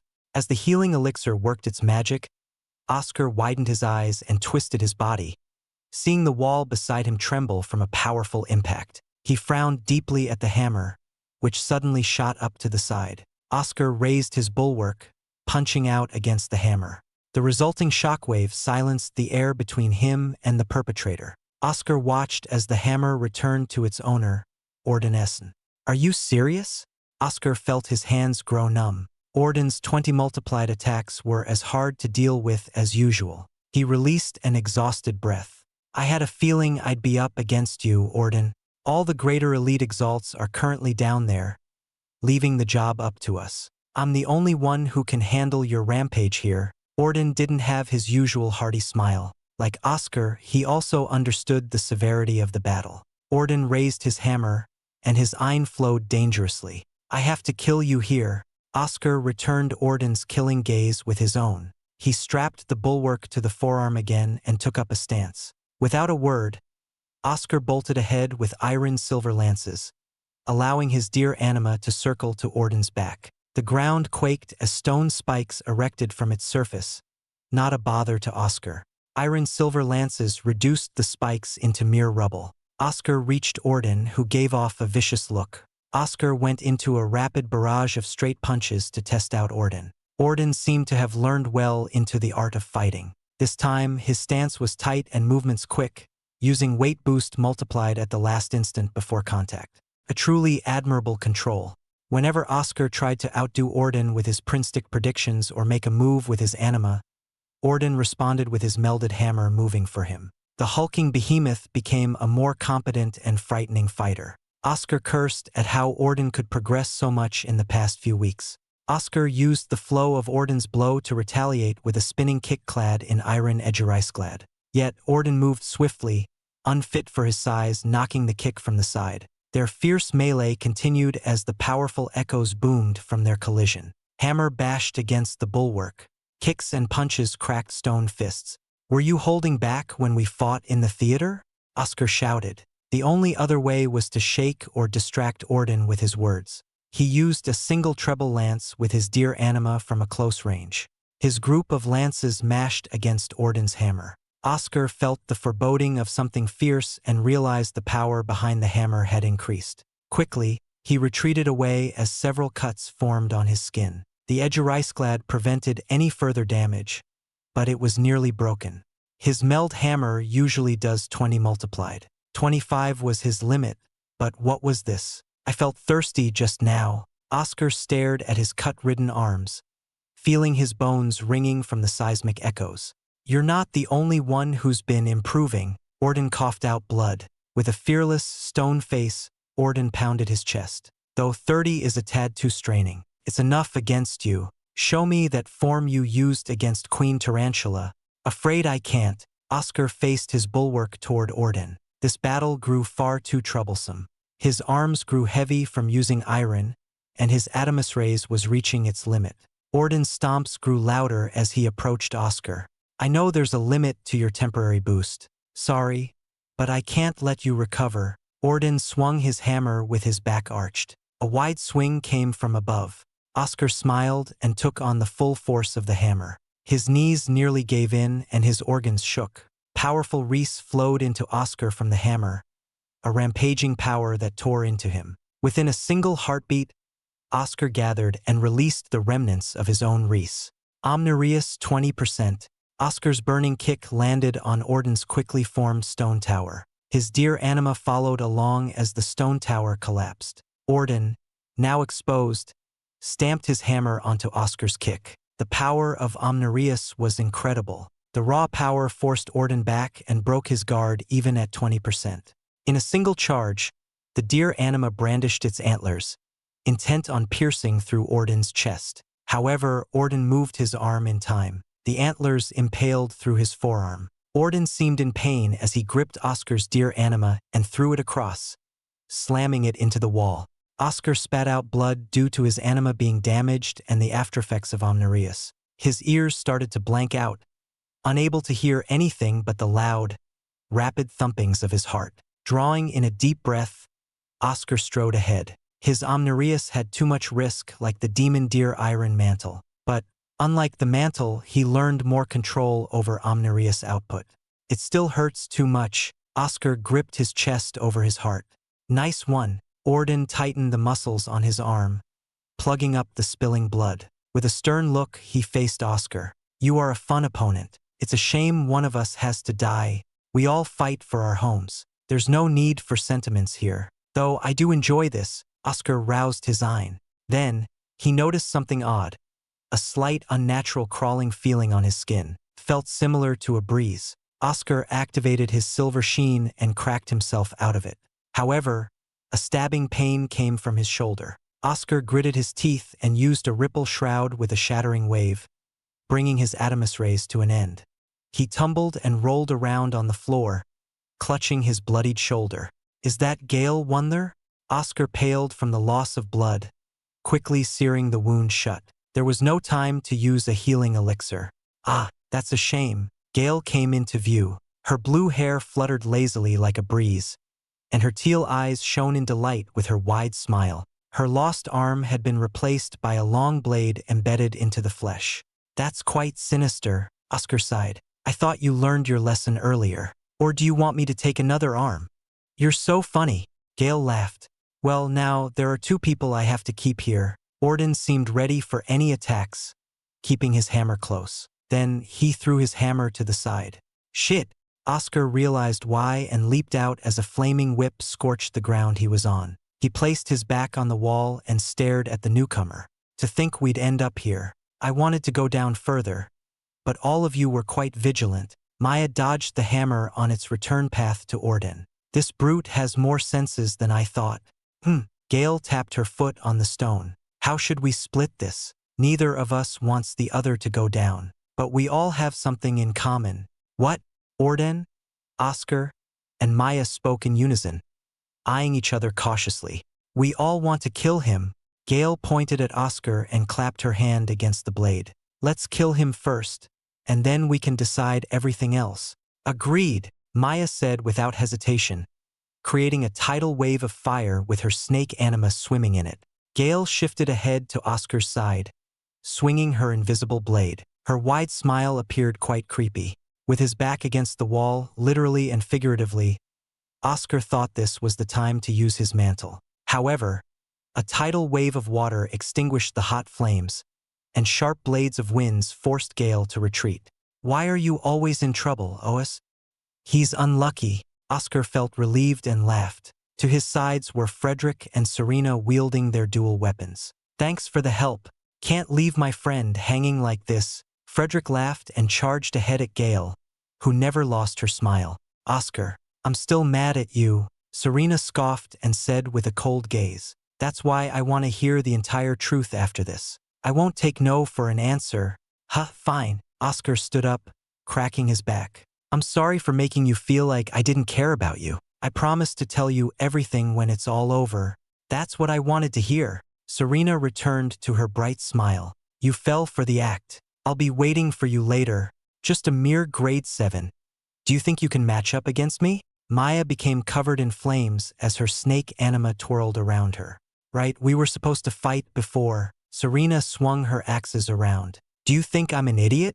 A thunderous boom echoed from behind Maya, and piercing lightning crackled against Maya's flames. Oscar became dumbfounded but smiled again at Mary's petite figure. "She's not alone, you flaming witch," Mary shouted, stamping her spear on the stone.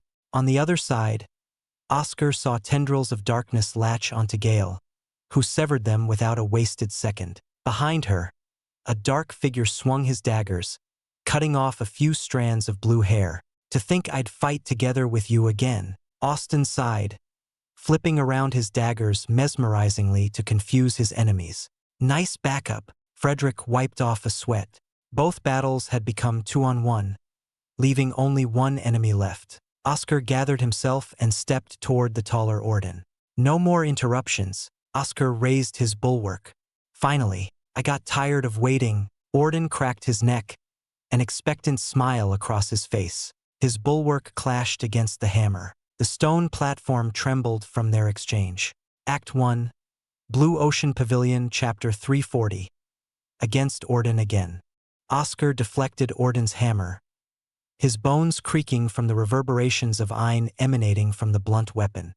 He ignored the slight discomfort of the rattling, spinning with the flow of Reese and countering with Orden's power. Orden proved himself a tricky opponent, matching Oscar's wild movements by using his incredible reach and height to make it harder for Oscar to land a clean blow. Several minutes after his friends arrived to help him, Oscar fought hundreds of exchanges and blows against the behemoth, only able to injure Orden once. A bright red wound on Orden's shoulder matched the one Oscar received from Gale's surprise attack. Oscar grunted, covered in sweat, and put everything into a shattering wave. The Adamus rays was approaching its limit. Iron flowed out of his lance, spreading across the gap between him and Orden. Oscar's deer anima swung its large antlers to join the attack. Orden erected several stone spikes to deter the shockwave and threw his hammer. Explosions of dust and rubble spread out between Oscar and Orden. Some of the dust landed in Oscar's eyes, an irritating inconvenience of fighting Orden. The battlefield returned to an eerie calm despite the chaos surrounding them. Oscar reviewed his current status, knowing his Adamus rays was unavailable and his deer anima lacked the means to break through Orden's defense. "In the end, I lacked the means to close the gap of his large wingspan, and he's starting to use his feet more. I tried slipping by at the last moments of his attacks, but his reactions are faster than before." Oscar felt jealous of Orden's large build and legs. His master always said a battle was about territory. For any battle, the territory can be defined by their means of offense and defense and how they can encroach upon another's territory. The winner was the one who took control. In this melee battle against Orden, who had evolved as a fighter, Oscar could not crack through Orden's territory. Despite using the free-flowing movements learned from Demon and the power of Iron, he lacked the means to finish the battle. "If I use the mantle, I can do it. But can I take that risk right now?"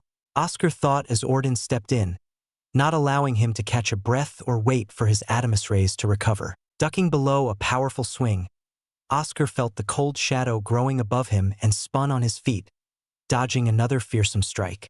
Silver sheen. The silvery armor formed in time to withstand Orden's heavy stone fist. Oscar trembled inside from the force of the blow. Knowing what came next, Oscar broke out of his silver sheen before it shattered under the weight of Orden's hammer. Finally, he felt his muscles loosening, crying out in relief. Sadly, he forced the power of Reese onto them once more, entering the Adamus rays. Right now, the Ein Awaken is working well. Iron is consuming too much Reese and Ein each time. Every moment I get to recover the Ein is not wasted. Oscar tightened his stance, deciding to change his strategy. He bent his knees and held his shaky arms close to his head in a defensive stance resembling a turtle. Are you trying to outlast me? Why don't you use your full power? Orden looked disappointed. He sighed, lowering his guard. We've been back and forth with this, yet you hold back. Oscar chuckled from behind his arms, understanding Orden's feelings. There are times when I have to use it and times when I can't. Back then, I had no other choice. Perhaps I would use it if we were in a different kind of battle. Is that so? Then I'll force it out of you, Orden said chillingly, elevating his Ein with everything he had. You better use up everything you have, or else you're dead. Motes of Ein floated around, surrounding Orden. They transformed into boulders and rocks, levitating around Orden as the center. Oscar couldn't count how many there were, only feeling the reinforced Ein glowing around each one. Each one seemed so compact and heavy as they collided with each other in a cacophony of collisions. One rock rolled in place, gaining speed and rotating faster. Orden hit it with his hammer, and the rock flew out like a meteor, resounding in a roaring boom and splitting the winds. Oscar was dumbfounded as the deafening sound of the rock mashing against his bulwark flooded his ears. It was heavy, incredibly heavy. Oscar gritted his teeth, straining more strength as sparks flew from the rocks scraping against his bulwark. In a forceful push, Oscar deflected it to the side, hearing the impact behind him. What a powerful attack! Confused, Oscar stared at Orden in the center of the floating rocks and understood. Orden didn't use the spell in their previous battle in Tectusan because Orden hadn't learned it yet. Perhaps Orden learned it from a similar trial to the Goldu fig tree. However, like Oscar's steel cage, this spell was barely usable. The rocks around Orden were erratically shaking, as if wanting to burst apart but barely holding on. Orden looked strained and breathing heavily. Ein streamed out of him like a dam being broken. Orden was forcing himself to use a shoddy spell. Oscar wanted to retreat but feared what Orden may unleash upon his friends who were still fighting nearby. I have to keep him here.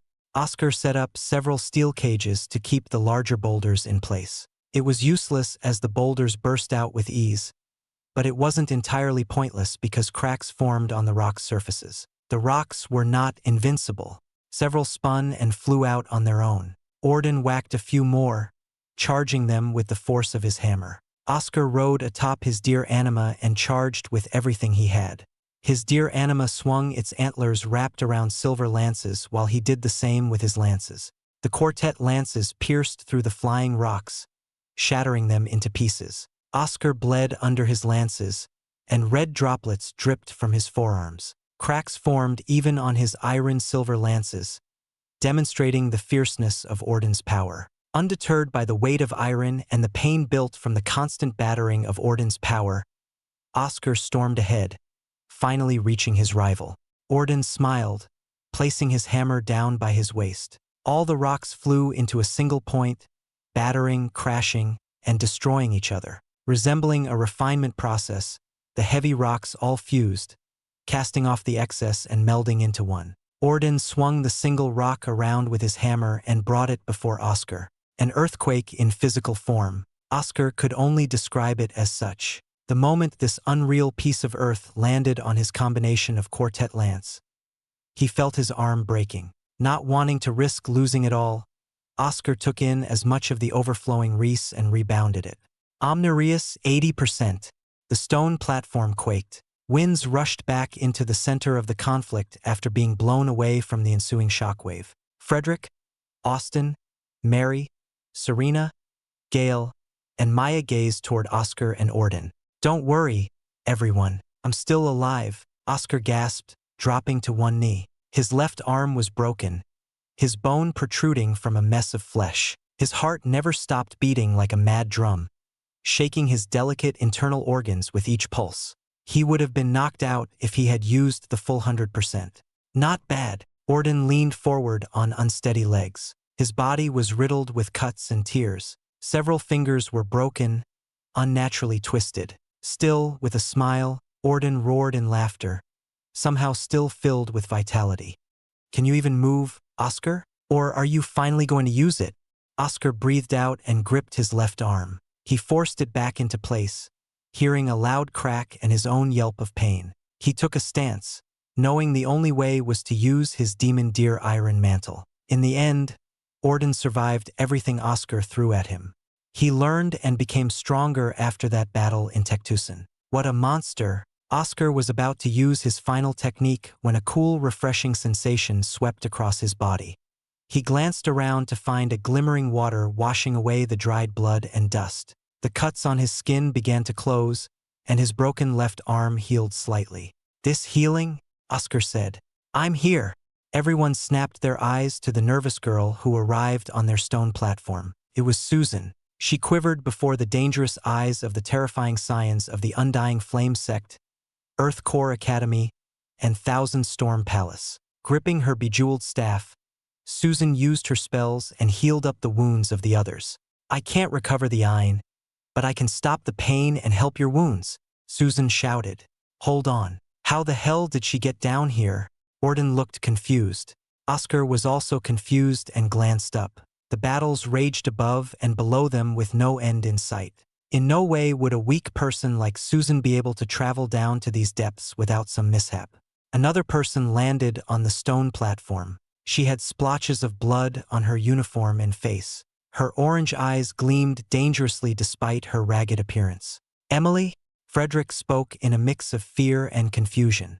"I'll deal with you later. I already did so much to reach this point. Everyone kept getting in my way. Luckily, I got this healer girl to come along with me." Emily spoke coldly. Her staff anima had cracks all over it.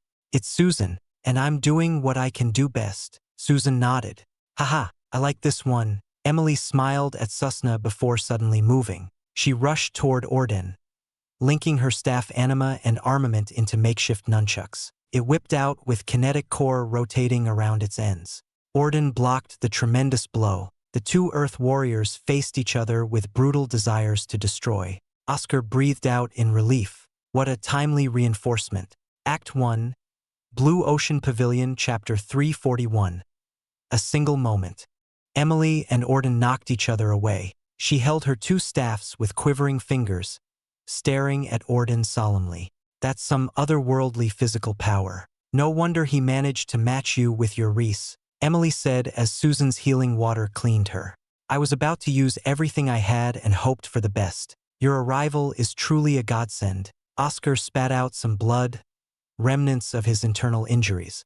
"If only Frederick hadn't gotten ahead of himself like that. I could have helped from the start." Emily frowned but soon smiled. "But it was a sweet gesture. I can't blame him. I was about to do the same." "What a nice relationship the two of you have." Oscar dodged Orden's flying hammer. He no longer felt as pressured as he had earlier. Together with Emily, he held the hope of victory.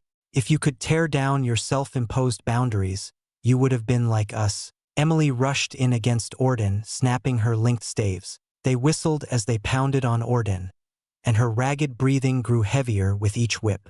Oscar wanted to take a moment to meditate and recover, but Orden became a rampaging beast, knocking away Emily and his dear anima to interrupt him.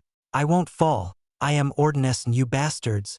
Orden's face turned red as a growl escaped his mouth. Earth spikes erupted everywhere as he panted for air. "Emily, how tired are you? I thought we had a good chance, 2-on-1. Oscar grimaced, avoiding Orden's brutality. "Truth be told, the outlook of this battle isn't looking good. I fought through several others, exhausting myself to reach you all with Susan. I'm nearly drained out. Susan's healing only kept me going physically." Emily chuckled, coughing out blood. "How bad is it?" Oscar asked. "We're losing people left and right. The enemies aren't faring any better, but I noticed our forces are falling faster than the others. I hate to say it, we might be the first to tap out." Emily put up several stone walls to deter Orden. One by one, the walls were demolished by his hammer. Oscar peered over the edge of the stone platform, eyeing the heart of the battle where the greater elite Exalts were fighting. The mess of spells and Ein made it impossible for anyone to slip by and take the divine essence. If someone did take the divine essence, they could make a swift retreat and make it to the teleport pad. The surefire way to cease the battle and focus everyone's efforts on the singular goal was to take it. But how? Oscar dodged Orden's strike, recovering as much as he could with Ein Awaken. Every so often, he glanced back at the divine essence and was struck by a dangerous thought. A single face came to mind: Elder Saul. "Hey, Elder Saul." Oscar slurped down his bowl of soup. "What is it?" Elder Saul munched on a biscuit, his wrinkled face twisted with each chew. "Why are we eating in the alleyway?" Oscar glanced around. Even within the gilded Azure City, some dark alleyways existed, hidden from the glamour and majesty of the common streets. "I don't like to be around people. An old man like me enjoys isolation." "How are your eyes?" Elder Saul sipped some tea. "Getting better, though it's odd. Why am I training my prinstic in this way? If I want to see and understand the multiple possibilities of a crowd, why do I have to focus on you?" Oscar said, rubbing his eyes, which still felt like they were burning. "A battlefield is not so simple. All manners of Ein and spells will flood the area from exalts of varying strengths. Some would be stronger than you, and your prinstic will hurt from gazing at them." Elder Saul tossed Oscar a biscuit for him to finish off his soup. "But aren't you too high of a threshold? I can barely keep myself sane while staring at you, much less focus on everyone else to avoid running into them." Oscar chewed on the soup-drenched biscuit. "Start from the very top and make your way down. Having seen me in your prinstic, a war of elite exalts should be child's play for you to move through. Even if their prinstics might surpass yours, they won't be able to see the entire picture as you do." Elder Saul laughed and smacked his lips. "Let's resume. Hopefully, I won't have to weave through a harsh battle like you described." Oscar put away his bowl and followed Elder Saul back onto the main streets of Azure City. "No other way," Oscar murmured, a downcast pair of eyes staring down at the divine essence and the fierce battles raging around it. The glow of the prinstic flared within his obsidian pupils, and he saw everything. The divine essence was a burning sun that seared and burned his vision. With shaky eyes, Oscar held on. The divine essence's presence in the distorted world of prinstic was lacking compared to Elder Saul's headache and nausea-inducing aura. All around, he viewed the many greater elite exalts and the storms of Ein, barely able to discern their movements. Yet, he took it all in, wondering if anyone else could see the same view he did. Beautiful colors and stars were all in flux, and he had to comprehend a path forward. "Emily, can you handle Orden for a few moments?" Oscar asked as his eyes reddened from the strain. "That's a harsh request. I can handle him for a short moment." "Go on," Emily said, stepping toward Orden, who still raged with his hammer. She unleashed every bit of her Ein and formed a strange field around her. Orden's knees trembled as an invisible force tried to put him down. "I'll be back shortly. Get ready to make a run for it," Oscar shouted, leaping down the stone platform and diving down below. He felt the environment change as he descended below. It was like jumping into the mouth of a beast willingly, straight into a calamity. Oscar saw the many spells and Ein raging around him closer than ever. Sweat drenched his back, knowing a single landing could spell his doom. Simply descending without helping others wouldn't do. Oscar formed small silver stars without iron, shooting them at nearby enemies to give a slight opening for his allies. He wished he could offer more aid, but all he could offer was an inconvenience with his tired body. The stronger possibility was he would become a liability and cause trouble for others. Oscar's eyes darted everywhere, forming a mental image of everyone and everything around him. Carefully, he weaved past the bombardments of all elements and weapons. Riddled with wounds, Oscar fought through the pain, groaning with each step. Distortions flooded his prinstic vision. It was like entering the dark clouds of a stormy night. Gratitude to Elder Saul filled his thoughts as he navigated through the ceaseless storm. Stars glimmered brightly within the distorted storms coming from the people fighting. Shapes of Gilbert, Celestina, Charles, and the rest outlined these stars. Oscar could barely make out their movements. The worst offender was still the divine essence. A single moment, Oscar viewed the main battles on the platforms nearest the divine essence. One option remained open, one final technique he avoided. "You can't be serious, lad," For whispered from the side. "It's fine. I need only a moment. Oscar descended to the furthest depth of the stone garden. Oscar!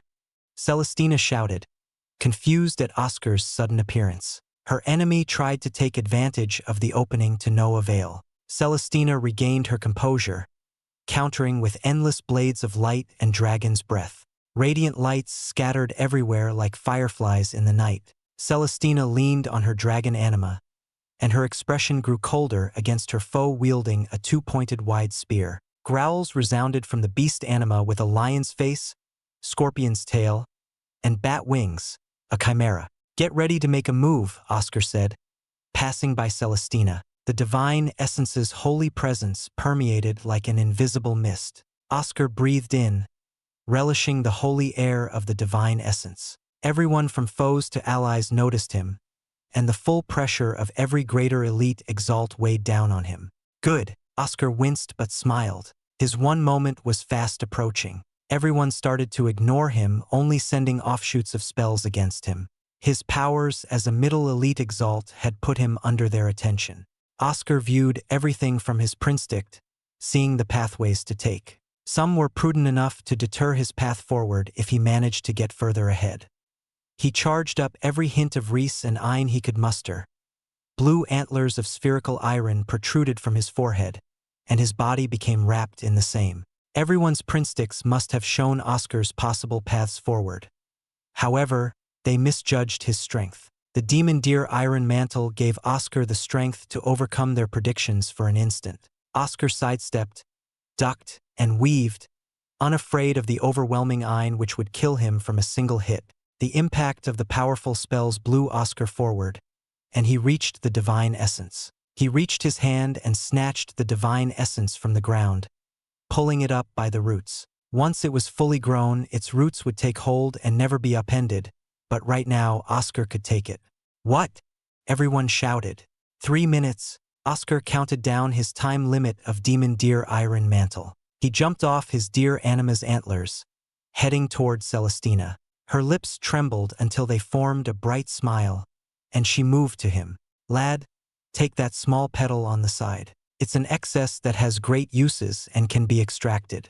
The main petals are impossible to tear off. Duel? For whispered from below. Oscar noticed a small yellow petal under the bright 7 rainbow petals of the divine essence. He didn't know what Duel for wanted but grew interested in what the golem had to say. Tearing off the small petal and storing it in his space pocket, Oscar reached Celestina, pushing the divine essence to her. Get behind me! Celestina put up several layers of hexagon mirrors, deflecting all the attacks. She stored the divine essence away and shouted with a mouthful of blood, Blue Ocean Pavilion, retreat, secure the path out. That'll be hard. Oscar gasped and pulled Celestina up by the hand to escape with him. It's coming. You mean? Celestina's face also paled. Fear flashed across her eyes for the first time since Oscar met her. It didn't bother to enter the battle, wanting to feast on all the blood afterward. However, Oscar's sudden movement stumped even it. But now it's furious. Get out, Duel said shakily. Run! Oscar rushed up. The entire crater trembled. The Blue Ocean Pavilion's greater elite Exalts clumped around the princess, working their way back up. All the enemy factions were following them, shouting for the divine essence and wildly flailing their spells. Then a bright red root burst from the side of the crater, lashing out against an unsuspecting Exalt. The Exalt screamed in agony from the root impaling her. Her body noticeably shrank into a mummy before evaporating into dust. A knight Exalt? Someone from the Earth Core Academy shouted. So the princess was right, Gilbert frowned. More red roots burst from the ground. They all had countless small maws of razor-sharp teeth covering the length of the roots from their tips to the bases. I said to run. Oscar threw Celestina up before a red root could impale her. This crater is now a death trap. Act 1. Blue Ocean Pavilion, Chapter 342. The Last Hurrah. Countless red roots and vines exploded from the sides of the craters. Debris spread everywhere, crushing into clouds of dirt and dust, which blanketed the crater in a horrid fog. Within the fog, screams and cries echoed until they ended abruptly with only the sounds of chewing. Oscar leaped upward as chaos spread over the crater like a disease, and fear ran amok even in the most stalwart greater elite exalts. No one had time to think about fighting each other with the deadly red roots at their heels. Despite the overwhelming situation, Oscar felt calm even as the full pressure of a night exalt permeated the area. More red roots erupted from the rocky walls. Maws of razor-sharp teeth crunched on the rubble like candy. Oscar's mind and body became balanced and focused under the effects of his demon deer iron mantle. He sped up and dodged, reaching the halfway point. Where is everyone? Oscar thought, glancing around the crater with his blue moon eyes. When he threw Celestina up after her state of confusion, the red roots emerged everywhere, dividing and scattering everyone. Hearing the anguished cries of the unfortunate victims, Oscar hoped the best for his friends.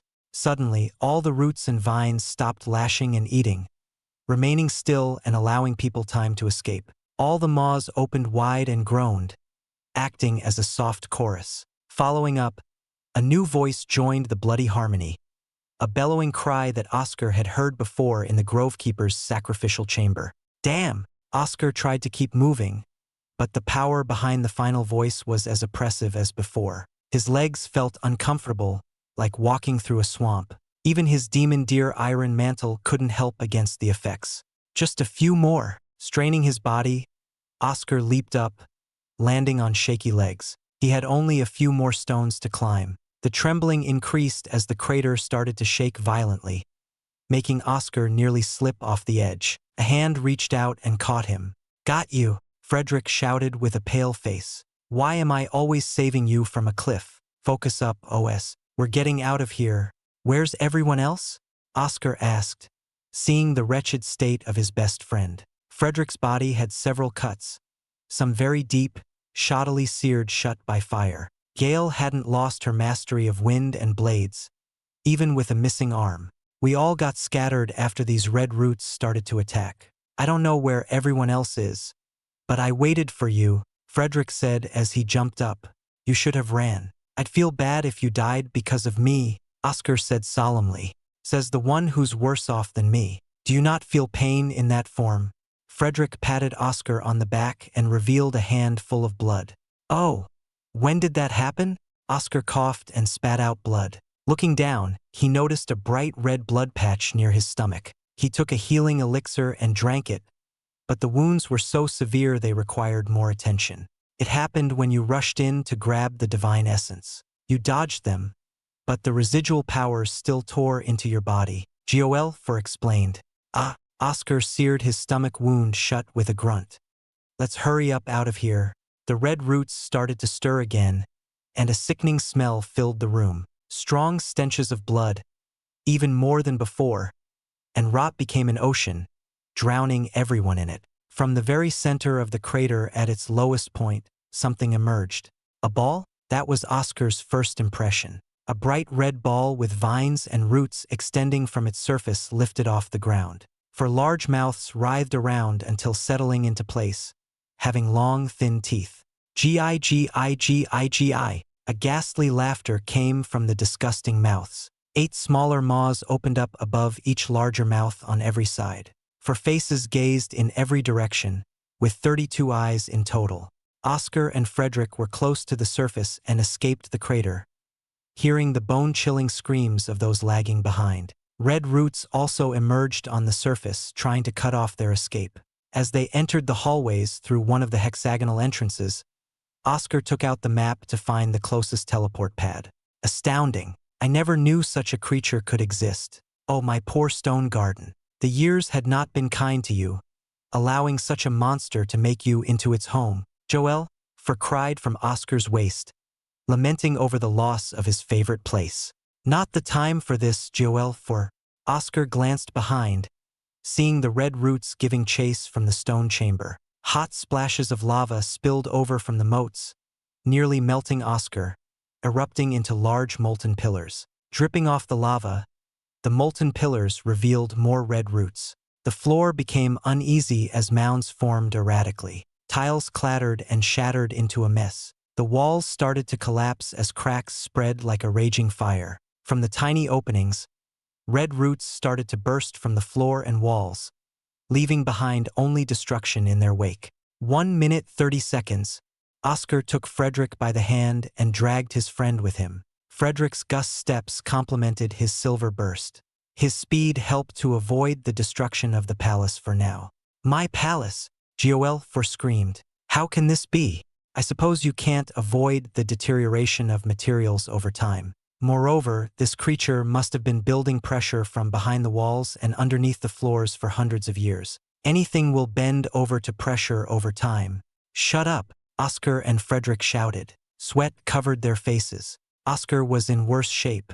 Blood trailed down his eyes, dripping down his chin. With his demon deer iron mantle closing in on its end, intense pain spread across his back and stomach. It didn't help that the countless maws were laughing at them like an audience of cruel hunters watching their prey struggle. So far, he had done a good job of staying ahead of the red roots. He noticed their speed was not their strong suit, relying on their numbers and far reach instead. Rechecking the map, the teleportation pad was only a turn and a straight run into a room. Oscar nearly slipped. Blood covered his feet from how much he had exerted them. The tips of the antlers on his head started to disperse, fading away, and his blue moon eyes started to flicker back to black. Turning the corner, Oscar saw the open room for the teleport pad, wide and like a gateway to paradise. We made it, Fred, Oscar shouted in delight, not minding the many wounds on his body. The pain faded away, replaced by joy. Just a little more. Frederick focused his eye onto Oscar's feet. However, the halls were wide and long. It was a long trek to the other side where the teleport pad resided. Oscar dodged the splatters of lava and continued to outpace the red roots until they reached the halfway mark. Then the ground shook like a bell. Oscar couldn't see straight from how his eyes rattled from the constant shaking. To his horror, red roots erupted further ahead, closing in and about to seal up any escape paths. He understood right away. The strange creature had already spread to the entire palace and decided to move its distant roots upward to block their path. In a mere second, the gaps would close, and he and Frederick would be hapless prey. His mind coursed through an ocean of thoughts and ideas. Their current speed wasn't enough, not fast enough to break through before the gap closed. Without a single thought, Oscar swung Frederick forward. Don't. You could live if you use him instead, Demon finally whispered. No. That's the difference between us. I can't do such a thing easily. Fred's my good brother. Oscar started to cry. Tears dripped, washing away the trails of blood on his cheek. Even if it's at the cost of your life. Demon roared. Haha, finally I get to see you get emotional. You may be twisted and depraved, but you care about me in some strange way. You'll do anything for us to survive, whereas I will do everything for the people around me. Now shut up. Bye. Oscar kicked Frederick. Frederick flew across the halls, escaping past the closing gap between the red roots. Oscar gave a weak smile to his friend, who was injured from his kick. Even if he used his dear anima to kick off, it wouldn't have been enough with the two of them. However, if he put all his power into one person, that person would survive. He chose the person to be Frederick. OS. Frederick widened his eyes and shouted as he flew the entire distance, falling into the teleport pad. Light flashed as the teleportation activated, and Frederick disappeared. Oscar could no longer see the light, only a wall of red roots. It was a good time with you, lad. I would have preferred to live on, but such is life. You made a good choice, and I am proud to have known you. Hellfire laughed and cried. It was fun, Hellfire. Maybe next time, you should find someone less reckless. Oscar smiled as the red roots closed in on him. He summoned his dear anima, who trotted sadly. I don't think I will. It has been a satisfying time. Hellfire sighed. With the last seconds of his demon deer iron mantle, Oscar poured everything into his foot, smashing it onto the floor. His dear anima swung along with him. Iron omnirius. The last thing Oscar saw was the shattering of the floor and the red roots being forced back from his omnirius, now combined with the full concentrated power of the demon deer iron mantle. The walls collapsed around him, and he fell along with the rubble. His memories came to mind. He was eating with his parents, enrolling at the Blue Ocean Pavilion, meeting Frederick and Emily, learning under his master, reading with Celestina, feeling helpless under Serena's pursuit, fighting Philip, forging with Aunt Rosette, and everything which occurred in Ashen Grove. He smiled fondly at these memories. What a life he had! Act 2, World Beyond, Chapter 343. Wake up, Oscar. Droplets trickled down and echoed in Oscar's ears. His eyelids trembled, and a deep tiredness suffocated his attempts to open them. He couldn't move a single finger nor shift his shoulders despite the pain wrecking every inch of his body. Normally, such levels of pain would prompt even the most immobile person to react. Oscar merely laid down in silent suffering without so much as a gasp or groan. Did he die? No. All of this pain meant he was alive, though barely. Under his back, cool water flowed lazily, splashing into soft waves upon his skin, refreshing and comforting. If not for the waters providing the soothing chill against the burning pain, Oscar felt he would have succumbed and died. Am I in a pool of water or a river? Oscar strained his ears to listen closely. It was so silent he heard the faintest streams of water flowing to his sides. Oscar thanked the lucky stars for his survival. He welcomed death when he saw the floor collapsing and the red roots writhing around. But now a new chance came to him. He wished to open his eyes and move around. Instead, his mind dulled, and he was losing hold of his senses. He fell asleep, dreaming about his friends and family. Had they all made it out? Oscar awoke, unsure of how many hours or days he had slept. His eyelids moved and opened slowly, letting the light creep in. Oscar winced as the light burned his eyes after an unknown long time spent in darkness. Flickering between light and dark, sight finally settled and revealed a hole in the rocky ceiling. Oscar groaned, trying to stand up. Reaching into his space pocket never felt so tiring. Moving even a single inch felt like lifting the heaviest weights. He held a healing elixir and tried to open it. His fingers lacked the strength, and the elixir plopped into the waters. Lad, you're awake. Joel 4's familiar voice grated on Oscar's ears. The sudden sound shook his mind. Softly, please. My head hurts. Where are we? Oscar rolled his eyes around in their sockets, taking in the few amounts of scenery he could currently see. He was in a cavern. I can't believe you survived. I am shocked beyond belief. Tenacious doesn't begin to describe your cockroach-like vitality. Joel 4 laughed. We're in a good hideout far from the central palace. How? Oscar found some blanks in his memory. There was no possibility of ending up in a refreshing pool of water in a safe cavern like this. After you pulled off that insane move which stumped even the Night Exalt red roots for a moment, you fell straight into the floor. I wouldn't say it was a lucky fall as you slammed into several rocks on your way down. Joel 4's voice was slightly garbled, like he was speaking through the water. The underground of the central palace is divided into two parts, one of magma and the other of water. You landed straight into the water portion and flowed into one of the many outflows. The red roots tried to chase you, but the underground network was like a maze, and you kept floating along. Are we still underground now? Oscar took long, deep breaths, assessing his body with Reese awaken. Everything was a mess. He needed to take a healing elixir to start regaining his strength. No. After a day of floating around, you exited the underground caverns into a fresh river in the forest. I thought you were dead. If not, you'd surely die from any creature who came near you. Joel 4 sounded rough, spilling his fear and nervousness at the time. Why am I here? Oscar asked.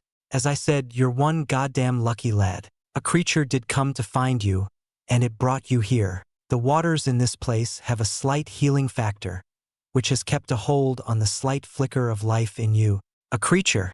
Oscar was confused. Then he heard footsteps in the distance, growing louder as they drew closer. He couldn't turn his head but didn't need to. The creature peered over to glance down at him. Oscar chuckled and coughed from the laughter aching his body. His unknown savior was the deer he saved from the grove keepers. The deer leaned down as its teal crystalline antlers glistened from the light above. Its nose sniffed and breathed onto Oscar affectionately. Thanks, Oscar said, closing his eyes and finally allowing himself to relax. I'm not sure about its motives, but it must feel an affinity to you due to your anima. Quite nice to have someone else here, even if it's an Exalt beast, Joel 4 said. Joel 4's words lingered like a long, drawn-out breath. Oscar's mind began to muddle, and he felt his body sink as if he were in quicksand. He fell asleep again, sleeping soundly. A few days later, Oscar finally recovered enough to open a healing elixir properly. Downing the solution in his mouth, his body creaked and groaned from the iron coursing through his veins. His wounds started to recover slightly. Eventually, he reached the point of being able to crawl out of the pool and unstrap Joel from his waist. Ah, thank goodness. It was rough being in the water for all that time. Joel levitated up and spun around like a spinning top, spraying water all over him. Oscar leaned on the cavern wall, finally seeing the whole place. The cavern was small, around the size of his living room in the pavilion. Several shallow pools of water, including the one he rested in, flowed ceaselessly and lazily into one another. One trickle at a time, water cascaded from the highest pool onto the lowest, having a greenish tinge to its surface. The deer drank from the waters and grunted at Oscar, tilting its antlers to the water. "Drink it." Oscar crawled back to the pools and drank its gift. "It's delicious." He rolled over to his back, huffing as his chest heaved. With his body recovering, Oscar felt the pain subsiding and gazed through the hole, seeing the bright, lonely sun of Ashen Grove. How long was I out?" Oscar stammered, scared of the obvious answer resounding in his heart. "You were out for around a week. I'm sorry, lad. If your information about the time limit is accurate, Ashen Grove is closed." Joel sighed, levitating over to Oscar's line of sight. "Closed? It's closed." Oscar stared blankly at the sun, unbothered by its light. Ashen Grove was closed, and the portals were shut down. He was trapped here, trapped in a godforsaken place, trapped in a hostile environment, trapped. Ha ha ha ha ha ha ha ha ha. Oscar could only muster up a laugh. Tears trailed from the corners of his eyes. "Are you happy now? You risked your life for Frederick and ended up here. You've doomed us both." Demon spoke for the first time since Oscar woke up. "Shut up," Oscar shouted, wanting Demon to remain silent. "What's wrong? We are in unfortunate circumstances, but you can't lose your sanity. Come on, let's talk. That'll keep your mind from deteriorating." Joel nudged Oscar. "I think my mind lost itself a long time ago." Oscar drank more water, having hurt his throat from all the laughing. "But you're right. I only have around 400 years to wait until the portals open again. Since I'm an elite Exalt who advanced 2 or 3 years ago, I have 148 years of life left. We can avoid the impending doom topics for now." "Do you regret it?" Joel asked. Oscar managed to get himself up to sit down, his face warped from pain. "The only regret is I did not have the strength to get out with both of us. Other than that, none. Fred better make a happy life with Emily, or else I'll wrangle him in his nightmares when I'm dead. Again. Stop speaking as if you're already dead. Rest for now. Once you've fully recovered, we can discuss our next steps." Joel fell, tumbling on the rocks. "You have a way out?" Oscar asked, hoping this was not some lie from Joel, to console him. "Maybe or maybe not. I'll tell you what I'm thinking about when you're all healed. It'll take you a while for that," Joel replied, keeping Oscar in the dark. Feeling the urge to throw Joel around, Oscar scoffed and leaned against the smooth cavern wall. The surface fit his back nicely and quenched the burning wounds on his back. Oscar took several more healing elixirs and waited for his core to recover. Several days later, his core could take in Ein again, and he fed the hungry core until it filled to the brim. The streams of Ein flooded into his body, bringing renewed strength. Oscar opened his eyes from meditation and stretched his hands. "Okay, Joel what should we do?" Oscar got to his feet, strapped Joel to his waist, and exited the cavern. Trees adorned the lands before him, tranquil and ancient. In the distance, Oscar spotted some mountains he had never seen before and tall trees similar to the great tree that held Own Fortress. The true Ashen Grove, no Stonehaven, was right before him. Act 2 World Beyond Chapter 344. To survive.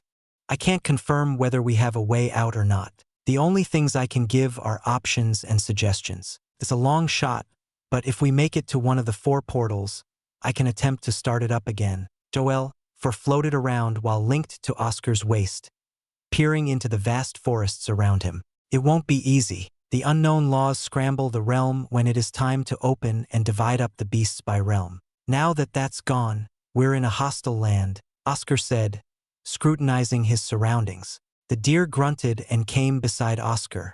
Come to think of it, I should give you a name. George named his pet buddy, but he's quite awful with names. Let's see. Oscar eyed the teal crystals which formed the hooves and antlers, brushed his hands across the white fur with patterns etched onto it, and looked back at the cavern.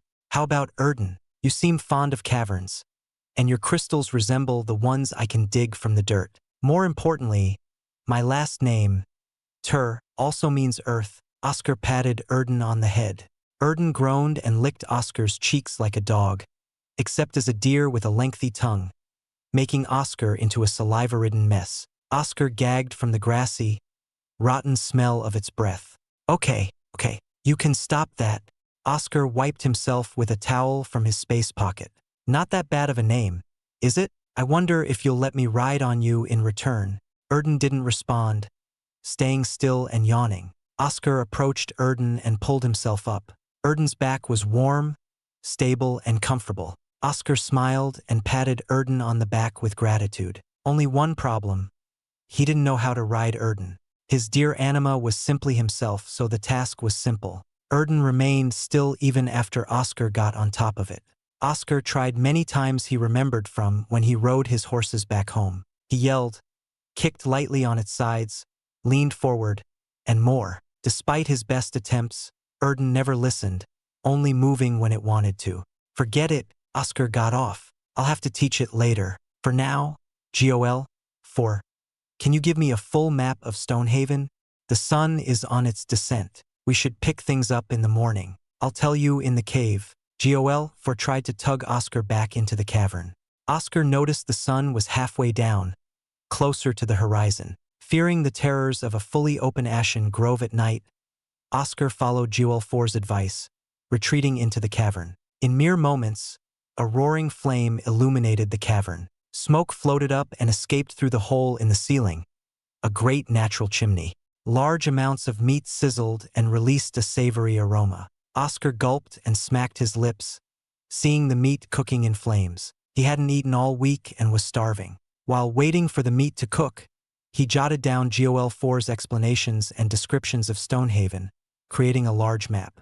The entire Stonehaven was many times larger than his generation's adjusted map of Ashen Grove. Oscar admired the power of the person who set up the system capable of moving entire lands and readjusting them. Own Fortress and Cactusan were here. Oscar circled icons of a large tree and an anvil on the map, his indicators for the two places. Then he marked a place in between the two.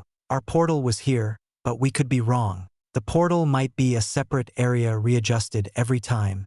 It'll take a long time for us to scour the entire realm, but this is a good lead. Maybe when we get to that area, I can help find traces of it. GOL 4 looked over the map, helping Oscar mark more areas. Holding the mostly blank map in his hands, Oscar sighed and leaned his head back with a frown. Is there not a certainty here? A place where we know for certain a portal or a way out can exist. We might be here for years, searching for a potential exit, and that's all on the assumption you can do something about a closed portal. No response came from GOL 4, and Oscar knew that look even though it came from a golem. Rather than a look, it was more accurate to say the sudden silence from GOL 4 meant one thing, yes, but with a catch. It was either that or something he didn't want to tell. What is it? You know of a place with a portal which wouldn't rely on searching recklessly around Ashen Grove. Oscar grabbed GOL 4 with a smile. It might be impossible for you to go there, GOL 4 said solemnly. Where? The Central Palace. Are you kidding me? Oscar slumped down and tossed GOL 4 aside. The night Exalt beast made its home in the Central Palace. Only a suicidal maniac would return to the infinite maws of death, which hungered for blood. Oscar cursed out loud. Either wander aimlessly for years with all the dangers around him or brave the Central Palace and fight against the Night Exalt Red Root monster.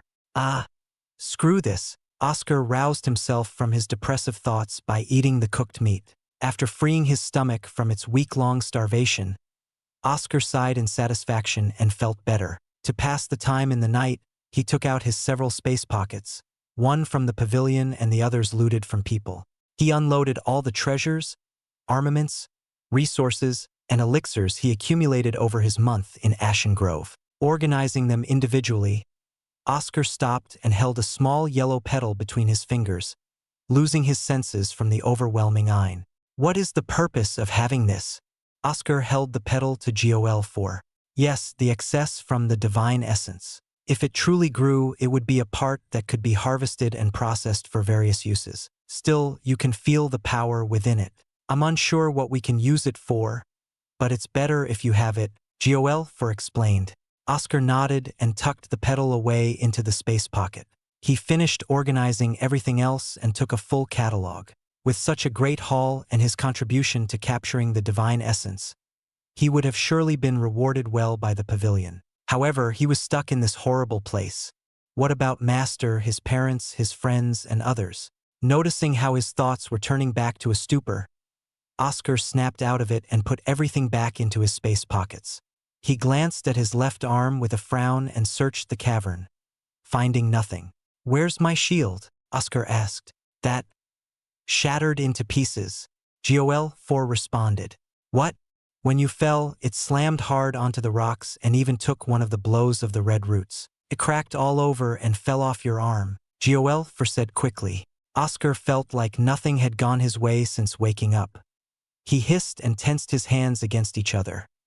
Veins popped out as his face reddened. His precious Invicus bulwark, made by his master's, and Aunt Rosette's combined efforts, was gone. He was about to explode. However, Erden came close and rubbed its head against Oscar's. The soft feeling of Erden's fur quelled Oscar's anger as he sighed out a hot breath and patted Erden's head. "I'll need a new shield, but for now I can use one of these." Oscar searched around his space pocket for armaments and took out a small green shield. "Maybe I should use the forges in Tectusin." "I wouldn't recommend that, lad. The lands outside are quite dangerous. I thought we might have a chance, but looking outside, it's unfavorable. Unlike how you dominated in the Middle Elite Exalt region, Greater Elite Exalts may ambush you. These caverns seem safe for now." Goel 4 put a damper on Oscar's spirits. "Do I look like I have time, Goel 4? I don't know if Celestina brought the divine essence out, but a war will surely break out between the 4 empires. I need to get back to my friends and fight with them," Oscar argued. "Or you could be torn to shreds in this place. Being too impatient may run you into your death. You must have the surefire strength to survive and dominate the area. Such is the law of the fittest." Goel 4's blue eyes glowed brightly with a powerful gaze. Facing the gaze of the memories of the former Primaire, Oscar grew uncomfortable as his chest tightened. He gave up and nodded. It was hard to admit, but Goel 4's words were true. He had no clue what awaited him beyond the cavern's borders and the nature of his enemies. "What should we do?" Oscar asked. "Keep training in your methods, build your Reese and Ein, and advance to the Greater Elite Exalt realm," Goel 4 said, not joking in the slightest. He turned to Erden. "The beast will be a valuable ally. The 2 of you and my knowledge will be enough to sweep across this realm. I just became a Middle Elite Exalt a few weeks ago. The Ein in this place is also not on par with the pavilions. Even with all my resources, it may take a while for my Xianxia core to feel the advancement. Years, according to my estimates. Your growth so far has been quite good for a grade 4, and you are aware of the chasm that continues to grow with each advancement. Right now, you have all the resources. Take your time and become stronger," Goel 4 said. Oscar calculated in his head. It took him 2 years to enter the Middle Elite Exalt realm. Becoming a Greater Elite Exalt would require more resources and time. The issue of time grated on Oscar's mind. He didn't have time while his friends were fighting for their lives. Goel 4 wasn't wrong. He couldn't accept it, but his circumstances were heavy, and the future grew bleak. "Fine," Oscar clenched his fists. "Let's do it your way." And then, when I met her father, he had the sternest expression I had ever seen. However, when dear Rebecca scolded him, he became a doting father. Couldn't believe it. Our marriage was quite confusing, with her father flickering between weeping of joy and gnashing his teeth in anger. Goel 4's cheerful voice resounded from outside. Goel 4, mounted on Erden's head and strapped with rope, entered the cavern, following the trotting steps of Erden's hooves. "We're back, lad." I got some fruits from the nearby tree and was almost chased by a greater elite Exalt beast until another came to fight it. A lucky close call, Joel said. Erden dropped a makeshift basket of fruits from its mouth. Thanks. Oscar stopped his exercise and got up from a boulder. I finally felt my core pulsing. The time has come. At last. It's been 5 years since you started training. You've changed quite a lot since then. I'm positive you grew another inch overnight. Have I? Oscar rubbed his head and glanced at his half-naked reflection in the mirror. He had grown a few inches since isolating himself in his cavern, reaching 6 feet from his previous 5'10". He smiled slightly, thinking about how he was getting closer to his father's height. He patted his chest, full of torn scars, with a sigh. After so long, he finally achieved the completion of Adamus rays. His body had undergone a major transformation since then. He was thin, but one look at his muscles showed how condensed they were, like a chiseled statue. With a finger flick, he could tear apart boulders into dust. Every fiber of his body contained great physical power and was elevated higher by Adamus rays. The problem remained with the pain in his heart.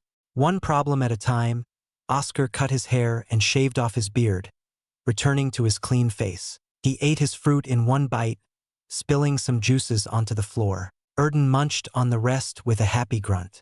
He emptied a space pocket, creating a mound of the leftover gold dew figs and other raw materials gathered. He needed a lot of resources to enter the greater elite Exalt realm. Act 2 World Beyond Chapter 345 Greater Elite Exalt. Becoming a greater elite Exalt is an exhausting task. Fortunately, you have a good amount of resources left. Joel nodded as Oscar unstrapped him from Erden's head. Erden went over to the beast cores pile and started eating them. It didn't matter which ones. It just ate them without reserve. Oscar stared at his own paltry pile of resources, a far cry from the original collection 5 years ago. Devouring raw resources was not the most efficient, as Joel put it. Some Ein tore through his body or disappeared into a puff of smoke, dissipating into thin air. Oscar held his Aetherstone, unable to thank his master enough for providing it. With it, he managed better than a person would usually handle raw Ein. However, through an advancement, his core would swallow everything until it finished. I built up to this for 5 years, Joel. Even if it doesn't work, our only option is to venture out. Oscar started by eating several gold dew figs. His body trembled and reddened from the vast Ein. He closed his eyes and tapped into his core, seeing Demon standing by with a cold expression. Ignoring Demon, Oscar roused his core, which pulsed and started beating like a heart. Without warning or indication, his core flared and became like an endless whirlpool, sucking in all of the Ein. Clutching the Aetherstone tightly, Oscar poured much of the rampaging Ein to quell its destructive nature, lessening some of the wrecking burdens. It's not enough. Oscar chewed on the bitterest roots and plants, ate and drank most of the other fruits, and drank the remainder of his saved Ein amassing elixirs. With this, he was emptied and drained of all his gathered resources.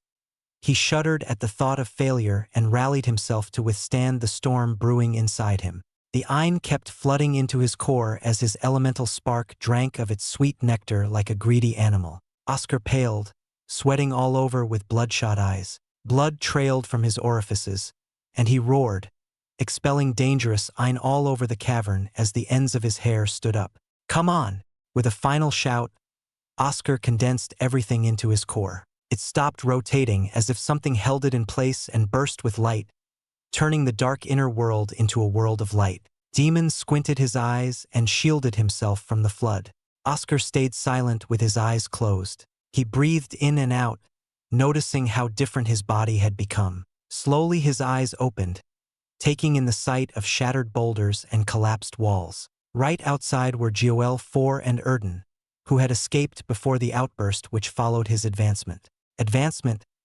Oscar stood up and stared up through the hole in the ceiling. He had finally advanced. At last, he became a greater elite Exalt. Happiness? Sadness? None of those emotions welled up in him. He couldn't celebrate until he escaped this place and returned home.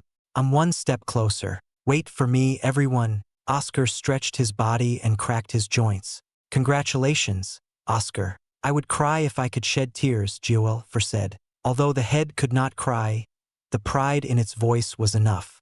You old golem, how many people have you seen before? It's only an advancement into greater elite Exalt. Nothing compared to a primaire, Oscar chuckled. It's different. I may have known many during my time, but you're the first one in thousands of years. Can't an old memory of an old man be sentimental? Duel laughed and bounced himself atop Erden's head. Will we be heading out now? No, Duel was so shocked he forgot to keep up his levitation and dropped to the floor, clattering on the rubble. Why no? After all the rants and curses over the years about being unable to venture out, you say you're not ready to go. We still have one more. Oscar pointed to Erden. One more person to wait for. If we're going as a team, we should do it right and together. How about it?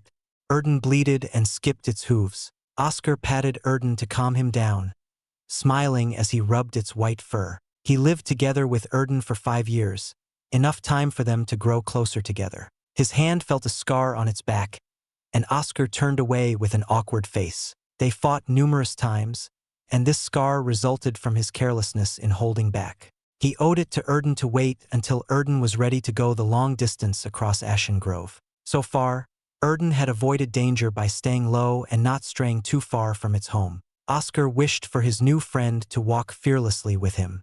Thankfully, he had killed so many beasts and collected so many cores. Erden had whittled down his supply. It was fascinating to see how Exalt beasts ate the cores and grew stronger from them. Oscar spilled out another small pile of beast cores, all middle elite Exalt beasts, as Erden already ate all the lowers. You're almost there. These cores should be enough. Now feast, Oscar shouted. He sat by the cave's entrance, watching Erden eat the cores. Erden swallowed the last core and started to huff. Steam hissed from its white fur as its grunts grew louder and more strained. Erden growled and bashed its antlers onto the cavern walls. With blood bursting from new wounds on its body, Erden fell on its back, writhing from an evident intense agony. Oscar witnessed the procession, unable to understand what was happening. Bones broke, echoing in the small cavern. Several more cracks followed like a cascade of noise. Erden became ablaze with a burning teal eye which continued to emanate a rising pressure. Erden stamped its hooves on the ground in a final slam which blasted the flaming eye into nothing. It turned toward Oscar with a powerful gaze, releasing the presence of a greater elite Exalt. Moving closer to Oscar, it lowered its head with a grunt, and Oscar cupped its head and knocked its forehead with his own. Well done, Erden, Oscar said. Erden had grown a size larger with more branches on its larger antlers. The crystal hooves were also bigger, leaving deep footprints in the dirt. A double advancement. I am happy to see so much happening. Now, Oscar, are we ready to set out? Duel faced toward the vast forest which blanketed the horizon. You're the one who told me to wait for years, and now you're the most impatient. How in the world did any of your wives put up with you? They must have complained about your backtracking. Oscar laughed as they exited the cave, closing his eyes to the fresh forest air. Before you mock my marriages, get married yourself and come back to me with some advice. Though, I have many years and many marriages on my name over your resounding zero. Duel insulted back. Right? We need to get out first. Oscar mounted Erden. All right, Erden. We trained for 5 years. Can you handle this? Let me know if you want to stop. Instead of Erden's expected grunt or stomp, Oscar felt the air rushing through his ears and hair as Erden went into a ferocious charge into the forest. Erden was too excited, judging from its trembling back. Oscar patted Erden several times to calm it down. Phew, Erden, don't be too rowdy. We have to be careful on this journey. Duel which way to the former location of the portal? Oscar took out the map, feeling a bit cold from the breeze. All he had on him were the tattered pants that somehow survived these long years with him. I've looked at the sun's path for so long to get a general idea of our location. Cactusan and own fortress lie to the west, if my memory serves correctly. Sorry, but can you pick off the leaves stuck in my head? Duel said. Oscar cleaned Duel-4's head, removing the twigs embedded in the cracks on his head. He stopped his hands when he noticed the cracks had grown slightly bigger since the last time he saw them. Anything wrong, lad? Duel asked, confused. Nothing. Just take care of yourself. Oscar strapped Joel to his shoulder to let him get a good view. Golems couldn't last too long unless placed in a special chamber where he assumed the cleaners and bronze ape were resting during the idle times between openings due to how pristine they looked. Joel had persisted for so long by himself in the treasure vault. Since Joel was out now, the age was slowly catching up to it. How much longer can he last? A chill traveled down Oscar's spine. Would he lose Joel? He reflected on the 5 years together. Several times when he felt it was getting hopeless, Joel encouraged him. Ha! Take better care of yourself, Oscar. I am still able to go on for many more years. Let's travel and see what became of Stonehaven. We'll find the portals and get you home. Joel shouted right beside Oscar's ear. Oscar smiled while rubbing his ear. It was this. Encouragements like this never failed to liven his spirits. He patted Joel and Erden with a bright expression, renewed and determined. We're quite the unusual trio. Sounds like a joke in the making. A golem, a beast, and a human walked into the forest. Actually, it sounds more like a good story in the making. Children go nuts for such interesting premises, Joel said. You can write it with your non-existent hands. Oscar kicked Erden at the side, prompting it to the west. Maybe you can make new hands for me. I wish to walk and grab things again, Joel said longingly. I promise to fix you when we're out of this place. For now, let's head off west. Oscar laughed. Their unusual trio entered the forest. Oscar made a strong showing with his Ein emanating from his body, and Erden followed suit with its Ein. Whatever came their way, they had nothing to fear. All around them, the beasts ran amok and ruined the tranquil peace of the forests. Should be about a 2 days trip, Joel said. Oscar nodded, seeing the forest around him blur from Erden's incredible speed and agility. 2 days until he could get his answer. Act 2 World Beyond Chapter 346. The Horrifying Truth. Oscar rode Erden for half a day, passing by many sights he had never seen. A great place with orange pod-like trees, beautiful rivers where Exalt beasts rested, and misty forests where all sounds became silent were all before him. Oscar ignored the various places with heavy reluctance and focused on his destination. 5 years was 5 years too long in this forsaken place. Oscar, the sun is starting to set.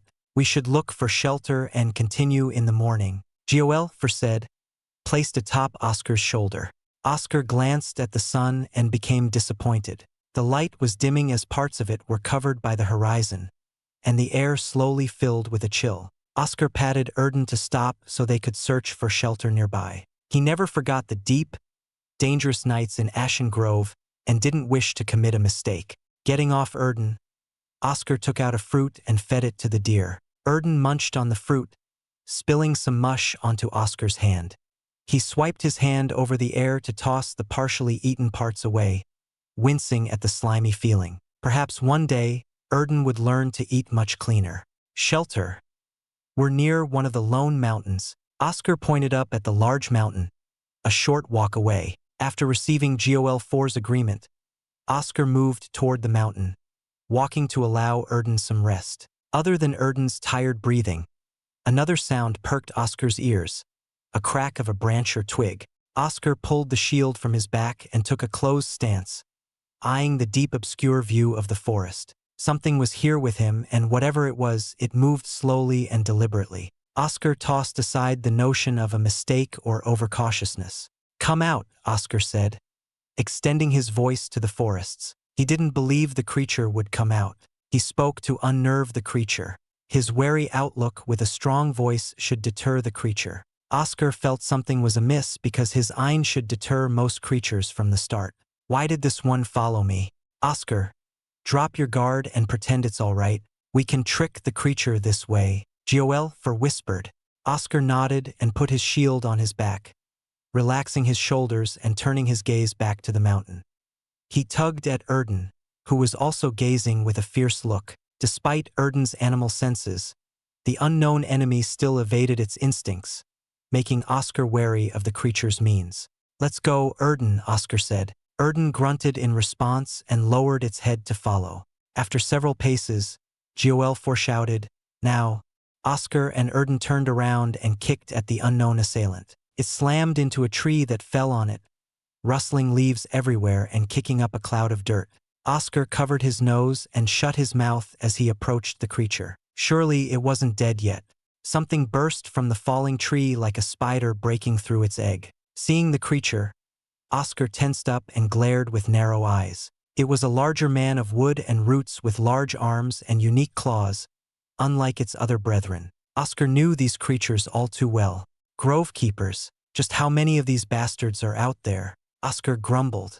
They are remarkably persistent, somewhat civilized, and spread all over the damned realm. I can't help but admire what thousands of years of isolation can give birth to. I wonder if golems can be created based on their features. Duel launched into a spiel on golems and the interesting natures of these grove keepers. Can you stop prattling right by my ear? I wonder if it has those orange sleeping gas. I can't see any. Oscar strode ahead to the clawed grove keeper, who spoke in a strange tongue. Not understanding it, Oscar kicked off the ground with silver burst, reaching faster speeds than Gale's swift movements. The clawed grove keeper sidestepped Oscar's straightforward charge with great agility. Unlike the usual grove keepers, this one seemed more specialized in swiftness and precision. It straightened its claws and stabbed at Oscar's neck and heart, and surged dangerously at their tips, seemingly able to penetrate through sturdy defenses. Oscar twisted his body, elbowing down the claw reaching for his heart, and spun around, landing another elbow to the claw targeting his neck. The clawed grove keeper let out a garbled yell as Oscar's elbows broke its claws.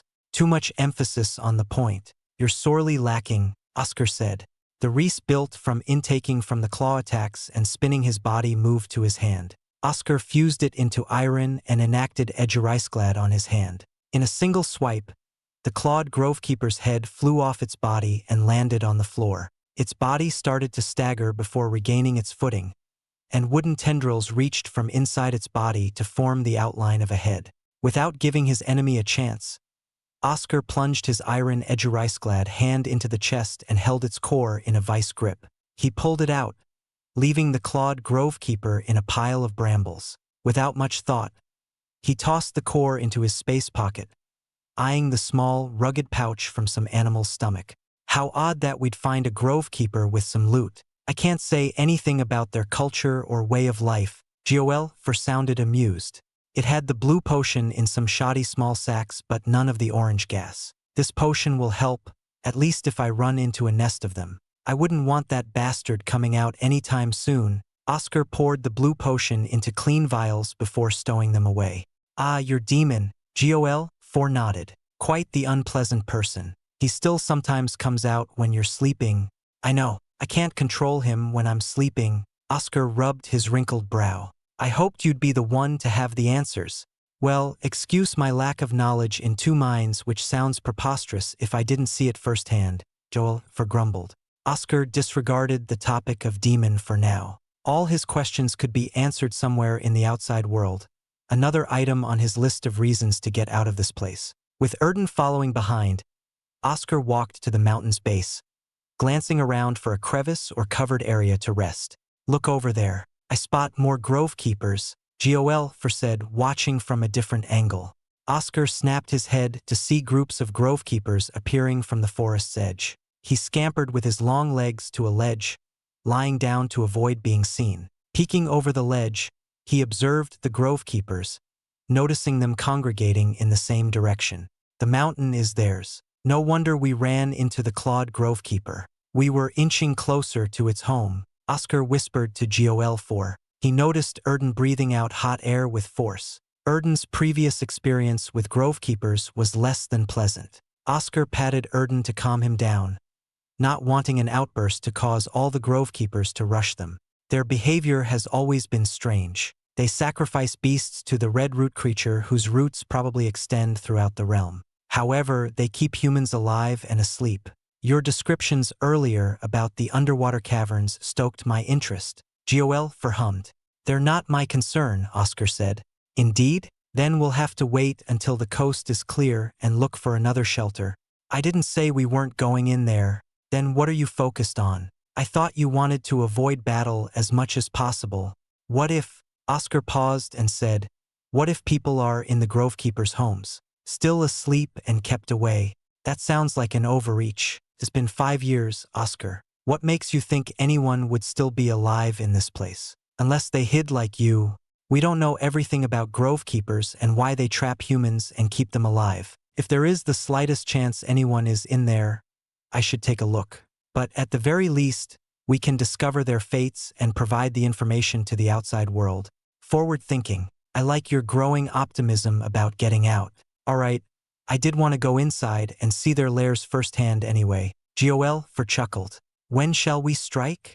There's still more of them coming from the forest. Oscar narrowed his eyes to see further. Dragging some beasts as well. They're making another sacrifice. Can that red root get stronger without the divine essence to weaken the restrictions of the realm? No, but that doesn't stop the grove keepers from doing their tradition, Duel said. Well, that adds another reason to go in. We can disrupt the red root even more. Oscar waited deep into the night until the entourages of grove keepers stopped coming from the forest. He got up from the ledge and traveled down the mountain, reaching where all the grove keepers were moving.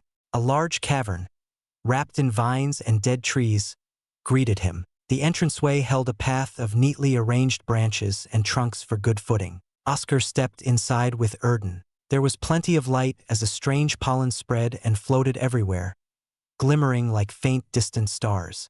Oscar walked for a few minutes down the path and stopped at the familiar sounds of chanting. Only this time, the pounding of a drum added in. Oscar turned right and entered a room of brambles and branches. Finding nothing, he took out the blue potion, holding it for unexpected orange gas attacks. What a comprehensive network they've created in the mountain, carving out all these tunnels and lining the walls, floor, and stairs with plants. Duel said in admiration. This path leads down. They're still chanting over there. But why would they have a room below? Oscar asked. Long winding paths reach down to the very bottom. Oscar must have traveled for around 20 minutes. With a final step, Oscar landed on several inches of a green liquid. Reaching down, his hand rubbed the green liquid, which felt like honey mixed with water, slightly viscous and loosely held together. What is this place? Oscar was confused. Strange egg-like structures were laid all over the green chamber, 10 in total. A strange smell, a mix of rot and blood, wafted over in the air. Oscar shook his head from the stupor and studied the strange egg-like things. It was made entirely of strange vines with a deep indent in the middle with enough space for a person to lie down in. Oscar held one of the vines which protruded and stretched on the floor. Within the shell of many vines, a large tunnel traveled up the larger vine as wide as a tree trunk, connected to a strange spherical object containing more green liquid, but a lighter color. Look, Oscar, isn't that one of the uniforms? Duel whispered. Oscar turned to one of the other strange shells and noticed the tattered remains of a red uniform. He recognized it as the Undying Flame sect. Did they place people in these things? Oscar widened his eyes as the horrifying realization dawned on him. That is a good guess. Take a look at the other one. That one is different. Duel turned Oscar's attention left. Unlike the others, which had the vines fully extended on the ground with the indent in the middle, this one's vines wrapped completely around themselves and pulsed like a heart or, rather, a cocoon. Oscar could see through the larger vine at the top, noticing the liquid flowing into the strange cocoon. Oscar cut open the cocoon without hesitation, spilling the lighter green liquid onto the floor. The vines squirmed all around after being hacked into pieces. Oscar couldn't breathe and stepped back with a pale face. 5 years of training and entering the greater elite Exalt realm didn't prepare him for this. A strange creature shrieked like a newborn's cry. It wore the uniform of the Blue Ocean Pavilion. However, one arm was perfectly fine, revealing human skin, while the other was made of plants. But the middle was a horror. Oscar nearly threw up, seeing the mangled mess of vines and branches mixed with human flesh, forming a gnarled face. They use humans to convert them into more grove keepers. Duel didn't speak further. Oscar threw up. Act 2 World Beyond Chapter 347. Overturning the Mountain. Grove keepers were made from humans. Oscar knew the fact from seeing the ones wearing miners' outfits in Cactus. Duel speculated they were the remnant people who became twisted by the environment. Then what was this abomination in front of him? The strange hybrid of grovekeeper and human wailed and failed its arms around, taking a step. Before it could make a second step, its legs broke like the snapping of twigs, and it fell, disturbing the pool of thick green liquid. Oscar watched in silence, terrified of the cruelty before him. He backed away, unable to tear his sight away from the poor aberration. It swung its arms and squirmed violently, thrashing to stay above the strange liquid. It lacked the strength even to hold itself up and slowly drowned. Seeing the limp body of the wretch, Oscar lost control of breathing, trying to meditate.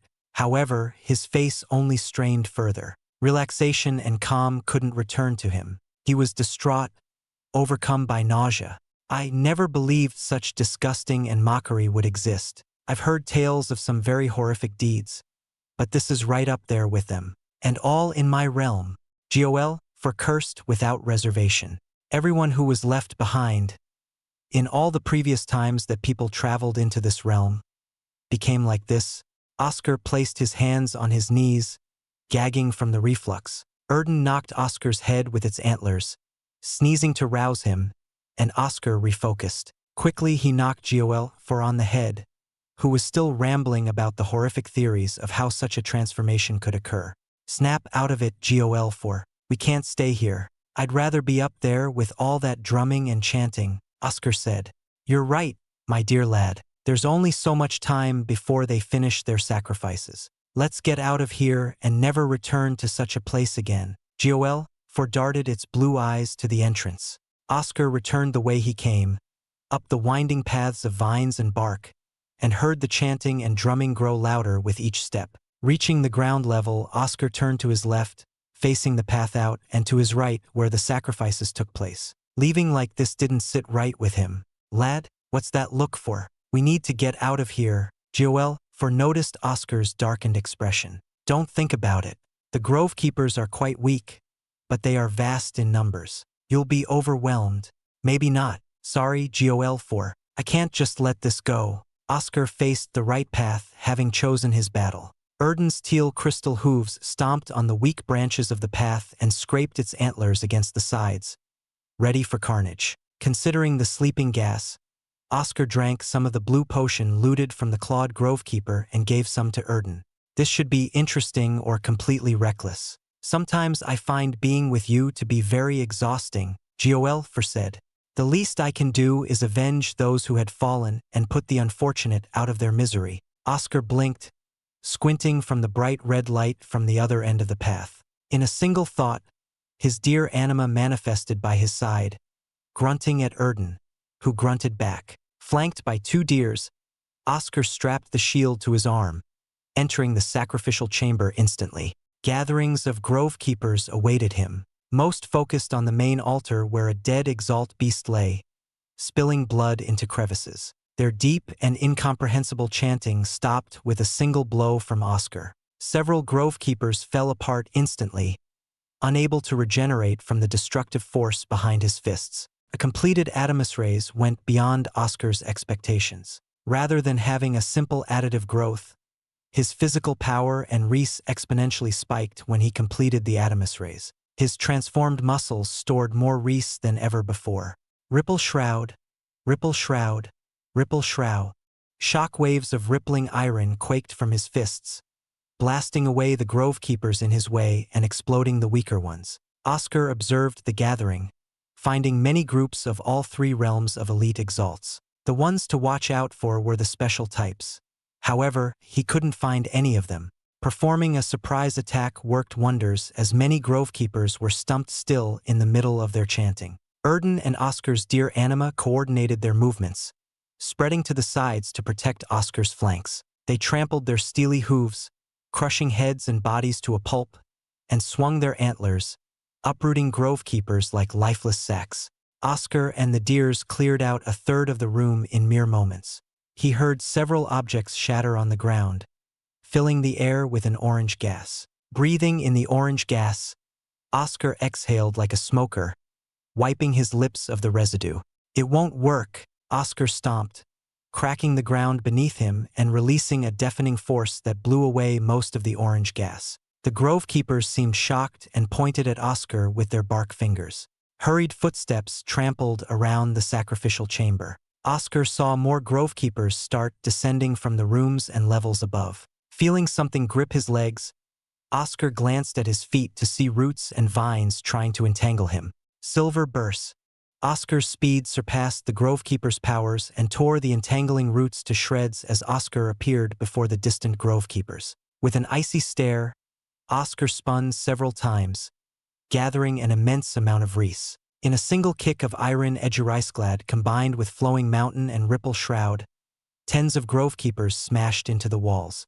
Keep going. Oscar felt uncomfortable. His heart began to hurt again. Sharp pain stuck like nails in his heart with each beat. It wasn't life-threatening as Oscar tested himself multiple times in this battle, but it served as a reminder of his body having limited time in the future. Out of nowhere, while Oscar, Erden, and his dear anima rampaged across the sacrificial chamber, 3 grove keepers landed into the fray. Powerful Ein radiated from their bodies, which were unique. All of them were greater elite exalts. Here are the special ones. Lad, are you still able to fight? Hellfire asked. Of course. I haven't begun to go all out. Oscar gripped his heart, conducting breathing exercises to calm it down. Erden, you handle the rest of these grove keepers with my anima. You won't get caught so easily if you're fighting together. Erden responded by bulldozing rows of grove keepers with Oscar's dear anima. Truly, they were a good pair, fighting in tandem with one another. Oscar had spent 5 long years training in Ein and Reese and controlling his anima. Finally, he achieved the parallel thinking required to move without being distracted by 2 conflicting actions, and what a wonderful boon it was. As the 2 deers held back the hordes, Oscar faced the 3 special grove keepers. One was a large brute, similar in outward body shape to Orden, flexing its muscles made of roots and vines. The second one had 6 arms with sharp wooden blades for hands and a narrower face than its peers. The third held a wooden staff and stood with a hunched back. Their green eyes gleamed fiercely at Oscar.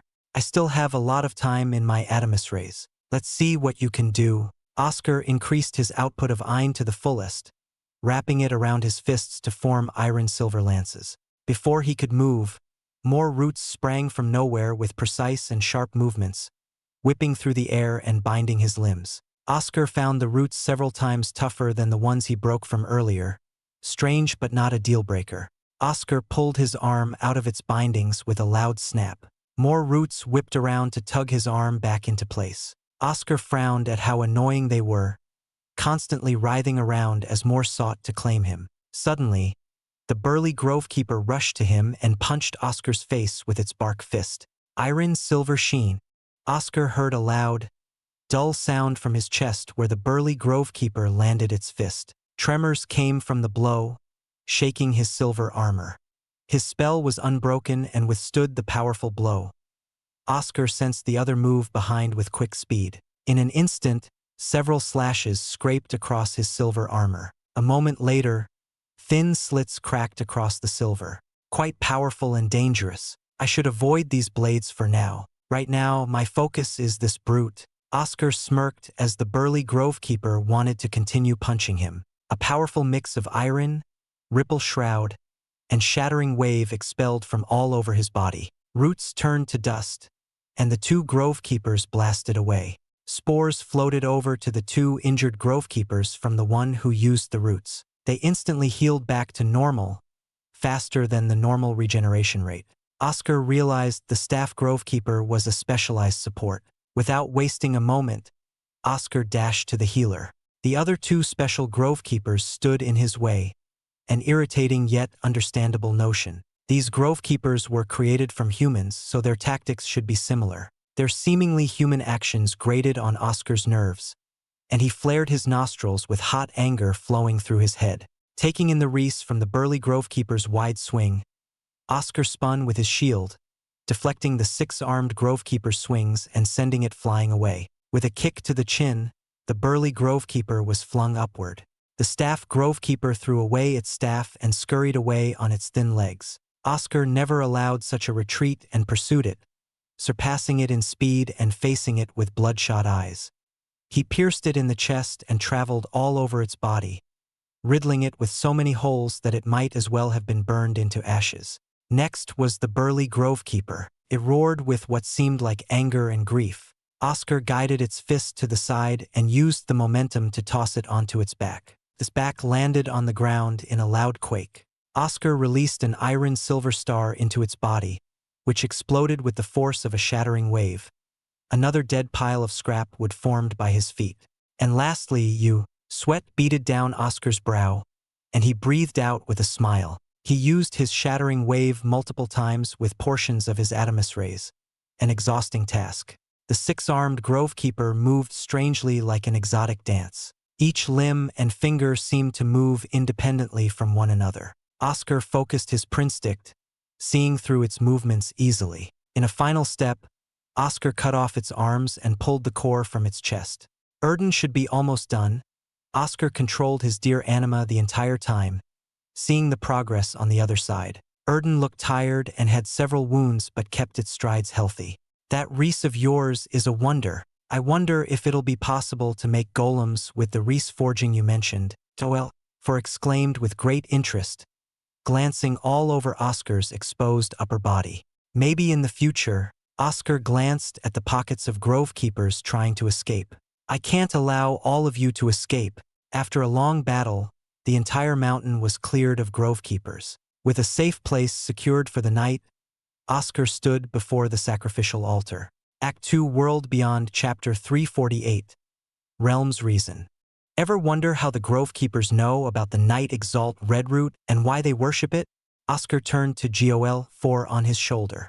They are very similar to humans. Some places regard primaires as gods, though gods don't live for only 5,000 years. In this realm, a being like the Red Root is akin to an unstoppable force. Goel 4 responded. I think the grovekeepers have a strange relationship to this realm and felt the presence of the Red Root.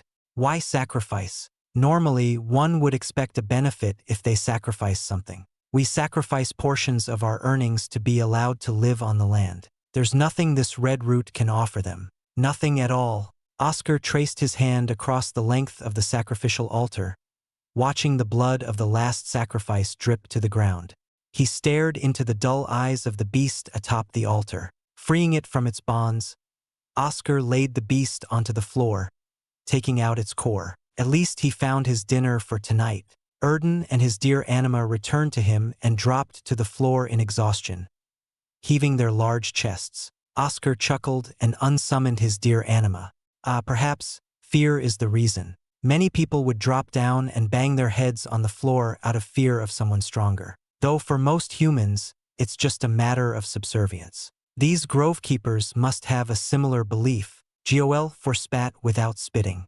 Oscar finished carving the meat from the beast, saving some in his space pocket for later. Stepping toward the sacrificial altar, Oscar spat on it as well, lifting his fists in the air and slamming them down with all his strength. The altar burst from the inside, exploding along the middle before crumbling apart. Rubble tumbled down the steps, and dust clouds quickly settled thanks to the damp air of the mountain. Silence befell the chamber.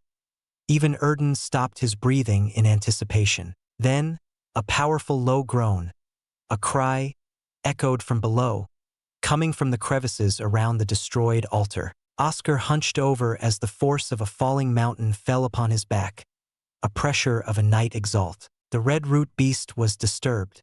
With a strained look, Oscar smiled even as the pressure bore down on him. Thanks to becoming a higher exalt, he could withstand the pressure better. If you're that angry, get out of the central palace. There's no reason why a powerful beast hasn't swept across the entire realm. Haha! It can't get out of the palace. Only its tendrils can extend below the ground just barely. It serves you right, you thief. Taking over my home must come with consequences. Goel laughed. Once the pressure dissipated, Oscar sat on his rear, pale-faced and sweating. He sighed in relief and started a fire, roasting the tasty morsels of meat he had harvested. He tossed some juicy pieces to Erden, laughing as Erden finished it in one gulp.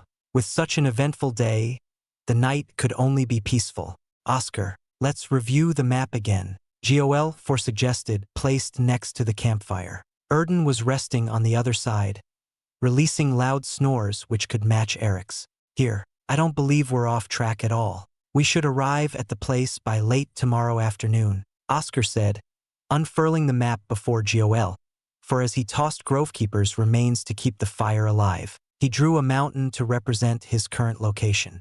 Hey Joel 4, I never did ask you, but why did you place such importance on Stonehaven? Oscar leaned down on a makeshift pillow of fur. Having only time since his training finished, he began to ponder other questions. Why did I? Joel 4 continued to study the map. It's where you placed most of your descendants of your absurdly large family and the last holdout for your faction during the war with the Forest Heart clan. Does this realm have any special meaning to you? Oscar asked, interested in Joel 4 or Isaac's past. This realm is full of memories. When I was younger, around the night Exalt, I discovered this place, a lively and stable realm. Not one of those wandering realms which pop in and out at certain times, Joel 4 said, full of nostalgia similar to Oscar's father when drunk and talking about how he met his mother. So, you discovered it? And then what?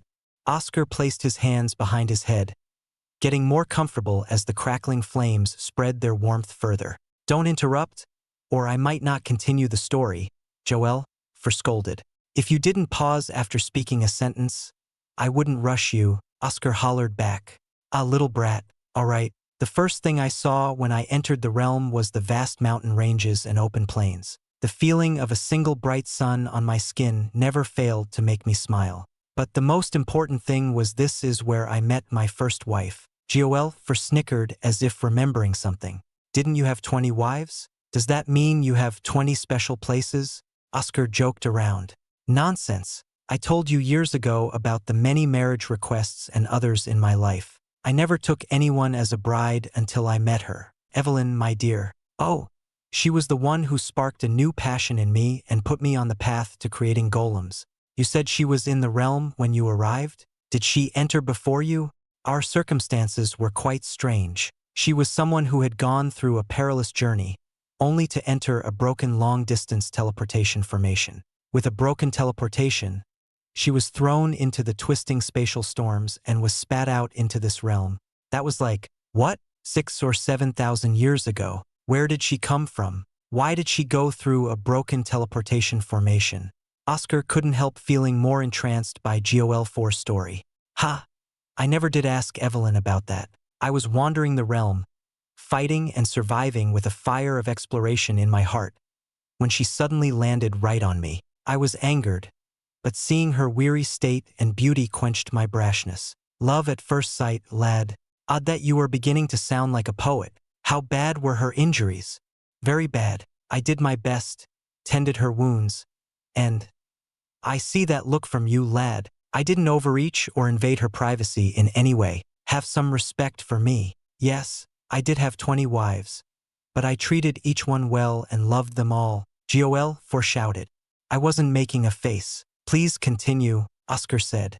When she woke up, oh, her dazzling sapphire eyes like the ocean in a jewel and blue hair like the frosty winds of the highest peaks tugged at my heart. Of course, her reaction was less than friendly. She thought the same as you and tried to kill me, but after some coaxing and swearing an oath to my innocence, she thanked me. So this realm is full of your first memories with her.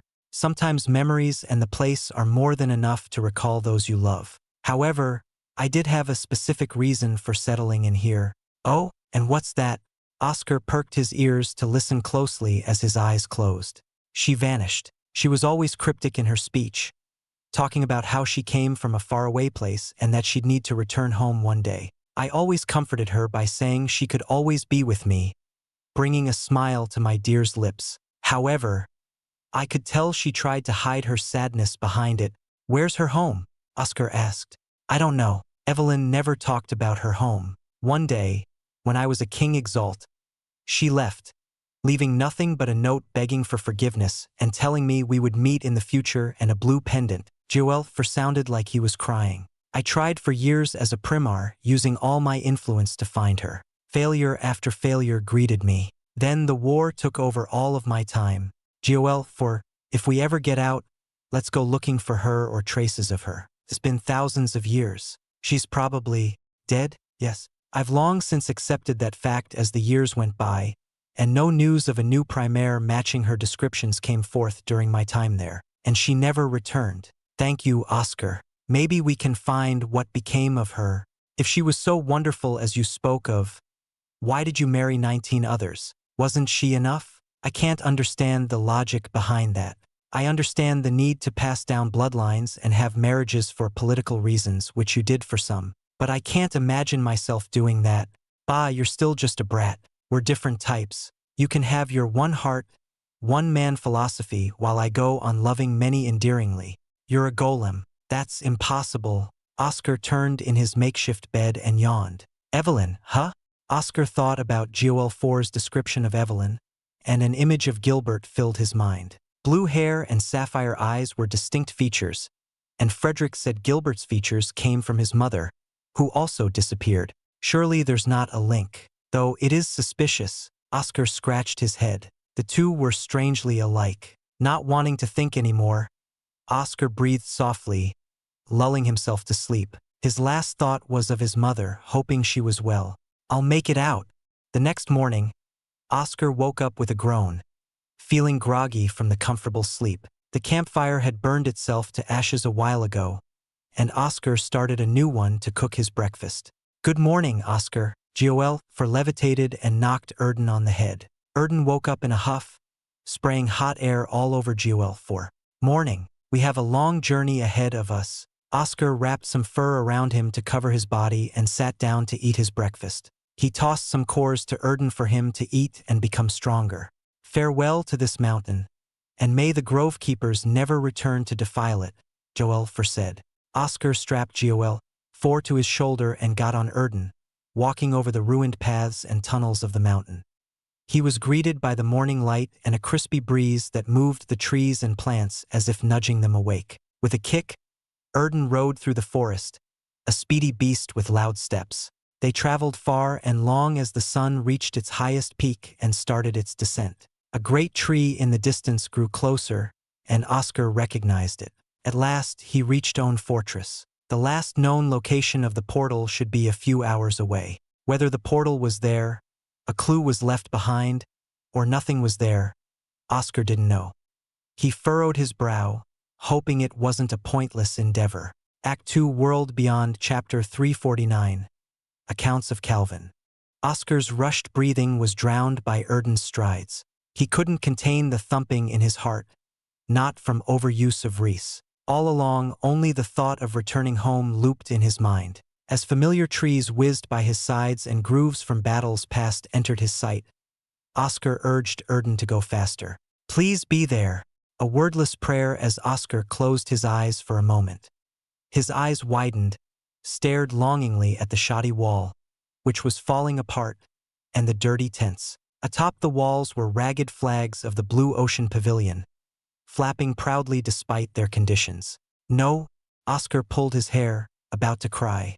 A large stone structure should have been in the center of the encampment, swirling with mysterious eyne. Oscar couldn't find it. It was gone, missing. Oscar nearly fell off Erden, barely able to hold on. With the reality in front of him, he merely chuckled. Calm down. So it's not there. That's fine. Maybe there's a clue left behind. You clung to this hope for 5 years, Oscar. Don't give up just yet.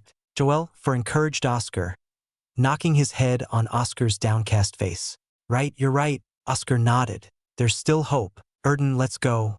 Erden grunted and paced slowly toward the encampment. Hearing the winds flap the canvas of the tents and the flags, Oscar smiled slightly, remembering what it felt like to be with civilization. There was nothing. He went over to where they had placed dead bodies in the past, seeing nothing. At least this means they made it out, or maybe the bodies were eaten, Oscar said. I prefer the lighter version, Joel 4 said. This is where the portal of yours used to stand. Oscar turned to the empty plot of land, seeing tall patches of grass, which meant they had been here for years. Getting off Erden, Oscar crouched on the land and searched around, knocking up the dirt. The grassy land became a messy dirt patch as Oscar continued to dig around. Nothing. There's nothing. Oscar started to laugh. His chest hurt from his loud laughter as if he had lost control of himself. Lad, Joel 4 said. Oscar punched the ground with a mighty shout. He couldn't let it end like this. Not like this. There had to be a way, and he had to find and grasp it. The journey here was not a failure. Oscar convinced himself it wasn't, but it was a step in a new direction. I'll just scour the entire realm if I have to. No matter how long it takes, I shall leave no stone unturned. Oscar patted his hands and clothes to get most of the dirt off. Let's head to Cactusin. You're a fabricator, and that has the only working furnace. A new armament will be a good partner for your journey ahead, Joel suggested with a skip in its voice, eager to revisit the underground city. Just in case I should search all the tents. Maybe someone left something useful behind, Oscar said. One by one, Oscar searched the tents, scrutinizing every single corner. Despite his careful observation, the search yielded no results, finding empty tents full of dust and pollen. Oscar felt stressed by the ordeal as he entered another tent, expecting nothing. Oscar froze, his gaze fixed on the moldy book on the bed. Excited that he finally found something, Oscar sprinted to the bed, lifting the book off its covers with a delicate touch. The book seemed quite old and falling apart. With a single turn of its page, the book tore at the seams. A book? Huh? You've read the same ones over and over for 5 years. I'm glad you found something new to read. Hopefully it's not some story, Joel remarked. There's no author or stamp, so it's probably a personal journal. Oscar turned another page, finding faint yet readable words. I am Calvin Sigaton, a greater elite Exalt of the Blue Ocean Pavilion, and I am writing this for anyone who might find their way here, friend or foe. We are stranded in this place. I can tell you in person if I am still here, but if you find only this book, I am either away or dead. It's been a few days since the realm closed. I was quite unlucky to miss the mark as I was knocked out for the day. From what I did gather, our forces have made it out and we have the divine essence. Glory to the Blue Ocean Pavilion and the brilliant Drake Empire. They made it out. Ha! Oscar cheered, his hands trembling as tears dropped from his eyes. He wiped them off with his arm but couldn't stop the constant tears. At least Oscar knew for sure that many made it out and that they won. He believed and hoped his friends were a part of the group that escaped. Keep reading. This is only the first page. But this is fantastic. Joel cheered with Oscar. Oscar read on. The encampment is still clean and well maintained. The walls should provide some safety from the beasts outside. However, how can I escape? This realm only opens every few hundred years, around 400. It's impossible to become a knight Exalt here. What should I do? Is there any point in me trying to live on here? After much thinking, I decided to venture out and look for survivors. One concern is about the previous times. Surely there must have been survivors the last 2 times people entered Ashen Grove. Then what happened to the stranded like me? They could have gathered and created a civilization in this place. But where are they? What happened to them? I went out and found nobody. Only a few more corpses which I regret to have left behind. Maybe starting a fire will let others know I am still here. I will try to make a huge bonfire for people soon. A bonfire?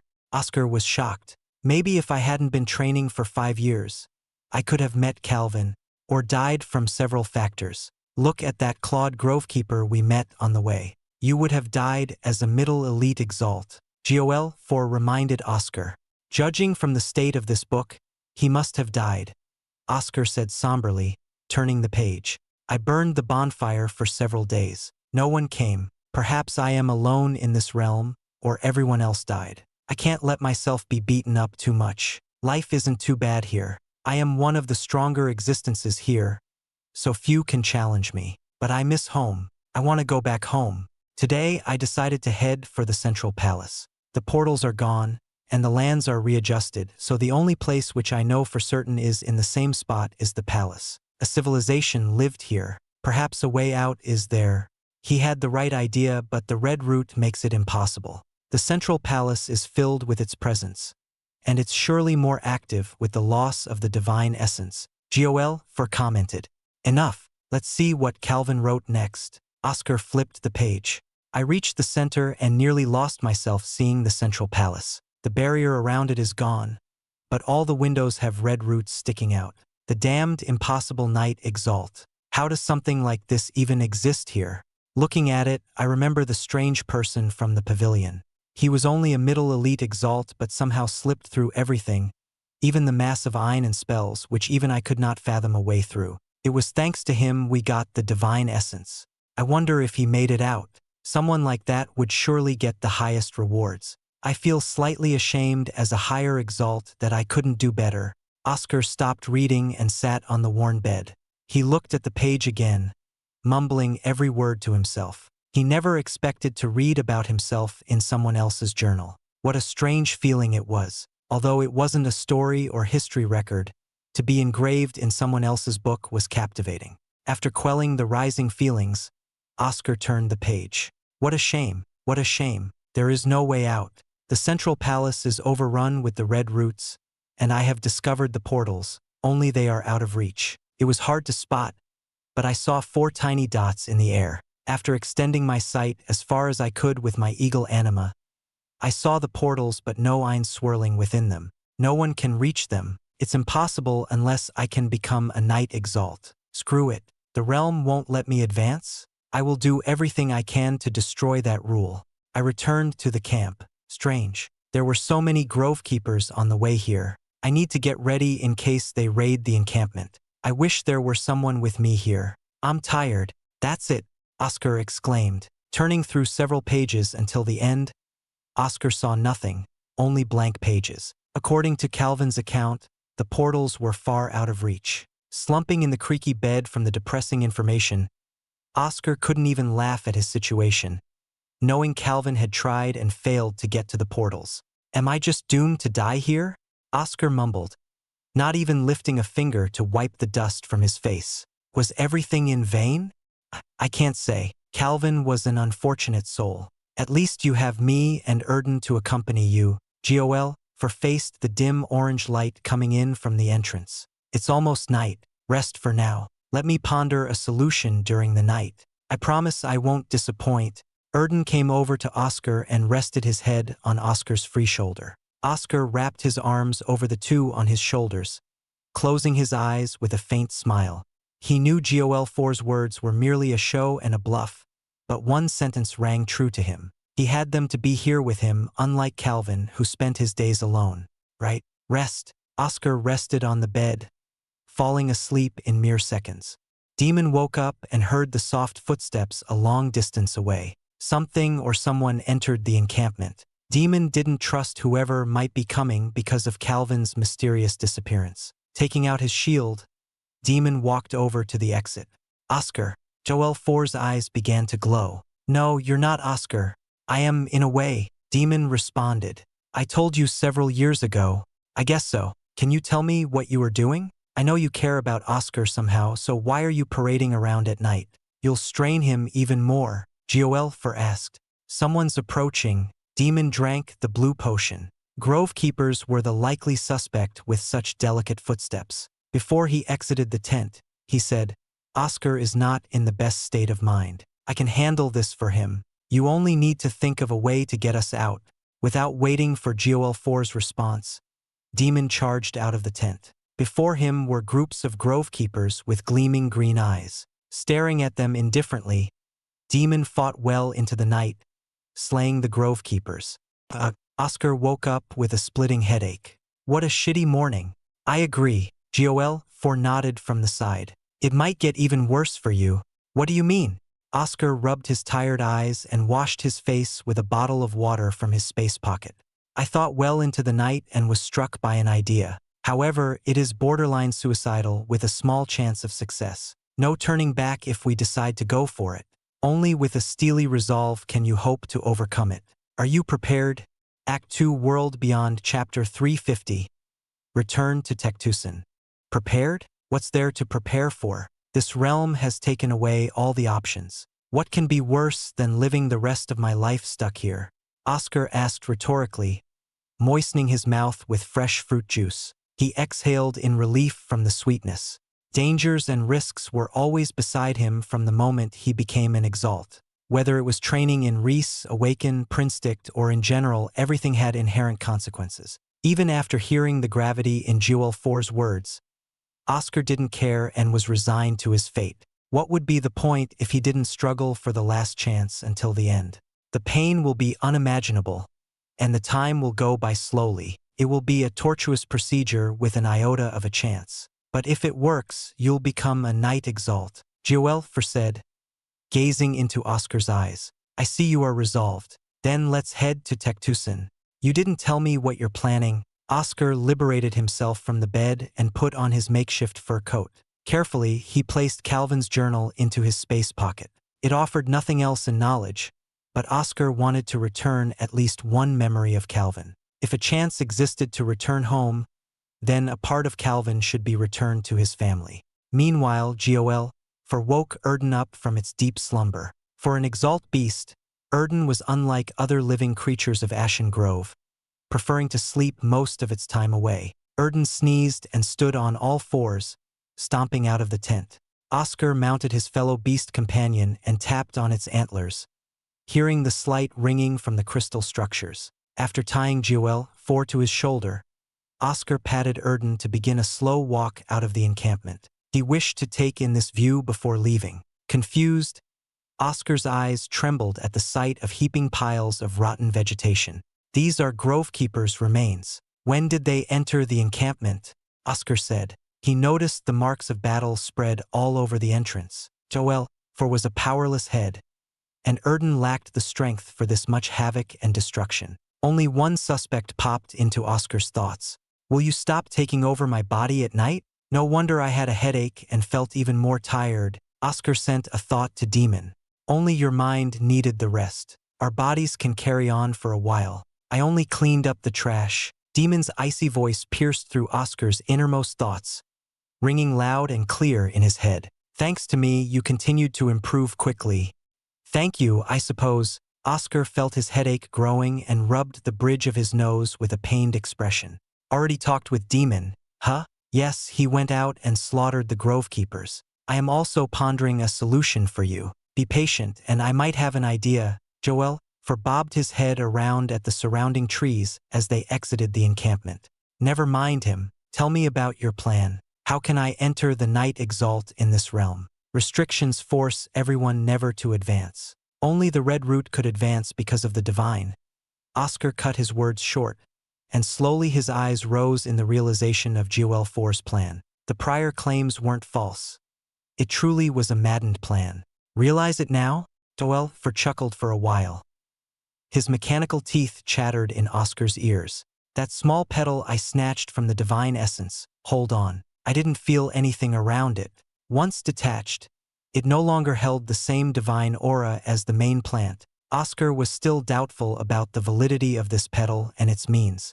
Eat it, eat it, eat it raw. The power is contained within it. The small petal won't grant you the same area to weaken the restrictions. But ingest it, and the power will flow within you and should lift the shackles of this realm. That's the gambit.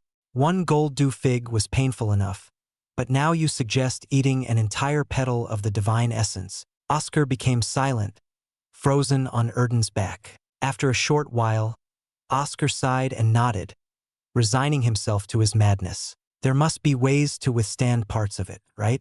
A great primaire like you won't skimp on the details of such an important task, which is why we're heading to Tectusan. First, forge a new armament from the renewing resources of the underground foundry. The battles outside will be easier with an armament in hand. How long will it take me to train until my core is at the crux of advancement? Hopefully, there are enough resources in this realm. Oscar groaned, not enjoying the notion of being stuck for an unknown number of years. Several hours later, they arrived at the entrance to Tectusan, where he exited the city with Orden, Austin, and Eric years ago. Oscar gazed fondly at the small, unassuming doorway lodged between craggy boulders. Still riding on Erden, Oscar descended the dusty stairways as the sunlight dimmed, replaced by the glittering of crystals like stars in the ground. Ah, this place is where I heavily emphasized forging. As you might have figured out, haha, my wife, Wendy, was my senior as a fabricator when I was young. We had such fun times together, Joel hummed, swaying his head from left to right. Yes, and Sandra was the alchemist, and Rebecca was the daughter of the kingdom of your home. Can we talk about anything other than your wives? My ears have been falling off from mentioning their names for 5 years now. Though you never mentioned Evelyn before, Oscar grumbled, wiping his ears. I'll have lots to talk about when you begin forging. Don't forget I was a primaire and a 6-star fabricator, the highest ever in this world. Duel for boasted. Duel 4's self-praise echoed across the empty stairways. Reaching the door to the main square of Cactus, Oscar heard footsteps skittering around, endless and fast tapping of light steps. These steps were familiar. Oscar summoned his dear anima and ordered it to charge into the door. The gate swung wide from the forceful thrust of his anima's antlers and revealed the ghastly sight of the main square. Swarms of the parasitic vines, the xenovines, stopped their mindless crawling, and their blurry sharp finger-like legs paused. The legs extended out, turning into thin tendrils, and they all shrieked. Can we purge the entire city while we're at it? Duel 4 requested. Oscar leaped off Erden, throwing himself toward the mass of writhing tendrils and skittering grotesque vines. From a single massive ripple shroud of Oscar's fist, many parasitic vines were squashed and crushed into purple pulps on the floor. Oscar witnessed massive hordes of parasitic vines from the crevices and homes. Heavy footsteps knocked a few parasitic vines flat on the floor. Behind the massive vines emerged four unnaturally large grovekeepers, the same he fought in Cactusan long ago, only they were greater elite exalts. Oscar swung his arm, slicing through incoming parasitic vines. We might have to go into the mines, Oscar added to Duel 4's request. The grovekeeper's influence reached far into the unknown depths of the mines, and Oscar suspected something amiss within the wretched tunnels. One of the large grovekeepers swung its mighty arms and landed a resounding strike on Oscar, rumbling like thunder. Avoiding terrible damage by moving along the flow of power, Oscar lifted his leg and struck the large grovekeeper on the dome of its head, slamming it on the floor. Before the grovekeeper could recover, Oscar pierced into its chest and took out the core. As the other two large grovekeepers and swarms of parasitic vines charged, Erden stepped forward with a burst of ine. It raised its front legs and stomped on the floor, quaking the floor with an unsettling ine. The ine caused everything to stagger, an opening fit for Oscar to use. Good, Oscar praised Erden's technique. He had hoped Erden would start to tap more into its potential, and his hopes weren't in vain. Thanks to Erden's support, Oscar stabbed through the hard rocky skin of the large grovekeepers without much resistance while his dear anima mowed down rows of parasitic vines. His iron-silver lances created large holes in their chests, exposing the cores. Their battle lasted for a long time. Oscar and Erden fought for several hours, resting briefly in intervals. Behind them were trails of corpses and purple blood, which dyed the floors and houses. Oscar rushed ahead after feeling the temperature increase, a dry heat spilling from the entryway. Passing through a flight of stairs, Oscar finally relaxed at the sight of towering silos that spewed hot steam and a city free of the forest's taint. The Foundry District. We have made it at last. Now forge your weapon. I can't wait to see the reforging you mentioned before. Duel 4 was practically tugging Oscar forward, still attached to his shoulder. The excitement of new techniques excited the primaire fabricator. Okay, Oscar yawned, expelling the cold underground air. The dry heat filled his lungs. Feeling comfortable and relaxed, Oscar barged into the workshop, glancing at the workstation in the corner. He remembered his contest with Orden and his loss against the prodigal fabricator. The anvil, previously clean, was covered in dust and soot. From a single swipe of his hammer, the anvil released a high-pitched sound, vibrating to knock off all the excess. With a clean anvil ready, Oscar changed into his torn fabricator uniform and fanned the flames for the kiln and furnace. Everything was now set up, and Oscar sat on the chair to look through his space pockets. He took out a hard armored plate of the great shortcoming he killed in the desert realm and its core. Good choice. A very sturdy creature, and its armored plates are perfect. Duel 4 nodded, staying afloat while Erden rested by the entrance to keep watch. Oscar got straight to work. He heated the great shortcoming plate, unraveled its formation, and overwhelmed the beast's resistance to reduce the material into a fine powder. Tossing the powder into the kiln, Oscar also placed some grade 2 ores in the furnace, waiting for the two components to finish. He didn't have quenching oil, so he used lots of water. The higher the grade, the more water he needed to quench it. Oscar had an absurd amount of water in his space pocket and used it to douse the kiln. He retrieved the pellets of great shortcoming, setting them aside. His hammer bashed against the grade 2 ore, releasing sparks like fireworks onto the floor.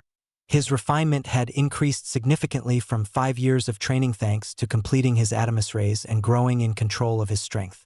Oscar smiled with pride at the 100% pure grade 2 ore, melting it with the pellets in the crucible. GOL for watch carefully. Reese forging.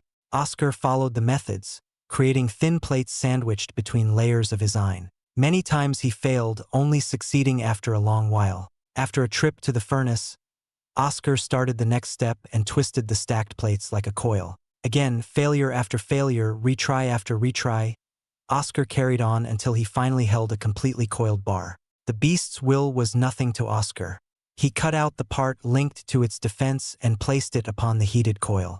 He closed his eyes and thought of the stars, recalling the lessons GOL had taught him about creating a formation. He thought of the Aegis constellation with an array of stars that resembled a shield and pictured himself in it. The image of stars shifted to fit himself as part of the constellation, and Oscar thought this was good. Eagerly, Oscar smiled, pounding away at the metal and placing nodes that shone brightly. With a final strike of his hammer, the shield was complete and pulsed with iron. After a heaping dousing of water, which all evaporated into hot steam like a sauna, Oscar pulled out the shield. A clean copper shine reflecting the fires and his face could pass as a mirror if he needed it to be. To test it, Oscar punched as a thundering quake of a shattering wave expelled from its surface. Good shield. Only took the whole day. Oscar took off his helmet, wiping the sweat to no avail. How was it? GOL remained silent. GOL? What's wrong? Oscar tapped GOL4's head. Did something go wrong? I never thought of such a technique, but even now, I can think of so many new golems and applications of that Reese forging. Oscar, I know you don't wish to spend too long here, but may I teach you how to craft golems? What? GOL4's sudden request caught Oscar by surprise. He put down his hammer and shield to stare at GOL4. He wanted him to inherit his golem crafting? Act 2 World Beyond Chapter 351 Mines of Cactus. A golem can only last so long. In time, the bronze ape and the cleaners will whittle away. Even if their parts are replaced, the artificial core cannot. It will never be the same golem even if the core is replaced. GOL hovered down to the anvil, landing with a soft metallic clang. I'm sure you noticed my cracks spreading. You can try replicating the configuration of my core to another golem. It will only extend the gradual deterioration of the formation. Nothing lasts forever. GOL sighed. Oscar put away his newly forged copper shield and sat down, drained from the long fabricating endeavor and Reese forging. GOL was staring dead ahead at him, and Oscar thought he saw a hint of anticipation from those emotionless glass eyes despite how impossible it was. Learn golem crafting? That will take too long and will extend our stay in this realm. Also, I'm not an alchemist. You need to be both to create golems or have a partner who can create the cores. Oscar sighed, his eyes closed. Please, I don't beg much for anything, but I must pass on my techniques. I'll try to teach you alchemy, and if you can't learn it, then at least memorize the methods for when you find a suitable person or want to teach it to others. GOL pleaded, raising his voice in desperation. Oscar could tell how strongly GOL felt about his techniques. Rubbing the temples of his head, Oscar struggled with himself, reasoning it out in his thoughts. It took 5 years to become an elite Exalt, and it would surely take longer to reach the peak of the realm. Right now, his friends and home might be in the midst of war, and he could not afford any detours. I know what you're thinking, and you're right. Your home may already be overwhelmed by war, but if you return with just yourself, what can you offer to help them out of it? GOL4's blue eyes gleamed with a harsh light. My knowledge of golems can help you and the others tremendously. Imagine building an army of powerful and specialized golems for your pavilion. Oscar raised his brow slightly, interested in GOL4's words now. The truth was he wasn't strong enough to be a deciding factor in a war. Picturing himself building golems to add to the pavilion's military forces, Oscar softly closed his rough fists. "Why can't you teach me when we get out?" Oscar asked. "What's the difference between teaching me now against later? As I said, I might not hold on for much longer. Maybe traveling through the portal will adversely affect a defective golem like me. Besides, I've seen your forging skills multiple times now. You have degrees of competence and are hardworking. Please let me teach you." Joel seemed truly desperate. Oscar knew it was a lot for a powerful memory of a former primaire to beg for something different from Joel IV's usual goading and convincing words. He felt like he was making a mistake, but Oscar slowly nodded with a resigned smile. After all, Joel IV had done so much for him, and Oscar needed him later for the portals. This was his way of repaying Joel IV. "Thank you." Joel IV levitated up while spinning in joy. "Don't worry, Oscar. You already have the basics of fabrication down, so golem crafting is a mere extension. It'll only take a while longer."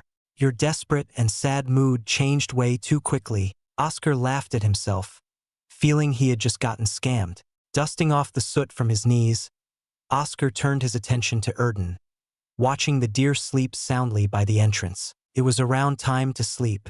Oscar laid down, resting his head on Erden's side, and slept away in the workshop. The next morning, Oscar woke to the burning glow of the furnaces, which never seemed to die down. He got up and stretched his back. As he did, Erden let out a low yawn and barged out of the workshop with its antlers. Oscar picked up Joel IV as its functions turned back on. "Good morning, Oscar. Let's get started on learning about golems." Joel IV was chirpy this morning, happy from yesterday. "No can do. There's something we have to do first." Oscar splashed some water on his face and hair to cool down. He joined Erden outside and went over to the mine shaft, which he, Orden, and Eric had used. Cactus was a fortified and safe place, with the only concern being the deep mines below. Chances were that another colony of grovekeepers lived within the ancient, twisted tunnels. Oscar remembered when he and Orden were surrounded by the grovekeepers near the mine shaft entrance. Leaving these dangerous elements to linger within Cactus would surely come back to haunt him. The mines, Stonehaven, provided so many materials and raw ores for my clan's purposes. The sounds of pickaxes and carts wheeling around never ended and were quite fun to listen to, Joel IV said. Oscar entered the mine shaft, closed the door, and pushed the lever. Gears turned, and chains rattled around as the platform lowered and descended into the mines. Oscar tied the copper shield onto his arm and drank some blue potions. As it lowered further, Oscar focused his breathing, trying to reach the optimal state for battle. With a loud thud which might as well have been a bell to proclaim Oscar's coming, the lift stopped, and Oscar reached for the doors, nodding to Erden. Exerting his arms, Oscar forced the doors open, and Erden rushed out with a mighty stomp to stagger any foes in their path. 10, no 11, Oscar counted.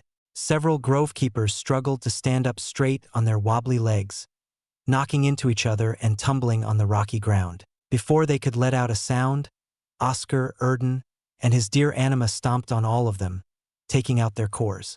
A low groan rose from the tunnels around the main hub where Oscar stood. He quickly looted the grovekeepers, replenishing his supply of blue potions, and had Erden drink some. Rapid footsteps hammered within the dark depths, and many red eyes gleamed from the obscure reaches. Not wanting to be surrounded by an unknown force, Oscar rode atop Erden, entering one of the tunnels. "Hold on. How are you going to return?" Joel IV asked. "I'll remember, and if not, Demon will." Oscar noted one of the other uses for demon. Remembering things he forgot or neglected. It struck a nerve that he had to rely on his darker half, but right now he had to work with everything to get out. Erden rammed grovekeepers, impaling them with his antlers, and trampled on their bodies, flattening their wooden husks. Erden became a primal force of brutality, not stopping once in its carnage. Oscar depended on Erden to clean up the tunnels as he hastily drew a map of their path. A loud, brutish cry shook the tunnels. Oscar noticed a large grovekeeper stampeding toward them. He was about to leap off Erden to deal with it. However, the deer knocked its antlers up to force Oscar back. Despite being a human, Oscar felt he could sense Erden's meaning. His mighty deer companion wanted to deal with the grovekeeper himself. "All right, Go for it. Oscar kicked his feet on Erden's sides.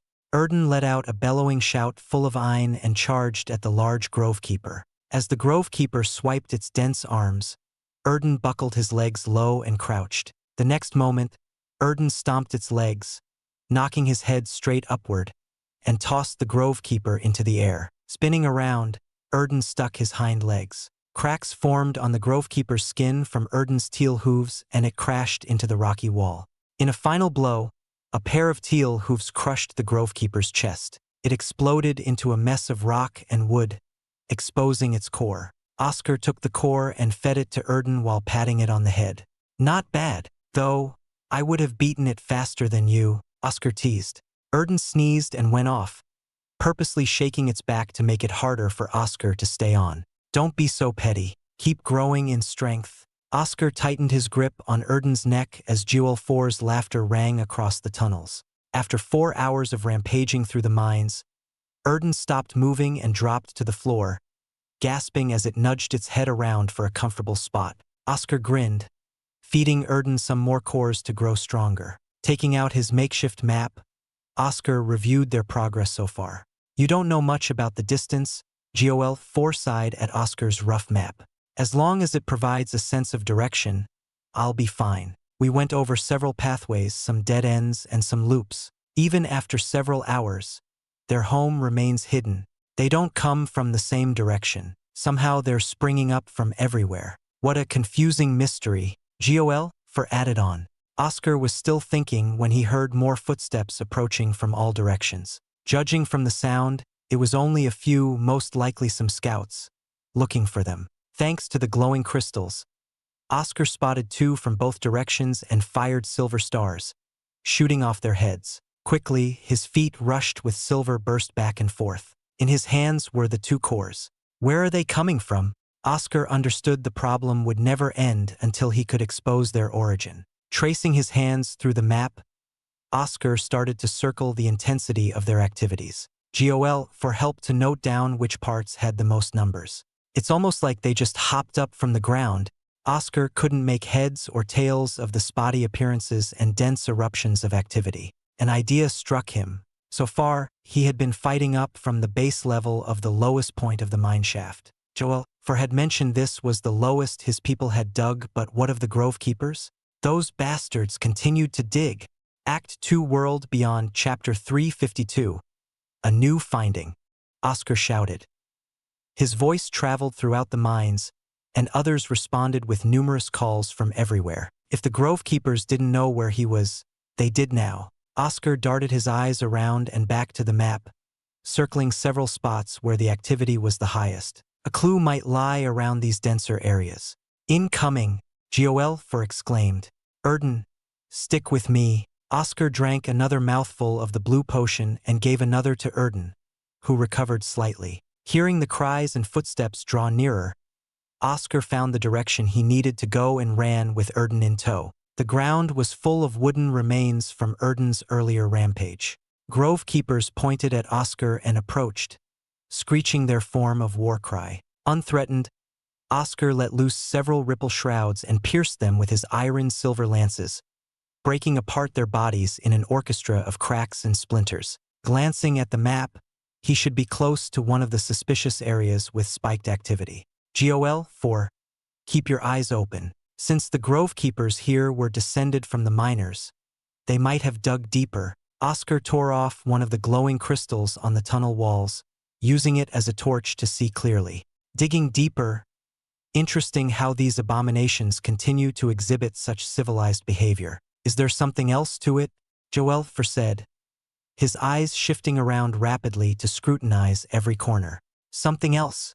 Oscar placed his hand on the walls, knelt to examine the ground, and listened for more activity. More grovekeepers were on the move, their limbs creaking and cracking as they ran toward him. Even if they are transformed humans, where did they get such knowledge to do so?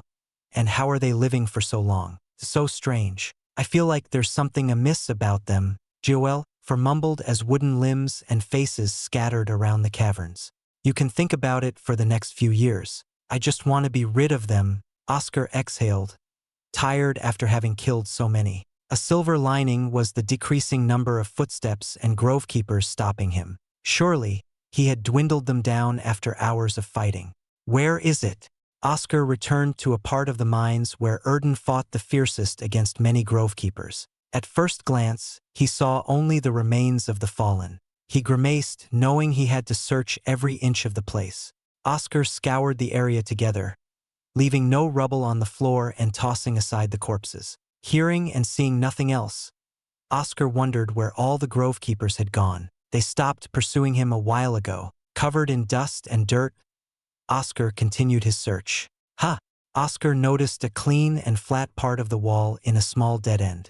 When he came here earlier, he only took a hasty look before turning to leave. But now a careful look revealed a breakthrough in his search. At the bottom was a small aperture, an opening where air flowed. Smelling a hint of bark and green from within, Oscar gripped the crevice and lifted with all his might. The stones groaned and creaked, and Oscar exerted more strength. The wall began to lift off the ground like a sliding door, heading up into the ceiling. It wasn't a wall at all, but a gate that retracted upward. Lifting the stone gate fully into the ceiling, Oscar saw a fresh new tunnel leading down. There was no lock or stoppage to hold the stone gate up, so Oscar stepped aside, letting Erden walk through, and lowered the gate gently to not alert anything within. He had no clue of his enemy's numbers and power. Once the gate was closed, Oscar turned to the new tunnel, holding the light crystal. He moved with light feet, careful not to disturb the rocks, and killed his rushed breathing. Duel remained silent throughout as they traversed down the tunnel. This one was crude and shoddy at best compared to the tunnels above. It appeared the grovekeepers, while remembering the action of mining, forgot the expertise in it. A low, raspy voice came from below. Oscar leaned closer to the wall. He heard other weak voices and turned his head around a corner for a peek. His eyes trembled at the sight of many grovekeepers lying on the floor, their chests heaving. What happened to these creatures? Seeing a few healthy ones standing around, Oscar nodded to Erden and braced himself. Silver burst protruded from his feet and sent him crashing into the home of the grovekeepers. His edgerice-clad arm struck and sliced a grovekeeper in half while he crushed another's head with his copper shield. So few are healthy, Oscar saw Erden trample over the remaining healthy ones. The weak and sick ones on the ground made pained cries and tried to move, stretching their arms up only to lose strength and drop. Perplexing, these creatures get sick. Duel stared around the vast underground chamber. They carved out an entire place under the mines, and they're sick? With so many ill, it's likely a disease. Be careful not to draw close, or you may also suffer. No, Oscar observed a sick grovekeeper. Its bark skin was peeling off, and its limbs were thin like twigs. It didn't seem like a common affliction and appeared particular to the grovekeepers. So many mysteries continued to form around these strange creatures. Glancing around, his eyes stared at a wide opening. It wasn't the tunnel that interested him, but the red strands on the floor before its mouth. Ignoring the weak grovekeepers for now, he picked up a red strand and knew it was from the red root. At this level, rather than sacrifice to crevices beneath, the grovekeepers could directly feed the red root. It all seemed fine, but where was the root? Sick grovekeepers and the red root is no longer here. Two strange things at once. Oscar sat on a boulder while consulting Duel. Erden decided to start stomping on the sick grovekeepers to harvest their cores. They couldn't muster even a scream, only low gasps. Maybe the sick grovekeepers couldn't keep up the blood sacrifices, so it disappeared. I'm inclined toward a greater reason than that. Duel rested on Oscar's shoulder. If it's a sickness, do we toss some healthy grovekeepers in here and see how they react? Oscar tapped his fingers on his knees. His stomach started to growl in hunger, and he took out several smoked pieces of meat to eat. Speaking of what do they eat? When I got sick, my mom would make a light stew. Or maybe they truly are plants in a way. Wait, then, how would the grovekeepers living underground survive? A food source? A source? Whispered until he suddenly banged on Oscar's head. Ow! What? Oscar turned to Duel. That's it. A source. They require a source to survive, same for the red root. The red root can't have extended so far from the central palace if not for something to keep its most remote tendrils from withering. That's why it's suspicious we see some scraps of it here. Even the fact it spread across the entire realm is astounding. What are you talking about? Oscar asked. The forest heart. We destroyed the one in Cactus, and so the effects of its loss have done the deed. These sick grove keepers and the retreat of the redroot are because the environment is shifting. So, if we destroy all of the forest hearts, the grove keepers would be no more, Oscar caught on. And the redroot will be confined to its place in the central palace. Maybe it also draws strength from the forest hearts. Taking them out will make the battle ahead easier, Duel urged. Free the realm of the forest's taint and prepare for the future. Can't I fly to the hovering portals and avoid the battle altogether? No, the best bet is the control room within the central palace. Chances are the portals above won't activate unless we go inside. Now, you tell me this? Oscar felt a headache coming. No other option remained. The redroot had to be confronted and defeated. There was no other choice. Oscar got to his feet, collected the cores, and walked toward the exit. With a final glance at the gaping aperture where the redroot once rested, Oscar thought of their eventual battle, wondering who would come out on top. 6 years later, within the central region of Ashen Grove, Oscar roamed around. Thunder masked his footsteps, and the rain obscured his figure. Entirely clothed in scraps of clothing and fur, Oscar skipped along the trees, chasing his prey. The greater elite Exalt beast wailed and screeched, and several wounds bled on its scaly body. Oscar leaped from the trees and landed on the beast, impaling its head with his lance. The beast released a final cry in the face of death and fell to the floor. The flooding rain washed out its blood. Oscar cut out as much meat as possible and its core before leaving.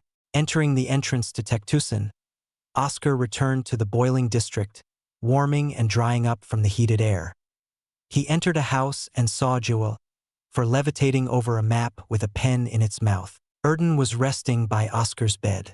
I'm back. Got more food and a core for you, Erden. Oscar threw the core to Erden, who ate it with a happy grunt. How is it?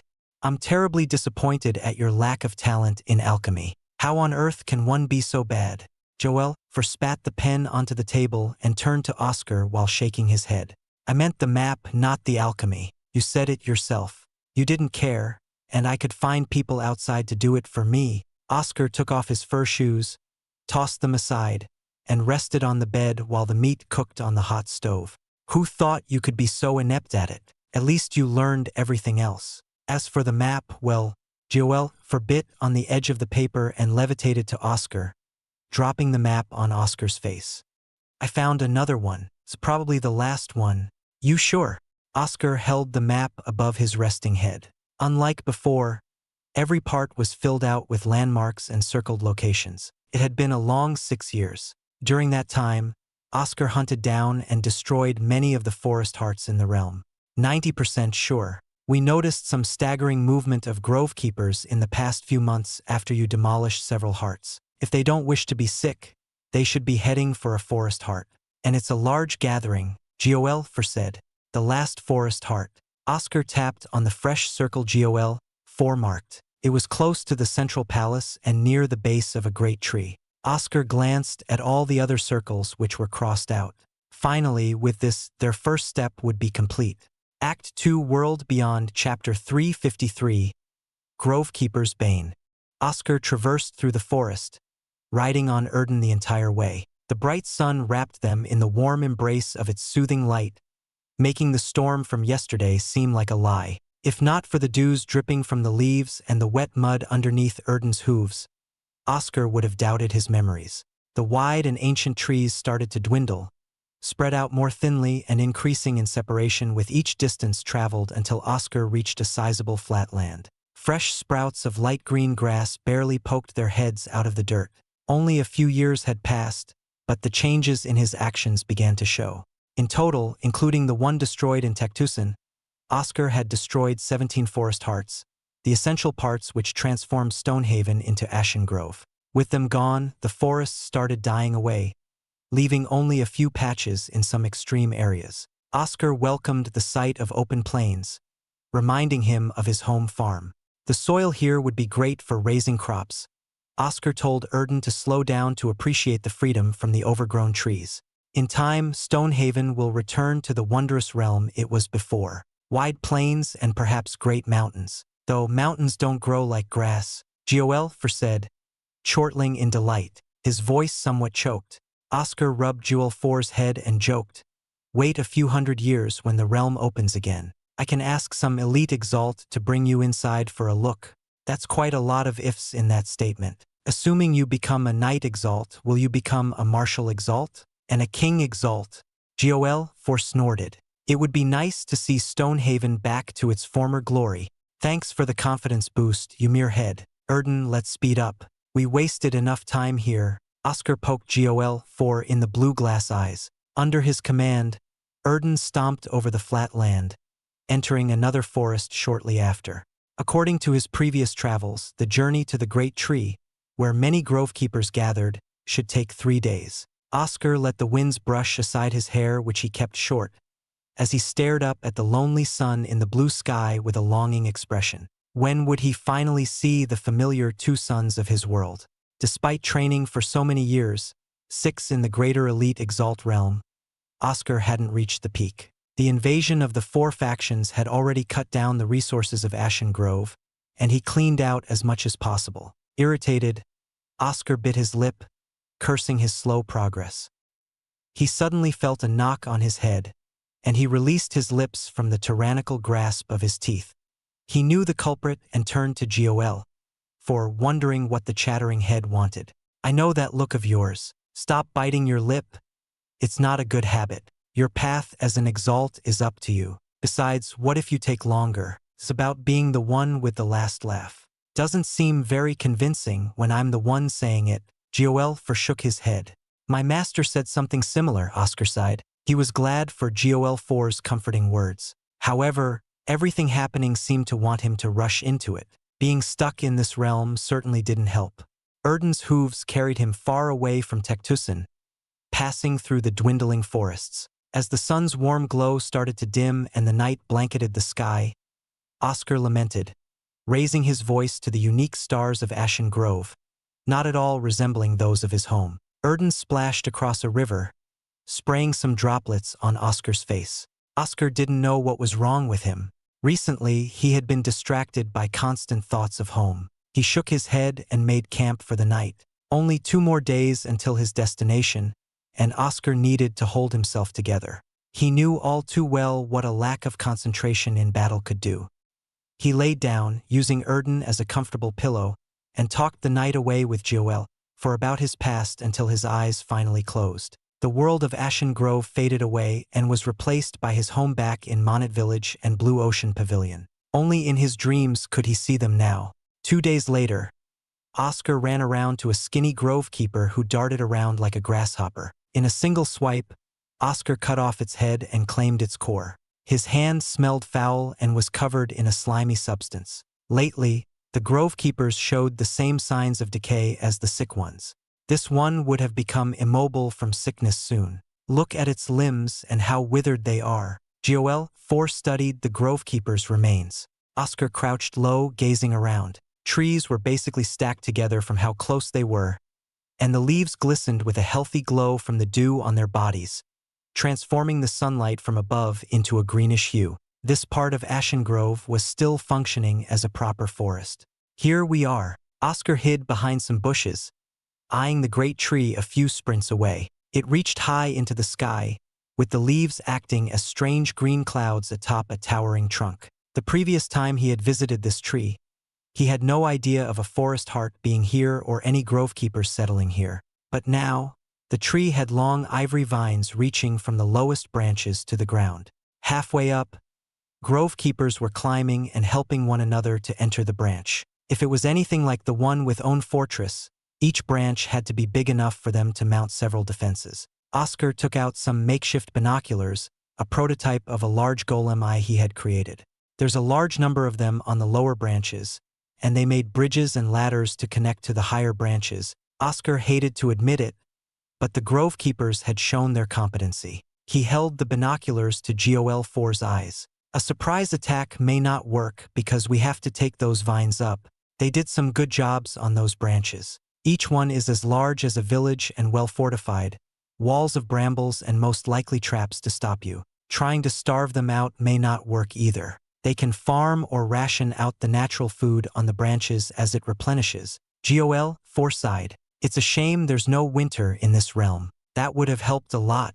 Oscar noticed several grove keepers descending from the vines. He put on his copper shield and whispered to Erden to move quietly. The only action available now was to hunt down all the grove keepers who left the great tree. From the vast migrations he observed, the number of grove keepers was too many and needed to be culled.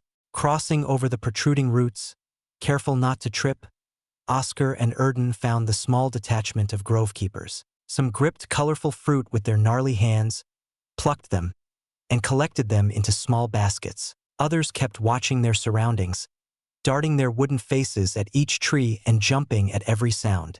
They're afraid. If we could understand them, I wonder what we would hear from them about you. Imagine them telling their children bedtime stories about the horrific monster.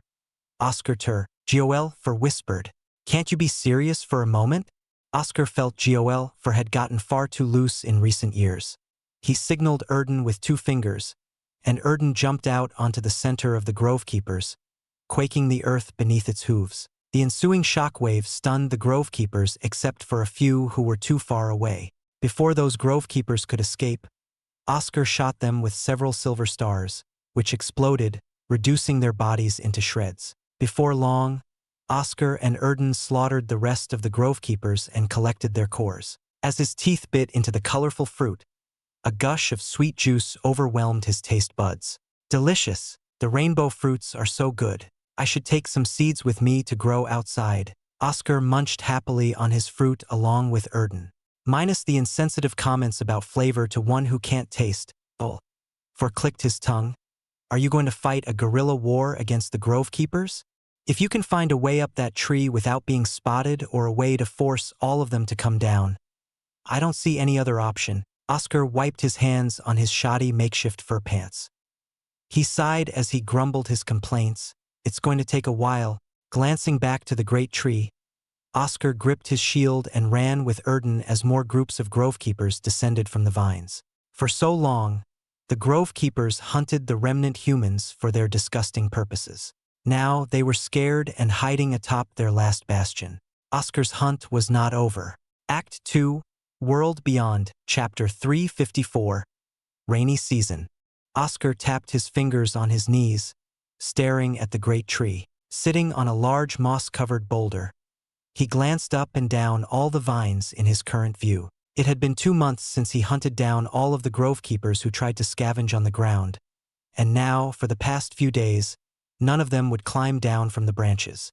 Despite having killed over 100, the size of a small colony, Oscar determined far more waited, hidden in the protection of the great tree. Following Erden's grunt, a purple fruit landed on his lap. Oscar glanced up at Erden, who was balancing another fruit on his nose before tilting it into his mouth.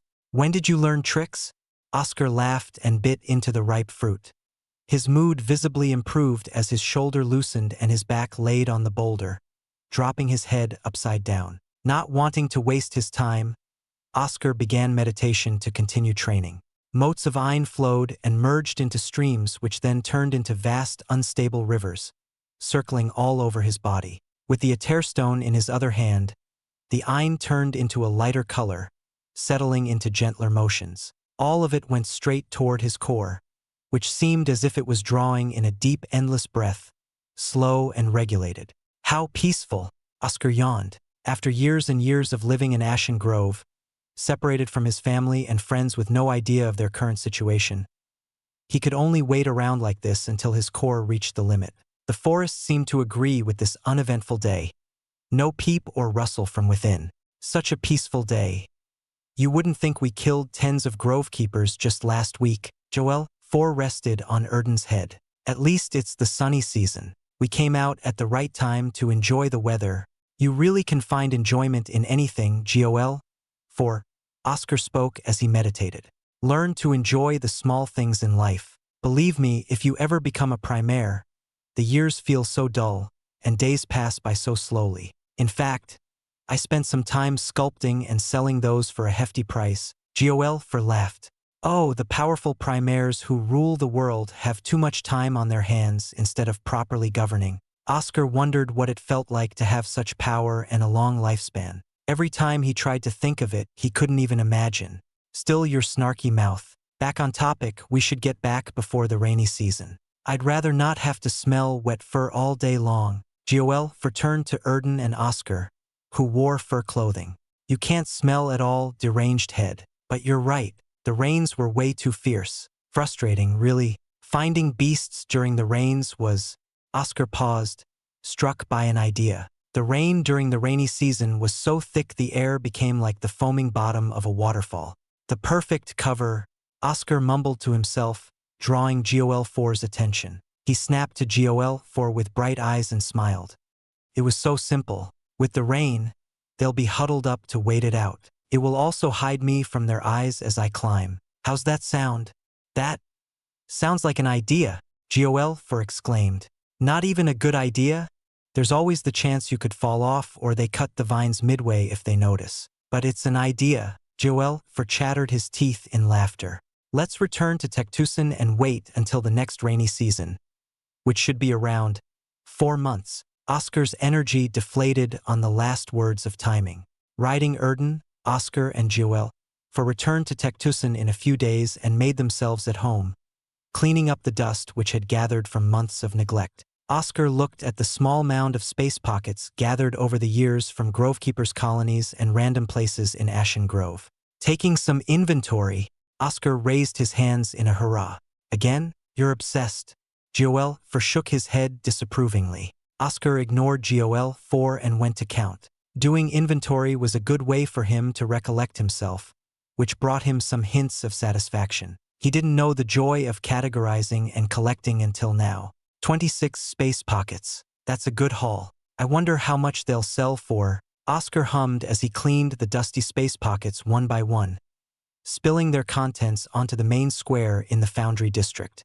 Worth a lot to you, maybe. However, they're only lesser ones able to fit enough for a small room. Get the greater ones and fill an entire lake's worth. All of the space pockets here may get you a grade 4 elixir, Giolfer said, displaying his disinterest in Oscar's wealth by rolling around a space pocket. First, you've said that many times now. Oscar flicked his finger on Giolfer, knocking the head away from his pile. Second, didn't I say you needed to learn when not to make a comment? Oscar returned to taking inventory, adding the cores and resources gathered in his 2-month venture outside. He had 15 lotus orbs from the lake, 36 grade 2 armaments, an absurd amount of ores and bars gathered from the mines and the ever-churning foundry, raw herbs and plants, fruits, meats, cores for fabricator work in Erden, books, and 2 golems. The golems didn't have distinct features, having a hard exoskeleton with a smooth, featureless face. Oscar held the golem's limbs repeatedly, checking every nook and cranny. After Giolfer's endless lectures and training, he created these 2 fine products. Not bad work for the years you put in under my tutelage. But if only you could have learned the alchemy needed for it. With all of your designs and plans in my head, there's no need to worry. I'll find some alchemists on the outside. I'd prefer it if it's someone you can trust. If it's to be a weapon, I want you to be the one to wield them.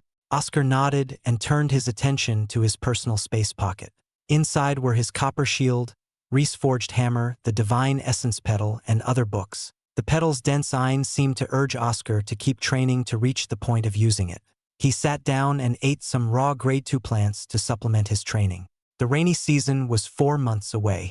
Lad, put me away in the space pocket right now. Don't let all the rain get in through my cracks. Giolfer raised his voice, desperately pleading and shaken.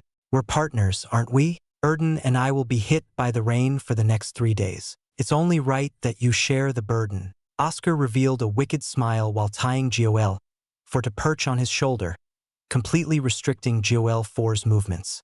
Outside the door, it almost seemed like the entire forest was submerged in a foamy ocean. The remaining trees hunched over, limping under the crushing weight of the rainfall. Rain fell so often that the sounds of their droplets all fused into a singular buzz, lasting forever. Oscar's feet were already drenched by the flood entering Cactusin, which fell into the deep chasms and added to the beauty of the underground city, making it seem more vibrant with shimmering waterfalls of many colors sourced from the crystals.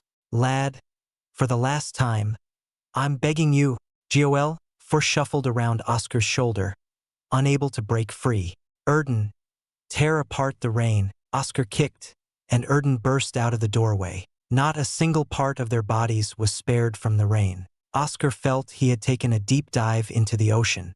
His eyes could barely open from the water entering between his eyelids. The only shelter he could make was an enclosed tarp made of fur attached to metal rods. The noise made it hard for him to sleep, but he endured the uncomfortable journey with Erden and Joel, for until they finally returned to the great tree. Only the base near the roots could be seen, while the rest up to the top was hidden by the crashing waves of rain. Oscar smiled in relief when he saw some vines sticking to the trunk due to the heavy water.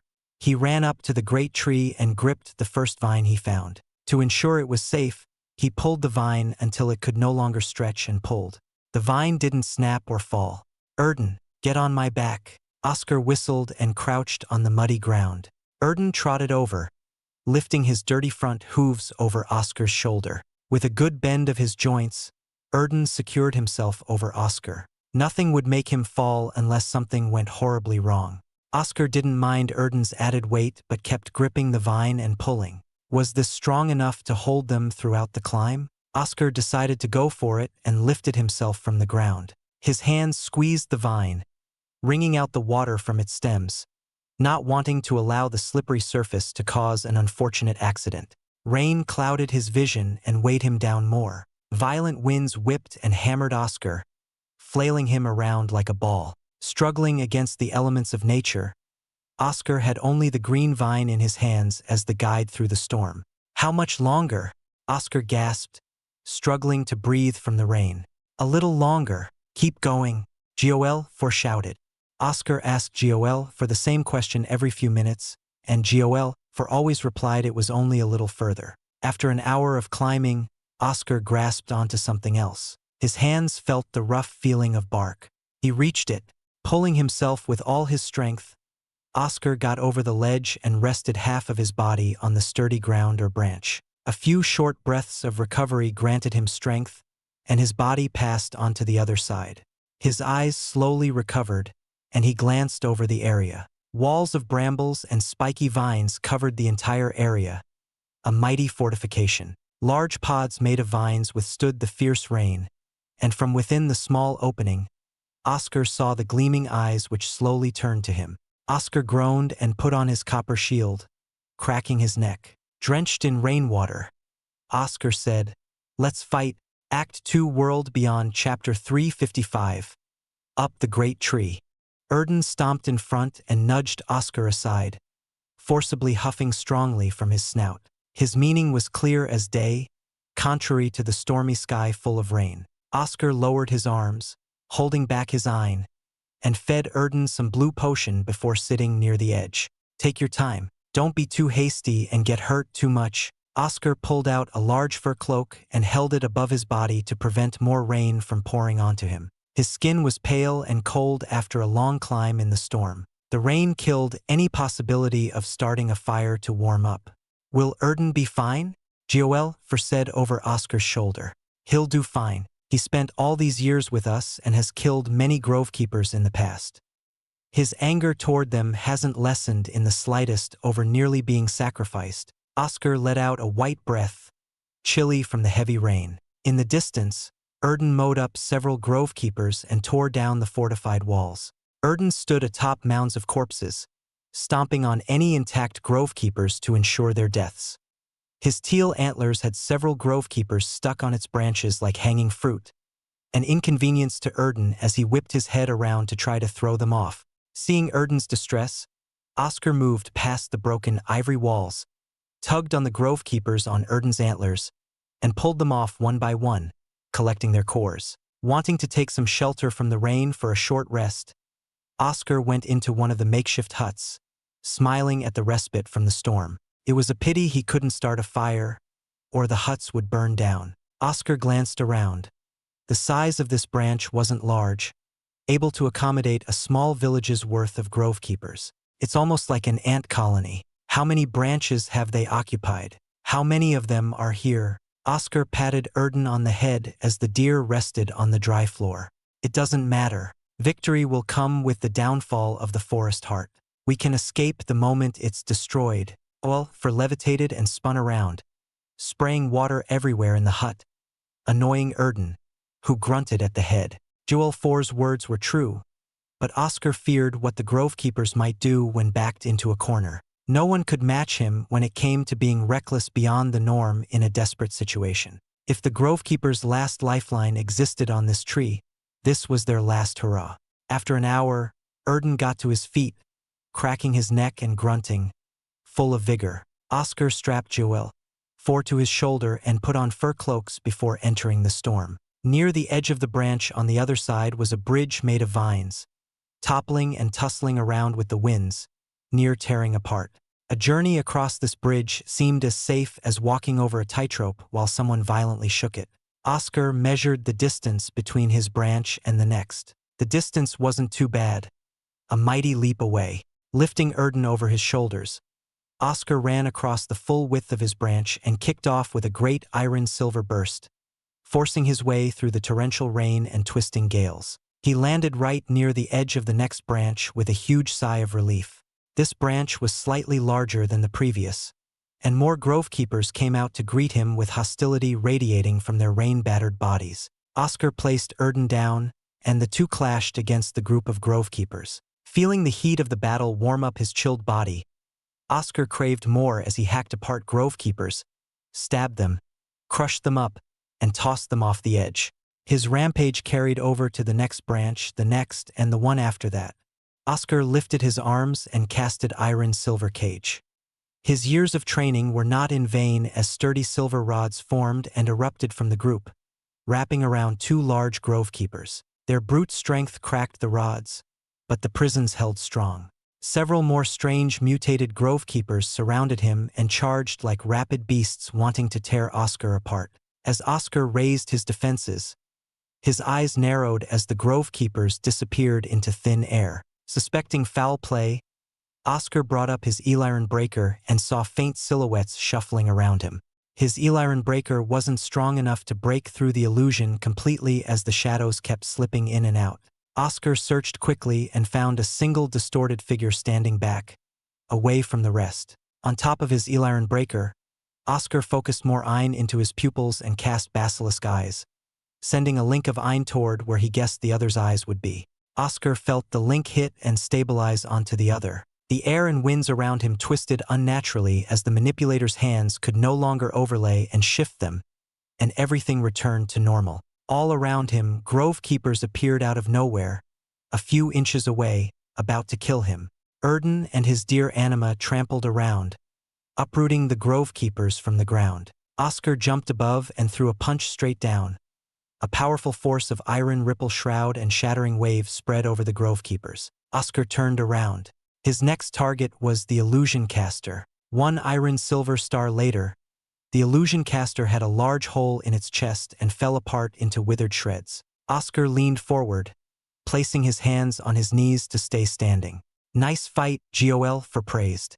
Oscar recovered his breath, no longer feeling the tightness in his chest. His heart couldn't stop rattling during the battles. The more he grew stronger as an Exalt, the more pain his heart took from using Reese and iron. He felt a shudder down his spine as his fingertips went ghastly pale. If he became a Knight Exalt, could he use Reese and iron? Aunt Rosette and his master said his heart had its limits. But without Reese, what other means did he have to fight against the odds to help the war effort outside? Cursing at his weak heart, Oscar wiped the blood from his lips and collected the cores.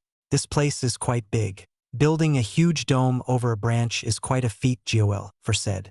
Oscar sat down, leaned against the tight vine walls, and exhaled. The dome covered the entire branch except for the entrance outside, housing an army of Grovekeepers. How it was made was anyone's guess. With so much space, Oscar started a fire without fear of burning the place down.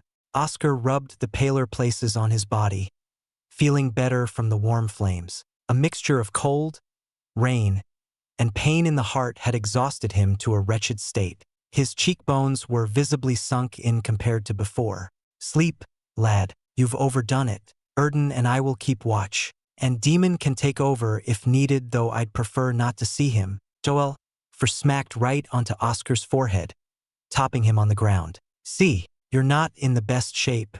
I guess a small amount of rest will do." Oscar's vision started to dim as his eyes fluttered and struggled before closing shut. Just a little more, and he'll be a step closer to home, closer to his family and friends. An unknown number of hours later, Oscar woke up in the middle of his inner world. Demon and his dear anima were still and idle near his blue core. Oscar stood above Demon, who opened his chilling eyes. "You should follow the head's advice and rest. Coming in here every time is not good for you," Demon scolded. "I've been fighting beasts and grove keepers for far too long. I need to keep my senses sharp for the battle outside. Come on, once again. Your priority is me, so I should make good use of you before I can get rid of you," Oscar taunted with a sharp gaze. "As I said, I don't mind disappearing." Demon stood up. "But you're too anxious. Your feelings are spilling over to the core, quite chaotic as of recent years. Our dear anima is affected by it too. With this mindset, will you even be able to reach the Night Exalt realm? Perhaps I should do it for us while you sleep." "Enough." Oscar held up his hand to stop the conversation. "Hold up your hands, and let's fight." "Fine, then let's break you apart again." Demon walked closer with his hands relaxed and stopped an inch away from Oscar. The inner world rippled from their punches colliding. There were no Ein, Reese, Iron, or spells. It was a battle of wills and minds between Oscar and Demon, who fought brutally. In the end, Oscar suffered a kick to his chest and fell onto the floor. "Who cares if they're dead? You're still alive." Demon stomped on Oscar's chest, and Oscar groaned in pain. "Everything is fine as long as you're alive. Yet you can't understand that." Oscar gripped Demon's leg and flung him away, but Demon landed on his feet, unamused and stoic as ever. Oscar felt his astral body fading as he was about to wake up. "I wonder why you can't understand. I'll see you later." Waking up, Oscar squirmed around the floor before standing up. His body felt better, but his head hurt due to his spars against Demon. Eating a hearty breakfast, Oscar's mood improved, and he readied himself for the long battle ahead. "We should be close to the top from here," Oscar said. "Make sure you don't overdo it. I understand your anxiousness, but it's useless if you die from a mistake." "Gol, for instructed." "Both of you," Oscar chuckled. "What? Nothing. Let's head out, Erden." Oscar climbed up the great tree. Like own fortress, this great tree had a chunk of land resting on its peak. Gripping tightly on the wet, jagged rock, Oscar lifted himself, withstood the fierce rain and winds, and reached the flat land where he beheld the largest dome of vines and green. The only sentence he had for it was a green castle of ivy and leaves. Oscar entered the large dome, bursting past the entrance with the rain and winds behind him. Shocked at the scene before him, Oscar lost his words momentarily before speaking softly. "What happened here?" All over the dome were hundreds of grove keepers. They were all lying down, dead and withered. Thinking it was because of the sickness, Oscar went to one to find no signs it had been sick. Somehow, these grove keepers lost their lives, as if something took away their souls. A slight creak reached his ear. Oscar snapped toward the source, finding a large beating green wooden heart, the forest heart he had been searching for. However, in front of it was a singular grove keeper. Its arms rippled with Ein and strength, unlike the thin, wooden limbs of its kind, and its body seemed more compact and tight, not at all loose. "You have come," the grove keeper said.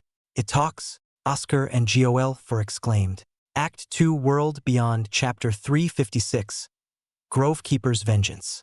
"Welcome to my home, outsider," the strange grove keeper spoke in rushed, hoarse words barely strung together in a coherent sentence. Contrary to its slow speech, the grove keeper moved with steady steps, approaching Oscar. Oscar and Gol, for were still stunned by the sudden appearance of a talking grove keeper. His mind blanked out as he stared at the enclosing grove keeper, trying to grasp the reality of what was happening. A loud footstep from the grove keeper pulled Oscar from his sinking thoughts, and he lifted his copper shield as Erden brandished its antlers forward. "Who? What are you?"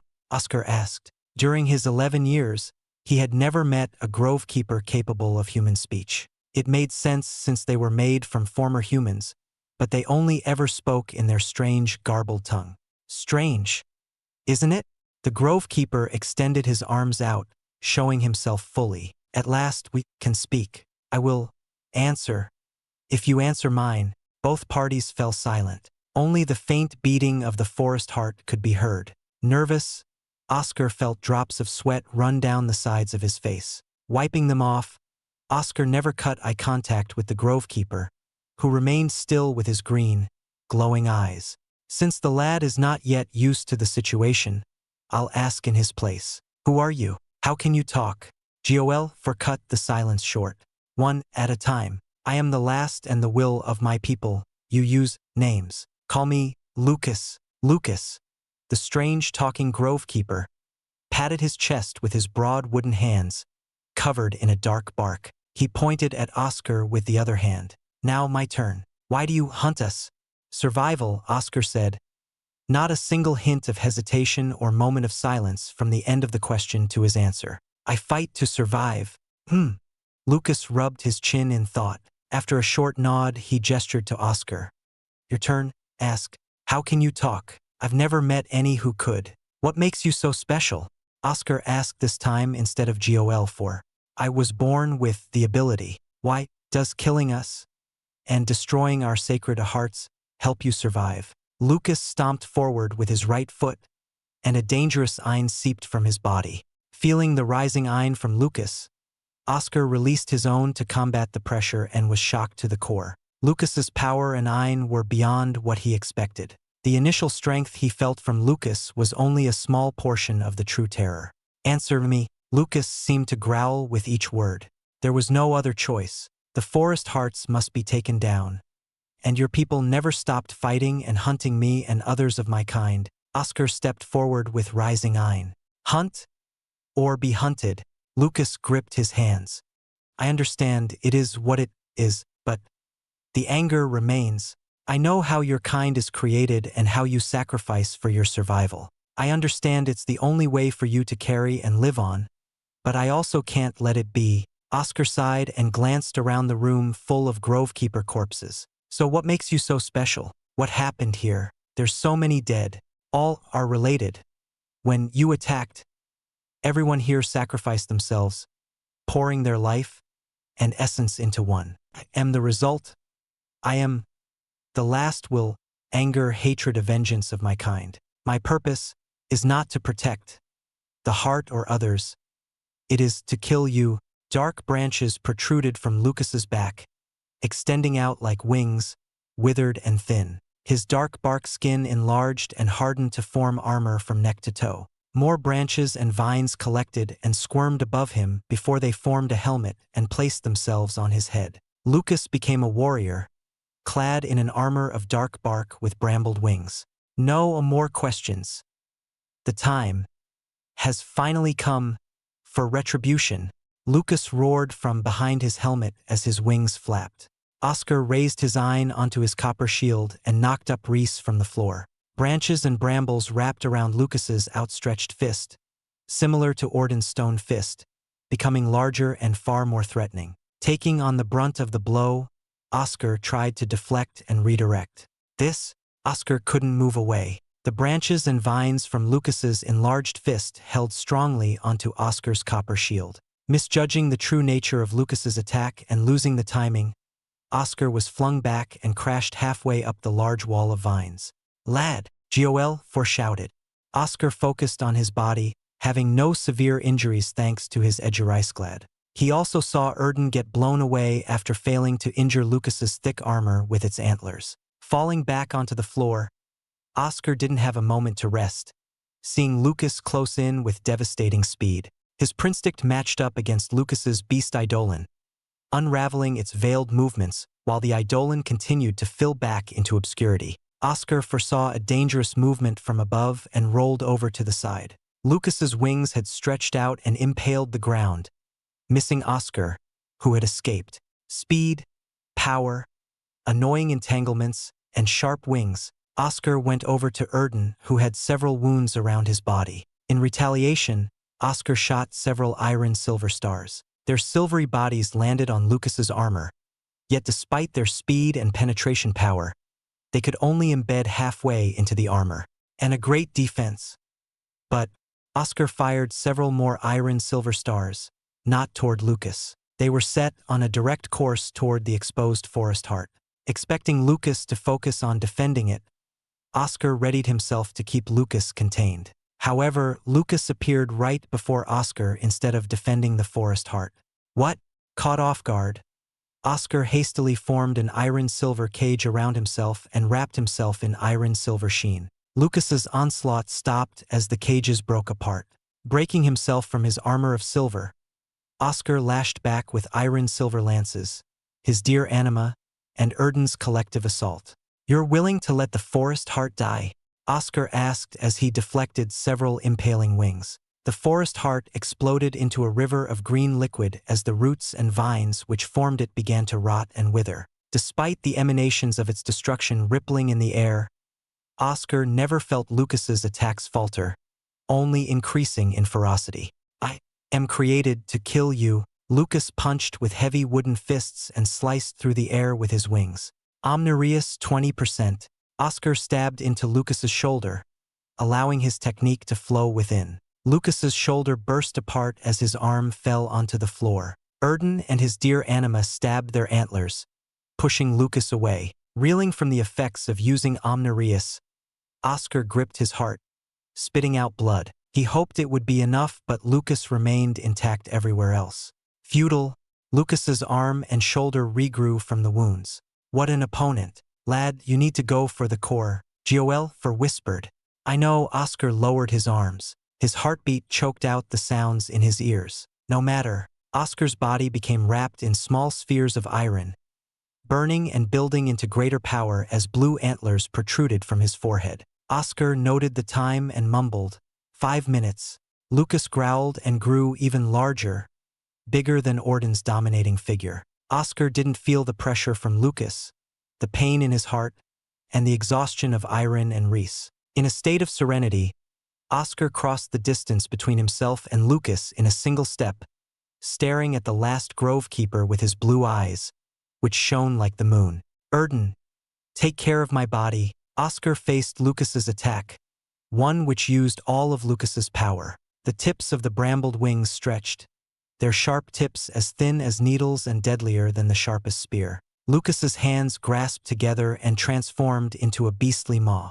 Oscar extended his fist. Spheres of iron flooded into his knuckles. The air fell silent and still like the calm before the storm as Oscar's fist clenched tighter than before. A single pop followed as the iron disappeared. But the next moment, Lucas's armor cracked all over and exploded into dust. Next, his exposed body was scattered into scraps. Lucas's head and core fell to the ground. With the faintest and last glimmer fading from his green eyes, Lucas said, "I can't fail my people. There will." His head collapsed, with his last cries lingering before disappearing.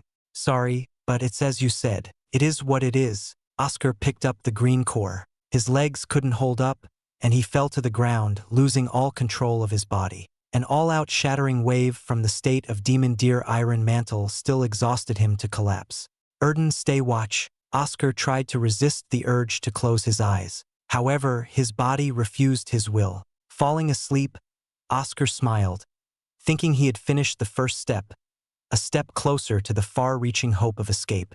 After a long day of rest, Oscar woke up feeling limp and weak. The storm still raged outside as the rain started to seep in through the once-firm castle of vines and wood. Already, they were showing signs of rot and falling apart from the loss of the last forest heart. "Morning or good evening?" Oscar called out to Joel and Erden. "Lad, nicely done in the battle," Joel shouted beside Oscar's ear. "We have something good for you." Erden found it. "What?" Oscar groaned, sitting up straight with a loss of breath. Erden stomped over and pushed a box toward Oscar. Even before opening it, Oscar could feel the iron from the box. A grand prize was inside. Excited, Oscar ignored the shaking in his fingers and pried the box open. Inside were nidal seeds, glowing brightly against the gloomy rain. Take these slowly and build yourself up. The forest hearts are dead, and the Red Root and Forest Heart clan have no more influence over this realm. You know what comes next? Oscar smiled as he traced his fingers over the tiny, fragile seeds. Now, he had to focus on becoming a Knight Exalt. There was not much hope of achieving it. Oscar knew death was a more likely outcome, but a part of him believed in the possibility. Let's go home. Act 2, World Beyond, Chapter 357. Advance or Die. Sounds of fists colliding and bones cracking filled Oscar's inner world. Oscar fought against Demon in their usual spars. Their bodies moved around the endless void, shining from each bout and exchange. Oscar sensed he would be waking up soon, and his astral body pulsed as parts of him started to fade. It's finally time, Demon said. 15 long years. I didn't expect to spend 4 years to reach the limit even with the Nidal seeds. Oscar watched his hands start to disappear and sighed.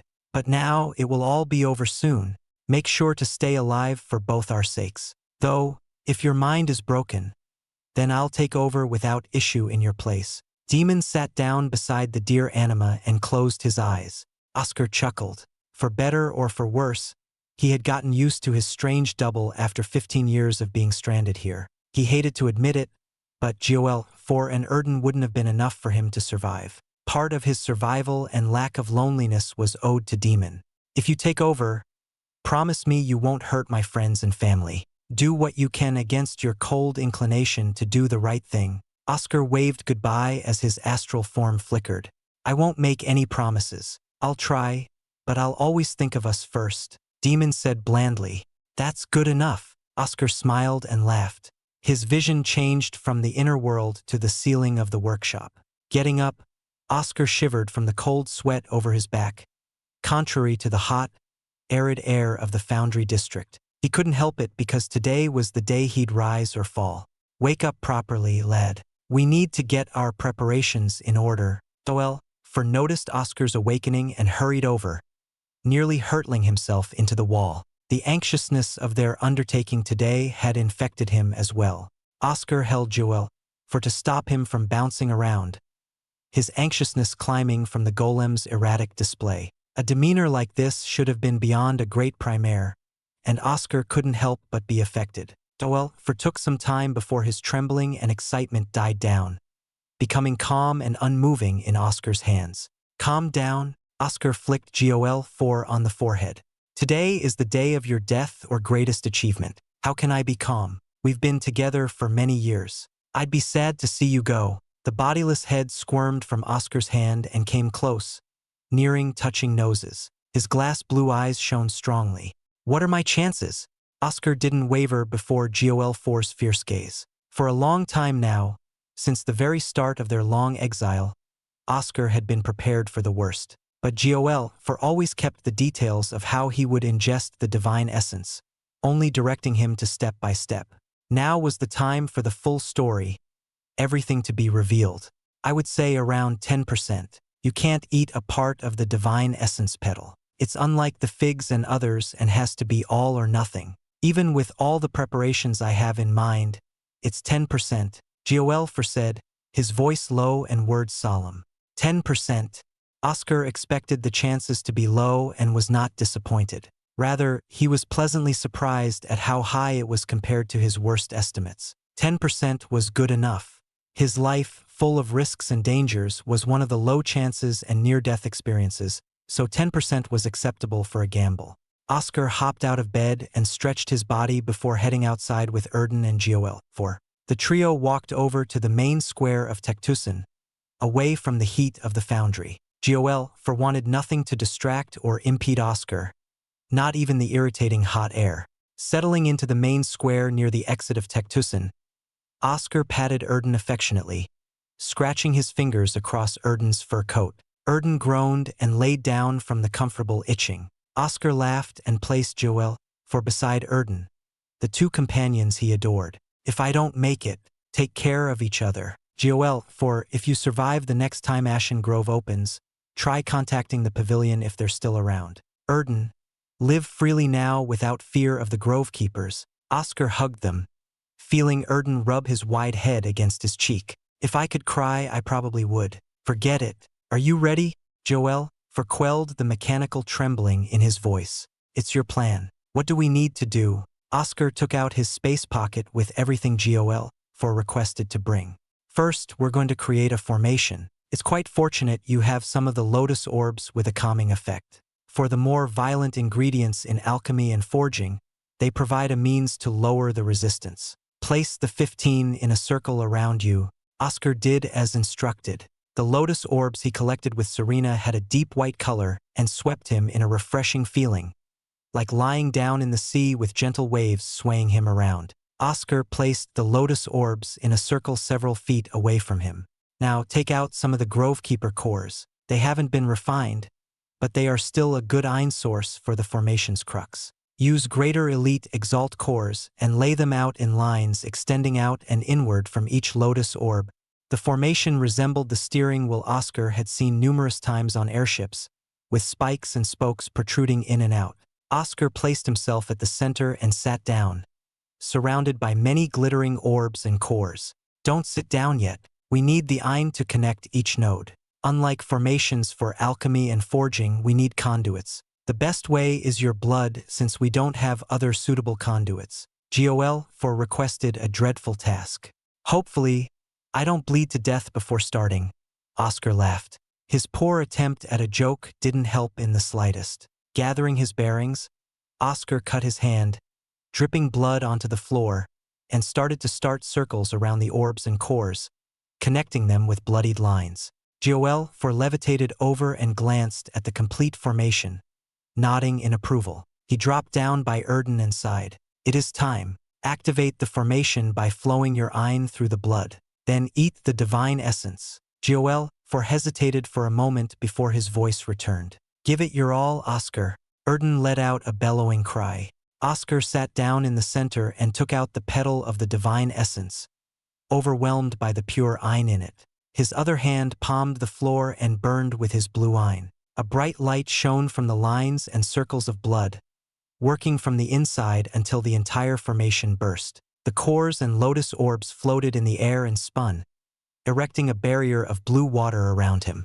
The blue water was the calming and cooling area created by the formation. If not for this, eating the divine essence would have been a flat 0% of survival. Oscar stared at the petal in his fingers, eyes bloodshot and mouth dry. Oscar ate it like medicine, closing his eyes, forcing it into his mouth and swallowing it instantly. Oscar had never felt such iron before. The elixirs, figs, and others he had in the past were nothing but droplets before the great ocean spilling from the divine essence. Words could not describe the power and iron welling up from within. It seemed endless and without equal. However, nothing prepared Oscar for the agony. Even with the soothing formation and his Aterstone working as fast as possible, the iron burned through his veins, lungs, and stomach. Oscar roared and trembled to contain it. His skin burst and bled from several places where the iron immediately burned his wounds shut. Hurry up! Oscar waited and waited in the endless suffering of his reckless plan. Finally, something loosened within him. Shackles broke, and veils lifted. Within his inner world, the light started to flicker within his core, struggling with something. The iron of the divine essence swept across the void, turning it into a vast rainbow ocean. It's here. It worked. Oscar watched delightfully as his core broke open and absorbed the rainbow ocean, one river at a time. It went against the laws of Ashen Grove and began its process to advance thanks to the power of the divine essence. Now, he had to withstand the vast amount of iron within him and the pain of the advancement. It was not an easy task. The divine essence didn't want to leave its new home. It continually destroyed Oscar's body, cauterized the wounds, and flooded his core, a cycle of renewal and destruction. Not a hint of iron could go to waste, sticking to every fiber of Oscar's body until it was used. Oscar nearly blacked out several times, wanting this moment to end. His body hurt everywhere. He couldn't contain it and vomited out blood which hissed and turned to smoke on the floor. He checked his core and feared he couldn't keep up until it was over.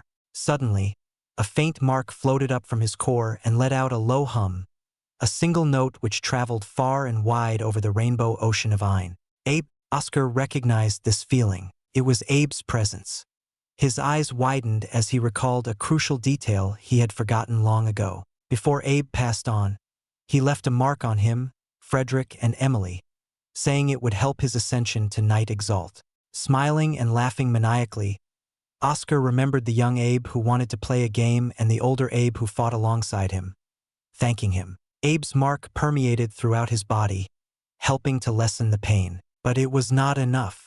Oscar still suffered greatly. What do I do even if I advance? All of this Ein is going to kill me, Oscar screamed in pain. What is this?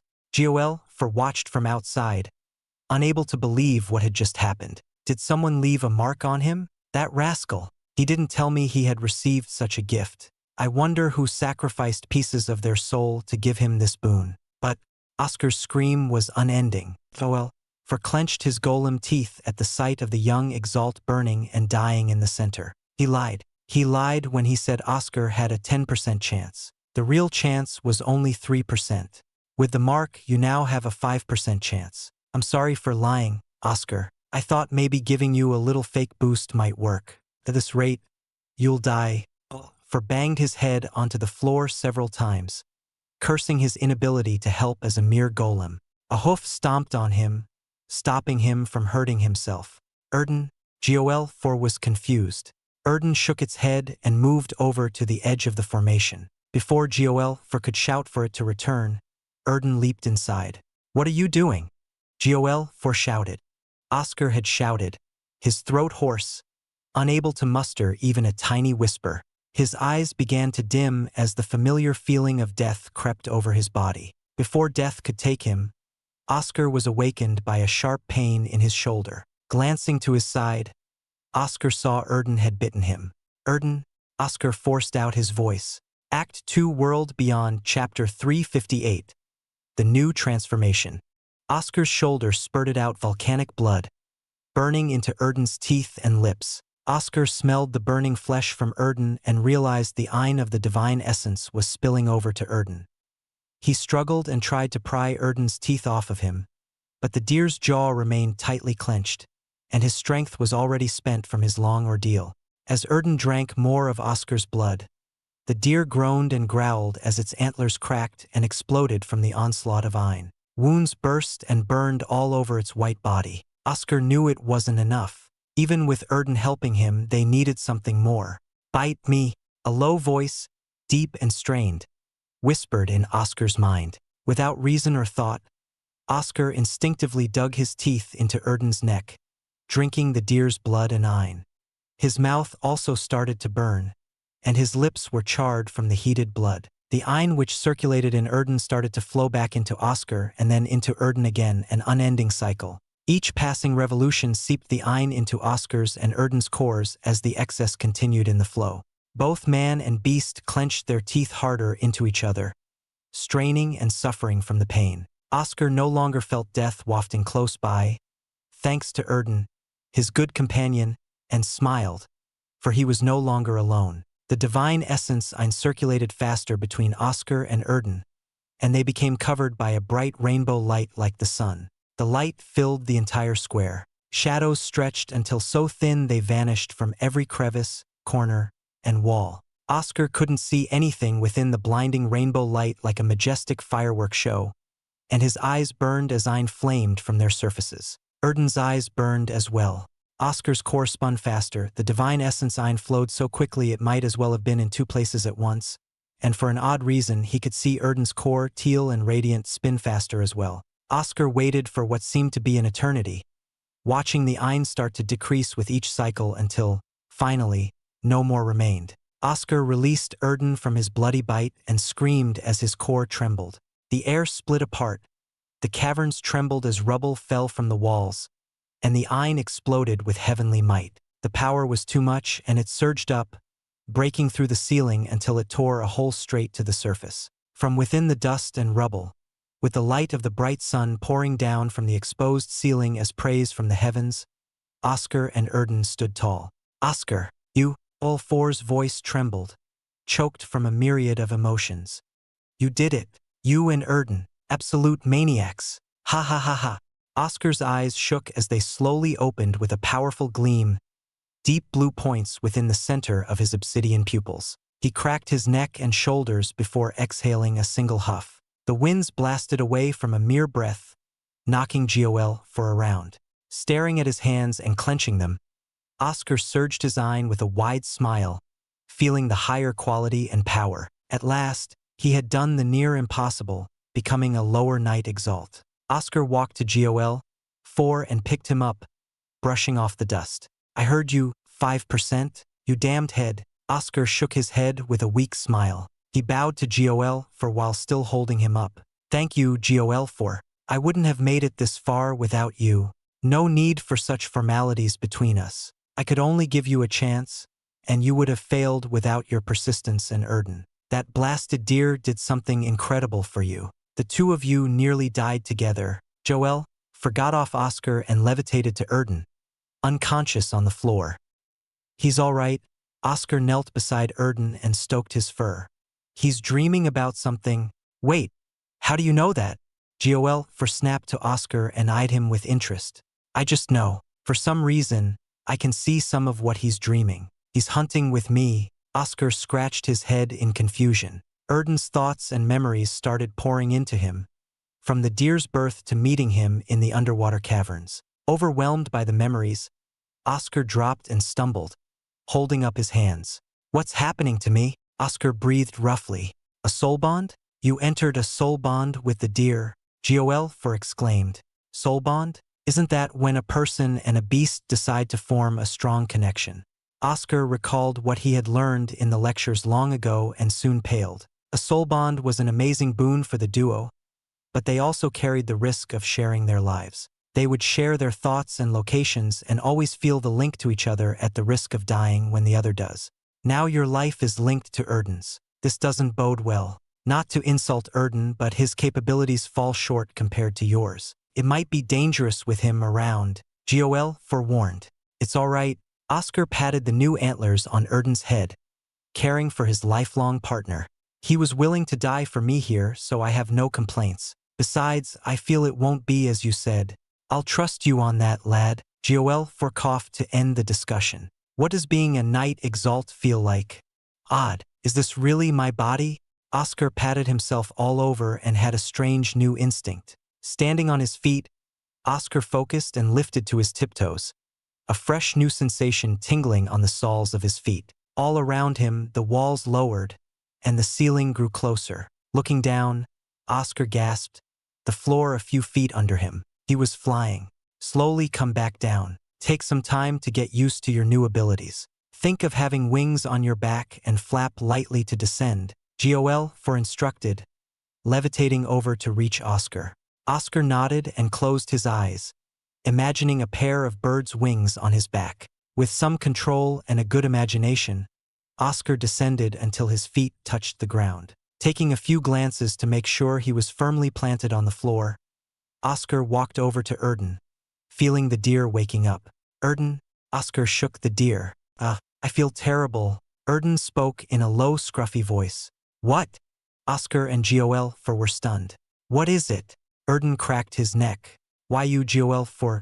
Does a soul bond allow a beast to talk? I thought it was only possible once a beast entered the King Exalt realm. Oscar turned to Joel, his eyes begging for an answer. You're correct, Erden. How can you talk? Joel hovered around, watching Erden from the side. Erden smacked Joel away with his antlers. I don't know. I just felt like I could do it. Though it's nice to talk directly now. Joel? Oscar was confused.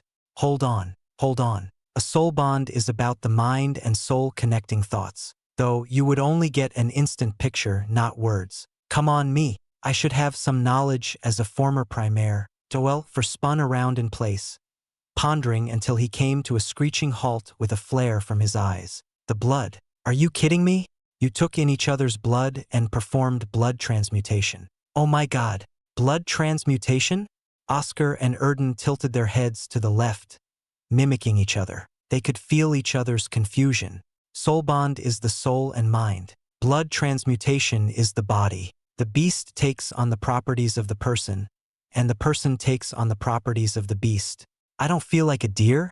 Oscar searched his body and rubbed his head, hoping no antlers or stubs existed on his fair forehead. No, not on the outside, but inside. Erden looks almost twice as big if you haven't noticed. He must have transformed to have strong muscles and the proper vocal cords along with a human-like brain. That's incredible. Oscar rubbed Erden's head with a smile as Erden laughed. But what about me? Joel stayed silent and pondered, spinning around again. He stopped again and said, "Try using your Reese." "Are you sure?" Oscar gripped his heart, knowing the Reese may be fatal if he tried to use it now as a Knight Exalt. "Test it out. You were definitely changed from the blood transmutation as well," Joel urged.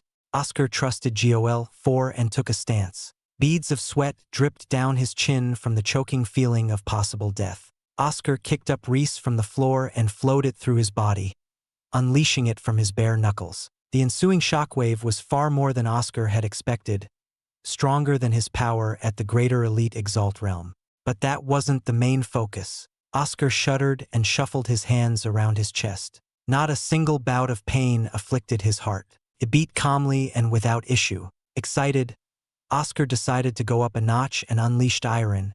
And again, no pain at all. His organs, his blood, his veins, and everything inside him were unaffected by the weight of his power. "From your expression, I can tell it worked well. The blood transmutation has strengthened your organs. No longer are you reliant on your human self. Every part of your insides has the toughness of a beast." The Reese, Oscar kicked a clear sound from each swing. The iron, Oscar exploded with power. "It doesn't hurt. My insides are tough." "Haha," Erden spat on the floor. "The Reese won't hurt you anymore." "Erden." Oscar hugged Erden with tears dropping from the corners of his eyes. He had been gripped with fear from not just dying in the Knight Exalt realm but also how useless he might become without his Reese. Thanks to the blood transmutation, he was freed from that fear. His gratitude to Erden reached the highest point in the sky before the stars.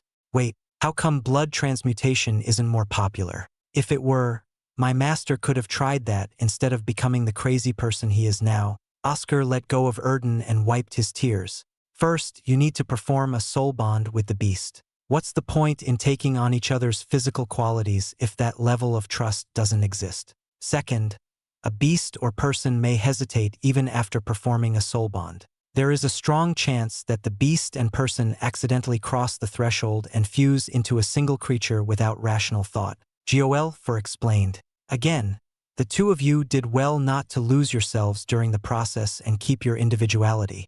"Is that so?" Oscar turned to Erden, who turned back. The two laughed, their voices echoing throughout Tectusan. "We might have used up all the luck in our lives. By the way, Joel, is it normal to be at the peak of lower Knight Exalt right after advancing?" "Huh?" Joel shouted. A day later, Oscar rode outside Tectusan with Erden and Joel. "I still can't believe it. The divine essence Ein was so much you and Erden already reached the pinnacle before Middle Knight Exalt. That will be a story to tell others later. No need to be so glum, Joel. My core is grade 4, so this extra burst is great. I don't even feel the lack of foundation." Oscar traveled through the new plains which overtook the large forests, the horizon no longer obscured. "Yes, you mentioned that. Damned divine essence. What an absolute cheat. Why are you still riding? Fly over there, and you'll reach it in no time," Joel snapped. "Fine, Erden, let's go." Oscar leaped off Erden and soared into the air, feeling the rushing winds pass by his skin. Erden flew alongside him, trotting in the sky. Oscar arrived at the central palace in a few hours and descended before its gates, feeling the presence of the red root inside. A nauseating smell of blood wafted over from the palace. After 15 years, after the long battles and reaching the point of death, Oscar finally arrived back to where he failed. But now he was a Knight Exalt, and his revenge was within his grasp. Act 2, World Beyond, Chapter 359. Seething Anger. The gates to the central palace had two statues of men holding hammers in one hand and beating their chest with the other in a salute. Between the two was the widest gate Oscar had ever seen, much larger than the one in the pavilion. Naturally, the home of a primaire would exceed anything he had known.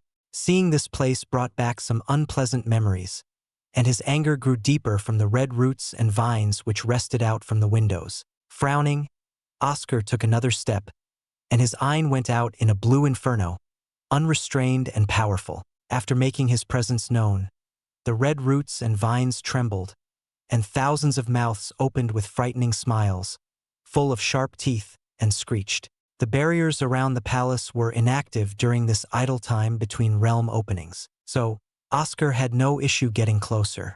You've been idle for far too long. After all this time, you never once set out to kill the person who's been destroying your footholds in this realm. I wondered why, but the answer was clear. I thought the last forest heart was on the great tree, but the true core of the forest is here. Oscar jumped and soared into the air, overlooking the palace, infested by writhing vines and bloodied roots.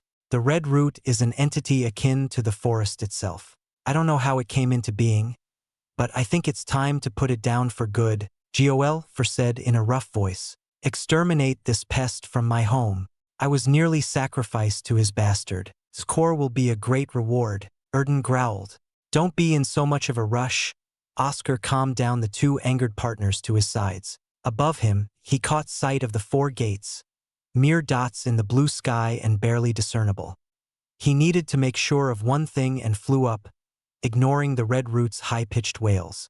Reaching a height only achievable by airship in the past, Oscar slowed down and stepped toward the gates, their windows vacant and depleted of iron. With the winds behind him, swaying the fur of his clothes, Oscar touched the smooth rock of one gate. Joel flew over and examined the structure, and even tried to connect to it with rays of iron flowing from his blue eyes into the inner workings of the gate.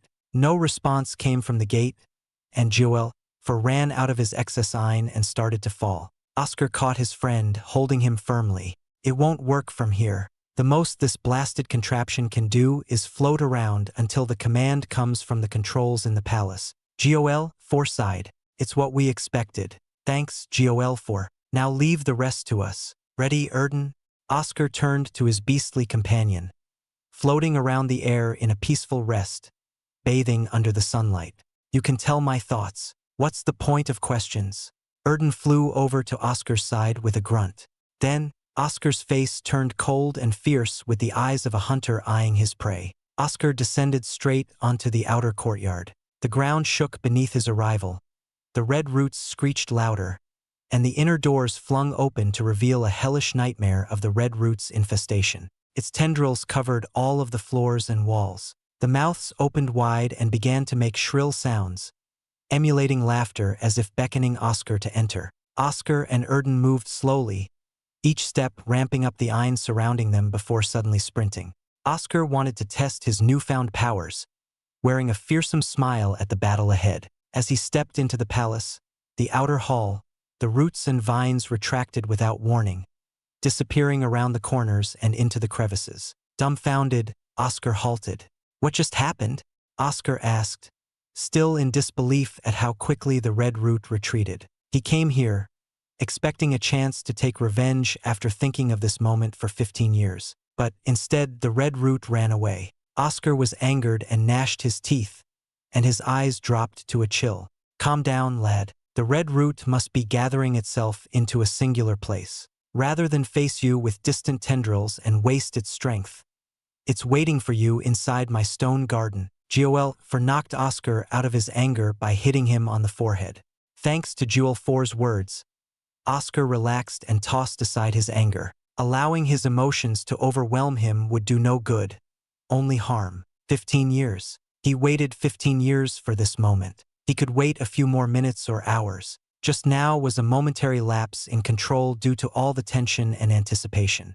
I won't make the same mistake. Oscar ran ahead with Erden and Joel 4 in tow. He roamed through the familiar gigantic hallways lined with rivers of lava, embarked into unfamiliar places he had never been in, and arrived in the inner sanctum. After a few more moments, he paused in front of a hexagonal tunnel on the way into the stone garden. Oscar remembered everything. Sometimes the memories felt like distant dreams, a mist he could not grasp. Now, in front of the stone garden, the memories became vivid and spread throughout his thoughts. He saw himself Orden, Maya, Gale, Frederick, Austin, Sarah, Emily, Serena, Mary, Celestina, and more. All the faces stuck themselves into his eyes. Then he remembered taking the divine essence and running away from the dreaded red root with Frederick. He would have been home if he were just a moment faster, or if this blasted monster had never existed. Home. Oscar saw his mother and father waving their hands and smiling at him from their farm. He wanted to eat his mother's cheese stew with some eggs. He wanted to read books together with Celestina. He wanted to explore around and have fun with Frederick and Emily. Oscar became enraged, thinking of the time that was robbed from him and the people he had left behind. Everything was because this monster, existed. Unlike his previous outburst, Oscar's anger became more focused, like a sharpened blade, not losing his wits. 15 years he had waited, and now it was time. Erden, let's fight. Oscar rushed through the hexagonal tunnel. Side by side, my friend, Erden stomped with him. Inside, Oscar saw the familiar sight of a large crater with smooth stone platforms, layered and large. He looked over the edge and saw the dreaded red root monster, a red orb of roots and vines. Its 4 faces with mouths as eyes stared in all directions. The one on Oscar's side faced him directly and let out a bellowing cry. Tendrils of sharp teeth and maws snapped all over the bottom of the crater as a dreadful line, laced with the smell of blood, choked Oscar's nose. Surprising, it's also at the peak of lower night Exalt. I couldn't gauge its power before, but now everything is as clear as day. Oscar sniffed, disgusted by the thick smell of blood and rot filling the air. A bright silver star, formed from the blue spheres of iron, concentrated on the tip of his hand. Oscar was satisfied with the size of the silver star, twice as large as before, around the size of a fist. The speed of the silver star was also increased from the powers of a night Exalt, a shockwave coming and going in a single instant from its release. However, the tendrils of the red root monster whipped out and entangled around the silver star, crushing it into pieces. Gee. The innumerable mouths cackled like a chorus of witches. Oscar rubbed and stretched his fingers, sighing at the display of the silver star. His powers and Ein increased significantly as a night Exalt, but the quality of his spells was not on par to match them. Only with higher grade spells would he be able to reach a higher level of strength.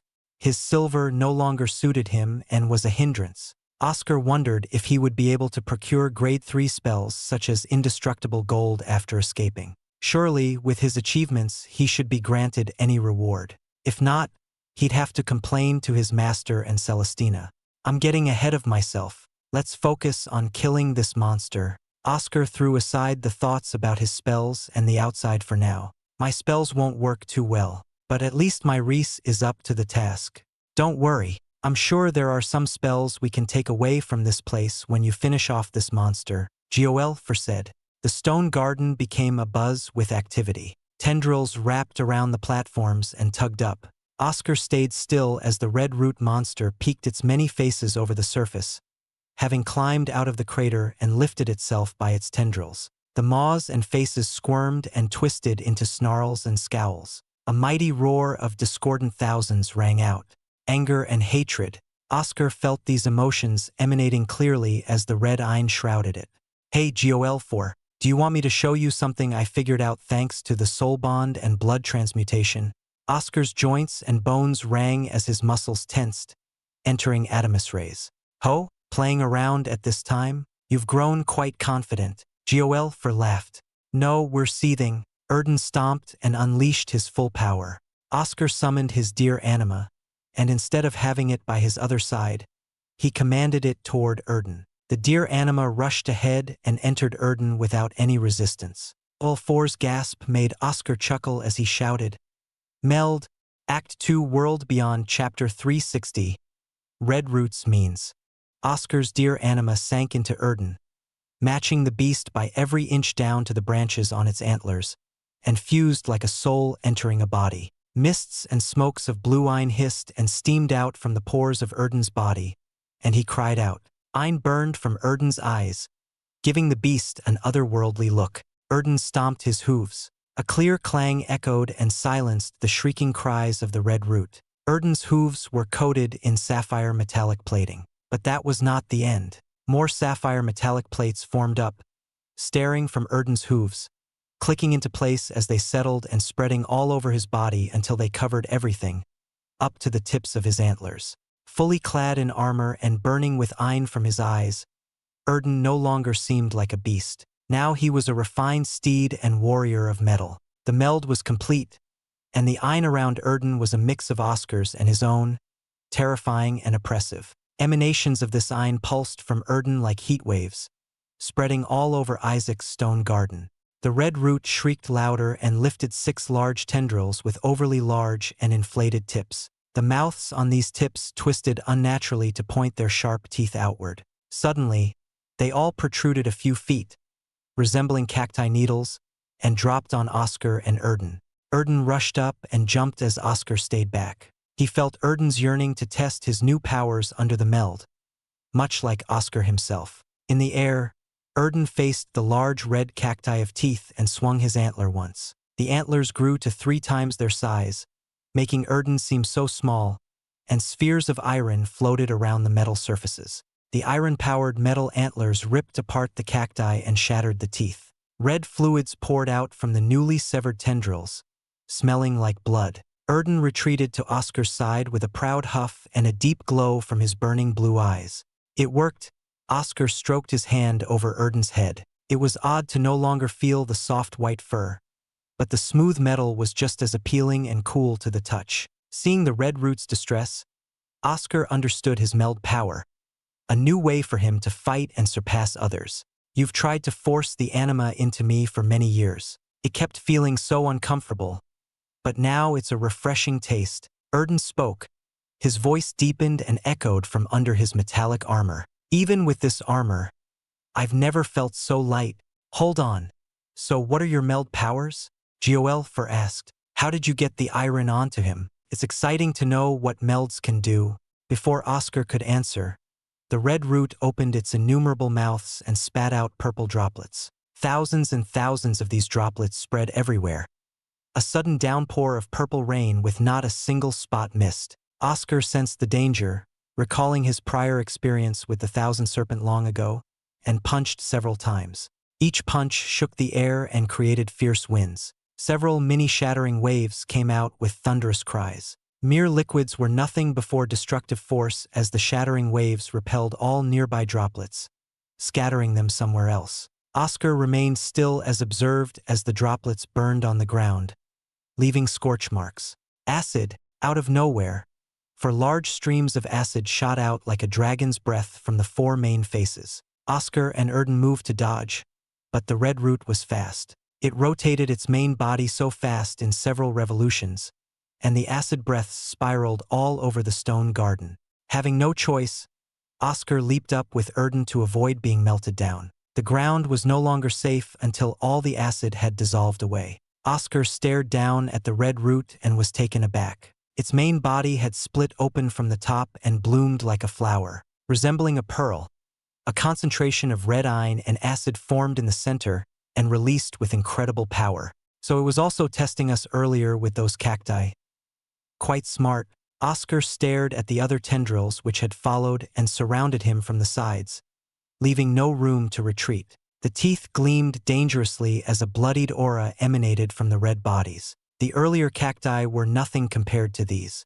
As the powerful wave of iron and acid ascended, the other tendrils spat out thin and fast acid threads, beelining for Oscar. Surrounded on all sides, Oscar could only smile and flew with Erden straight toward the strongest attack. His heart thumped, not from the use of reese or iron, an already solved problem, but from the thrill of battle. It had been years, and the only closest opponent was Lucas, who fought decently until Oscar went all out. Now, the best opponent stood before him. Oscar transmitted a mental thought to Erden to coordinate their attacks, and Erden responded instantly, a great benefit to their soul bond.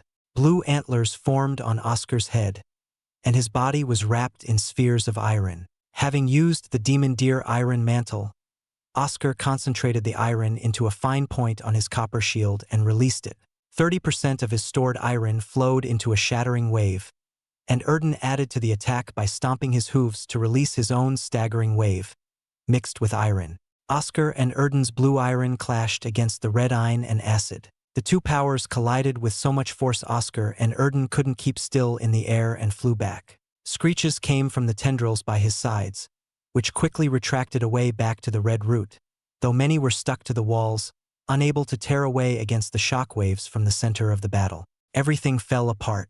The spheres of iron popped like bubbles and disappeared. The red iron and acid evaporated away into mists. Once it cleared, Oscar and Erden locked gazes with the toothy eyes of the red root. Sweat beaded down Oscar's forehead, and he chuckled. Is this beast really a lower knight Exalt? Or is it some mutated Exalt beast? The iron within the power was beyond what I thought it was capable of, Oscar said, staying still in the air as the red root wriggled around. No doubt it was readying for its next attack. Definitely a mutated one, but I'm unsure if that is enough to warrant this much power. The fact you were able to match it is astonishing enough. Joel 4's eyes flickered around, studying the creature. Ah, so that's it. What did you find? I only have around 7 minutes now. Oscar seemed to be in a hurry. Using the iron-shattering wave in his mantle form hastened the time based on how much he used. That large root under it is connected to the floor. I would bet my arm that it's connected to the forest heart. How surprising that it managed to do so. You don't have an arm, Erden quipped. A figure of speech, you blue beast. Cut it off from that main root, and it'll no longer have the large amounts of iron to boost it. Oscar nodded and flew straight down to the ground. The heat of his iron and iron evaporated the remaining acid, allowing him to walk freely. Clenching his fists, he formed iron-silver lances. Though the quality was no longer on par, the extra small boost of sharpness and penetration was still worthwhile. His nemesis, the red root, growled as all of its many roots and vines entangled around each other, wrapping themselves into larger and thicker forms. Out of the thousands of tendrils, only 10 remained. The 10 were large and made up of countless smaller tendrils. His first thought was the red root had given up speed in exchange for power. Oscar quickly threw it aside, knowing this red root wasn't some regular mindless beast. He charged ahead while eyeing the 10 tendrils carefully. In a split second, Oscar sidestepped far away, dodging one of the tendrils. He was right. The speed didn't decrease at all. Somehow, the tendrils were faster than ever despite their large frames. Taking his chance, Oscar and Erden tried to stab the tendril. What? Oscar trembled and widened his eyes. The smaller tendrils loosened up and created openings where Oscar and Erden were about to attack. Oscar's powered fist went through nothing and inside the new opening, surrounded by wriggling maws. Before the opening could clamp shut, Oscar released a powerful ripple shroud to force it open longer and pulled back with Erden. The large tendril had a mess of loose small tendrils on its sides, which quickly recovered to form its sturdy body. How terrifying! It can control each one to such a shocking degree. I could have lost an arm if I had been a moment too late. The ripple shroud didn't tear it to shreds either. Oscar dodged the incoming tendrils. Some of the smaller tendrils shot out to grab at him, but he avoided them by flying. 6 minutes left. Oscar counted down the time to his end. He smiled and lifted his copper shield, coated in iron. It was time for his armament to shine.